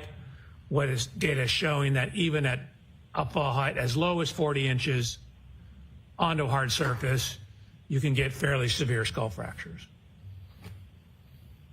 Thank you. Dr. Welchure, regarding your third part of your analysis, did you come to a conclusion to a reasonable degree of engineering certainty whether or not the defendant's Lexus collided with Mr. John O'Keefe on the evening of January 29, 2022, around 12:32 a.m.? Yes. Before you give me your opinion, I'd like you to share with the jury what that opinion is based on. Sure. So it's based on the 130 slides you've seen. It's based on my personal inspection of the Lexus, the correlation of the text stream data with the infotainment data, as well as Mr. O'Keefe's cell phone data. It's looking at, I guess, where the taillight wasn't broken. It's looking at the physical evidence at the scene in terms of taillight fragments, glass fragments, red color in the snow. We have the cell phone data, the location and position of the arm lacerations, the air temperature at the time indicative of sufficient to freeze, the location of the fracture on the back of his head relative to the scientific literature, my testing of forces available falling onto a hard surface, published science on the fracture forces associated with falls. And, I'm sorry, I'm reading from my report. I'm reading from my report. Can you answer without reading from your report? Probably. It's more complete if I read my report. Any objection, Mr. Leslie? I do on this question, Your Honor, reading from a report to this question. So I'm going to represent data. So, try not to read, don't read from the report. Okay. Okay, Dr. Welchure, let me ask you again. Based on your analysis, data available, reviews, study, based on the fact that you are an accident reconstructionist and a biomedical engineer, have you reached an opinion to a reasonable degree of engineering certainty whether the defendant's Lexus struck Mr. John O'Keefe on January 29, 2022, around 12:32 a.m.? Yes. And could you share the bases of your opinion before I ask you your ultimate opinion? Sure. So again, you've seen my slide presentation. I've inspected the Lexus. I've looked at where it wasn't damaged. I've inspected the taillight. I got an exemplar Lexus. I ran lower speed contacts to verify that the injury pattern and location on the arm is consistent with the height and orientation of the taillight. I have looked at fracture tolerance data for falling backwards onto hard surfaces. I've looked at the metrics of where his injuries were and what injuries he didn't sustain. I've looked at the cell phone data, and then I've looked at Miss Reed's interviews as well. Based on all the evidence you considered, could you share with the jury what your opinion is to a reasonable degree of engineering certainty about whether the defendant's Lexus struck Mr. O'Keefe on January 29, 2022, around 12:32 a.m.? Sidebar. I repeat, Yes. we have Based a on the sidebar. totality of the Hello, evidence, ladies and gentlemen. I apologize. DNA, I everything I've abandoned talked you. about, that is consistent with that happening with a reasonable degree of scientific certainty. That is what happened. Objection. Move to strike, Your So I'm going to strike that. I'm going to see counsel's out for just.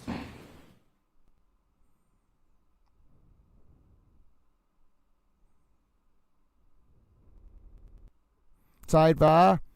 Sorry about that, ladies and gentlemen. I jumped in a little bit early because my volume was ahead of your volume, so sorry about that. We have a sidebar, ladies and gentlemen. My name is Grant Smith Ellis. I apologize if I missed any of the last sidebars. I was mostly being a towel. You know, that's what you get. I'm a towel. I'm so sorry. I apologize that I missed that last little bit. I didn't mean to jump in on you. Sorry, I had to go away for a little bit. I had my very important phone call. It was unbelievable, little towels. Wait till you hear this. Oh my goodness, little towels. I can't tell you what exactly just happened. Did I just miss something very, very big, by the way? So hold on. Can someone give Little Towel an update? For the first time, I need to actually get an update from you all. What did Little Towel miss? How bad was it over the past 20 minutes, Little Towels? I was busy being a little towel. We may actually have to rewatch a little bit of that at the end of today because Little Towel missed it. Not intentionally, ladies and gentlemen. I had to have a very important phone call. Yes, if anyone can tell me what I missed over the past 20 minutes, that would be very, very, very important. Yes, so I would appreciate it, ladies and gentlemen. I am a towel. I'm going to end I'm going to end the screen now because I missed the last few minutes of it. But I couldn't multitask. I had such an important phone call. What exactly did I miss? He said she'd done it. That's what happened. This is what happened. Okay, that's great. I'm glad I got it recorded. Unless he then lost his mind. Okay, let's rewatch the last part then. Okay, I want to see Bob Alessi lose his mind.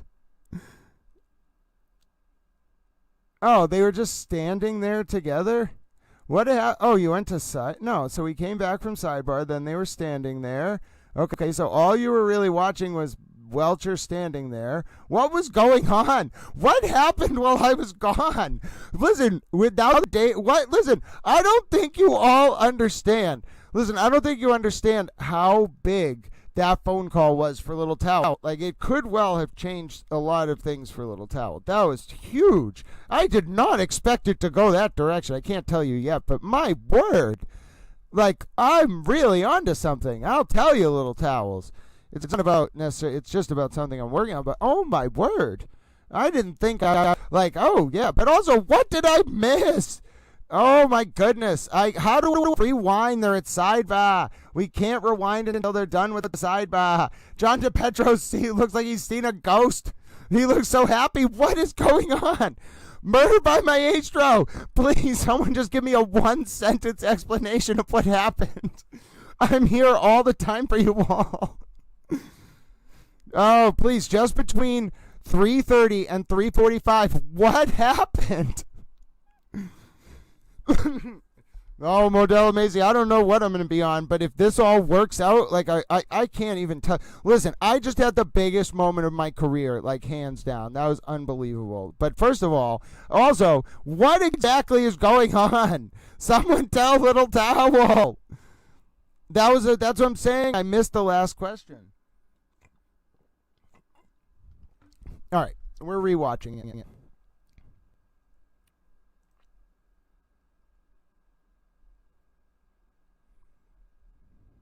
We have no choice. Come on, play for Little Towel. Come on now. Redacted, but I have it at 123 as well. All right, I don't have it on 123. 123 was a blank slide. So, Chrissy.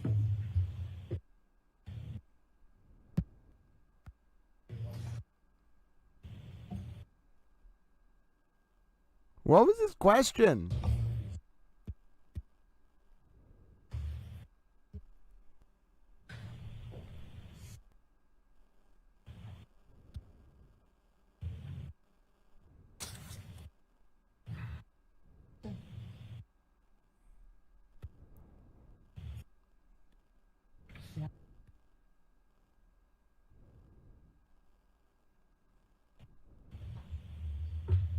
You went to Sidebar again. Hold on. First of all, are they back yet? No, they're not even back yet. What is going on here?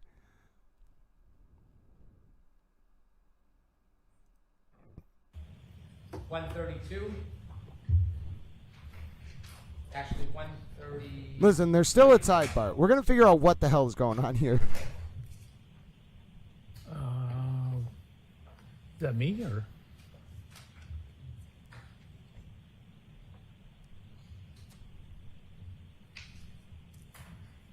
$132 or 133? 133, please. The next one after. 32.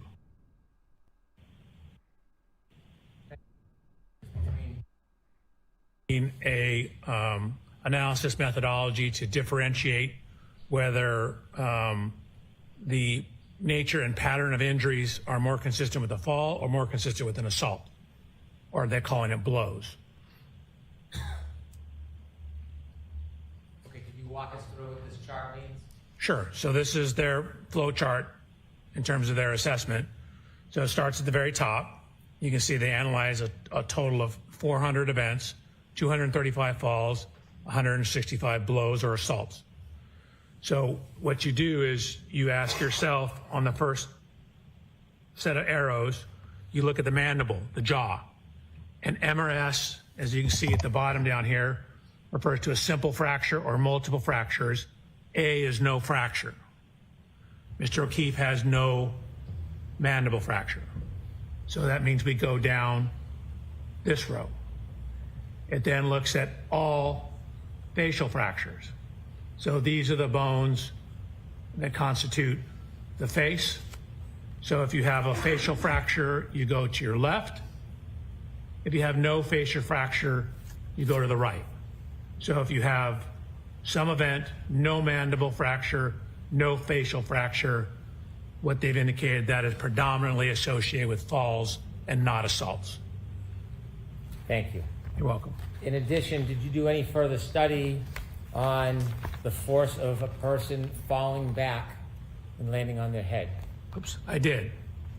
Could you So what I did was I did what are called drop test. I took an anthropomorphic test device, ATD, which is just a fancy name for a crash test dummy, and dropped it backwards onto a hard surface to look at what happens if you were to, say, fall backwards and hit your head onto a hard surface.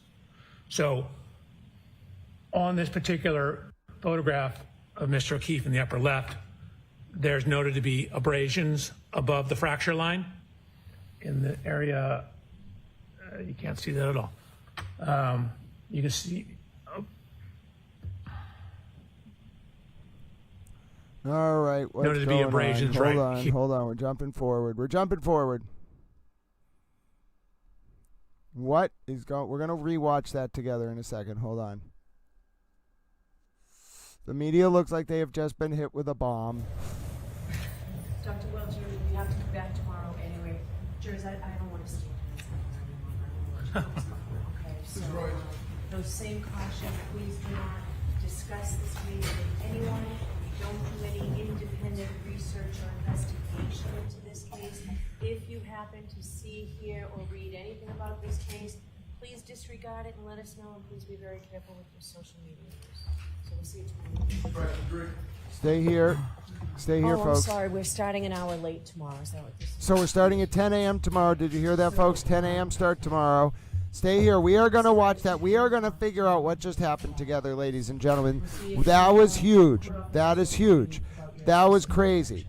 We are going to watch that. Yes, anthropomorphic. That's a great word. Ladies and gentlemen, we are going to rewatch that last 15 minutes. We are going to rewatch. Don't worry. We just have to make sure we're not going to some kind of oral argument here. Stay with Little Towel. I'm not going anywhere. 10 a.m. start tomorrow, so that means, folks, you know what that means. We get to do an extra long recap today.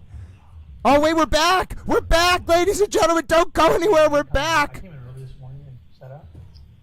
Welcome. I mean, we don't really.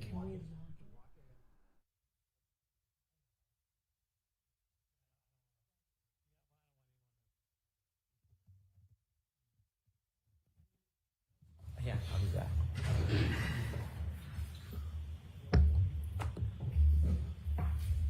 All right. Did Dr. Welchure leave? Dr. Welchure can step down. I know he has to come back and have his So equipment. just leave everything here. And then you'll come back in 5 minutes. Roger. All right. Yes, please. All right, so Mr. Alessi, I will hear you as to your objection.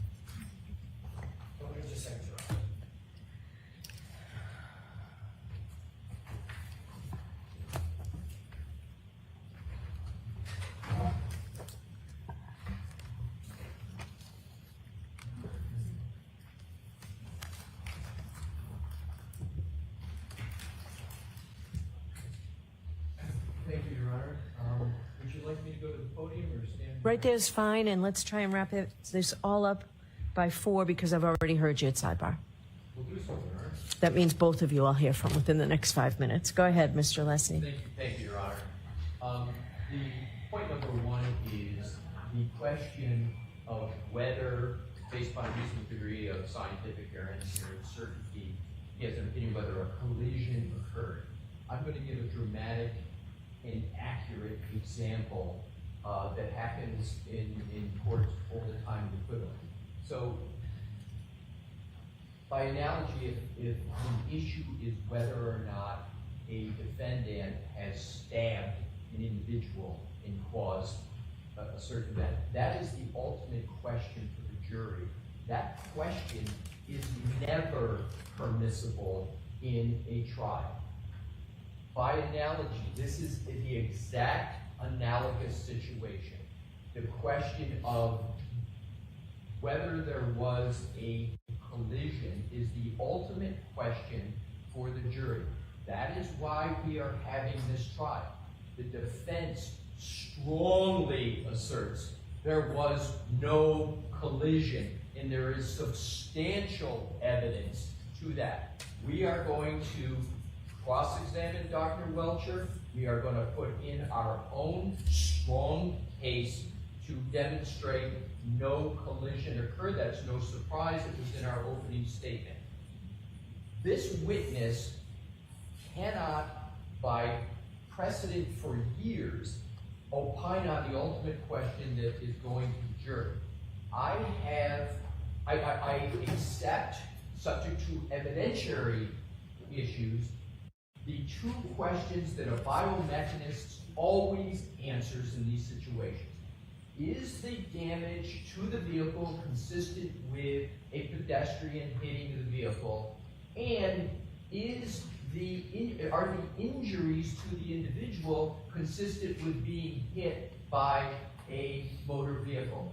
Those are the questions that are permissible, not the collision question. It is resoundingly improper in this trial, in any trial where that is the ultimate conclusion for the jury. Yes, an expert can offer opinions, but every expert is bounded by the extent of their opinion, and that opinion on whether there was a collision would invade the province of the jury and the whole purpose why we are here, Your Honor. Thank you. All right, Mr. Brennan. So what Mr. Lisi is arguing is that in their opening statement, they repeatedly invaded the province of the jury because they must have asserted vehemently over and over again there was no collision, over and over and over again. And he just told you that when his expert takes the stand, they'll have abundant evidence that there was no collision. This case is about the collision, but that is not the ultimate issue. The ultimate issue is manslaughter or mens rea for second-degree murder, not collision. They don't get to define the prosecution's case. They do not get to define or limit the prosecution's opinions. They have no case law. They have no study. They have no jurisdiction or jurisprudence to say what we are limited to. He's entitled to an opinion. His opinion is not limited to whether or not the defendant struck Mr. O'Keefe. That evidence is obvious. It's not whether or not there's damage to the car or Lexus. That evidence is obvious. He also is an enormous part of a biomedical engineer and an accident reconstructionist. He studied the tech stream data. They didn't. He did. And he's entitled to give an opinion. The tech stream data, based on fact and science and data, tells us when, if you put it together with other evidence, and where, when you contribute it with other evidence, this collision actually occurred. We don't have to play peekaboo and close our eyes to the reality of the fact that the evidence supports the conclusion to a reasonable degree of engineering certainty that the defendant struck Mr. O'Keefe with her Lexus in front of Fairview Road. I am not interjecting the defendant. I always refer to her car, so it is sanitized, her Lexus. I've been careful about that. I don't have to, but I'm very careful about it. He is relying on the tech stream data, the physical evidence, his independent studies.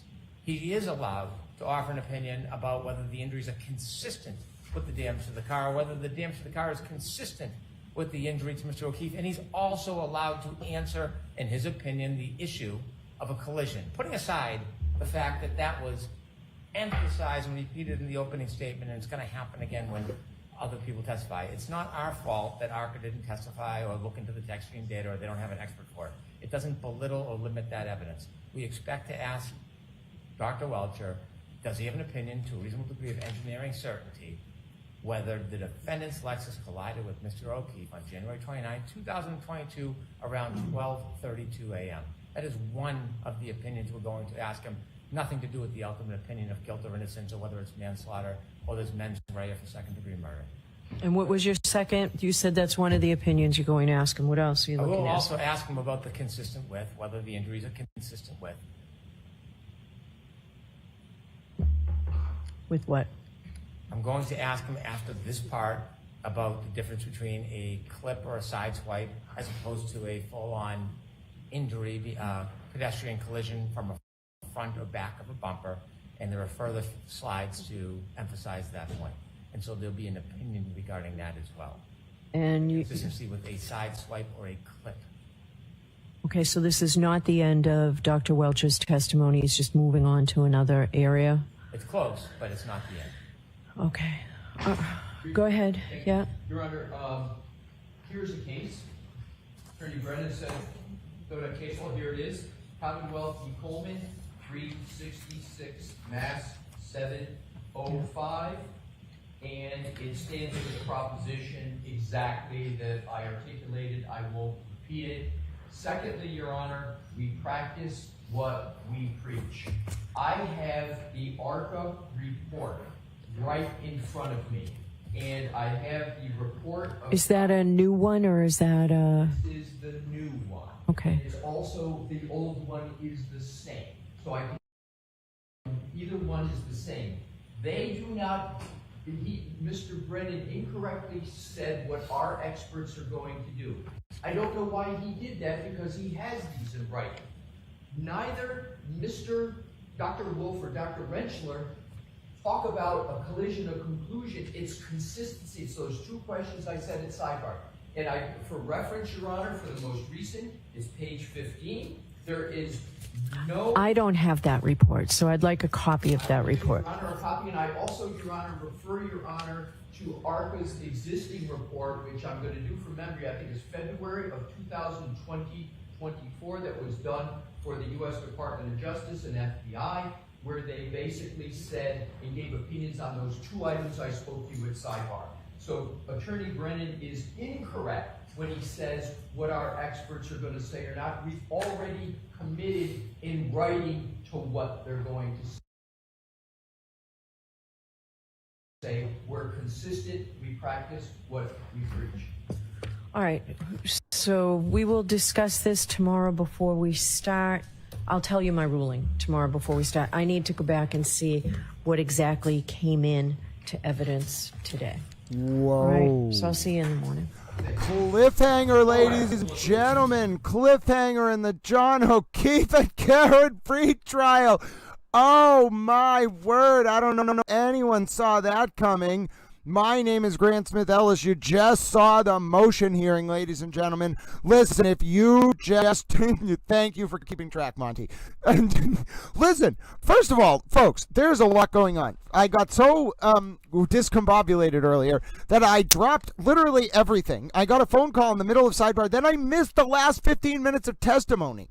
So, my name is Grant Smith Ellis. I'm going to wrap up this clip of the end of the day hearing. Cliffhanger, no ruling from Judge Cannoni as to whether Hank Brennan's major expert, the culmination of his whole case, can testify that Karen's car collided with John's body. Oh, ladies and gentlemen, we're going to start court late tomorrow, 10 a.m. on Wednesday, May 28, 2025. Tune in live. YouTube.com/@GrantSmithEllis with the Karen Cam. You know we'll be here, the Towel Friends and otherwise. Just look at that, ladies and gentlemen. There's even a picture of Chewbacca and the Stay Puft Marshmallow Man. I'm going to end this clip now, but tune in. I'm going to go talk to the Towel Friends. Towel Friends, listen to me. There's a lot going on. We have a few things to do. Listen, Towel Friends, listen. Here's what we're going to do. The number one thing we're going to do is say hello to the Stay Puft Marshmallow Man and Chewbacca. Now, listen, I also heard we have updates from Reporter Towel Christina. Reporter Towel Christina, we can't even go to your updates because you know what we have to do first, dear Towel Friend? The very first thing we have to do, Towel Friends, is we have to take this window here, right? I got to take this thing, got to take this little thing, got to click this. Now, watch this, little towels. Obviously, we're 10 hours in. It doesn't matter that we're 10 hours in and I talked for more than the witness did today. I'm ready to work with you. I'm ready to get to work. We have a recap to do. We also have to watch, ladies and gentlemen. We have to watch the last 15 minutes of that. I don't even know what to say, ladies and gentlemen. We are going to go back to 3:30. We're going to watch so we're going to go back 33 minutes. Now, listen, we're going to watch right from 3:30 until 3:45. That was the big moment of the day, ladies and gentlemen. That was the big moment of the day. What can you say? That was the moment of the day, and I'm going to sit here and we're going to watch it together. So I apologize. Oh, you know what? We actually don't want to watch it. We'll watch it on this feed, but we'll sync it up with, I got a plan. We'll sync it up with the audio from the other feed because I accidentally stepped over like a stupid towel because I couldn't hear. So the text stream system is only designed to activate. Yes. Yep. I'm going to do that, Eva, but I'm going to do it with the Karen Cam synced up to the Court TV feed so we can watch. We can have the good audio because I feel bad because I stepped on the audio a little bit, the last question. So we're going to watch the Court TV feed, and then we're going to sync that up with Little Towel. We're actually going to just use the Law and Crime raw feed, and we're going to sync that up with when Little Towel left, which was exactly 3:30. So if you missed this, folks, we are going to rewatch the minutes where it all got very intense. You stay with Little Towel right here. I think that's 3:23, so we're going to start at about 3:30. Actually, I know exactly when we're going to start because I know when I got that phone call. That was a big phone call in Towel's life. 41 minutes. Okay, so we're going to start at about 3:26. So give me 1 second. We're going to watch 3:26, 3:23 roughly until 4:23. So let me just sync it up here, Little Towels. Give me 1 second. Got to bring up one more window. You are watching what were some very big moments in the John O'Keefe and Karen Reed retrial today, ladies and gentlemen. Oh, and look at that. I even have the other stream all ready to go. I am such a little towel. I'm such a little towel. Look at me, ladies and gentlemen, being a little effective towel. Now, in order for it to all sync up right, hold on 1 second, Little Towels. Let me just do this. No, hold on. Now watch what we're going to do, Little Towels, is you missed some big moments there. Judge Cannoni ended the day, and she'll come back tomorrow and make her decision. But my word, we were all watching Little Towels. We were all paying attention. We knew what was coming. The defense doesn't want Hank Brennan's expert to be able to talk about this, but my word, the rest of the world does. So let's go ahead and do this. Okay, now we got to bring this back to 3:26 or so. So give me 1 second, Little Towels. Give me 1 second. Then I have to have both of them playing at the same time. So let me just sync it up. Okay. So let's unmute this, and then let's keep that muted. Okay, now 1 second, Little Towels. You want it on the record?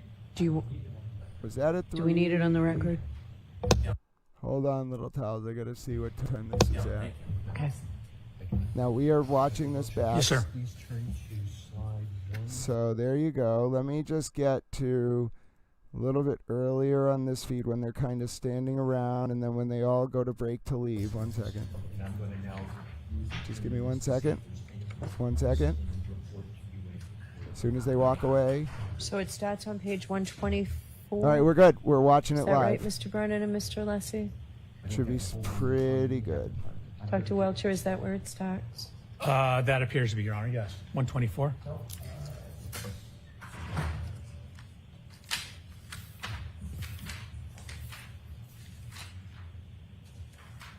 Start now 123, I have to start. I actually have 122 is already redacted, but I have it at 123 as well. All right, I don't have it on 123. 123 was a blank slide. May I approach, Your Honor? Yes. I have 123 as a blank slide. Okay. So So 124. Triple M, you do not have that. For 120. Thank you. Yep.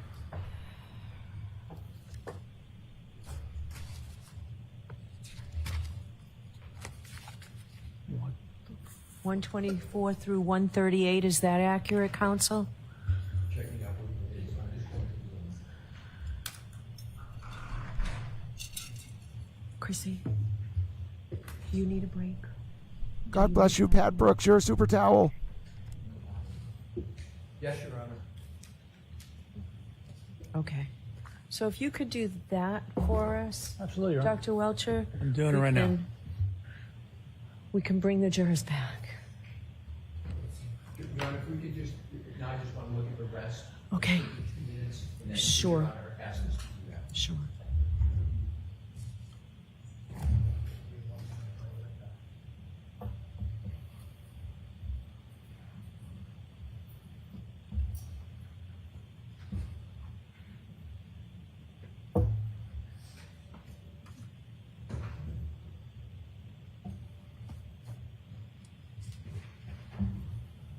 May I confer with Mr. Brennan on 124? Mr. Brennan, may I ask you to approach you? Thank you. Not on the record, Chrissy.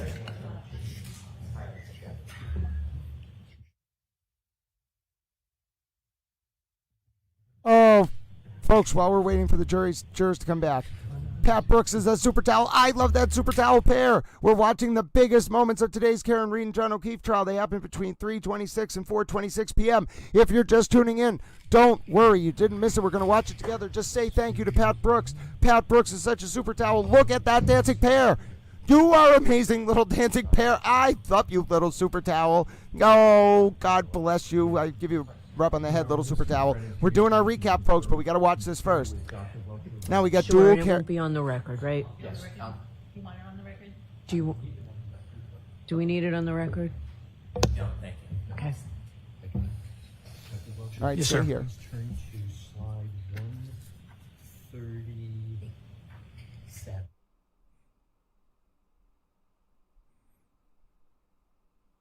A little bit perplexed as to why this is muted, but okay, for the time being, we can just talk about this super pair.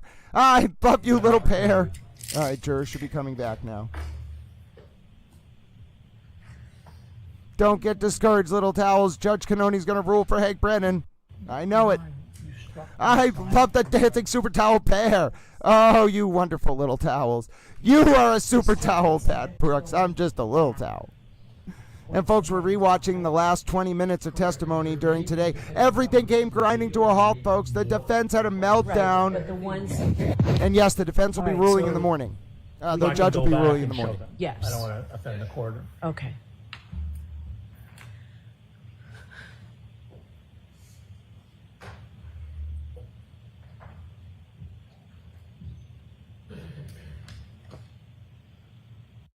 So are we starting on slide 132? 132, Your Honor. Okay, thank you.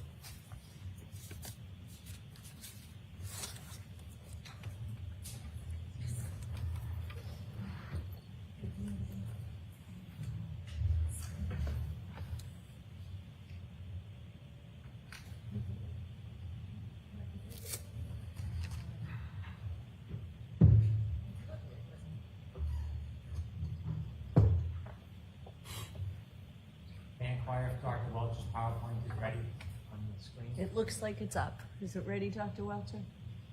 You got me scared when you asked me that. I need to double check. Yes, I believe I redacted everything, and we are on slide 132. Thank you. And by the way, It appears that way to me, Mr. Lessie, from here. the battery died on this. Okay, thank you. Whoever in charge of. I mean, I brought my own, fortunately, but actually, no, I can't find mine. Oh, Ms. Gilman has one.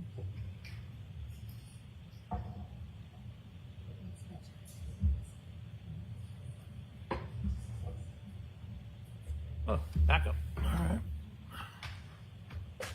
Troy. Equally bad. These laser pointers do not work on those monitors. Yeah, we've had that trouble.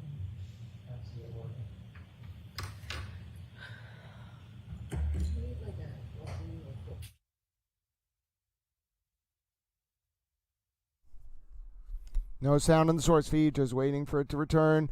Ladies and gentlemen, these were the big moments. Towel had to literally run away from the computer, so we are rewatching. It's going to be 15 big moments.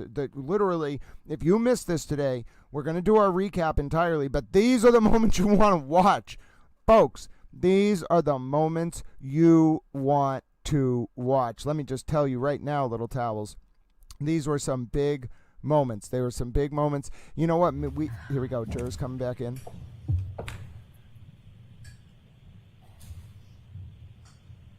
I might even have this take up the whole screen because this is such important moments. No, I'm going to leave your comments up. Well, I don't need them up twice. Hold on, I got a backup plan. No, actually, I will leave them up twice. This is big, though, folks. Big moments here. Jurors are just re-entering. If you missed today, these are the 14 minutes you need to rewatch. Oh, my word, the towel friends are going crazy. I left for 14 minutes. Oh, it was like fate was calling me away, little towels. Fate was calling little towel away. But here we go.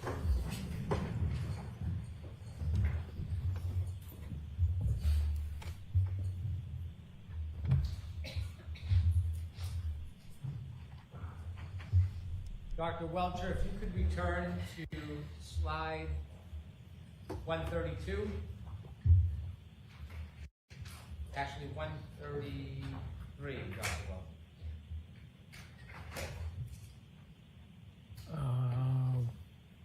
Is that me or?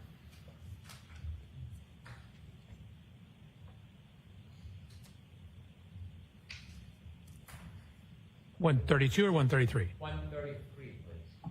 The next one after that. So we did skip over 132. We skipped over that one as well. Keep going. There we go. If you can enlarge that just a little bit for us. Sure.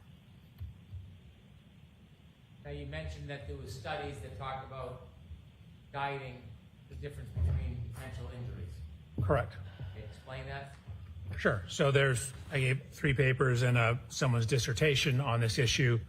They were creating a analysis methodology to differentiate whether the nature and pattern of injuries are more consistent with a fall or more consistent with an assault, or they're calling it blows. Okay, can you walk us through what this chart means? Sure. So this is their flow chart in terms of their assessment. So it starts at the very top.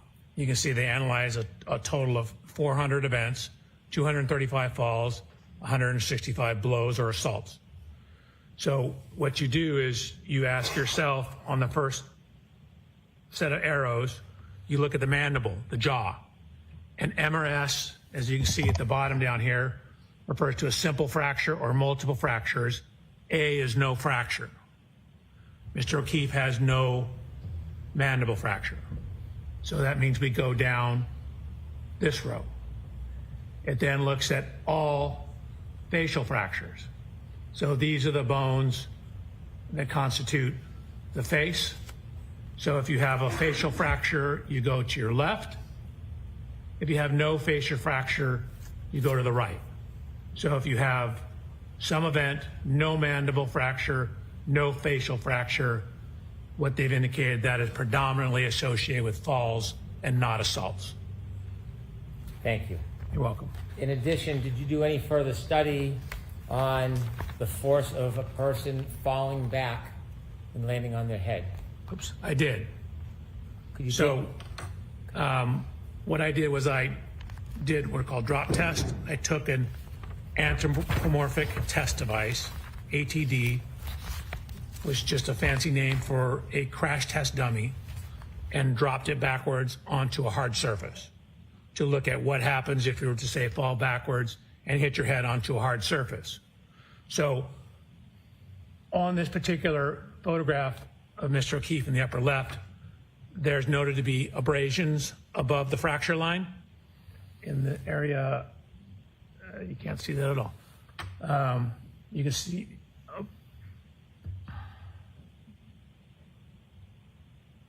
noted to be abrasions right here. Your Honor, I brought a hat. That was the one I used in my testing. May I put it on and demonstrate something? Mr. Lessie? If you would like a sidebar, or I can. Are you objecting? I am objecting. That's sustained. No, you can't put it on. Okay. So I will show you the dummy testing I did. Watch when the shoulders hit the ground, then the head hits the ground. It creates kind of an arc path that will drag and slide objects up the head. So if you have something such as a baseball hat, it'll cause it to drag across the scalp, dragging it up to a similar location to where these abrasions are. So here's the testing. Again, this is like the crash test dummies you see on television. This is myself.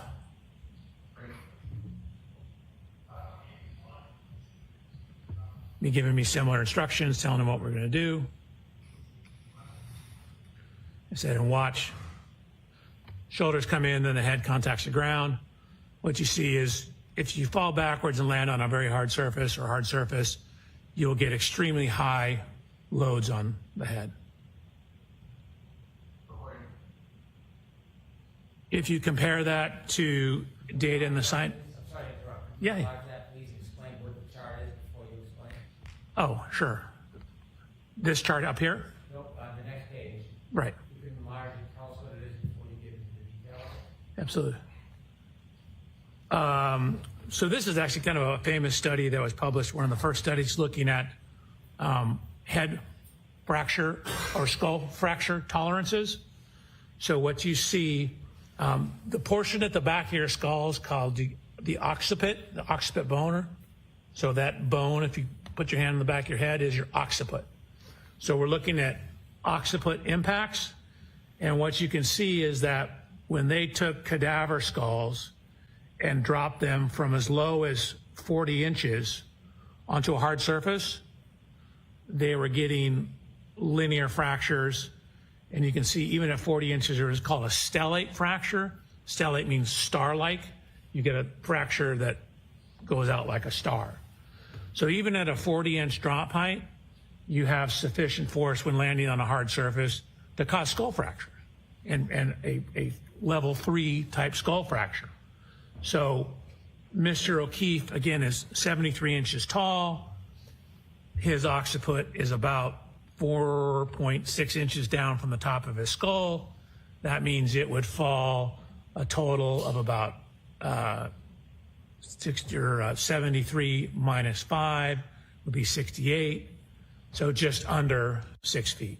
So 72, 4 inches under, so 5 foot 8 inches is the fall height. What is data showing that even at a fall height as low as 40 inches onto a hard surface, you can get fairly severe skull fractures. Thank you. Dr. Welchure, regarding your third part of your analysis, did you come to the conclusion to a reasonable degree of engineering certainty whether or not the defendant's Lexus collided with Mr. John O'Keefe on the evening of January 29, 2022, around 12:32 a.m.? Yes. Before you give me your opinion, I'd like you to share with the jury what that opinion is based on. Sure. So it's based on the 130 slides you've seen. It's based on my personal inspection of the Lexus, the correlation of the text stream data with the infotainment data, as well as Mr. O'Keefe's cell phone data. It's looking at, I guess, where the taillight wasn't broken. It's looking at the physical evidence at the scene in terms of taillight fragments, glass fragments, red color in the snow. We have the cell phone data, the location and position of the arm lacerations, the air temperature at the time indicative of sufficient to freeze, the location of the fracture on the back of his head relative to the scientific literature, my testing of forces available falling onto a hard surface, published science on the fracture forces associated with falls. And, I'm sorry, I'm reading from my report. I'm reading from my report. Can you answer without reading from your report? Probably. It's more complete if I read my report. Any objection, Mr. Leslie? I do on this question, Your Honor, reading from a report to this question. So I'm going to reference some data. So, try not to read, don't read from your report. Okay, Okay, Dr. Welchure, let me ask you again. Based on your analysis, data available, reviews, study, based on the fact that you are an accident reconstructionist and a biomedical engineer, have you reached an opinion to a reasonable degree of engineering certainty whether the defendant's Lexus struck Mr. John O'Keefe on January 29, 2022, around 12:32 a.m.? Yes. And could you share the bases of your opinion before I ask you your ultimate opinion?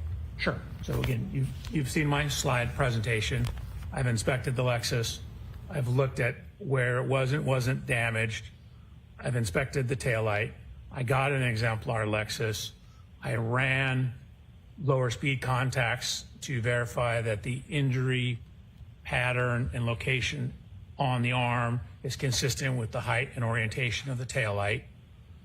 I have looked at fracture tolerance data for falling backwards onto hard surfaces. I've looked at the metrics of where his injuries were and what injuries he didn't sustain. I've looked at the cell phone data, and then I've looked at Miss Reed's interviews as well. Based on all the evidence you considered, could you share with the jury what your opinion is to a reasonable degree of engineering certainty about whether the defendant's Lexus struck Mr. O'Keefe on January 29, 2022, around 12:32 a.m.? Objection, Your Honor. Go into an I can answer. Yes, based on the totality of the evidence, DNA, everything I've talked about, that is consistent with that happening with a reasonable degree of scientific certainty. That is what happened. Objection, move to strike, Your So Honor. I'm going to strike that. I want to see Counsel Tabak for just.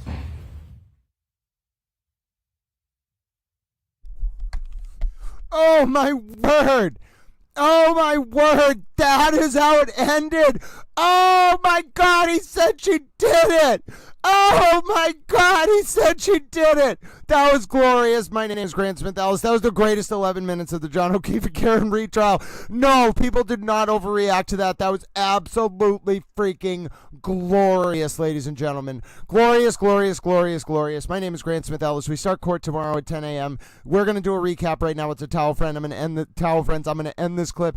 Thank you so much to everyone who asked us to rewatch that. Oh my word, what a moment, folks. We then go on to have this motion hearing where Judge Cannoni says she'll decide tomorrow morning if the expert can answer that question. Oh my goodness, and more questions. Boom! Mic drop. Game, set, match. My name's Grant Smith Ellis. Hang around. We're going to do our recap, but I have to end this clip. YouTube.com/Grant Smith Ellis. You can tell the free Karen Reed movement is sinking. We're getting to him, folks. It's game over. My name's Grant Smith Ellis. Oh, and it's funny because I wasn't even activating my camera during that clip, and the clip is still running. There you go, friends. Look at me popping in at the end of the clip to say, yes, that was devastating. No wonder why people were literally freaking out, ladies and gentlemen. That was quite a moment. Now I'm going to do the towel recap and end this clip. Tune in again tomorrow. YouTube.com/Grant Smith Ellis. I'm going to go back to the Towel Friends. Oh my word, for the love of Chloe the dog in a wig. Oh my God, he said she did it. Oh dear God. Oh my God. Oh Jesus. Murder by Maestro was like, Grant, he said she did it. And I was like, no, he did not say she did it. I know he did not say she did it. Oh my God. Oh, Jesus. Oh, I'm not using the Lord's name in vain. I'm literally overwhelmed. This was the 11 minutes that brought the John O'Keefe and Karen Reed trial to a screeching halt. Dr. Judson Welchure, an expert for Hank Brennan, literally said Karen Reed did it. He didn't say Karen Reed did it. He said, hold on, what was the exact... Literally said, yes, basically, Karen Reed's Lexus struck John, collided with John at 12:32 a.m. on 1/29/2022. Oh, my dear God. He literally said it. How is that even possible? I'm so glad we rewatched that. Oh my goodness. He literally said it.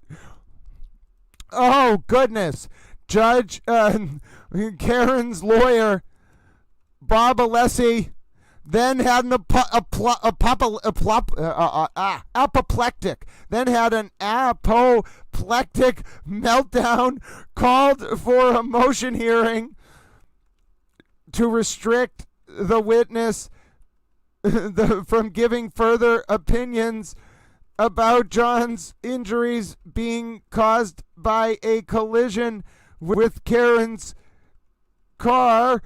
And then Judge Cannoni said she'll make a decision at 10 a.m. tomorrow when court comes back into session.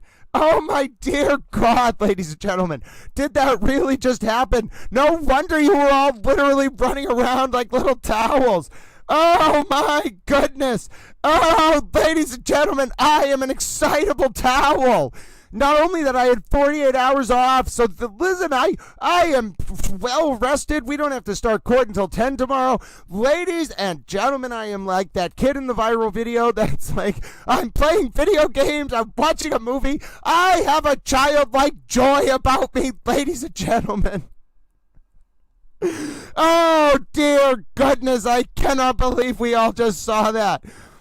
Oh, can we see it again with the side clip of Karen in the defense? Well, yeah, I mean, we can see it. We just saw it with Karen in the defense basically reacting to it.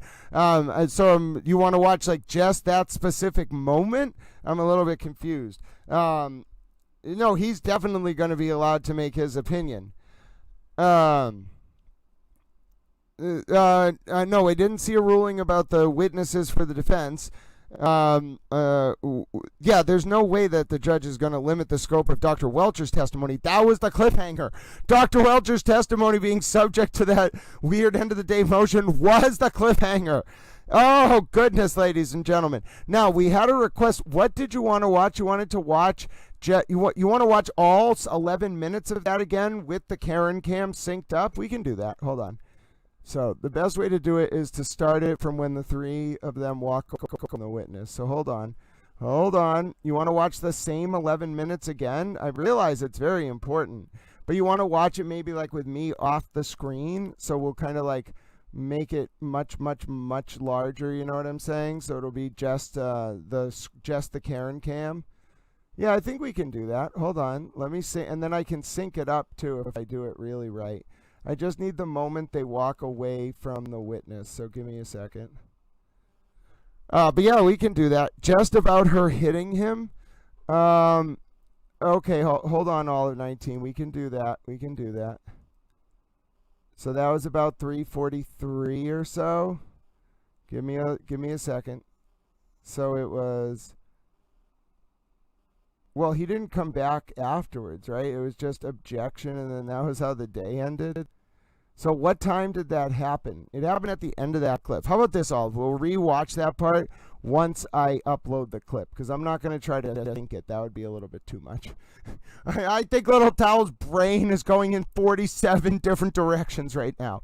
But yes, Olive, we will re-watch it. I just have to upload it first, so give me a second. Do you realize, folks, that not only do we do our daily recaps, not only am I clipping this stuff, have you looked at my Twitter? I'm clipping everything we're watching in segments, and then I'm uploading it in real time in a thread, and then I'm providing updates at the same time. So, just understand that, yes, we will watch it, but and sometimes Little Towel's brain gets run off in like 67 different directions. Also, I am very much still here with you folks. I see you all in chat. It's been quite a day. And remember, there are a lot of ways to support this channel, just because we are literally 9 hours into our broadcast today, and I'm still going strong. I've been drinking lots of liquids, trying to stay hydrated. There are lots of ways to support this channel. Reacting to the stream is a really good one. I appreciate the person who has been... Oh, yep, Amber M. Oh, by the way, so Towel friends, if you know this stream, you know that part of our efforts are collaborative. So I need your help. If you're out there, we're going to see clips maybe from the different reporters, Christina Rex, John Hall, Court TV of Karen leaving court. As soon as you see that clip of Karen leaving court go up, shoot that over to me. We'll watch it during the recap. Remember, the recap's going to take us a little bit of time to go through. We have to methodically analyze Dr. Welchure's testimony. So anytime someone in the next 45 minutes, 30 minutes during our recap gets a clip of Karen Reed leaving court, please, ladies and gentlemen, let us know. That's what I'm saying, Sherry Osborne. We actually have a collective collaborative effort here where all of us Little Towel friends will be monitoring social media, and as soon as someone sees a clip of Karen leaving court, whether it's on John Hall's feed, Christina Rex's feed, Abby Patkin's feed, whoever you Court TV's feed, you just let Little Towel know. We'll put it into the recap, all right? It's a collaborative effort. I put a lot of effort in. You put a lot of effort in. Everybody smiles. I ate a pizza today. I had some mozzarella sticks. I ate some trail mix. I drank one of my favorite Vice City themed energy drinks, which has far too many chemicals in it, none of which Towel should be drinking. And now we don't have to start court until 10 a.m. tomorrow, which means I get to stay with you. Yes, folks, we get to stay in a little. We get to sleep in late tomorrow. And you know what that means, ladies and gentlemen? I get to spend extra time with you on my recap. My favorite part of the day is doing the recap with you. And Olive got her wish, ladies and gentlemen. Olive 19 got their oh, by the way, can I just circle back and just say God bless you, Pat Brooks? I absolutely loved your little towel emoji you sent earlier. I ran around like a little towel madman, being like, oh my goodness, that is a towel pair dancing around. I love the towel pair. It had a headband. Now I want to say a special thank you to Pat Brooks. Pat Brooks feels like a warm, fluffy towel hug. I don't know if you all know Pat Brooks, but Pat Brooks is just absolutely wonderful, and we absolutely love Pat Brooks. Now, before we do our updates, we have a few things going on. One, Murder by Maestro sent me something. Let me see. What is this, Murder by Maestro? Oh, very interesting. But why is it just a single image? Is it like what was in the depiction? Oh, God bless you. I just looked down at my towel Venmo. Oh, God bless you, little towel. God bless you. You are so kind. Little towels. Listen, I think we got a real public information service going here. And listen, I don't know where this is all going to go, but I want to let you know. I talked to a person today. I'm not going to use any names. And I was like, oh my God. I wasn't starstruck. I did what I needed to do. And I am going to talk to some people. And if I got what I think I got, this could be it for Little Towel. If I can get this going, oh my goodness, it could actually be it. It could be one of those moments, ladies and gentlemen. This was literally happening. No, it's not struck, Diana Natale. It is the opposite of struck. The judge is going to rule on it tomorrow. And in fact, if you listen to the motion hearing with Hank Brennan, which we will listen to during the recap, everybody collect their breath. I promise you, ladies and gentlemen, things are going in a good direction for Hank Brennan. A great direction. And let me just say, folks, I will listen. We are speaking very broadly. It is way bigger. It is way bigger than a podcast deal. It's a very basic. Listen, we can't get too far ahead of ourselves. It only just happened. I have to actually go through a lot of processes. But if this works, ladies and gentlemen, if I can make this happen, then yes, it will be career defining for Little Towel. It will change everything. I don't want money from this. I've already said that although I don't know what I'm going to do with it. We're going to figure out what's going to happen. It will be career defining. It will change Little Towel's life, and you all are going to come along. Oh, goodness. I can't, Macy. All I can tell you, because I can speak very, very generally, Towel was excited for his phone call today, and then he had a phone call. The only reason I'm talking about it is it literally happened at 3:26. So I had to go on the phone call from 3:26 to 3:46 p.m., which was exactly the moments that all this was going down. As I returned, you all were literally losing your minds. And nope, it's bigger than that too, all of 19. You all were losing your minds, and I was like, oh my goodness, what could have happened? I could not miss this phone call. So anyway, it's not about TV. It's big, but I have to actually do it. All I know is the door's open, and once Little Towel gets the door open, I promise you, I will hit a home run. I promise you. Yes. Oh, Hank Brennan had a day, ladies and gentlemen. Hank Brennan went down the park and had himself a day. Ladies and gentlemen, you can retire his number. Oh my word. Hank Brennan had himself a day. So the questions are, ladies and gentlemen, someone has to explain the towel thing. Well, it's a little bit hard to explain. It's a fluffy towel universe. It started as a joke in January of 2024 because someone said that my pronouns were towels. And I was like, okay, I will become an anthropomorphic towel. Well, then it became this whole worldwide movement. Now we have towelettes, soap dispensers, flannels, washcloths, hemp towels, paper towels, beach towels, literally anthropomorphic towels, microfiber towels. There's so many towels. We've started a debate as to whether every object in the world is technically a towel except for Karen and Alan Jackson, who are not towels. There you go, ladies and gentlemen. Oh, God bless you, Dad. I bet he is out there watching, and he's like, oh, I'm going to make this happen for Little Towel. Oh, ladies and gentlemen. Oh, ladies and gentlemen, it is Cassandra. Welcome to the ranks of the Honorary Towel Fold. You came in at a very good time, my dear friend. Not only do you get added to the Super Towel Fold, but Towel is in a wonderful mood. He wants nothing more to be able to talk to you all. And guess what, ladies and gentlemen? I have excellent news, which is we are going to get to do our recap. However, we have a few things to do before we do our recap. Number one, don't you all think that we should take a look at Christina Towell's update for the day. Have you all had a chance to meet Reporter Towell Christina yet? I don't know if you've had a chance to meet Reporter Towell Christina. These streams go for 9 hours. I start at 7:30 in the morning. One of the things that helps me get through before we go into our recap, which by the way, I record live to tape on the first take all the time, and I include segments and do clips, and I cover it. And I cover everything that happened in court that day, which we're going to do today, and it won't actually take that long because Bob Alessi spent so long objecting in a sidebar, there was only like 2 hours of testimony.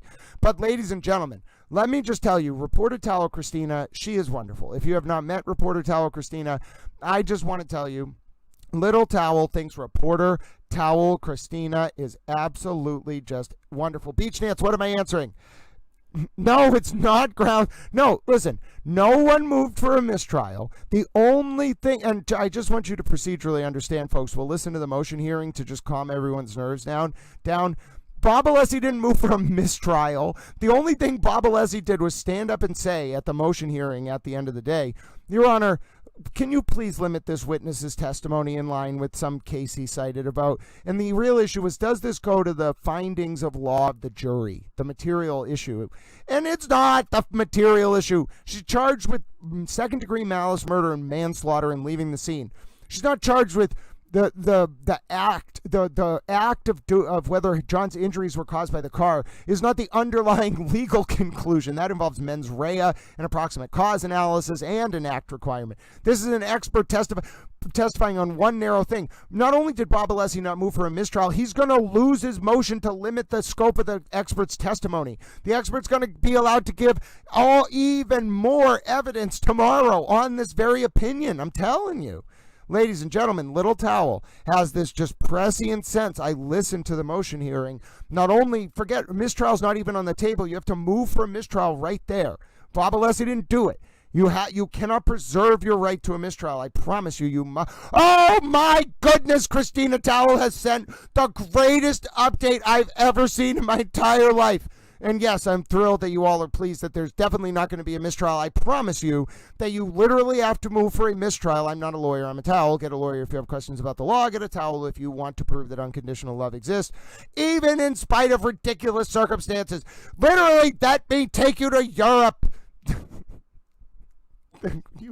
What the hell, Grant? What are you talking about? Oh my goodness, Christina Towell has just sent some of the greatest updates of all time.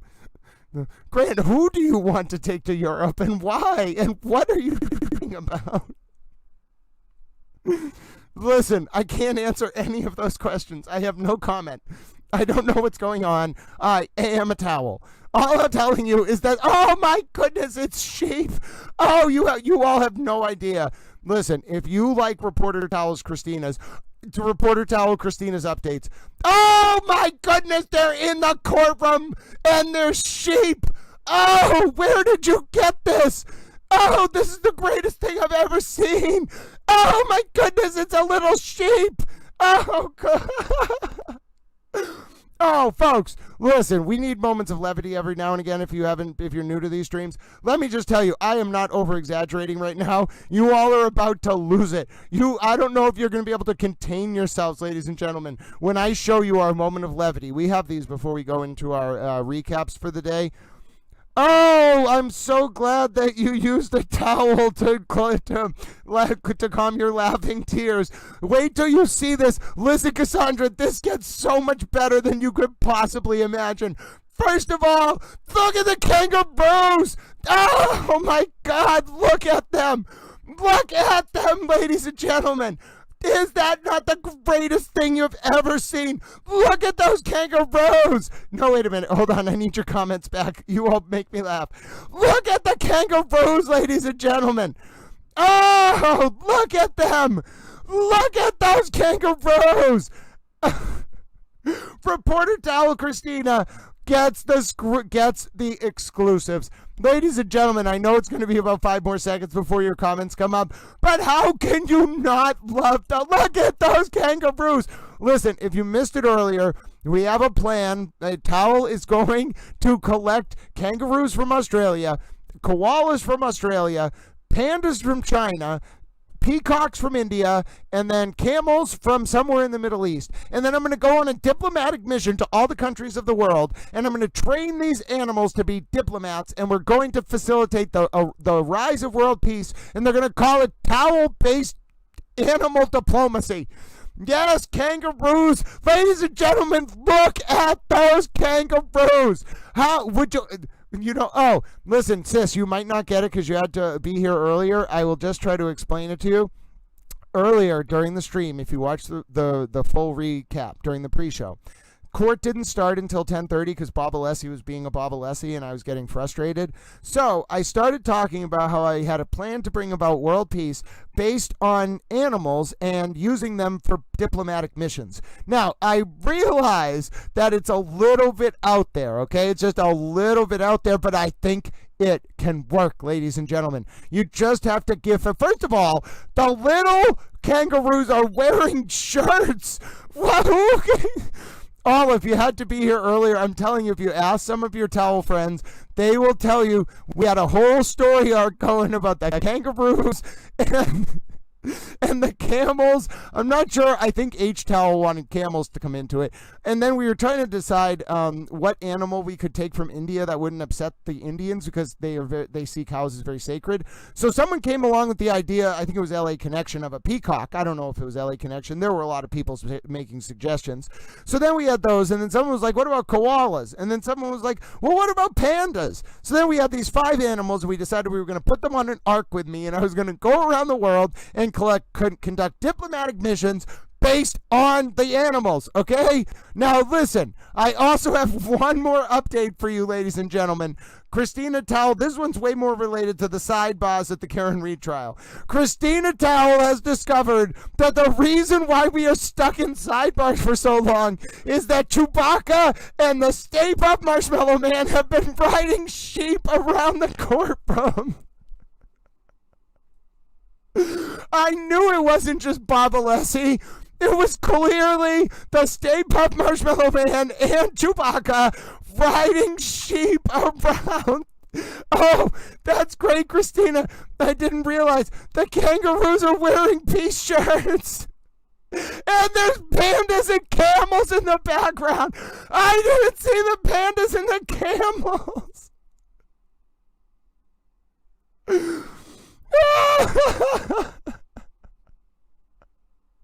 Adam Lally is a koala bear. Adam Lally's gonna watch this one day and be like, what, I'm a koala bear? But first of all, I just want to tell you all, the sheep thing, the sidebars in this case are so prolonged. The sheep, the little sheep, Christina Towell, Allie, I'm telling you, that's what's been going on at Sidebar. It's Chewbacca and the Stay Puft Marshmallow Man riding sheep around. If you're just tuning in, by the way, and if you're like, aren't we going to do the recap of today? Yes, we are. I promise you, we have to do all of his requests to watch the very end of that 12-minute segment. Then we got to watch the motion hearing. Then we got to watch the full day of testimony. But I need my moments of levity. Ladies and gentlemen, right? Deb H is spot on. We only had a few moments of testimony today because Alessi kept delaying things. It was absurd. Oh, okay. But that said, ladies and gentlemen, we are about to do our recap. And Pilgrim Shadow, if you want the recap, it was basically a long wind up, a lot of foundation for all of the testing, the very thorough testing that Dr. Jordan Welchure did. John's injuries, Karen's Lexus data, the witness state or the Karen statements on documentary interviews, a bunch of different information. Laser mapping of the cars, etc. Not only that Karen's car clearly collided with John, causing his injuries during the backup event. Well, the 3-point term was a 12:23, 12:24. Okay, that's what Dr. Welchure told us first. That was called the first event in the backup system in the Lexus data. Now, the important thing to remember is there's also a collision data event recorder in Karen's car. But we learned early in the testimony, and we'll see it today, that collision event data recorder doesn't actually detect collisions between the car car and objects. It detects collisions between the car and other cars that threaten the driver. So anything that leads to the driver having like an airbag go off or getting shook around, whatever, that's what the collision detection event signals. Now, nothing, okay, in the collision recording for either the 5:07 a.m. bump into John's car or the backup event. But two key pieces of data, right? And the expert testified you wouldn't see a collision detection event between a vehicle and a collision and a side swipe because it doesn't threaten the driver. Even if it damages the car a little bit, it doesn't threaten the driver. But what it does have, what Karen's Lexus does have recorded, are two events. One at 12:23, 12:24 a.m. backup 3-point turn event, which involves a backup, okay? And then 7 or 8 minutes later at 12:31 into 12:32, basically between 12:32:04 and 12:32:09 a.m., 12:32 and 4 seconds and 12:32 and 9 seconds, there was a 10-minute backup event that ended somewhere in the 10-second backup event that's ended somewhere in there. During that event, the car went forward 35 feet or so, 33 feet, and then backward 56 feet or so, okay? Reaching a speed of 24.2 miles an hour at the apex of its acceleration backwards. And, ladies and gentlemen, importantly, this is the very moment, just seconds before John O'Keefe's phone moved for the last time at 12:32 a.m. in 16 seconds, okay? So that's what Dr. Welchure testified to, but then it got even more intense. Coming back from lunch, Hank Brennan built it up during the afternoon session to this epic moment at 3:35, which we'll watch again, where Hank Brennan then asked if the collision, if the cause of John's injuries, based on the expert's opinion, to a reasonable degree of engineering certainty, this guy's a doctor, Dr. Jordan Welchure in engineering or some complicated art, scientific art form, was caused by a collision. And as the expert starts saying, yes, Karen did it. Oh my goodness, ladies and gentlemen, things just went chaotic. Bob Alessi had a nuclear meltdown, Pilgrim Shadow. I thought the chat was going overboard. No, not at all. It was chaos. Oh my goodness. Ladies and gentlemen, Murder by Maestro has sent us not only just fan towel art, but a fan towel video. Murder by Maestro, I have a problem though, dear friend. I can't actually download this. In order for this to play, I'd have to open the DMs and I can't. So can you send me this in a downloadable, either by Google Drive, any like link sharing site, just anything I can render it into an actual video to share, or you just share it on your Twitter, because I would love to play this video. Folks, we take a moment of levity after 9 hours. I appreciate you all watching on Towel Stream. By the way, 10.5K viewers on the X today, 400 or so almost on the Towel YouTube, our biggest Towel Stream day of all time. Derek, you're not going to be here very long if you say things like that. That's very mean. I don't think you're a moron. Why would you say that? I'm surprised you're still here. I wonder how long before... Oh, Derek's gone. Derek, you didn't last that long. Oh, wait a minute. Hold on. Come on now. I don't think we can have very nice... Oh, Derek, where is that chat? I can't even see it anymore. It's only on... Why is it on the one... Oh, because someone deleted it. Why is it on the one chat? Why is it still up on this one chat? Hold on. Let me click this. Derek, you are not going to last very... First of all, it's already removed on the... Hold on, I want to make sure I click the right one. It's already removed on that. Yeah, exactly. Thanks, Pilgrim Shadow. It just takes 5 seconds to render. I don't know who Derek is, but Derek's gone. God bless you, Pilgrim Shadow.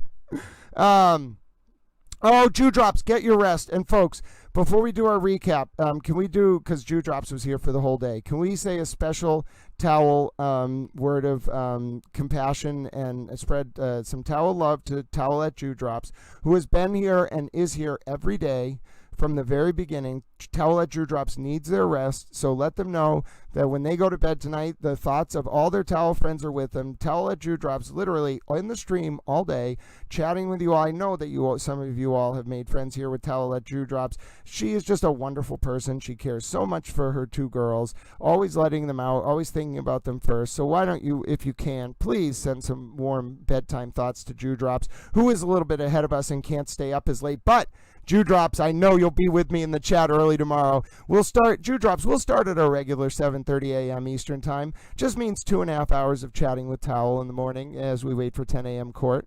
So, yeah, that'll be awesome. Now, ladies and gentlemen, we are going to do our recap, but I really want to show you the Murder by Maestro fan art, and then we might be able to do that at the end. And then I also want to be able to show you, I think Christina Towel just sent another update, But I also really, really want to be able to do this update for you because we had a special request from, I believe it was Super Towel Olive 19, to watch the very end, okay, the very, very end of that situation, not that clip, that the very end of testimony today of that clip with Karen and her attorneys reacting to the moments of chaos when Bob Alessi started jumping up and down like a madman when Dr. Jordan Welcher basically said Karen did it. I mean, and I don't think, ladies and gentlemen, in too many senses of the term, we can really explain just how wonderful that moment was. I don't think anything will ever be able to truly put into words how amazing that moment was. But we were here for it. Little Towels, my word, were we here for it, and we saw a moment that can only be described as historic in the world of Little Towels. Hold on, I want to bring up those two images one more. While we're waiting to see if I can get that, and then we are going to do the recap because oh, Olive 19, oh my goodness, Olive 19, are you an Olive? Oh, is that a pear? We can call that an olive. That is a pear holding grapes or an olive. Olive 19 is a Super Towel. Olive 19, you are wonderful. That is you. Oh my goodness. Look at that. Look at him. Look how happy he is. He is as happy and as joyful as Little Towel. Look at him. Oh my goodness, ladies and gentlemen. Oh, Murder by Maestro. We're going to check on the feeds to see if Karen reacted after court. It's kind of why I'm delaying the recap because I want to lead with her comments, and so I need like 5 or 10 minutes. But Olive 19 also put this amazingly cute emoji, and as you know, Olive 19, first of all, thank you so much, not only for all of your support of the channel, but just you're a wonderful human being. You're just very dedicated. I can tell you're principled. You're part of this new generation. We can call ourselves the star children or whatever. We're just very on point, very dedicated. Someone was saying it earlier. They were like, this new generation is just tuned in. They know exactly what's going on. They're very compassionate, and you shouldn't mess with them. And that's how I feel about you, Olive 19. And also, I love that Little Towel. Oh, whether it's an olive, whether it's a pear holding olives or a grape, I don't care. I love it. Oh, that's so adorable. God bless you, Olive 19, and God bless you, Little Towel. I give you little towel pats on the forehead. I feel like these emojis are going to become my best friends. You are an olive. You're an olive towel. I love the olives. I love it so much. Oh, ladies and gentlemen. All right, here we go. So, it's a girl Olive cheering on handsome Grant. I am a handsome towel, and I appreciate you all. Now, let's see what you all thought of the witness's testimony today, by the way, and then we have to get ready to do our recap. The only reason I'm not doing our recap yet is I see what the problem is. For some reason, my Twitter was very annoying, and now I fixed it. Okay, we're ready. All right. Any word on Karen leaving court? I guess I can check. Hold on. Let me check my usual suspects. Who might have it? John Hall, maybe. I know how to spell John Hall. Oh, because he goes by like J Hall 7 News or something. We're checking the different. If you're wondering what we're doing, we're checking the different accounts to see if we can get clips of Karen leaving. We always give credit, of course. Nope, nothing yet. If you see any clips, hold on. What do you see, Allie? Oh, the Whitey Bulger documentary is great. Which one are you watching, Allie, in particular? Let's check Christina Rex towel. Sometimes Christina Rex can be an honorary towel. She's not, in my opinion, Christina Rex, our Christina Reporter towel is wonderful. But Christina Rex can be an honorary towel. Hold on. And then sometimes Katie Benoit posts them. Katie's a great reporter. Towel has a lot of respect for Katie Benoit. If she's at court, she'll post them. Doesn't look like any. So does anyone have footage of Karen Reed leaving? Anything? Sometimes Murder by Maestro can find them like pretty easily. But if you're wondering, the reason why we're delaying the recap, folks, is that I can't really start the recap until I'd like to get some footage of Karen Reed leaving court because that was a bad day for the defense. They delayed and delayed and delayed and delayed. But hold on, let me see if I can get you any footage. Sometimes somebody just posts it. Come on, come on, come on. Nothing, huh? Nothing. Yeah, Karen didn't look very good today. I reposted someone who included my logo on their screenshot. Anytime you include the logo, I'll repost you. It's only people who cut it off that I get upset. Yeah, so we really need to get that very specific clip of the end where he's being asked that question. So hold on, folks. We're gonna do some towel video editing here. So hold on. I'm gonna go into the void. Towel friends, I don't want you to get concerned. Okay, I don't want you to get scared. I'm here with you. It's only gonna be a blank void for a little bit. I am not gone. I promise you. I promise you. Don't get overwhelmed. Oh no! Don't get overwhelmed. I'm still here, ladies and gentlemen. You are not watching a blank void. In fact, all we're really doing is this. Okay, so you might be wondering what we're doing. We're taking this and we're going to make a much better version of the clip. And we're going to make it such, no, we're not watching the full thing. This is actually what all of 19 wanted. And we're going to include your commentary in it, actually. So look, we're going to take this, all right, and then we're going to sync it up exactly. I think we had a request from someone if we could sync this right up with the court TV feed. So we have to go to the exact moment the testimony ended. So give me a second while I remix this. On this particular photograph of Mr. O'Keefe in the upper left, there's noted to be a... Sorry, that was after. Hold on one second. Is that me or... Any objection, Mr. Leslie? I do. Wait till you... So, All right. So now 1 second. We're going to go to this exact moment on both, and we're going to watch it, and we're going to make a clip. Yeah. Yes. The incident is called a stealth. So right before that side, right before all hell broke loose, it was at about 3:42. Interviews as well. Yep. Now hold on, I got it. So we're gonna mute. We're gonna get this one to exactly where we need. The defendant's Lexus struck me. Perfect. Got it. So then we're going to sync it up with the Karen cam. Now watch this. You all asked for the moment. I got it for you exactly. Literally exactly the moment you wanted. And see, the cool thing is we can take this, we can sync the Karen cam up with the actual feed. So watch what we do here. We take this, right, the law and crime feed. And just like we did before, right, we're doing a little bit of magic, right? So see how we're kind of superimposing the feed over one over another. Okay, now watch what we do here. We want to start right when the question starts, okay? Based on all the evidence you considered, could you share with the jury what your opinion is to a reasonable degree of engineering certainty about whether the defendant's Lexus struck Mr. O'Keefe on January 29, 2022, around 12:32 a.m.? Okay, so we have to record this whole thing. At the cell phone data, and then I've looked at Miss Reed's interviews as well. Okay, so hold on. Miss Reed's interviews as well. Okay, so we pause it there. Now here, we want to go 20 seconds before that. Engineering certainty about whether the defendant's Lexus struck Mr. O'Keefe. Okay, Degree of engineering. All the evidence you considered, could you interviews as well? Based on all the evidence.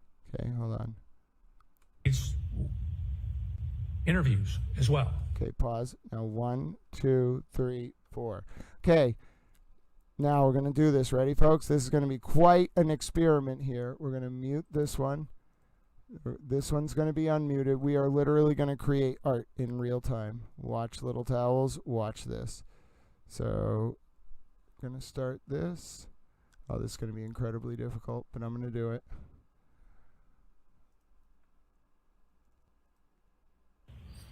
Based on all the evidence you considered, could you share with the jury what your opinion is to a reasonable degree of engineering certainty about whether the defendant's Lexus struck Mr. O'Keefe on January 29, 2022, around 12:32 a.m.? Go to I can answer. Yes, based on the totality of the evidence, DNA, everything I've talked about, that is consistent with that happening with a reasonable degree of scientific certainty. That is what happened. Objection, move to strike, Your Honor. So I'm going to strike that. I want to see Counsel Zabak just.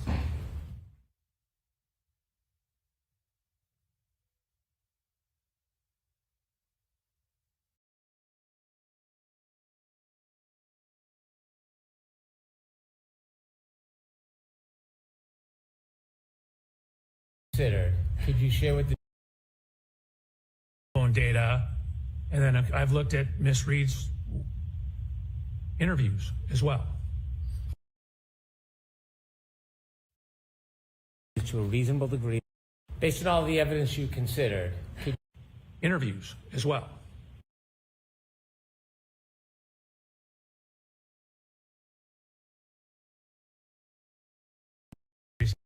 Tolerance data for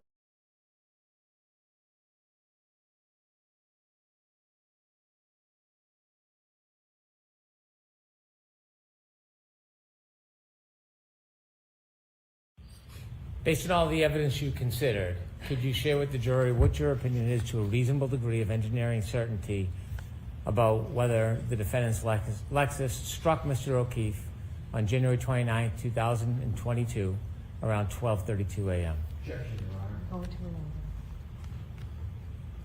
I can answer.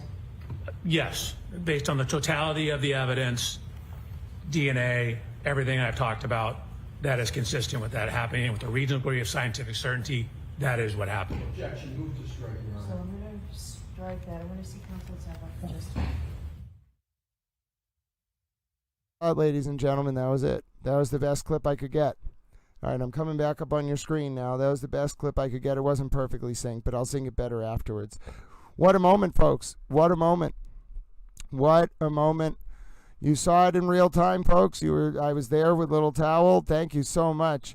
No, not a problem, Olive. I was happy to do that for you, dear friend. You know I'm happy to help out any Towel friends any way that I can. And in particular, if us doing that helps other Little Towel friends be informed, that's amazing. And plus, we're waiting for video of Karen leaving court anyway.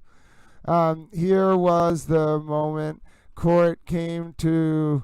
here was the moment the John O'Keefe and Karen Reed retrial came to a screeching halt on Tuesday. Hank Brennan's expert, Dr. Judson Welchure, told jurors Karen Reed's Lexus was involved in a collision with John's body at 12:32 a.m. on 1/29/2022. Then all hell broke loose. Judge Cannoni will make a decision as to whether Welchure can offer this opinion tomorrow at 10 a.m. when court comes into session. Tomorrow, Wednesday. And then, you know what we should do? I think we should attach it to the motion hearing. So, Olive, did you watch the motion hearing yet? Have we seen the motion hearing? Folks, 8 to 9. Let's watch the motion hearing, Olive, because that will make the most sense. It's an absolute 8 to 9. And listen, I'm a lay towel, okay? I don't know exactly what I'm talking about in the sense that I am not offering a formal legal opinion. But I promise you, ladies and gentlemen, I promise you that the way the motion hearing played out, you could absolutely sense that Judge Cannoni was leaning towards ruling for the Commonwealth. Now, by the way, before we move on, ladies and gentlemen, I have to show you one very special towel video sent in by our towel friend themselves, ladies and gentlemen, the Super Towel Murder by Maestro. And ladies and gentlemen, it would be a disgrace. It would be a violation of the fundamental laws of nature were I not to share this with you, ladies and gentlemen. So allow me to do this. Allow me to do this. It is going to be a moment. It is a video from Murder by Maestro themselves. Now I'm going to open it first, because although I absolutely love and trust Murder by Maestro unconditionally, I think for both of our sakes, I should just make sure it is the right video. So ideally, it's going to be a video. Yes, it is Murder by Maestro. Okay, so watch this, towel friends. Before we do this full overview and watch the motion hearing, can I just show you what Murder by Maestro sent? How can I not play this? If I didn't play this, I feel like my heart would break in two. Okay, this is the moment. This is the moment, ladies and gentlemen. Look at this. Have you ever? Look at that. Look at all the towels. Oh my goodness. Some of them have bows. Some of them have hats. Oh, ladies and gentlemen, towels on parade. Towels on parade. Oh, Murder by Maestro. You are amazing, my friend. Look at that. I want to watch it again. One more time. At least 2 more times. Maybe 3 more times. All right, play.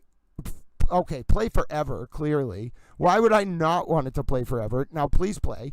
Please just play over and over and over again. Oh my goodness. Look at all the towels. Ladies and gentlemen, look at those little towels. Look at those wonderful little towels. Look at those wonderful little towels. They are amazing. Oh, ladies and gentlemen, look, there's even one with a pink bow.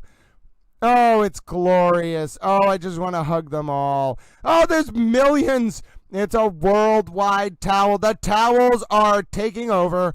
Ladies and gentlemen, our movement is strong. The strength of the towel nation, the fibers of the towel universe are strong.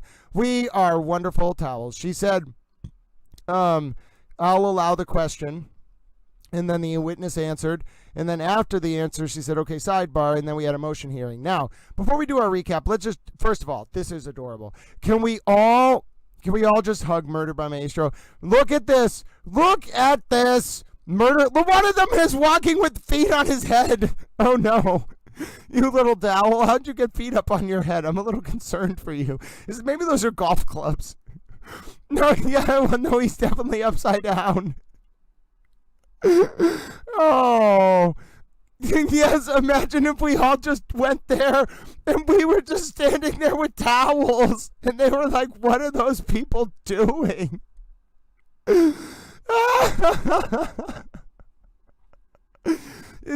Listen, there's no such thing as an upside down towel.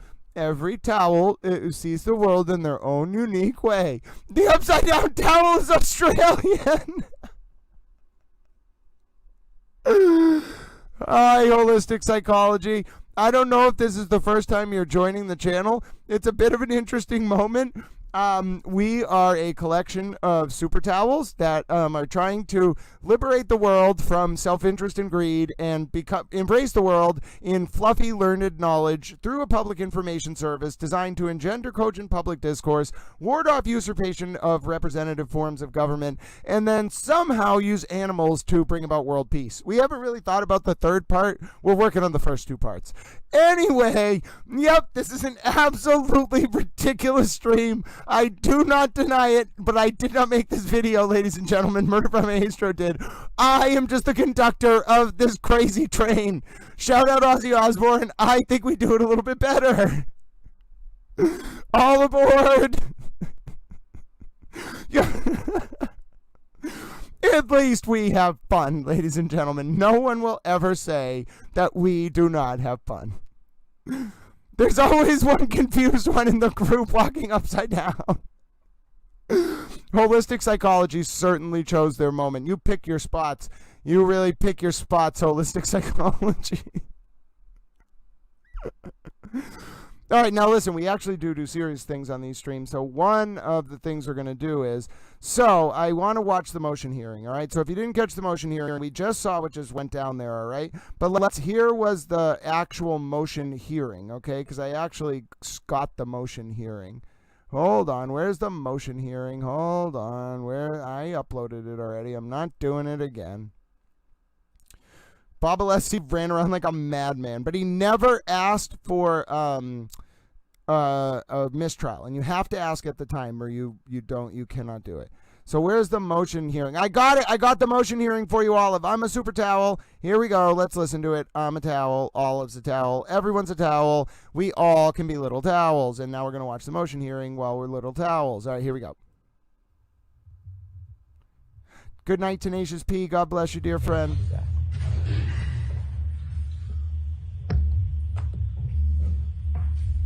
All right.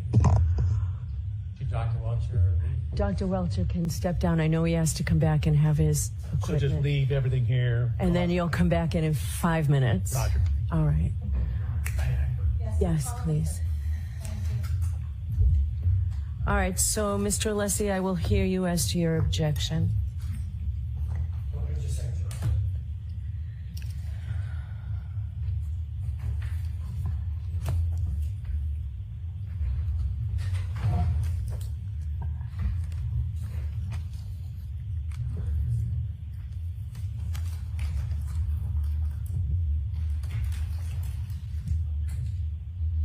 Thank you, Your Honor.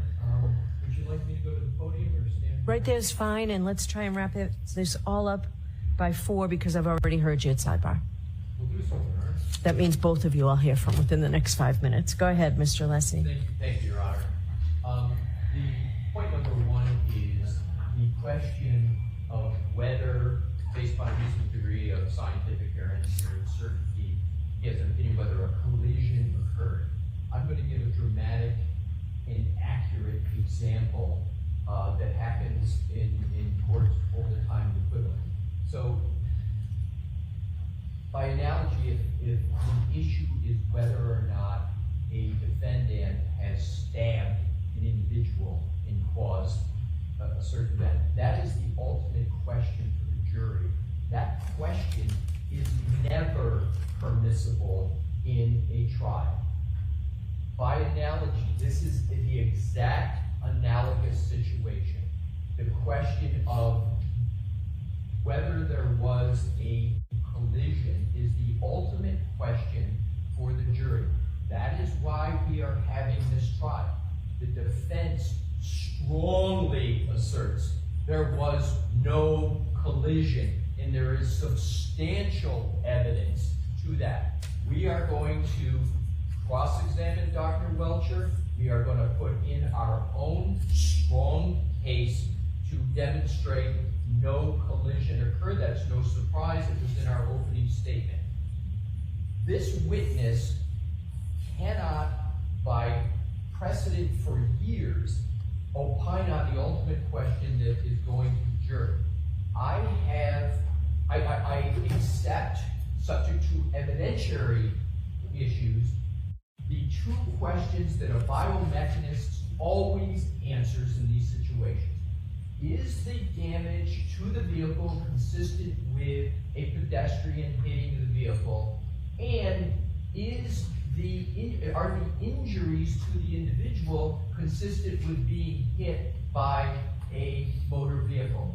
Those are the questions that are permissible, not the collision question. It is resoundingly improper in this trial, in any trial where that is the ultimate conclusion for the jury. Yes, an expert can offer opinions, but every expert is bounded by the extent of their opinion, and that opinion on whether there was a collision would invade the province of the jury and the whole purpose why we are here, Your Honor. Thank you. All right, Mr. Brennan. So what Mr. Alessi is arguing is that in their opening statement, they repeatedly invaded the province of the jury because they must have asserted vehemently over and over again there was no collision, over and over and over again. And he just told you that when his expert takes the stand, they'll have abundant evidence that there was no collision. This case is about the collision, but that is not the ultimate issue. The ultimate issue is manslaughter or mens rea for second-degree murder, not collision. They don't get to define the prosecution's case. They do not get to define or limit the prosecution's opinions. They have no case law. They have no study. They have no jurisdiction or jurisprudence to say what we are limited to. He's entitled to an opinion. His opinion is not limited to whether or not the defendant struck Mr. O'Keefe. That evidence is obvious. It's not whether or not there's damage to the car or Lexus. That evidence is obvious. He also as an enormous part of a biomedical engineer and an accident reconstructionist, he studied the tech stream data. They didn't, he did. And he's entitled to give an opinion. The tech stream data, based on fact and science and data, tells us when, if you put it together with other evidence, and where, when you contribute it with other evidence, this collision actually occurred. We don't have to play peekaboo and close our eyes to the reality of the fact that the evidence supports the conclusion to a reasonable degree of engineering.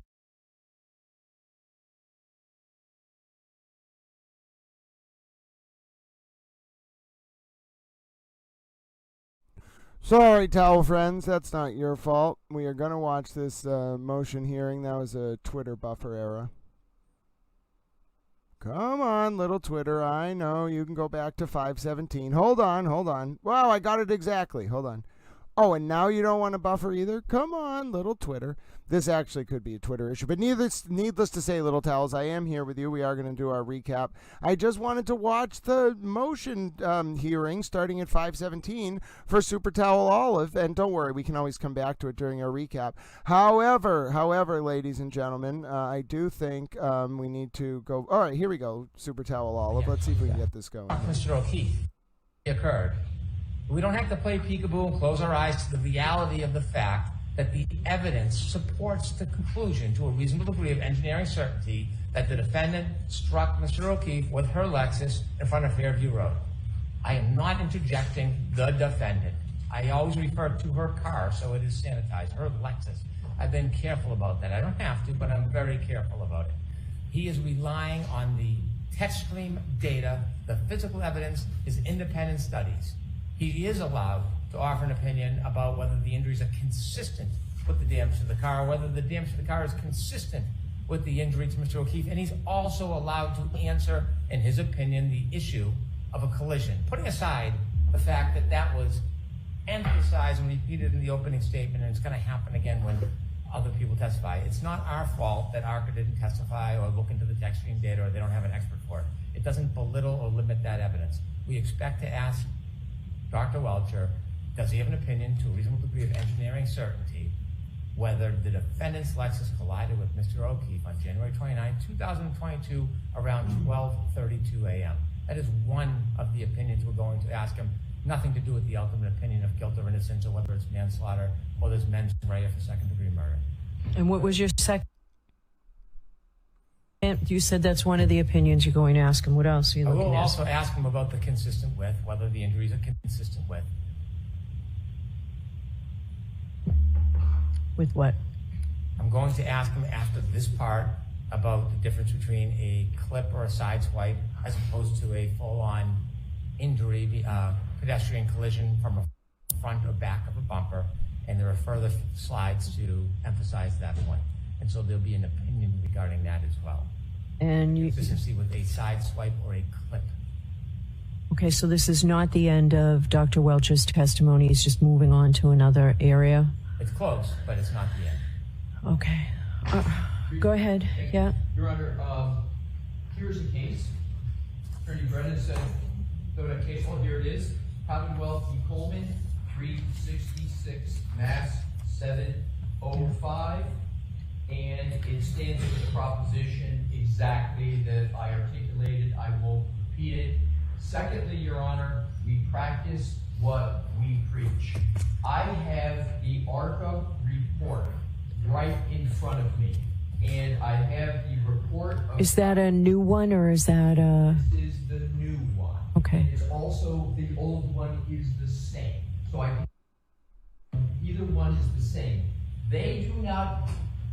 Mr. Brennan incorrectly said what our experts are going to do. I don't know why he did that, because he has these in writing. Neither Dr. Wolf or Dr. Welchure talk about a collision or conclusion. It's consistency. So there's two questions I said in sidebar.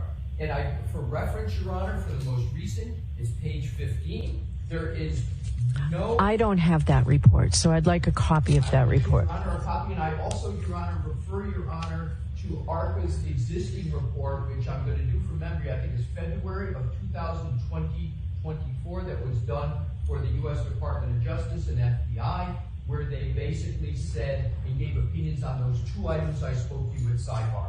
So Attorney Brennan is incorrect when he says what our experts are going to say or not. We've already committed in writing to what they're going to say. Folks, you heard it. We're consistent. We practice what we preach. All right, so we will discuss this tomorrow before we start. I'll tell you my ruling tomorrow before we start. I need to go back and see what exactly came in to evidence today. Whoa. All right, so I'll see you in the morning. Cliffhanger, ladies and gentlemen. Cliffhanger in the John O'Keefe and Karen Freed trial. Oh, my word. I don't know if anyone saw that coming.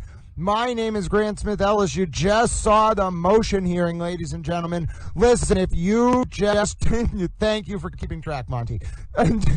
Listen, first of all, folks, there's a lot going on. I got so discombobulated earlier that I dropped literally everything. I got a phone call in the middle of Sidebar. Then I missed the last 15 minutes of testimony.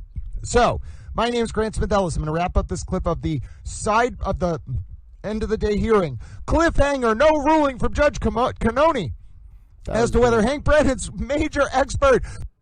That was big, folks. That was big. You saw it. You saw my real-time reaction. All right, now I'm uploading that, big moment because I want to use it as the lead for our recap. Okay, folks? The big moment where Brennan asked the question, the witness answers, and then Bob Alessi has a nuclear meltdown. I want to, and by the way, I know a lot of you are excited for this recap. What's great about this recap is if you tried to watch this day from the beginning, you'd have to cut out hours and hours of breaks and sidebars and recesses, but I just have all the clips. It's 10 parts of testimony. It's going to take us about, we were going to watch most of it, okay, because it's actually quite interesting. However, when I lead off the recap, I want to lead with what we just watched. We're not going to watch the whole motion hearing. And a motion hearing began. So I want to lead with that clip. We're going to do our recap, and it's going to start, I'd say, in about the next 30 seconds to a minute. So, I don't know what is going to happen. The other thing is, did anyone see any videos of Karen leaving court? Now, you might be wondering, Grant, why do you need our help with this? Well, I can look around in real time, but it's very helpful if someone happens to see a video leaving court. There's only a few people who even take videos of Karen Reed leaving court right now. But yes, we are going to take a look, ladies and gentlemen. We are going to take a look. And I will let you know, and then we're going to begin our recap. All right. Don't get frustrated at me. It wasn't my fault. It was Karen's fault. I spelled her name wrong. But yes, we are looking for a clip of Karen Reed and the Boston Globe. Hold on. The Boston Globe article, I meant to pin that. The headline from the Boston Globe is, Crash Specialist says totality of the evidence consistent with John O'Keefe being struck by Karen Reed's SUV. Game over. Game, set, and match. What has Reed got?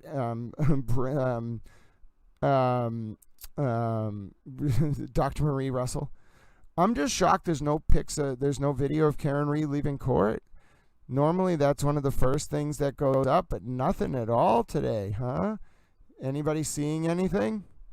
I don't see a single video of Karen leaving court, which is very abnormal, folks. Very abnormal for Karen Reed to not for there to be no video of Karen leaving court. But if we get it during the recap, fine.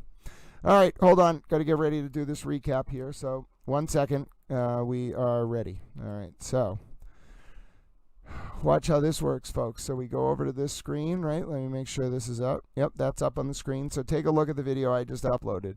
I literally made this in real time as we were talking right there so I could use it during the recap. Okay, come on now. I just posted the damn thing.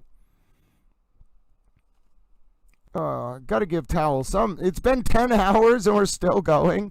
I have more to say. I'm a little towel. All right, so this is what we're going to lead with. All right, hold on. We got to get ready to do our recap. Everybody ready for the recap? I don't know if you... Oh, Jack D60. Oh, my goodness, it's a fox. Oh, ladies and gentlemen. Jack D... First of all, can we just say Jack D65, one of the most stalwart erudite, dedicated towel supporters. The Jack D65 is literally in towel chat some days just waiting. They'll pop up at the end of a stream with literally one of the cutest emojis. I mean, there are some people who love this little fox emoji, little towel being among them, but how can you not look at that thing and just go, oh my goodness, it is a fox. Sometimes it wears a kimono, which we don't call a towel because kimonos are culturally sensitive and we don't want to insult the Japanese. But ladies and gentlemen, my word, look at that fox. Oh, okay, we got a clip of Karen Reed leaving court. Paula Ellis, first of all, I love your name. Did you know my family's last name is Ellis as well? Can you tell me, Paula, was this on a live stream? Did you see this? Jack D65 always comes in at the end of the day to say hello. I gotcha. Don't worry. Towel friends from around the globe, you tune in whenever you want. You can watch the replays. Just the fact that you're here means so much to my little towel heart, and I want to hang out with that little towel fox. Oh, look at me. I'm petting him on the head. Hiya. Hello. Hello, little. You are a little fox towel. You are an honorary little towel, and I just want to hang out with you, so I'm just going to sit here for a little second and just say hello, little foxy towel. I love it. Love you so much, little foxy towel, and I appreciate you so much, Jack D65. God bless you for your support. And for whether you're a 7:30 a.m. kind of guy or a 5:30 p.m. kind of guy, we appreciate you. Paula, look, you're making friends all around the place. Okay, folks, so we got video of Karen Reed leaving court on NBC 10 WJAR on YouTube. Paula Ellis, if you can link it for us, that's great. If not, I'm going to go check it right now. We're not going to start the recap until I actually can bring up the clip of Karen Reed leaving court. YouTube.com. So I'm going to check out NBC 10 WJAR. So give me 1 second, little ladies and gentlemen, super towels. I think this could have been one of the worst days for Karen in a long while, ladies and gentlemen, and I managed to bring up NBC 10 WJAR. Just give me 1 second. We're going to see if we got an actual clip here, if we got a short, if we got a video. What do we got, ladies and gentlemen? Where do we got it? What do we got it? Do we see it as part of a longer clip? Hold on, little towels. Is it part of this? Hold on. Is it part of the 13-minute and 50-second video? Yes, I would be a pet owner, a good pet owner. I don't think I'm necessarily, maybe I want to have a family. I don't know. I've been thinking about it a lot, folks. I don't actually see video of Karen leaving court in this one. Hold on. I just see the crowd. Is it a short? Hold on. I'm on the NBC 10 WJAR YouTube. Checking videos. All I see is a short so far, ladies and gentlemen. All I see is a short. No, I'm not seeing anything so far of Karen Reed leaving court. We may need some help from Paula Ellis. Paula might be able to get us a clip. Now, I also can check out the NBC 10 WJR on Twitter. Hold on. NBC 10 WJAR. All right. Hold on. Wait. Do they just not? Why would you make your NBC 10 WJAR Twitter? Why would you make it so hard to find? Hold on, ladies and gentlemen. If there is a clip of Karen Reed leaving court, I promise you we're going to find it.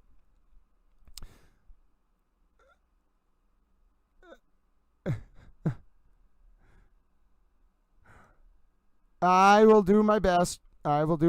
Sometimes Little Towel has a lot to say. Sometimes I like to troll the little people.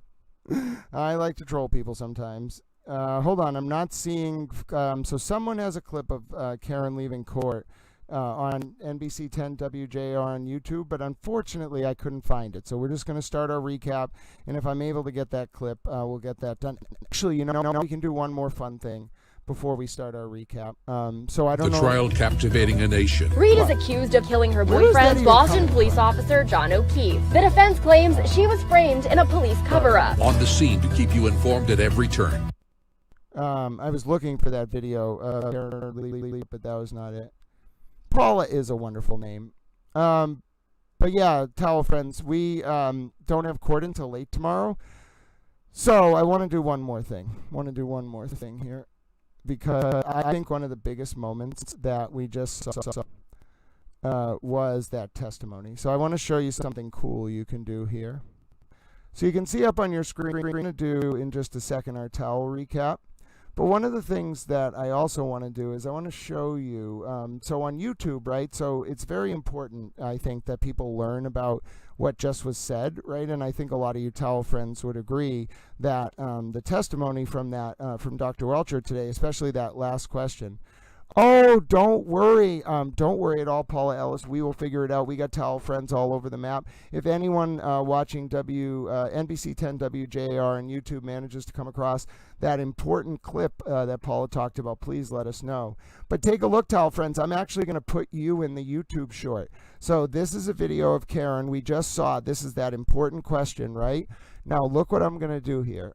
This is a video of the Dr. Welchure getting asked that question that led to just a moment of chaos. So look what we do here. We're going to take Dr. Welchure and Karen, right? And we're going to put them, we're going to make Karen kind of the center of this. So now you have Dr. Welchure and Karen. You have the full thing at the bottom, right, playing the audio. You have Dr. Welchure and Karen in the middle. You extract the audio from it. This is how you make a YouTube short.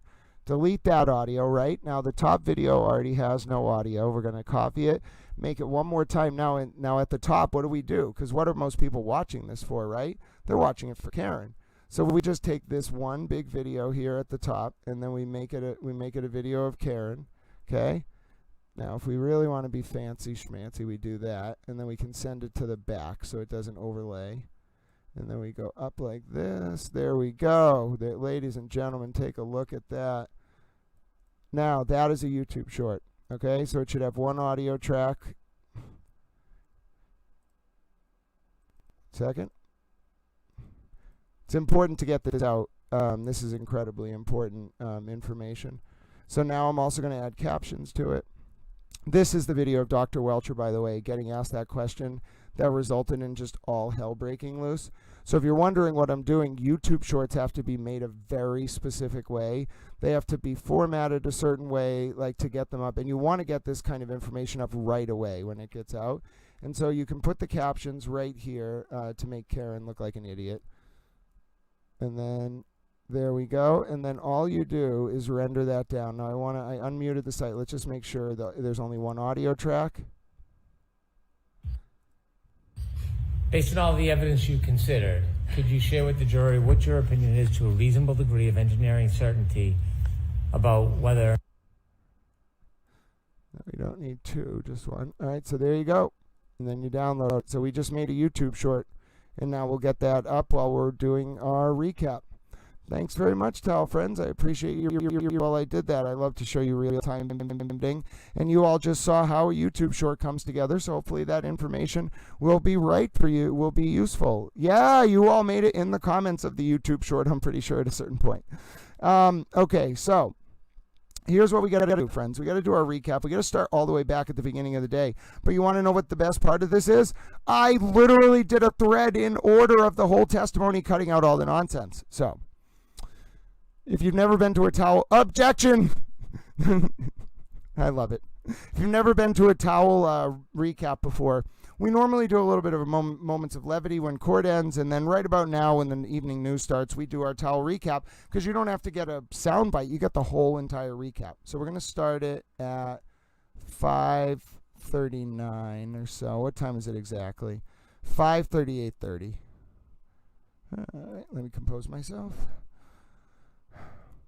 Hello, towel friends. My name is Grant Smith Ellis. If you missed it, day 22 of the John O'Keefe and Karen Reed trial was explosive. And Grant, you might be saying, Grant, how could anything be more explosive than it already was? Well, listen to the question that brought the day to a screeching halt at 3:45, ladies and gentlemen. Oh, goodness, the towel friends were watching along, youtube.com/@GrantSmithEllis. Dr. Jordan Welchure, the crash reconstruction expert, had just told jurors that all of the evidence pointed to Karen Reed's car colliding with John O'Keefe at 12:32 a.m. on 1/29/2022.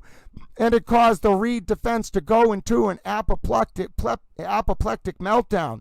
So as we watch that, ladies and gentlemen, you're going to see the moment, then you're going to see the motion hearing that followed. There was no request for a mistrial, but Judge Cannoni, cliffhanger, ladies and gentlemen, tomorrow, 10 a.m., will make a decision as to what Dr. Welchure can opine on as to the nature of that collision between Karen's car and John's body, and also the distinction between a side swipe, which is the alleged cause of John's injuries and cause causing him to fall to the ground after Karen's car struck John while Karen was drunk driving with a BAC between 0.14 and 0.28 during a backup event that was registered on Karen's infotainment system that occurred around 12:32:04 to 12:32:09 on 1/29/2022, which is just before John's phone stopped moving for the last time at 12:32 a.m. and 16 seconds on 1/29/2022.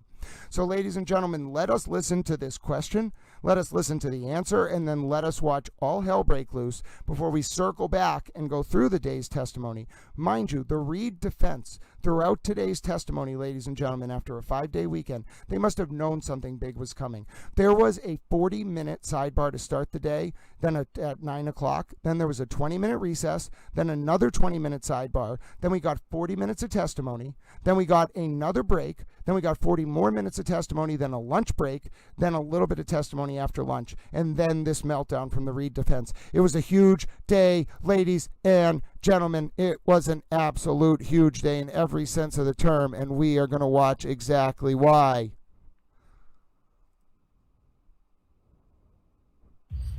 Based on all the evidence you considered, could you share with the jury what your opinion is to a reasonable degree of engineering certainty about whether the defendant's Lexus struck Mr. O'Keefe on January 29, 2022, around 12:32 a.m.? Objection, Your Honor. I can answer. Yes, based on the totality of the evidence, DNA, everything I've talked about, that is consistent with that happening, with a reasonable degree of scientific certainty. That is what happened. Objection, move to strike, Your Honor. So I'm going to strike that. I'm going to see counsel Sidebar for just a minute. Ladies and gentlemen, that was it. Yeah, I'll do that.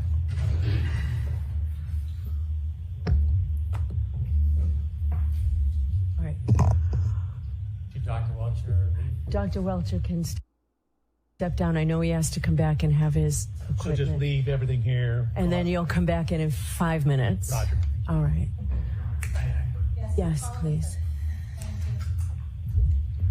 All right, so Mr. Alessi, I will hear you as to your objection.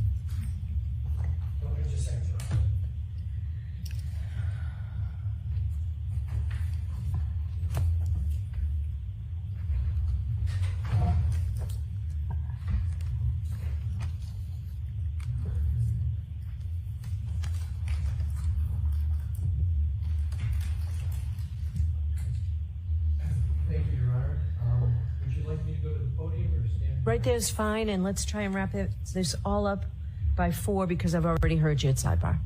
We'll do so, Your Honor. That means both of you I'll hear from within the next 5 minutes. Go ahead, Mr. Alessi. Thank you, Your Honor. The point number 1 is the question of whether, based on a reasonable degree of scientific or engineering certainty, he has an opinion whether a collision occurred. I'm going to give a dramatic and accurate example that happens in courts all the time equivalent. So, by analogy, if the issue is whether or not a defendant has stabbed an individual and caused a certain event, that is the ultimate question for the jury. That question is never permissible in a trial. By analogy, this is the exact analogous situation. The question of whether there was a collision is the ultimate question for the jury. That is why we are having this trial. The defense strongly asserts there was no collision, and there is substantial evidence to that. We are going to cross-examine Dr. Welchure. We are going to put in our own strong case to demonstrate no collision occurred. That's no surprise. It was in our opening statement. This witness cannot, by precedent for years, opine on the ultimate question that is going to the jury. I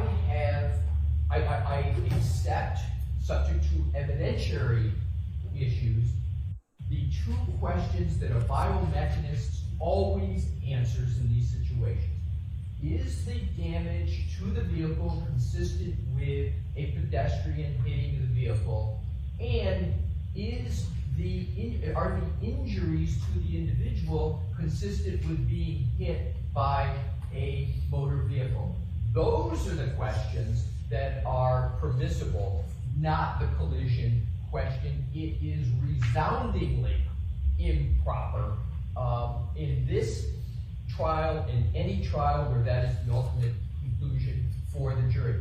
Yes, an expert can offer opinions, but every expert is bounded by the extent of their opinion, and that opinion on whether there was a collision would invade the province of the jury and the whole purpose why we are here, Your Honor. Thank you. All right, Mr. Brennan. So what Mr. Lisi is arguing is that in their opening statement, they repeatedly invaded the province of the jury because they must have asserted vehemently over and over again there was no collision, over and over and over again.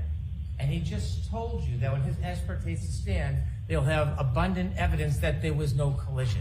This case is about the collision, but that is not the ultimate issue. The ultimate issue is manslaughter or mens rea for second-degree murder, not collision. They don't get to define the prosecution's case. They do not get to define or limit the prosecution's opinions. They have no case law. They have no study. They have no jurisdiction or jurisprudence to say what we are limited to. He's entitled to an opinion. His opinion is not limited to whether or not the defendant struck Mr. O'Keefe. That evidence is obvious. It's not whether or not there's damage to the car or Lexus. That evidence is obvious. He also is an enormous part of a biomedical engineer and an accident reconstructionist. He studied the tech stream data. They didn't, he did. And he's entitled to give an opinion. The tech stream data, based on fact and science and data, tells us when, if you put it together with other evidence, and where, when you contribute it with other evidence, this collision actually occurred. We don't have to play peekaboo and close our eyes to the reality of the fact that the evidence supports the conclusion to a reasonable degree of engineering certainty that the defendant struck Mr. O'Keefe with her Lexus in front of Fairview Road. I am not interjecting the defendant. I always refer to her car, so it is sanitized, her Lexus.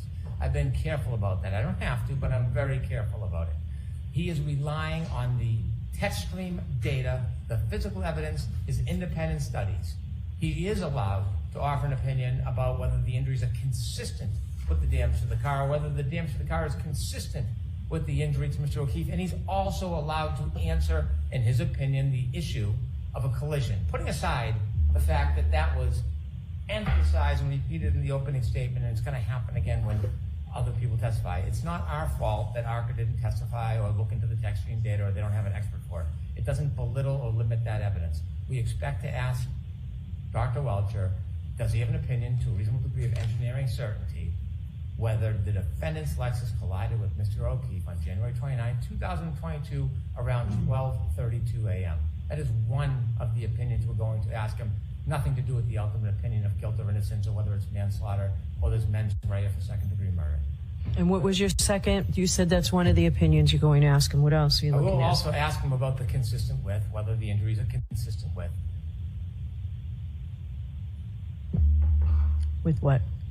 I'm going to ask him after this part about the difference between a clip or a side swipe as opposed to a full-on injury, pedestrian collision from a front or back of a bumper, and there are further slides to emphasize that point.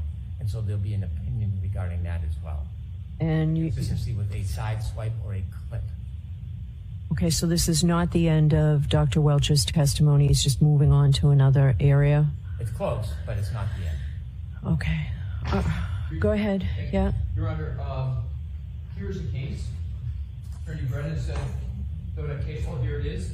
Commonwealth v. Coleman, 366 Mass 705. And it stands for the proposition exactly that I articulated. I won't repeat it. Secondly, Your Honor, we practice what we preach.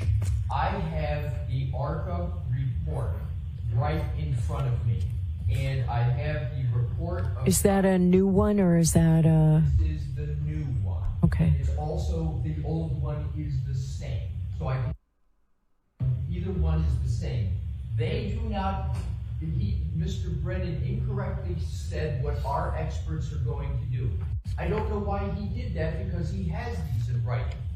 Neither Dr. Wolf or Dr. Welchure talk about a collision or conclusion. It's consistency. So there's two questions I said in sidebar.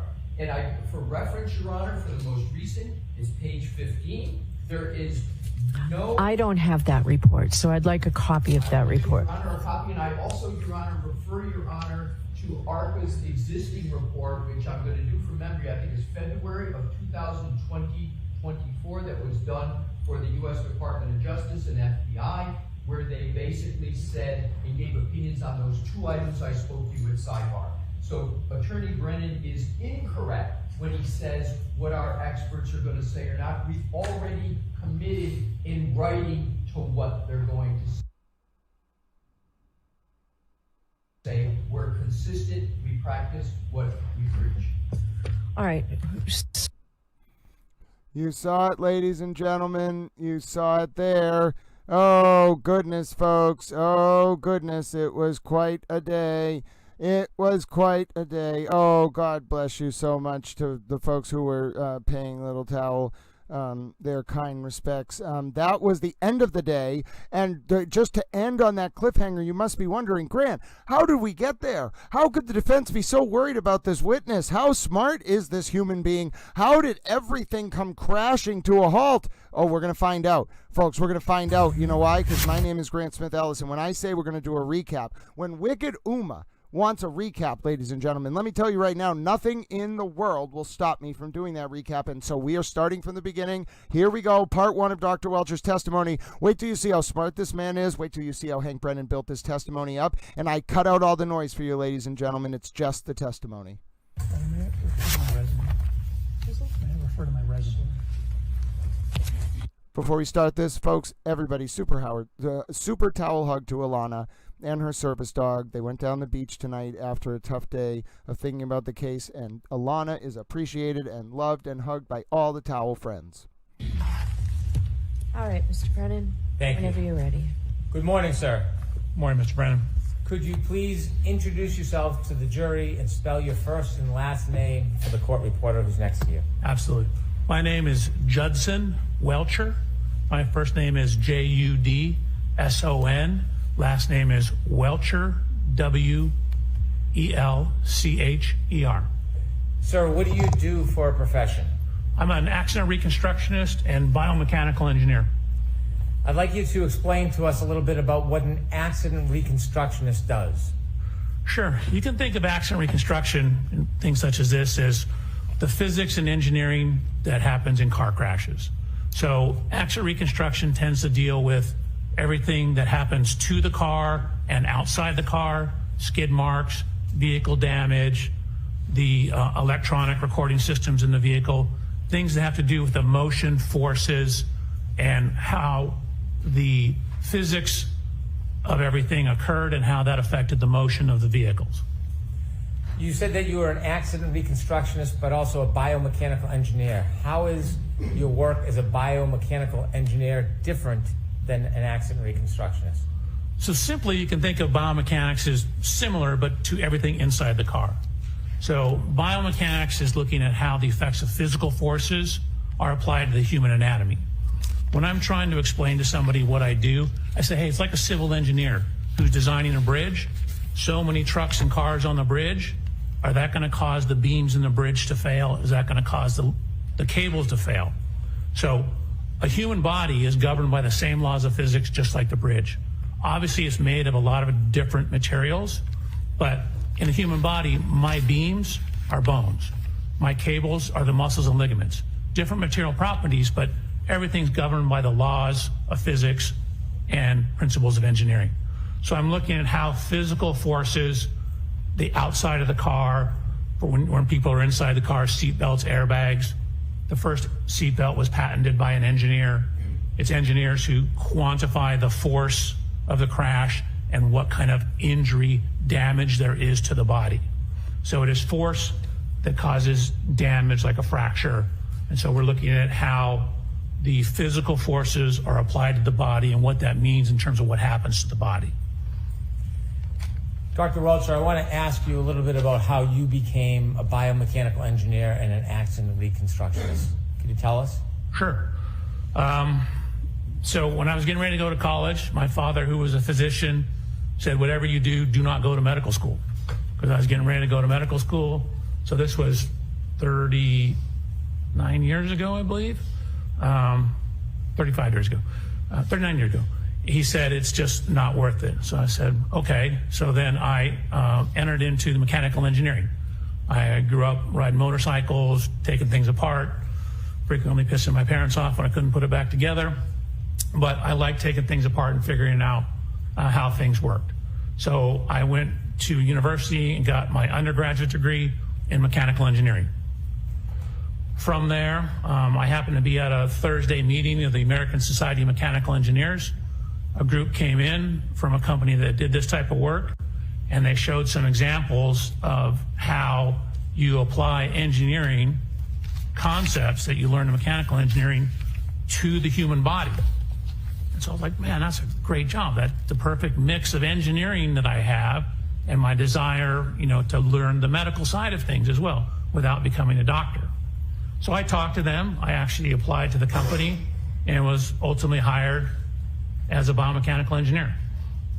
How long did you continue as a biomechanical engineer until you went back to school? So I actually, very quickly after I started the job, I took a human anatomy class at a community college. I quickly realized that wasn't enough. And so in around 1993, I went to the USC Medical School and enrolled through what's called concurrent enrollment, which means you can take the class, but you're not actually in medical school. It's a medical school class. But I took gross human anatomy. So it was me and 160 or so other doctors. I took the same human anatomy that first year medical students at USC took. So it began in 1993. Did you continue to work as you pursued your higher education? I ultimately started my own company, continued to work, continued to do research, had a wonderful opportunity to have 2 beautiful children, and continue to this day. Tell us a little bit about the company you started and when. Sure. So in about October of 1994, I started my own company. Me and the guy who was my immediate supervisor said, hey, we can do this better. We can do more research, more testing. And so we started our own company. What kind of company was it? It was an accident reconstruction and biomechanical engineering company. We also early on did a bunch of testing and design work for amusement park rides. The same concepts for car crashes applies to roller coasters, basically anything. So we worked and had some contracts on improving ride safety. And I was also on the ASTM committee that looked at amusement park ride designs. Did that company grow from 2 people? Correct. We took it from 2 to about 25 people, and then we ultimately sold it in right around January 1st of 2022. Before 2022, did you obtain a master's degree? I did. And what was that in, and where was that from? So again, I was working full time. Actually, while I was doing my master's degree, I was also teaching classes at Texas A&M through their law enforcement training division. So it was extension classes. But I ultimately completed my master's thesis in December of 2001. That was from USC, University of Southern California. And I received my master's degree in biomedical engineering. I wrote my thesis. It was basically on automotive seat design, but it was titled Whiplash-Associated Disorders, Related Anatomy, Biomechanics of Injury, and the Relationship Between Injury Potential and Automotive Seat Design. Excuse me, Your Honor, if I may, pardon the interruption. If Dr. Welchure reads from his report, which I think he just did, can we know when he's doing Sure. Dr. Welchure asked me if he could refer to his resume, and I said yes. So if you read, just let us know. Okay. Thank you. And it's my resume, not my report. Your resume, did I say? No, you did. He said report. Yeah, no, it's his resume. You share with us that your company continued to grow until you ultimately sold it in 2022. During that time, did you continue to pursue higher education after you obtained your master's degree? I did. So again, ever since 1993, I've been slowly pursuing higher education, both obtaining my master's degree as well as my PhD. During that time frame, I also published 20 peer-reviewed scientific publications. I taught for 5 years at Texas A&M and served as a peer reviewer for both the Society of Automotive Engineers and for a short period on the Archives of Physical Medicine. So I was working and running a company with my co-creator, as well as teaching, conducting research, publishing, also while going to school part-time. Take us to 2011. Were you still pursuing education at the University of Southern California? I was. And what occurred? What did you achieve in 2011? So in August of 2011, I finally obtained my PhD in biomedical engineering. I wrote my dissertation, reading from my resume, titled Development, Validation, and Testing of a New Sensor Array for Intra-Articular Pressure Measurement, In Vitro Human Lumbar Spine, Intra-Articular Facet Testing, which is a lot of big words to say. I was testing cadaver spines, looking at the loads inside the spines associated with various motions of the spine. Did you achieve your PhD in biomechanical engineering? It's actually in biomedical engineering. Biomechanics is within the field of biomedical engineering. So you have a PhD in biomedical engineering? Correct. You mentioned that you have published many articles.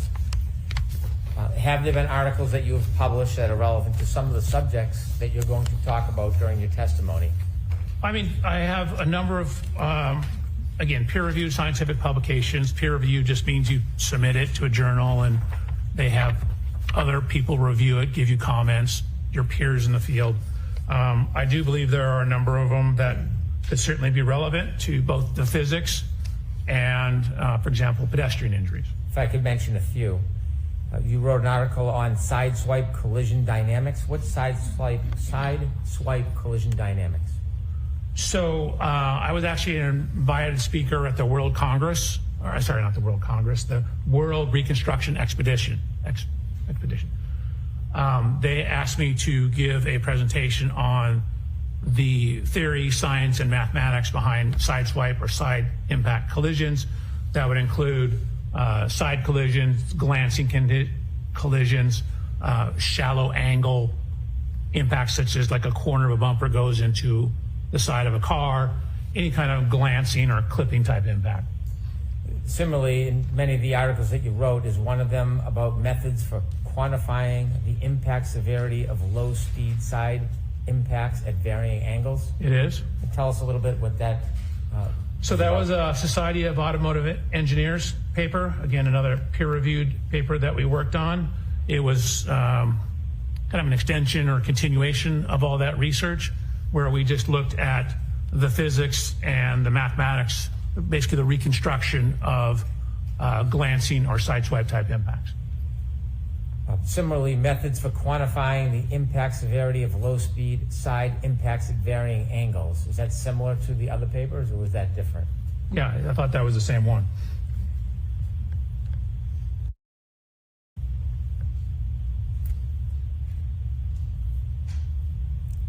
If I can continue. All right, little towels, we have video of Karen Read leaving court. Oh, yes, we do. Thanks to Cinnamon Buns, the super towel themselves, ladies and gentlemen.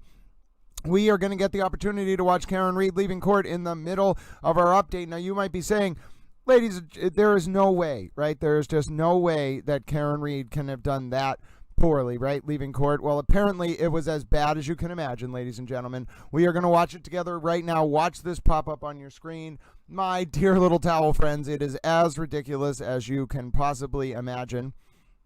Oh, there it is, folks. Thank you to Law and Crime. Ladies and gentlemen, let's take a look at the footage of Karen Read leaving court. It is apparently absolutely absurd, folks. It is apparently absolutely absurd. Here we go, little towels. This was Karen Read's response to that expert witness. So let me do a little thing. Hello, folks. My name's Grant Smith Ellis. If you missed it, we now have footage of Karen Read leaving court after today's day of testimony in the John O'Keefe and Karen Read retrial. A witness, Dr. Jordan Welchure, who is an expert, said that the totality of the evidence points to Karen Read having struck John O'Keefe with her car while drunk driving at 12:32 a.m. with a BAC between 0.14 and 0.28, which is 2 to 4 times the legal limit, while in reverse during a registered backup event around 12:32:04 to 12:32:09, which is just seconds before John O'Keefe's phone moved for the last time at 12:32 a.m. and 16 seconds. This was Karen Read's response to a PhD crash engineering expert with 30 years of experience in the field. You just heard his qualifications. Let's see what Karen Read had to say.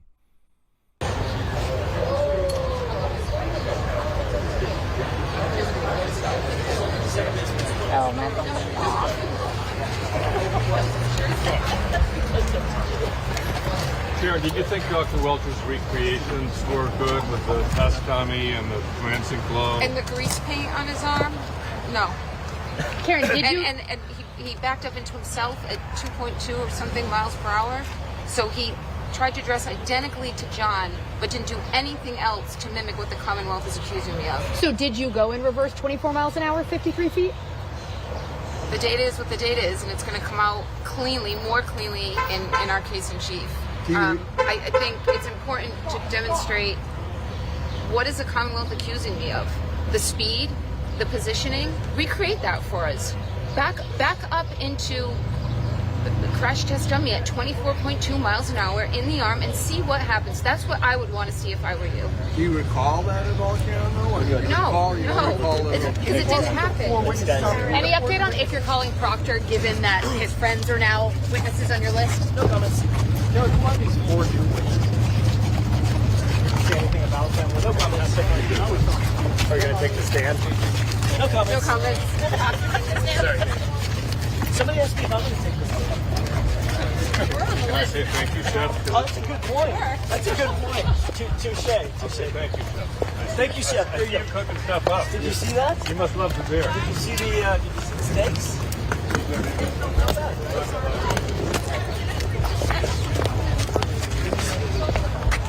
That was it?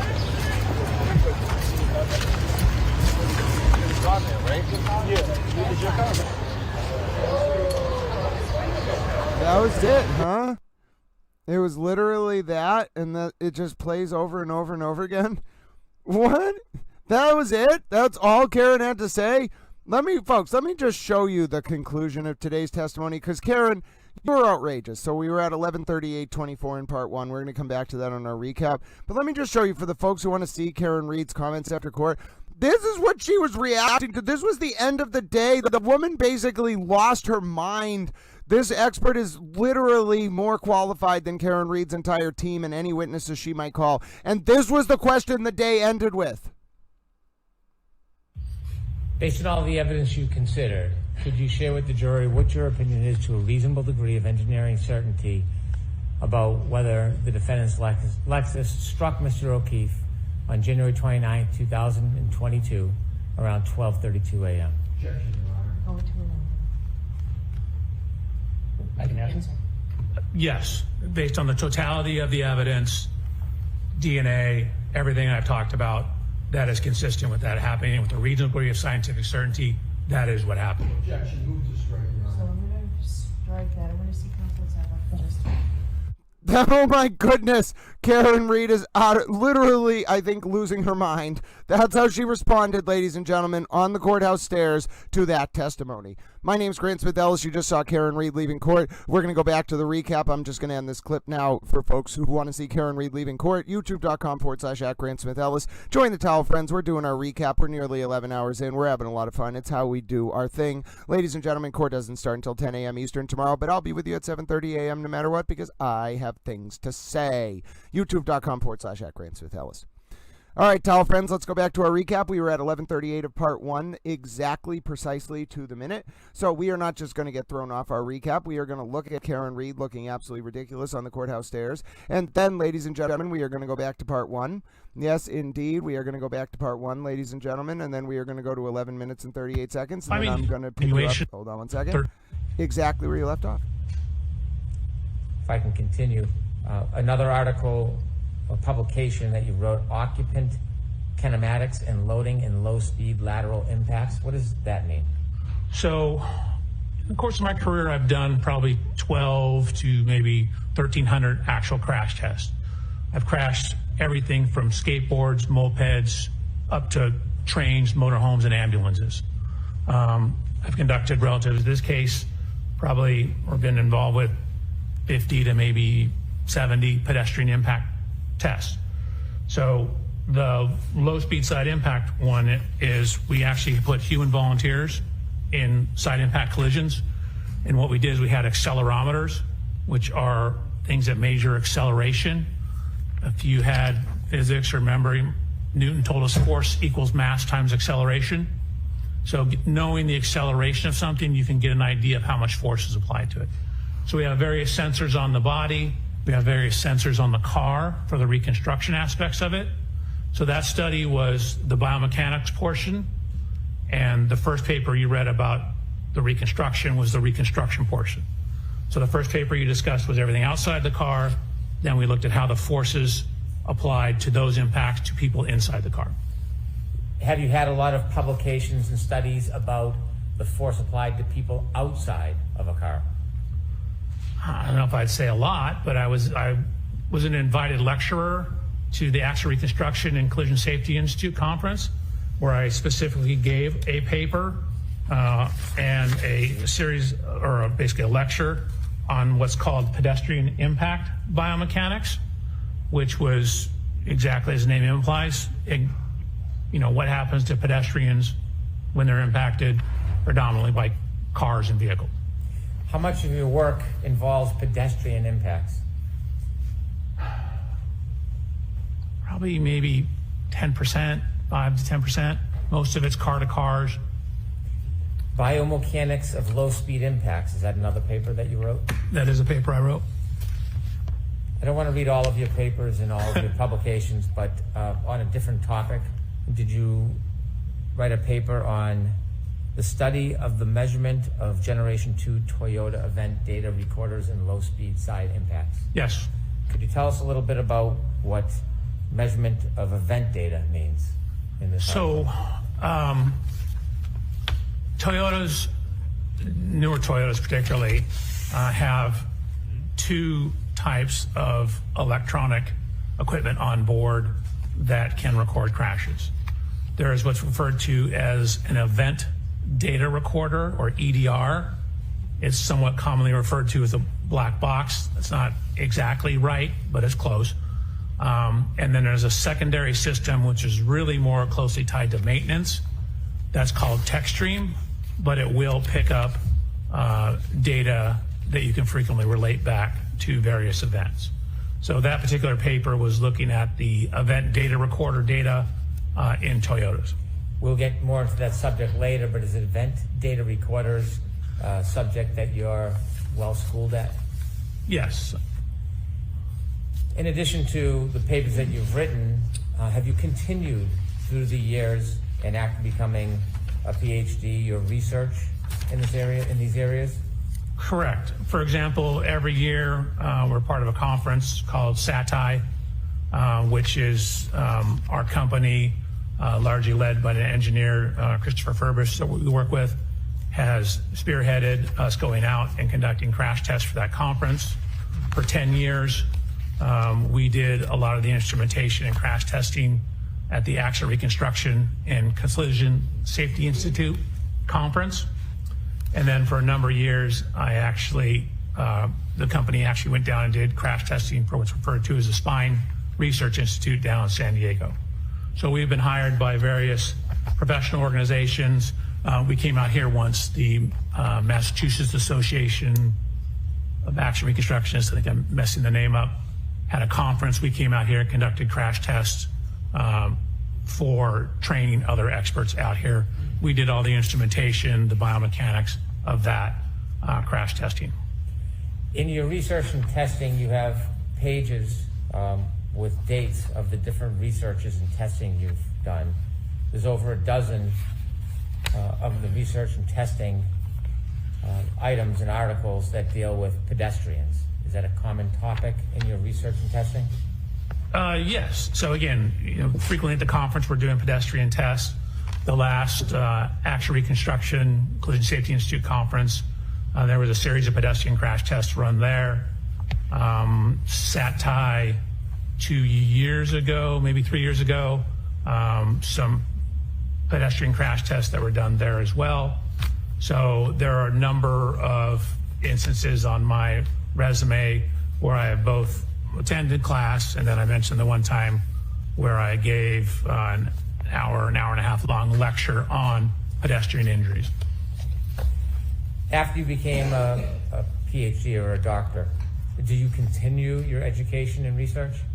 Correct. I've always continued my education and research up until, I just got back from the Event Data or Action Reconstruction Collision Safety Institute EDR conference, or the Event Data Recorder Summit. My company, through my relationship with the founder of that summit, was a sponsor. So Aperture was actually a sponsor of that conference. We actually sponsored it the previous year as well.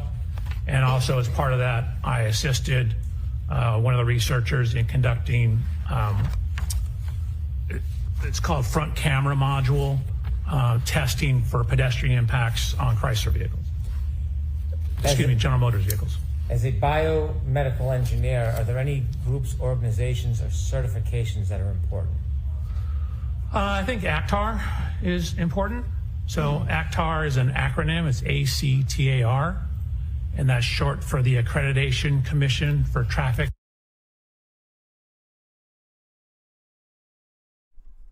All right, little towels, you didn't miss very much. Don't worry, that was just part one. We have way more testimony from Dr. Jordan Welchure to go. I know so many of you are so interested. Don't worry, I cut out a lot of the superfluous fluff.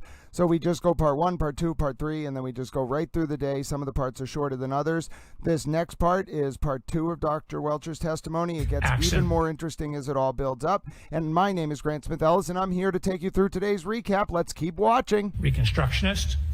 And so it's a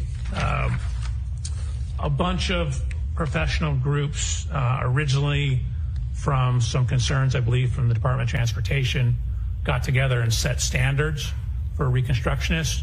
Again, these are kind of minimum standards. You have to show, you send in your resume, you talk to them about your research, and then if you're deemed qualified, you sit for an examination that tests your skills, day-long test, theory, a practical portion, and then every 5 years you have to have 60 continuing education units to become reaccredited.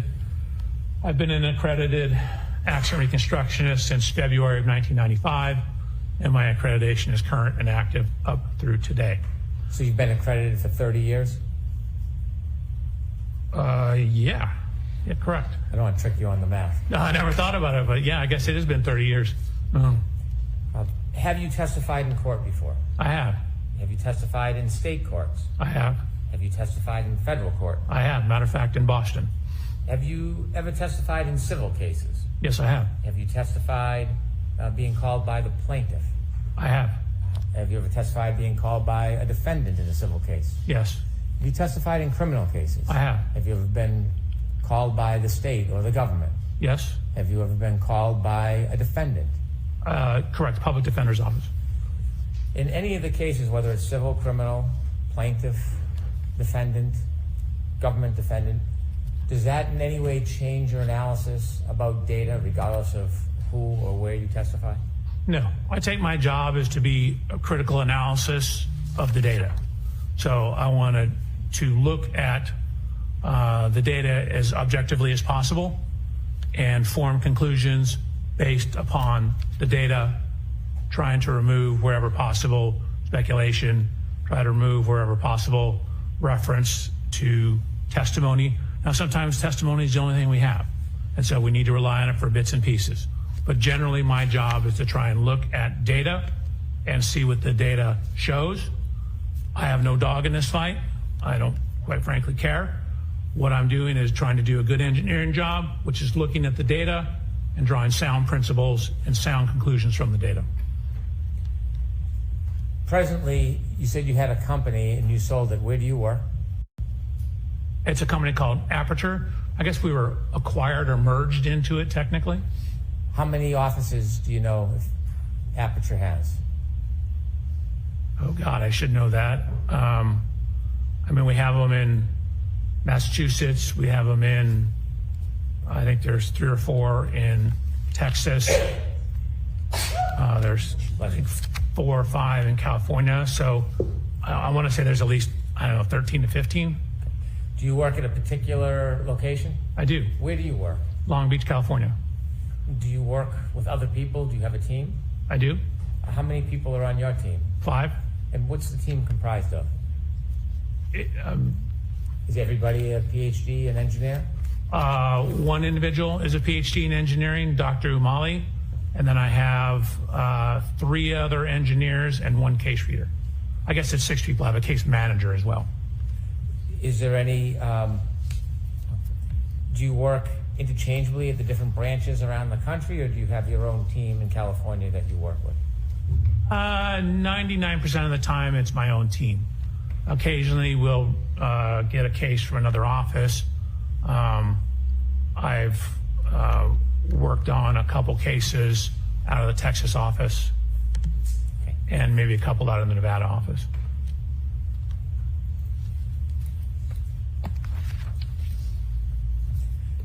Were you asked to look at any data or information relative to this case? Yes. In looking at data and information, do you try to look at a narrow or a broad range of information? So I definitely cast a very broad range. We try and get as much information as possible. And then, weed it down to what is important, weed it down to what is consistent with the data. So start off very big and then get down to sort of the meat and potatoes of it, the important information. Do you necessarily rely on everything you look at? No. I certainly consider everything I look at, but I frequently don't rely on everything because sometimes it's not reliable or it's irrelevant. In this case, can you share with us materials generally that you looked at in your review? Sure. Your Honor, may I read from my report? Yes. Thank you. So, Mr. Reporter, I apologize. It's a lengthy list. Slow? So I have police reports, including the Canton PD incident report, and I have 8 other reports, also the 34 Fairview Road Rams final report, or CARS report. I have the ring video from Mr. O'Keefe's residence. I believe that's One Meadows. I have the cruiser cameras, which are the police vehicles, onboard cameras, both front and rear cameras from 1, 2, 3, 4, 5, 6, I believe 10 different videos. I have photos and videos of the scene from Sergeant. I have photos of the vehicles, 140 photographs of the vehicles lined up together. I have 25 additional photographs of the scene, 18 separate photographs of the scene, 2 photographs of the scene, 1 group of 92 of the scene, 1 group of 50 of the scene, another video showing the cars lined up bumper to bumper, 4 videos of the scene. I have a video showing Miss Reed's vehicle being pulled into the Sally Port at the Canton Police Department. I have a 360 diagram, surveillance video files from McCarthy's, surveillance video files from Waterfall Bar, Canton Police Report, Sally Port videos from Dighton. I have the Lexus Connect Verizon records. I have the alarm.com videos. I have a video of the tow truck arriving at the Canton Police Department. One titled Native Location, John O'Keefe's phone. Past witness statements. The report of examination from the coroner. Jennifer McCabe's Cellbrite data. Something called Lexus Infotainment. different past summary testimony of numerous witnesses.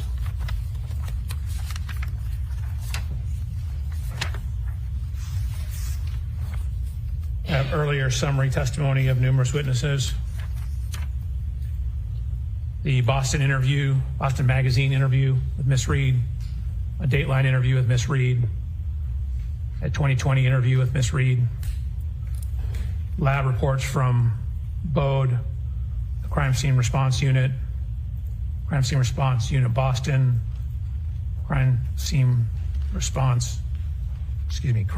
Service Section Maynard, Crime Scene Service Section Southeast, the Criminalist File Folder, Trace File Folder, UC Davis Veterinary Report.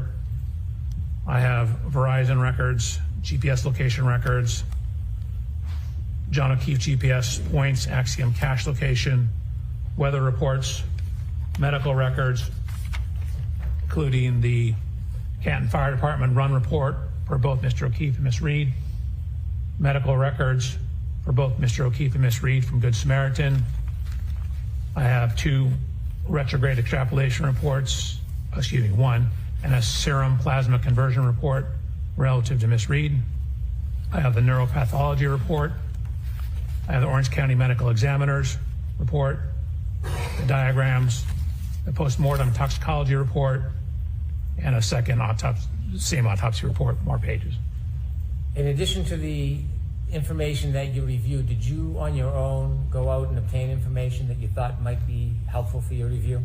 I did. So first what happens is I asked for all the information on the case. So I received some information, and then what we do is we start doing our homework. So we start doing the groundwork. So once I received some of the information, what I did was, modern cars have what's called a VIN number or vehicle identification number. It's a unique 17-digit number. So what we'll do is we'll decode that VIN number, and that gives us information about the vehicles. So I did that for Miss Reed's 2021 Lexus, as well as Mr. O'Keefe's 2019 Chevy Traverse. So ran the VIN numbers, use the VIN numbers. It tells us year, make, model, safety equipment, things like that. I then got dimensional data from a program called Expert Autostats. And then I have complete parts diagrams for the vehicles. So I have literally bumper-to-bumper parts diagrams from something called the Mitchell Collision Estimating Guide. And what that is shows parts, involved in the vehicle. So for example, in Miss Reed's vehicle, I have bumper-to-bumper. I certainly have all the parts around the rear bumper and tail light of her vehicle. And then, of course, I started additional work on top of that. After you began your study, sir, did you have an opportunity to personally look at items that were involved in this case? Yes, I did. And what did that include? That included looking at Miss Reed's vehicle, looking at Mr. O'Keefe's vehicle, going to the scene of the incident. I ultimately purchased a 2021 LX 570, the exact year, make, and model of Miss Reed's vehicle, and conducted testing with that vehicle, as well as doing a whole bunch of research and compiling data for my report and slides. You mentioned slides. When you went through your investigation, analysis, and ultimately led to whatever conclusions you have, did you provide and create a PowerPoint presentation that could assist you? I did. I provided a PowerPoint presentation on January 30th. May I approach, Your Honor? Yes.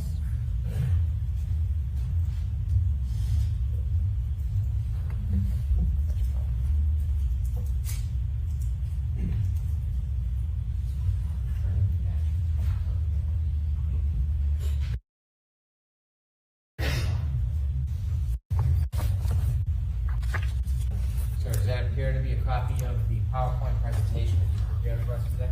It appeared. 141 pages. Didn't look at every page, but it looks right. Okay. All right, I asked to mark this for identification. Okay.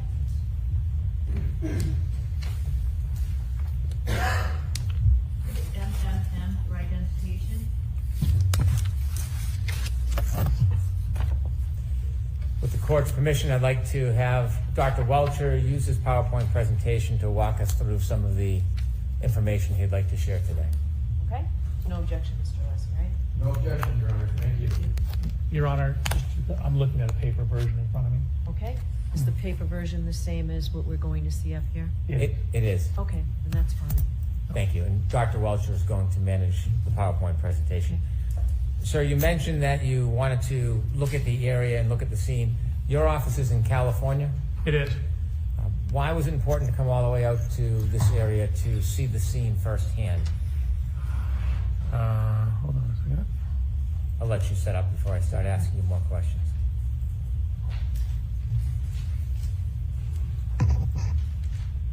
All right, so just to pause here, folks, we are going to absolutely watch this PowerPoint. It is incredible.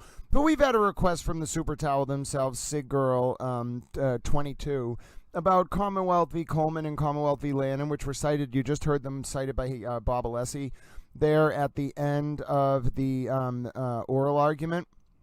So let me just see if I can bring this up for you. No promises. Nope, wrong one. Hold on. No promises. I have it. There it is.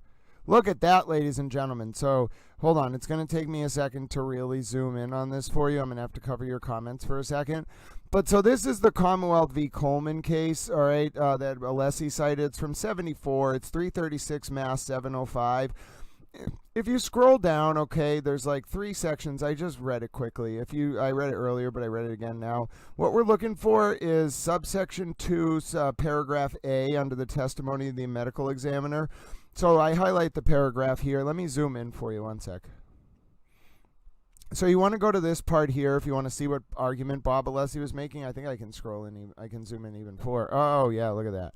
So you want to take a look, folks, and let me just move this down a little bit here so I can see at least some of your comments.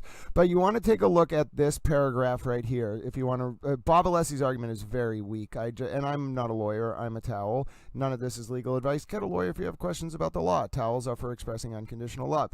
So you can see here what it says is the medical examiner testified that in his opinion the cause of death was homicide.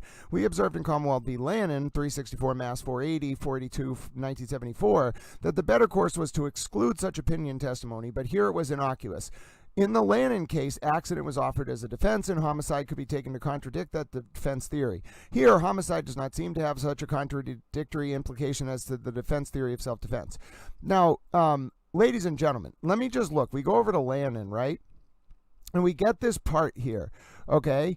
Lannon loses, okay? Lannon challenges this exchange in the Lannon case, which is also from 74. No, yeah, 73. It's 364 Mass 480, Commonwealth v. Reginald Lannon from 73 into 74. Take a look. Okay, look what happened. The defendant in the Lannon case. So Alessi only really has Lannon and Coleman. And look at the Lannon case. The defendant argues as assigned as error 2 of the judge's rulings, which admitted certain evidence. He argued that this evidence undermined his defense of accident. Dr. George W. Curtis, the medical examiner for Suffolk County, who performed an autopsy on the deceased, testified that it is my opinion that Nancy Lannon came to her death as a result of a gunshot wound of chest homicide.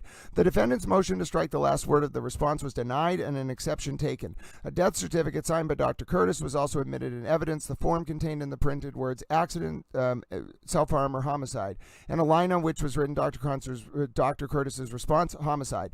The defendant accepted to the denial of his motion to strike this word. We have ruled below in this opinion that there is no error. So the judge was right. This guy lost. Because the judge in his charge effectively struck the word homicide from the evidence with reference to both the death certificate and the examiner's testimony. Nevertheless, we consider it useful to discuss the merits of the defendant's argument on these issues, and we observe at least that the better course would have been to exclude the term from evidence when it was originally offered. The word homicide. This is literally about calling it a homicide. Bob Alessi's trying to imply here, talk about a collision. A collision is not the word homicide. Bob Alessi, Judge Cannoni's going to know you're talking out your rear end when she looks at these cases you cited. Commonwealth and Lannon do you absolutely no favors. In my opinion, Bob Alessi loses this motion tomorrow. Thank you very much. I think it was the Super Towel herself. I'm sorry, I forgot to bring your comments back up. It was the Super Towel herself, I'm pretty sure, here. Oh, no, it's not because of that. Just on a different window. It was the Super Towel All of 19 herself who had us go over and jeopardize this. Or sorry, All of 19, Sig Girl 22, All of 19, Sig Girl 2022. A lot of numbers flying around in the chat. And I just want to let you know, Sig Girl, that it is as bad for the defense as we imagined. And I'm thrilled you had us read that. Now we're going to go back to Dr. Welcher's testimony. What better than jeopardizing cases that Judge Cannoni's probably reading right now in the middle of our trial stream? What better, ladies and gentlemen?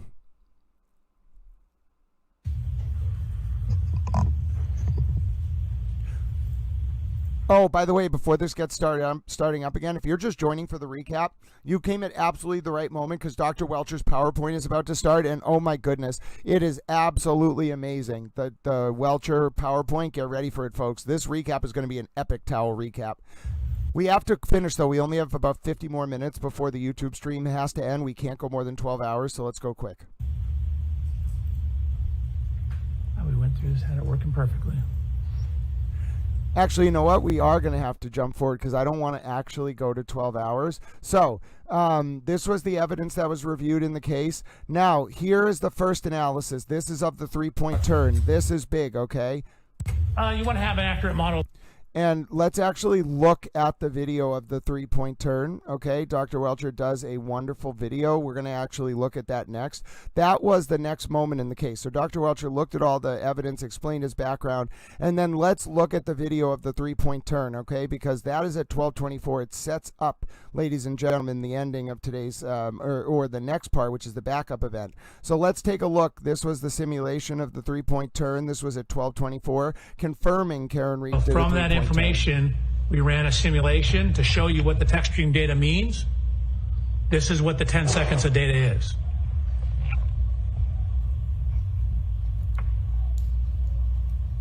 And again, just because the simulation stopped, that's just where the text stream data ends.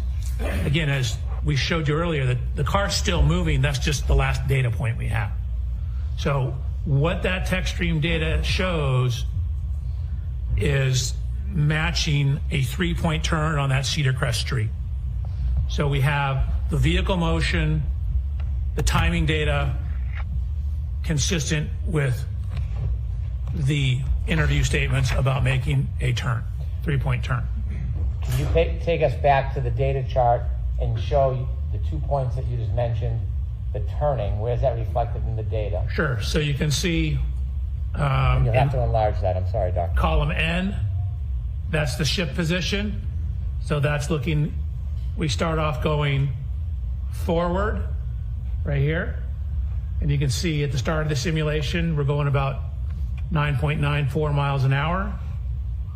And then as you start a three-point turn, you generally start, in this case, if you're going to the left, with the left turn.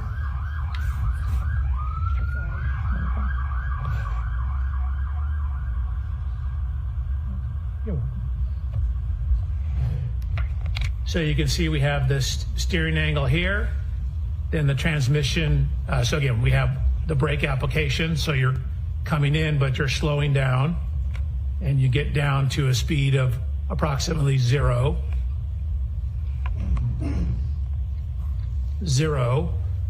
Shift into reverse, back up, and then start to turn the other direction as you're backing up.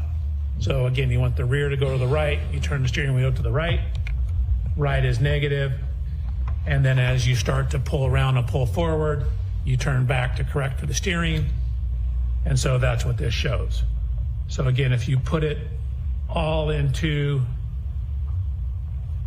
a simulation program, the speeds, the shifting, the distance, keep in mind we only have that 10-second window of data, and the steering angle for that Lexus,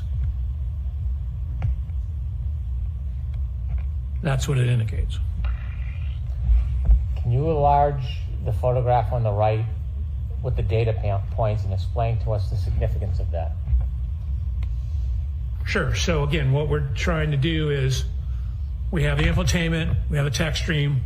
We're now trying to see how that correlates to Mr. O'Keefe's cell phone.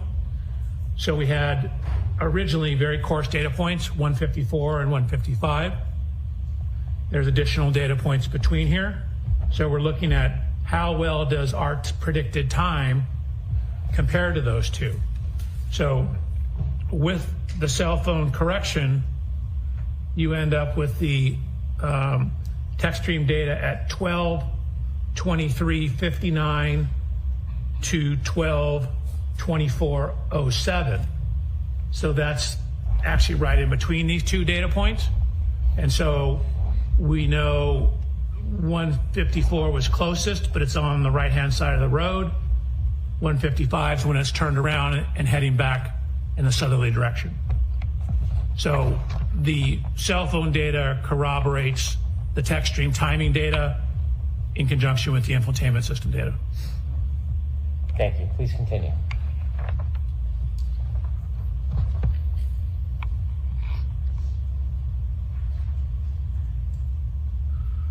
Okay, so we talked about 1162-1. That's the first trigger on the text stream. So we're going to go to 1162-2. So I've highlighted that in yellow. So we're now talking about the second trigger. So this is on the same ignition cycle. It's on ignition cycle 1162. We have that same continuous running clock, but we've now synced it to real world clocks. So instead of the running clock, we now have some information on the real world clock. Now, if you're wondering, folks, this is Karen's backup event. This was the big moment. This was the big moment leading up to the end of the day when the opinion about the collision was rendered.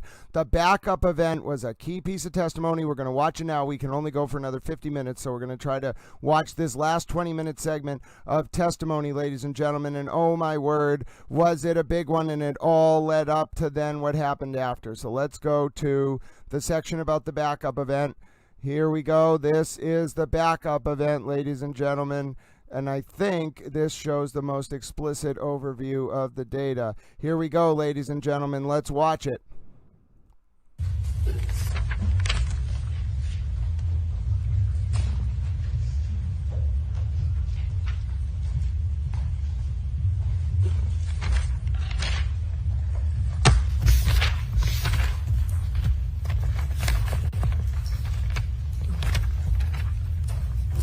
Dr. Welchure, when we left off, you had given us your opinion on this slide. Could we proceed to slide 35, please? Slide 35? I believe the next slide is 35. Correct. Okay. Now, when we look at this slide, I'm going to ask you to zoom in, and if we can start from left to right, and we can identify each category as you discuss it in terms of the columns. So we already touched on this from left to right. The first column is the continuous running clock. Second column is where I converted it to minutes and seconds. You can see we're on trigger 1162.2. This is the second trigger. The particular boxes that are highlighted are where there's change. For example, in the upper right, when you're transitioning from drive to neutral to reverse. And then I already discussed this a little bit, but where the wheel's slipping, you can see you have high acceleration pedal application, increase in the RPMs. But when you look at the effects on the vehicle, you can see that it's accelerating less. So that's indicative of slippage of the wheels.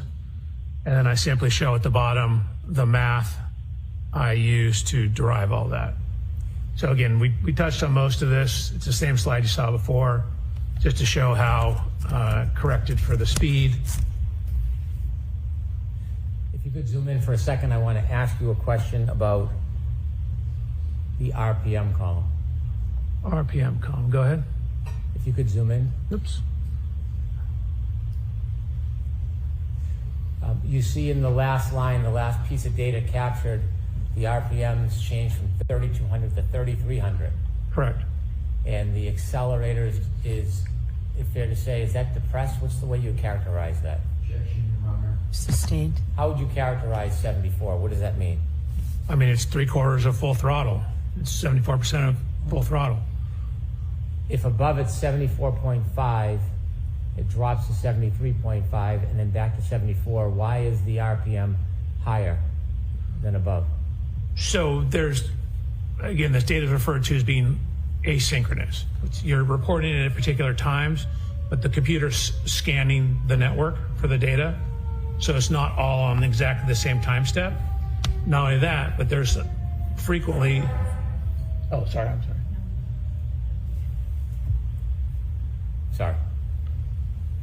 There frequently is a delay from when you step on the accelerator pedal to when that translates to increased RPM at the engine. It takes a little time to build it up or take it down.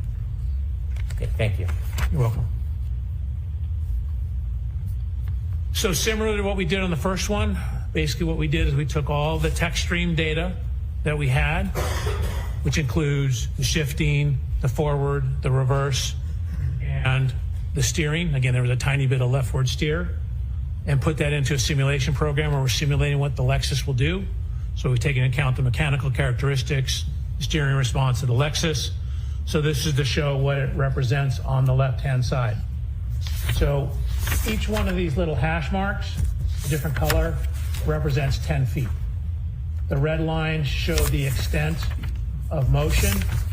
Remember what I said, it initially pulled forward, then backed up past its initial spot, and then went backwards further distance. So what this shows is where we simulated this in a program called HVE. So that's the vehicle, the Lexus pulling forward. And then it accelerated in reverse, past its initial starting position, and came to rest right there. No, Mark, when you say it came to rest there, do you have sorry. data that the defendant's Lexus stopped there? No, it did not come to rest. I misspoke. That's where the text stream data ends. As you can see here, it's still going. That was the huge moment, ladies and gentlemen, and I just want to show you something. I'm going to bring something up on your screen right now. Folks, you saw that Dr. Welchure was very much limited in what he could pursue due to the rules of evidence. But do you know, folks, that Murder by Maestro, the real data, if Dr. Welchure was actually allowed to fully testify and wasn't as limited by the rules of evidence, I think Dr. Welchure would have been able to produce something like this, ladies and gentlemen. And I just want to show you, we just saw one simulation. Murder by Maestro. I don't think you all understand how much of a super towel this human is. Look at this simulation that Murder by Maestro created months ago, folks, in April, before the retrial started. Look at what this man created. Murder by Maestro is literally a super towel. Look at this. Hello, Anthony Barton. Look at this, folks. Alana, you are wonderful. But look, folks, Murder by Maestro nailed it. He nailed it. And Murder by Maestro was allowed to include John's body, which is very hard to watch in the impact. But ladies and gentlemen, Murder by Maestro did this on their own, a 3D model on their own, and they didn't even visit the scene. They just used modeling data from Google Earth and, oh my goodness, and all the tech data from the case. Murder by Maestro nailed it. Nailed it, folks. And it's not that Dr. Welchure couldn't produce something like this. It just wouldn't be allowed by the rules of evidence. It's very prejudicial. But my goodness, Murder by Maestro nailed it, folks. Never, never, never underestimate Murder by Maestro. But now, folks, we have to watch the moment. We have to watch the 11 minutes that just led to the absolute chaos in the John O'Keefe and Karen retrial. This was the 11 minutes that led up to that moment we saw there, folks. We got to watch this. This was wild. This is going to be what leads us to the end, and the timing's going to be all right. Just wild moments. Slide 132. Actually, 133.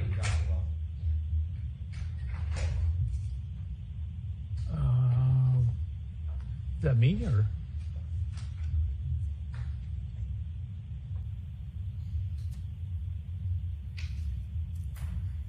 $132 or 133? 133, please.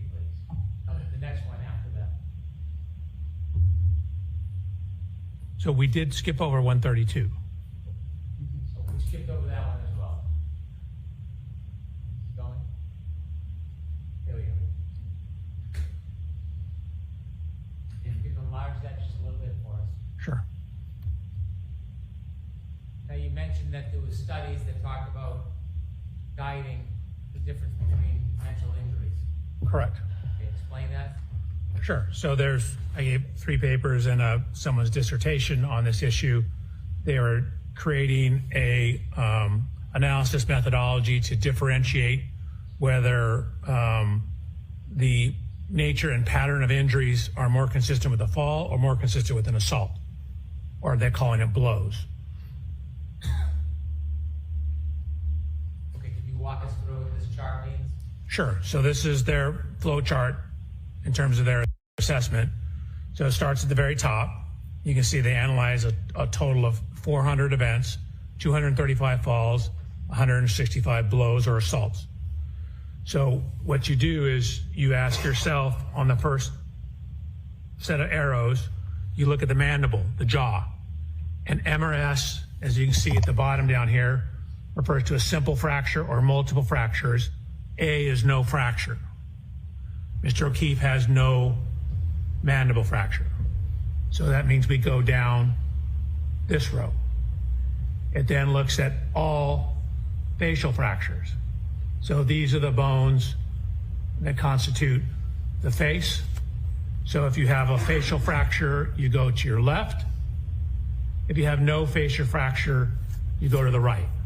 So if you have some event, no mandible fracture, no facial fracture, what they've indicated that is predominantly associated with falls and not assaults. Thank you. You're welcome. In addition, did you do any further study on the force of a person falling back and landing on their head? Oops, I did. So what I did was I did what are called drop test. I took an anthropomorphic test device, ATD, which is just a fancy name for a crash test dummy, and dropped it backwards onto a hard surface to look at what happens if you were to, say, fall backwards and hit your head onto a hard surface. So on this particular photograph of Mr. O'Keefe in the upper left, there's noted to be abrasions above the fracture line in the area. You can't see that at all. You can see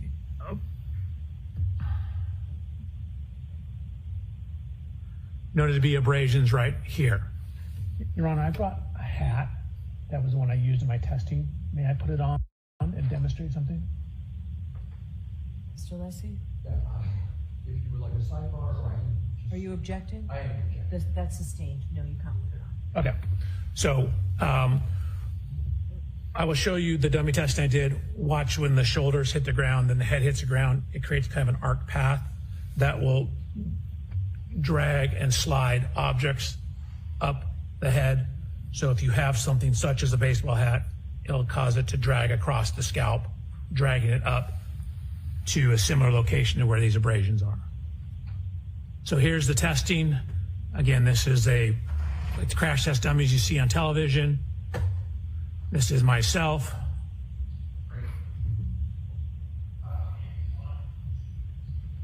You're giving me similar instructions, telling them what we're going to do. I said, and watch. Shoulders come in, then the head contacts the ground. What you see is if you fall backwards and land on a very hard surface or hard surface, you'll get extremely high loads on the head. If you compare that to data in the science. I'm sorry to interrupt. Yeah. Please explain what the chart is before you explain. Oh, sure. This chart up here? Nope, on the next page. Right. You can enlarge and tell us what it is before you get into the details. Absolutely. So this is actually kind of a famous study that was published, one of the first studies looking at head fracture or skull fracture tolerances. So what you see, the portion at the back of your skull is called the occiput, the occiput bone. So that bone, if you put your hand on the back of your head, is your occiput. So we're looking at occiput impacts. And what you can see is that when they took cadaver skulls and dropped them from as low as 40 inches onto a hard surface, they were getting linear fractures.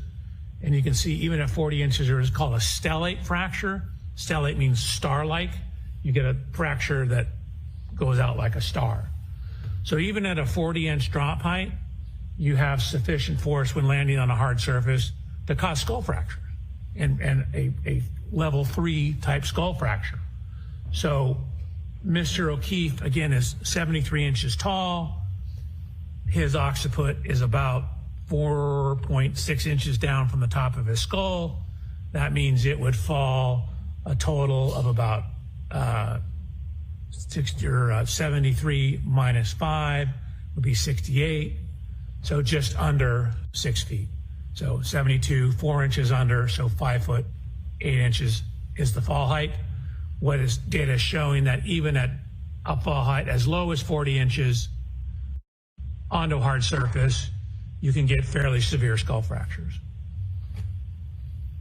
Thank you. Dr. Welchure, regarding your third part of your analysis, did you come to a conclusion to a reasonable degree of engineering certainty whether or not the defendant's Lexus collided with Mr. John O'Keefe on the evening of January 29,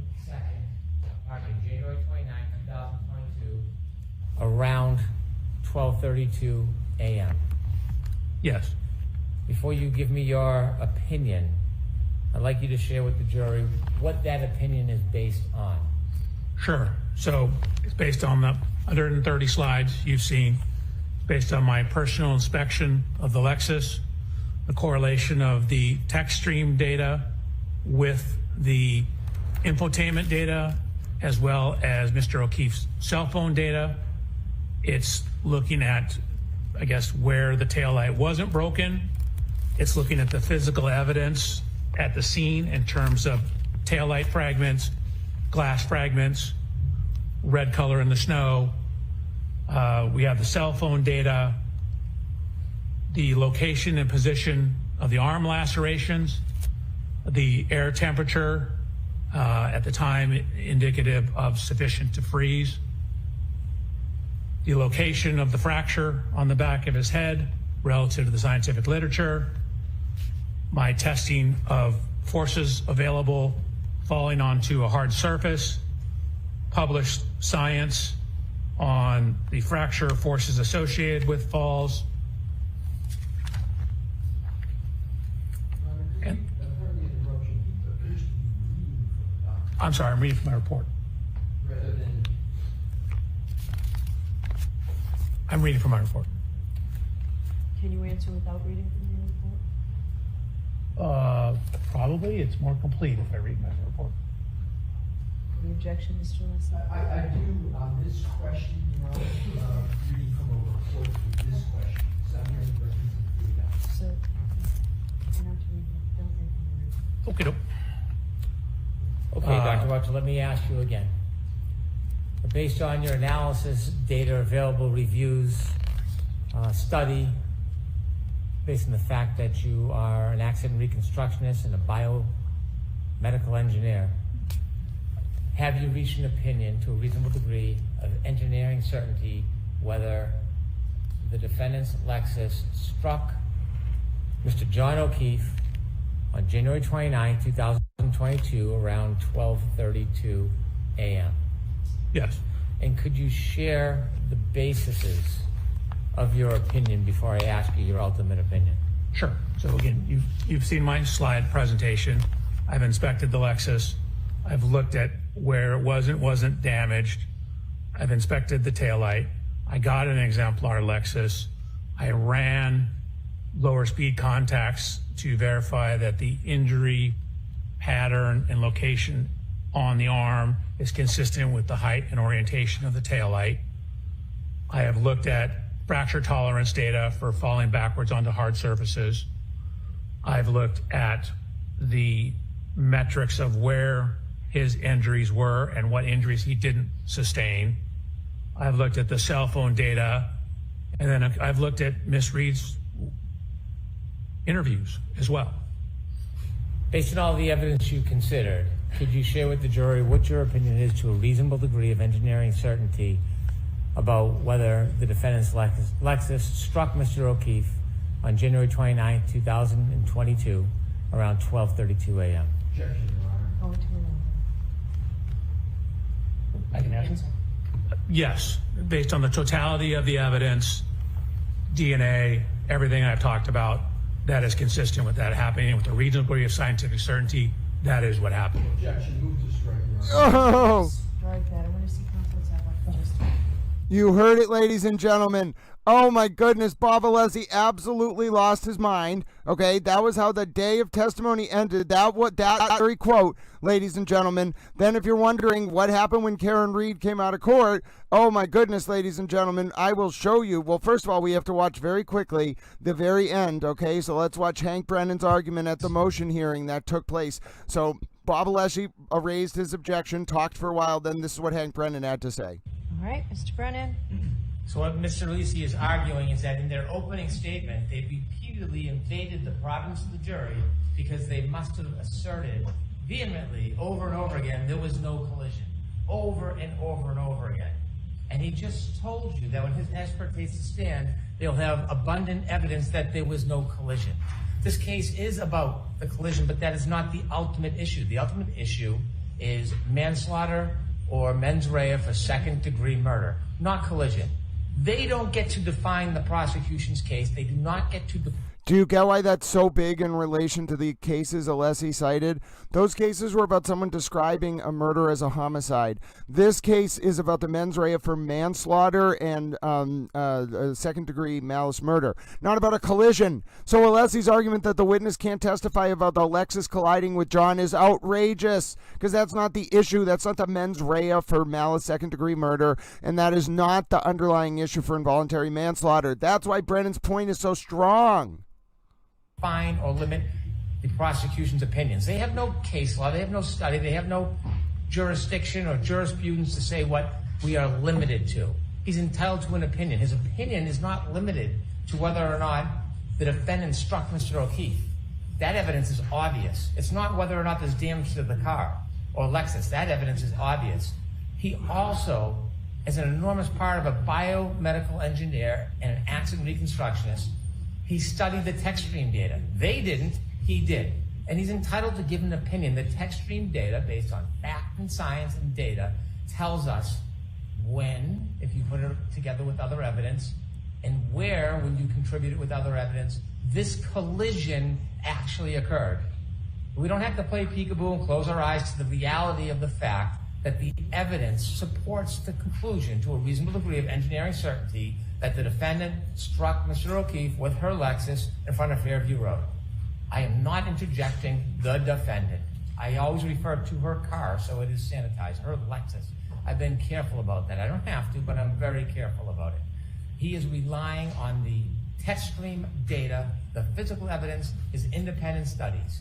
He is allowed to offer an opinion about whether the injuries are consistent with the damage to the car, whether the damage to the car is consistent with the injury to Mr. O'Keefe, and he's also allowed to answer, in his opinion, the issue of a collision. Putting aside the fact that that was emphasized and repeated in the opening statement, and it's going to happen again when other people testify. It's not our fault that ARCA didn't testify or look into the tech stream data or they don't have an expert for it. It doesn't belittle or limit that evidence. We expect to ask Dr. Welchure, does he have an opinion to a reasonable degree of engineering certainty whether the defendant's Lexus collided with Mr. O'Keefe on January 29, 2022 around 12:32 a.m. That is one of the opinions we're going to ask him, nothing to do with the ultimate opinion of guilt or innocence or whether it's manslaughter or there's mens rea for second-degree murder. And what was your second? You said that's one of the opinions you're going to ask him. What else are you looking at? I will also ask him about the consistent with, whether the injuries are consistent with. With what? I'm going to ask him after this part about the difference between a clip or a side swipe as opposed to a full-on injury, pedestrian collision from a front or back of a bumper, and there are further slides to emphasize that point. And so there'll be an opinion regarding that as well. And you consistency with a side swipe or a clip. Okay, so this is not the end of Dr. Welch's testimony. He's just moving on to another area. It's close, but it's not the end. Okay. Go ahead. Yeah. Your Honor, here's the case. Attorney Brennan said, go to case law. Here it is. Commonwealth v. Coleman, 366 Mass 705. and it stands for the proposition exactly that I No. articulated. I won't repeat it. Secondly, Your Honor, we practice what we preach. No. He did that because he has it. So it's true. Also, Your Honor, 2000 Justice and FBI is already. So anyway, we get a ruling from Judge Cannoni saying that she'll give us a decision tomorrow. But ladies and gentlemen, it was bad. Bob Alessi's case that he cited, the Coleman case, that it does not stand for what he says it does. Hank Brennan was absolutely right that the expert's conclusion has nothing to do with the elements of the charges. Oh my goodness. It is a scientific conclusion. Now, ladies and gentlemen, you want to see Karen Reed after leaving court today? Let's watch. I have the footage for you. We don't need my commentary on it, folks, but let's watch when the actual footage rolls. Come on, Little Towel. When did you roll the actual footage? Commonwealth accusing me of. Recreation.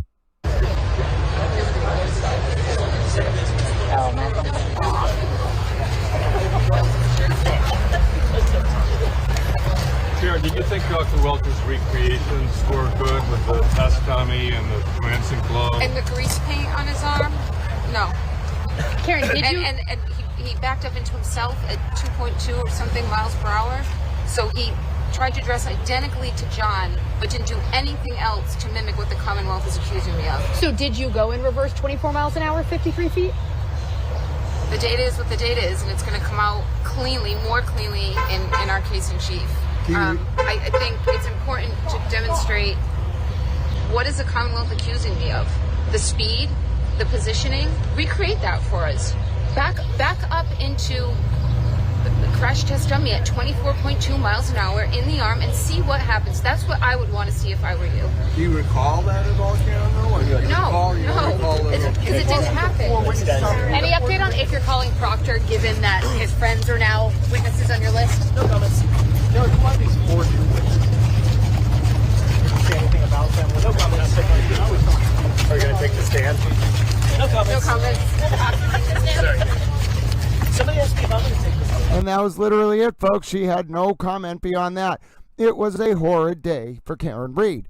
John DePetro is reporting it was the most shook that he had seen Karen Reed to this point, and I can totally believe that, ladies and gentlemen. Now listen, folks, my name is Grant Smith Ellis. Did you know this has been an 11-hour and 35-minute towel stream? Folks, you are here. You are witnessing an actual towel record. This is what happens when I get 5 days of rest. Well, we actually did multiple streams. I got 2 days of rest and slept about 12 hours, maybe 20 hours over those 2 days. Ladies and gentlemen, we broke the all-time towel record.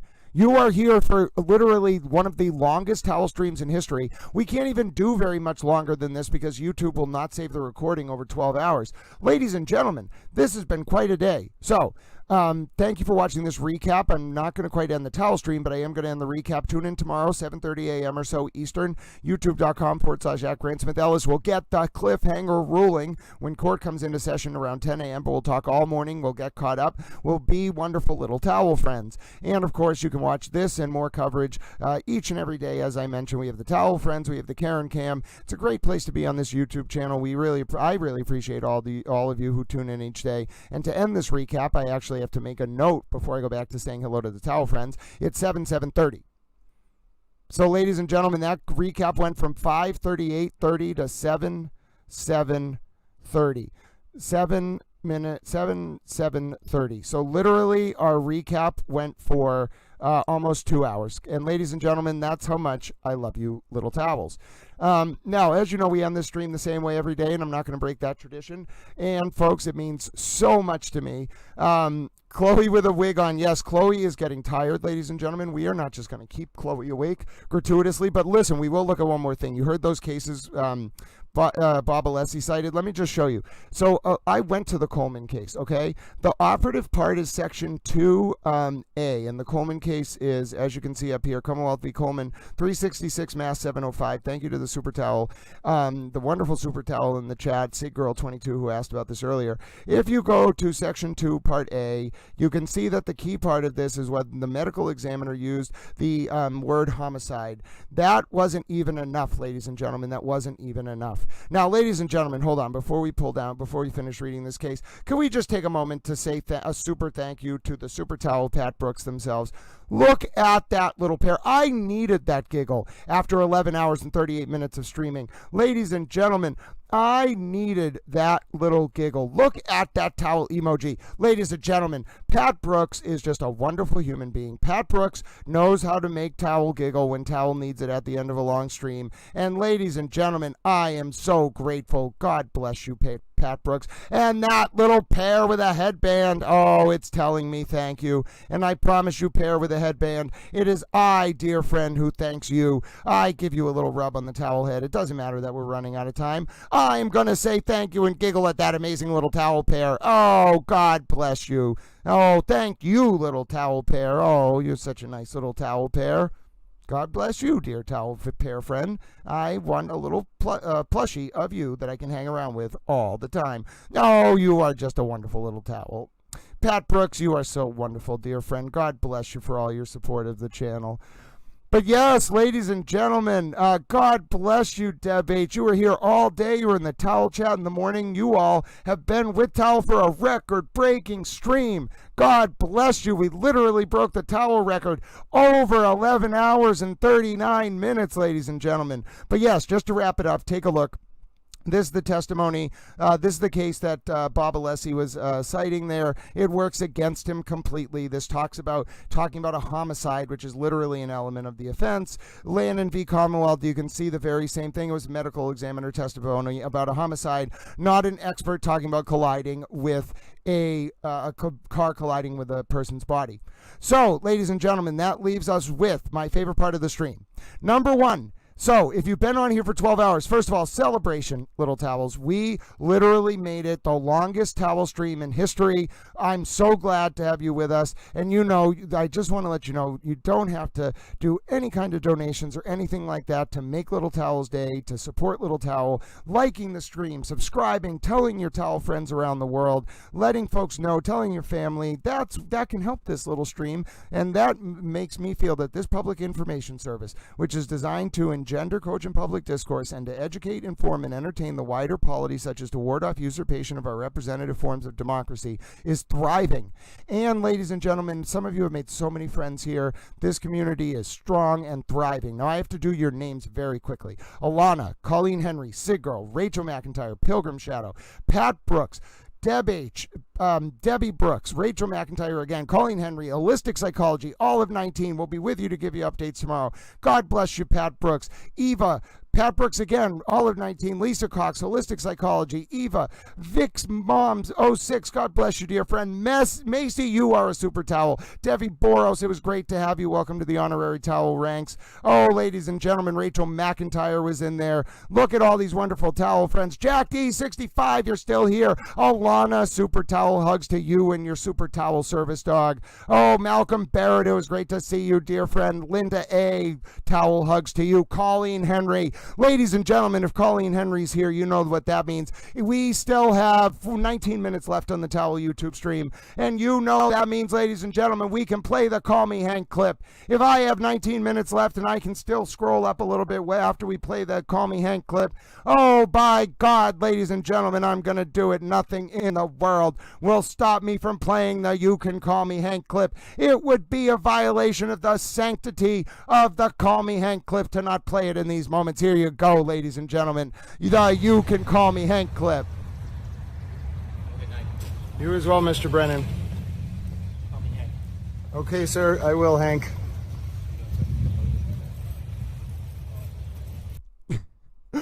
All right, Wicked Uma, I saw you in there. God bless you, dear friend. I'm not going to miss anyone, but I do have to scroll the chat relatively quickly today. Oh, come on now. Here we go. Oh, Rachel McIntyre. Christina Towel. God bless you, dear friend. You are absolutely wonderful. Anthony Barton. God bless you, dear super towel friend. You know Towel loves you so much. Oh, ladies and gentlemen, look at all these towel friends that were in here to the very end. Sig Girl 22. Love 7 Loyalty MHA. God bless you, dear friend. The trial should be 2 to 3 more weeks, but you never know how long deliberations will go. Pilgrim Shadow. God bless you, dear friend. Towel loves you. DJ and Deb H. Deb H, who shares a birthday weekend with Little Towel. Oh, look at all you you all being friendly towels to each other, helping each other, sharing clips, showing each other love, being compassionate, keeping track of each other. Oh, ladies and gentlemen, this brings warmth to Little Towel's heart, even 12 hours in. Justice Jane, God bless you. Greetings, world, my friend. I'm extending you a super towel hug. Towel just knows that he loves your soul, and I will give you a big hug if we ever meet in person one day. My dear friend.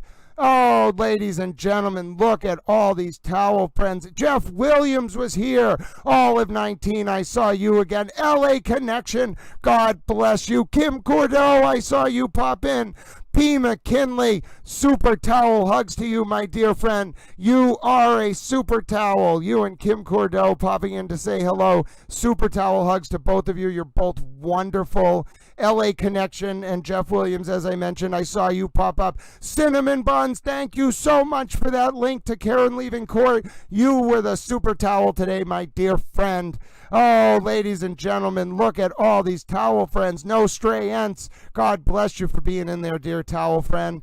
And now, friends, we obviously have to say a super towel thanks to Murder by Maestro and Just Being Nosy and Old Maid New Creations. So many other towel friends who have just come through and been so supportive and been doing amazing work. Ladies and gentlemen, this is an incredible community. Pat Brooks again, thank you for the super pair. I love that little pair. Jack D65, that fox. Oh my dear God, that fox is adorable, my friend. I could sit here and giggle at it all day. Olive 19 literally sent a pair walking with olives. It was the greatest moment of my life. Well, until Pat Brooks sent a literal emoji that is a pear telling me that I'm amazing. And then I was like, oh my God, that's absolutely amazing. Pat Brooks is amazing. The little pear emoji has a hand on and it's telling me I'm amazing. Mandy Strong also sent a towel fox. Oh, God bless you, Mandy Strong. I'd forgotten about that towel fox. That is just the cutest thing. I take a screenshot of all the emojis. I want to make them plushies and live with them. Oh, Crime Cricket was in here earlier. God bless you, dear friend. I appreciate you so much for that lemon emoji beating its heart out in support of Little Towel. I beat my heart out in support of you all every single day, ladies and gentlemen. You get my very best. 12 hours later, I'll still be pouring my heart out, saying thank you, and let me reflect. Oh, I love the fist bump emoji today. That was stunning. LA Connection, your happy birthday emojis with the rock signs and the birthday whistle. It was incredible. Jew Drops, the super towelette herself, who's getting some rest now. Thank you for the #1 fan. You are the #1 towelette, Jew Drops. Deborah Bessam, God bless you, dear friend, all the way over in Australia. We'll see you again tomorrow. And Eva with the Suman Bonum to Justice for John O'Keefe quote. What better way, ladies and gentlemen, to embrace the premise of Towel Stream than with Suman Bonum, the Latin for greatest good, or the ancient Greek eudaimonia, with that sentiment from our wonderful super towel Eva. And ladies and gentlemen, you know, even as we approach 11 hours and 46 minutes, the longest towel stream in history, I have to end on this note.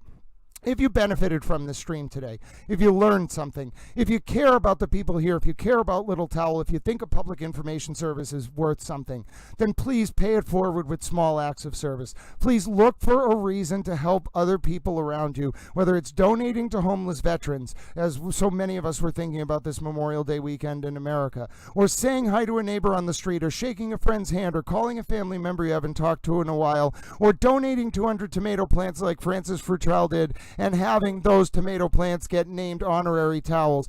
Ladies and gentlemen, look for reasons to be a beacon of light in the world. And then through 6 degrees of authentic non-Chewbacca-based separation, we will bring about a new digital age, a new digital epoch, rooted not in a realpolitik defined by expanding, preserving, and demonstrating our power, but instead a new world order based on preserving, expanding, and demonstrating our capacity to love each other unconditionally and through small acts of service. And ladies and gentlemen, therefore the age of Aquarius will not just be Aquarius carrying the water bearer. It will be Aquarius the water bearer waving a towel peacefully, bringing about a better, more fairer, more just, more loving world based on those small acts of service. Ladies and gentlemen, you can watch the recap to get caught up. Mary Adams extending you super big towel hugs. We have to end the stream. Literally, this was a record-breaking towel stream. Almost 11 hours and 50 minutes, basically as long as you can go, ladies and gentlemen. Towel loves each and every single one of you. I promise we will be back 7:30 a.m. tomorrow Eastern, bright and early. Towel's got to go set all that up for tomorrow, get everything ready. It's going to be a big day. So we'll end the X stream first, as always. X friends, God bless you. Be safe out there for the rest of your Tuesday. My name's Grant Smith Ellis. You know how much I appreciate you, but I got to spend a few minutes with the Towel friends on YouTube because you friends on X get a few minutes extra at the beginning. God bless. Be safe. Now, Towel friends over on the YouTube, it's just us now. Listen, I want to say this community is very special. It's because of your passion for each other, your kindness, your souls that I put the effort into this. It feels effortless to do 12 hours with you. Yeah, my voice is a little tired. I should take a little bit of a break. We'll watch a lot of recaps tomorrow. I'll try not to talk as much in the morning. But I truly do this because of how much you care about each other, how much support you show for Little Towel in your comments, your questions, literally your support for the channel, all of your watch hours, all of your dedication. It means something to me. It empowers me in some sense to continue doing this. And I truly feel that we are bringing about a better place for people to interact. People feel safe here, comforted, and it means so much to me. Literally one smile on one face means that I have lived up to my greatest good as a towel, ladies and gentlemen. And I think some of you here have found friends, solace in a community, and there's nothing that I could want more. Engendered, cogent public discourse and a community of loving people that truly care about each other. Let that be our towel legacy. All right, God bless each and every one of you. Let me get off to bed. Be safe. Be good to each other more so than anything else. And know that Towel loves you. All right, God bless, friends. Until we see each other tomorrow, my name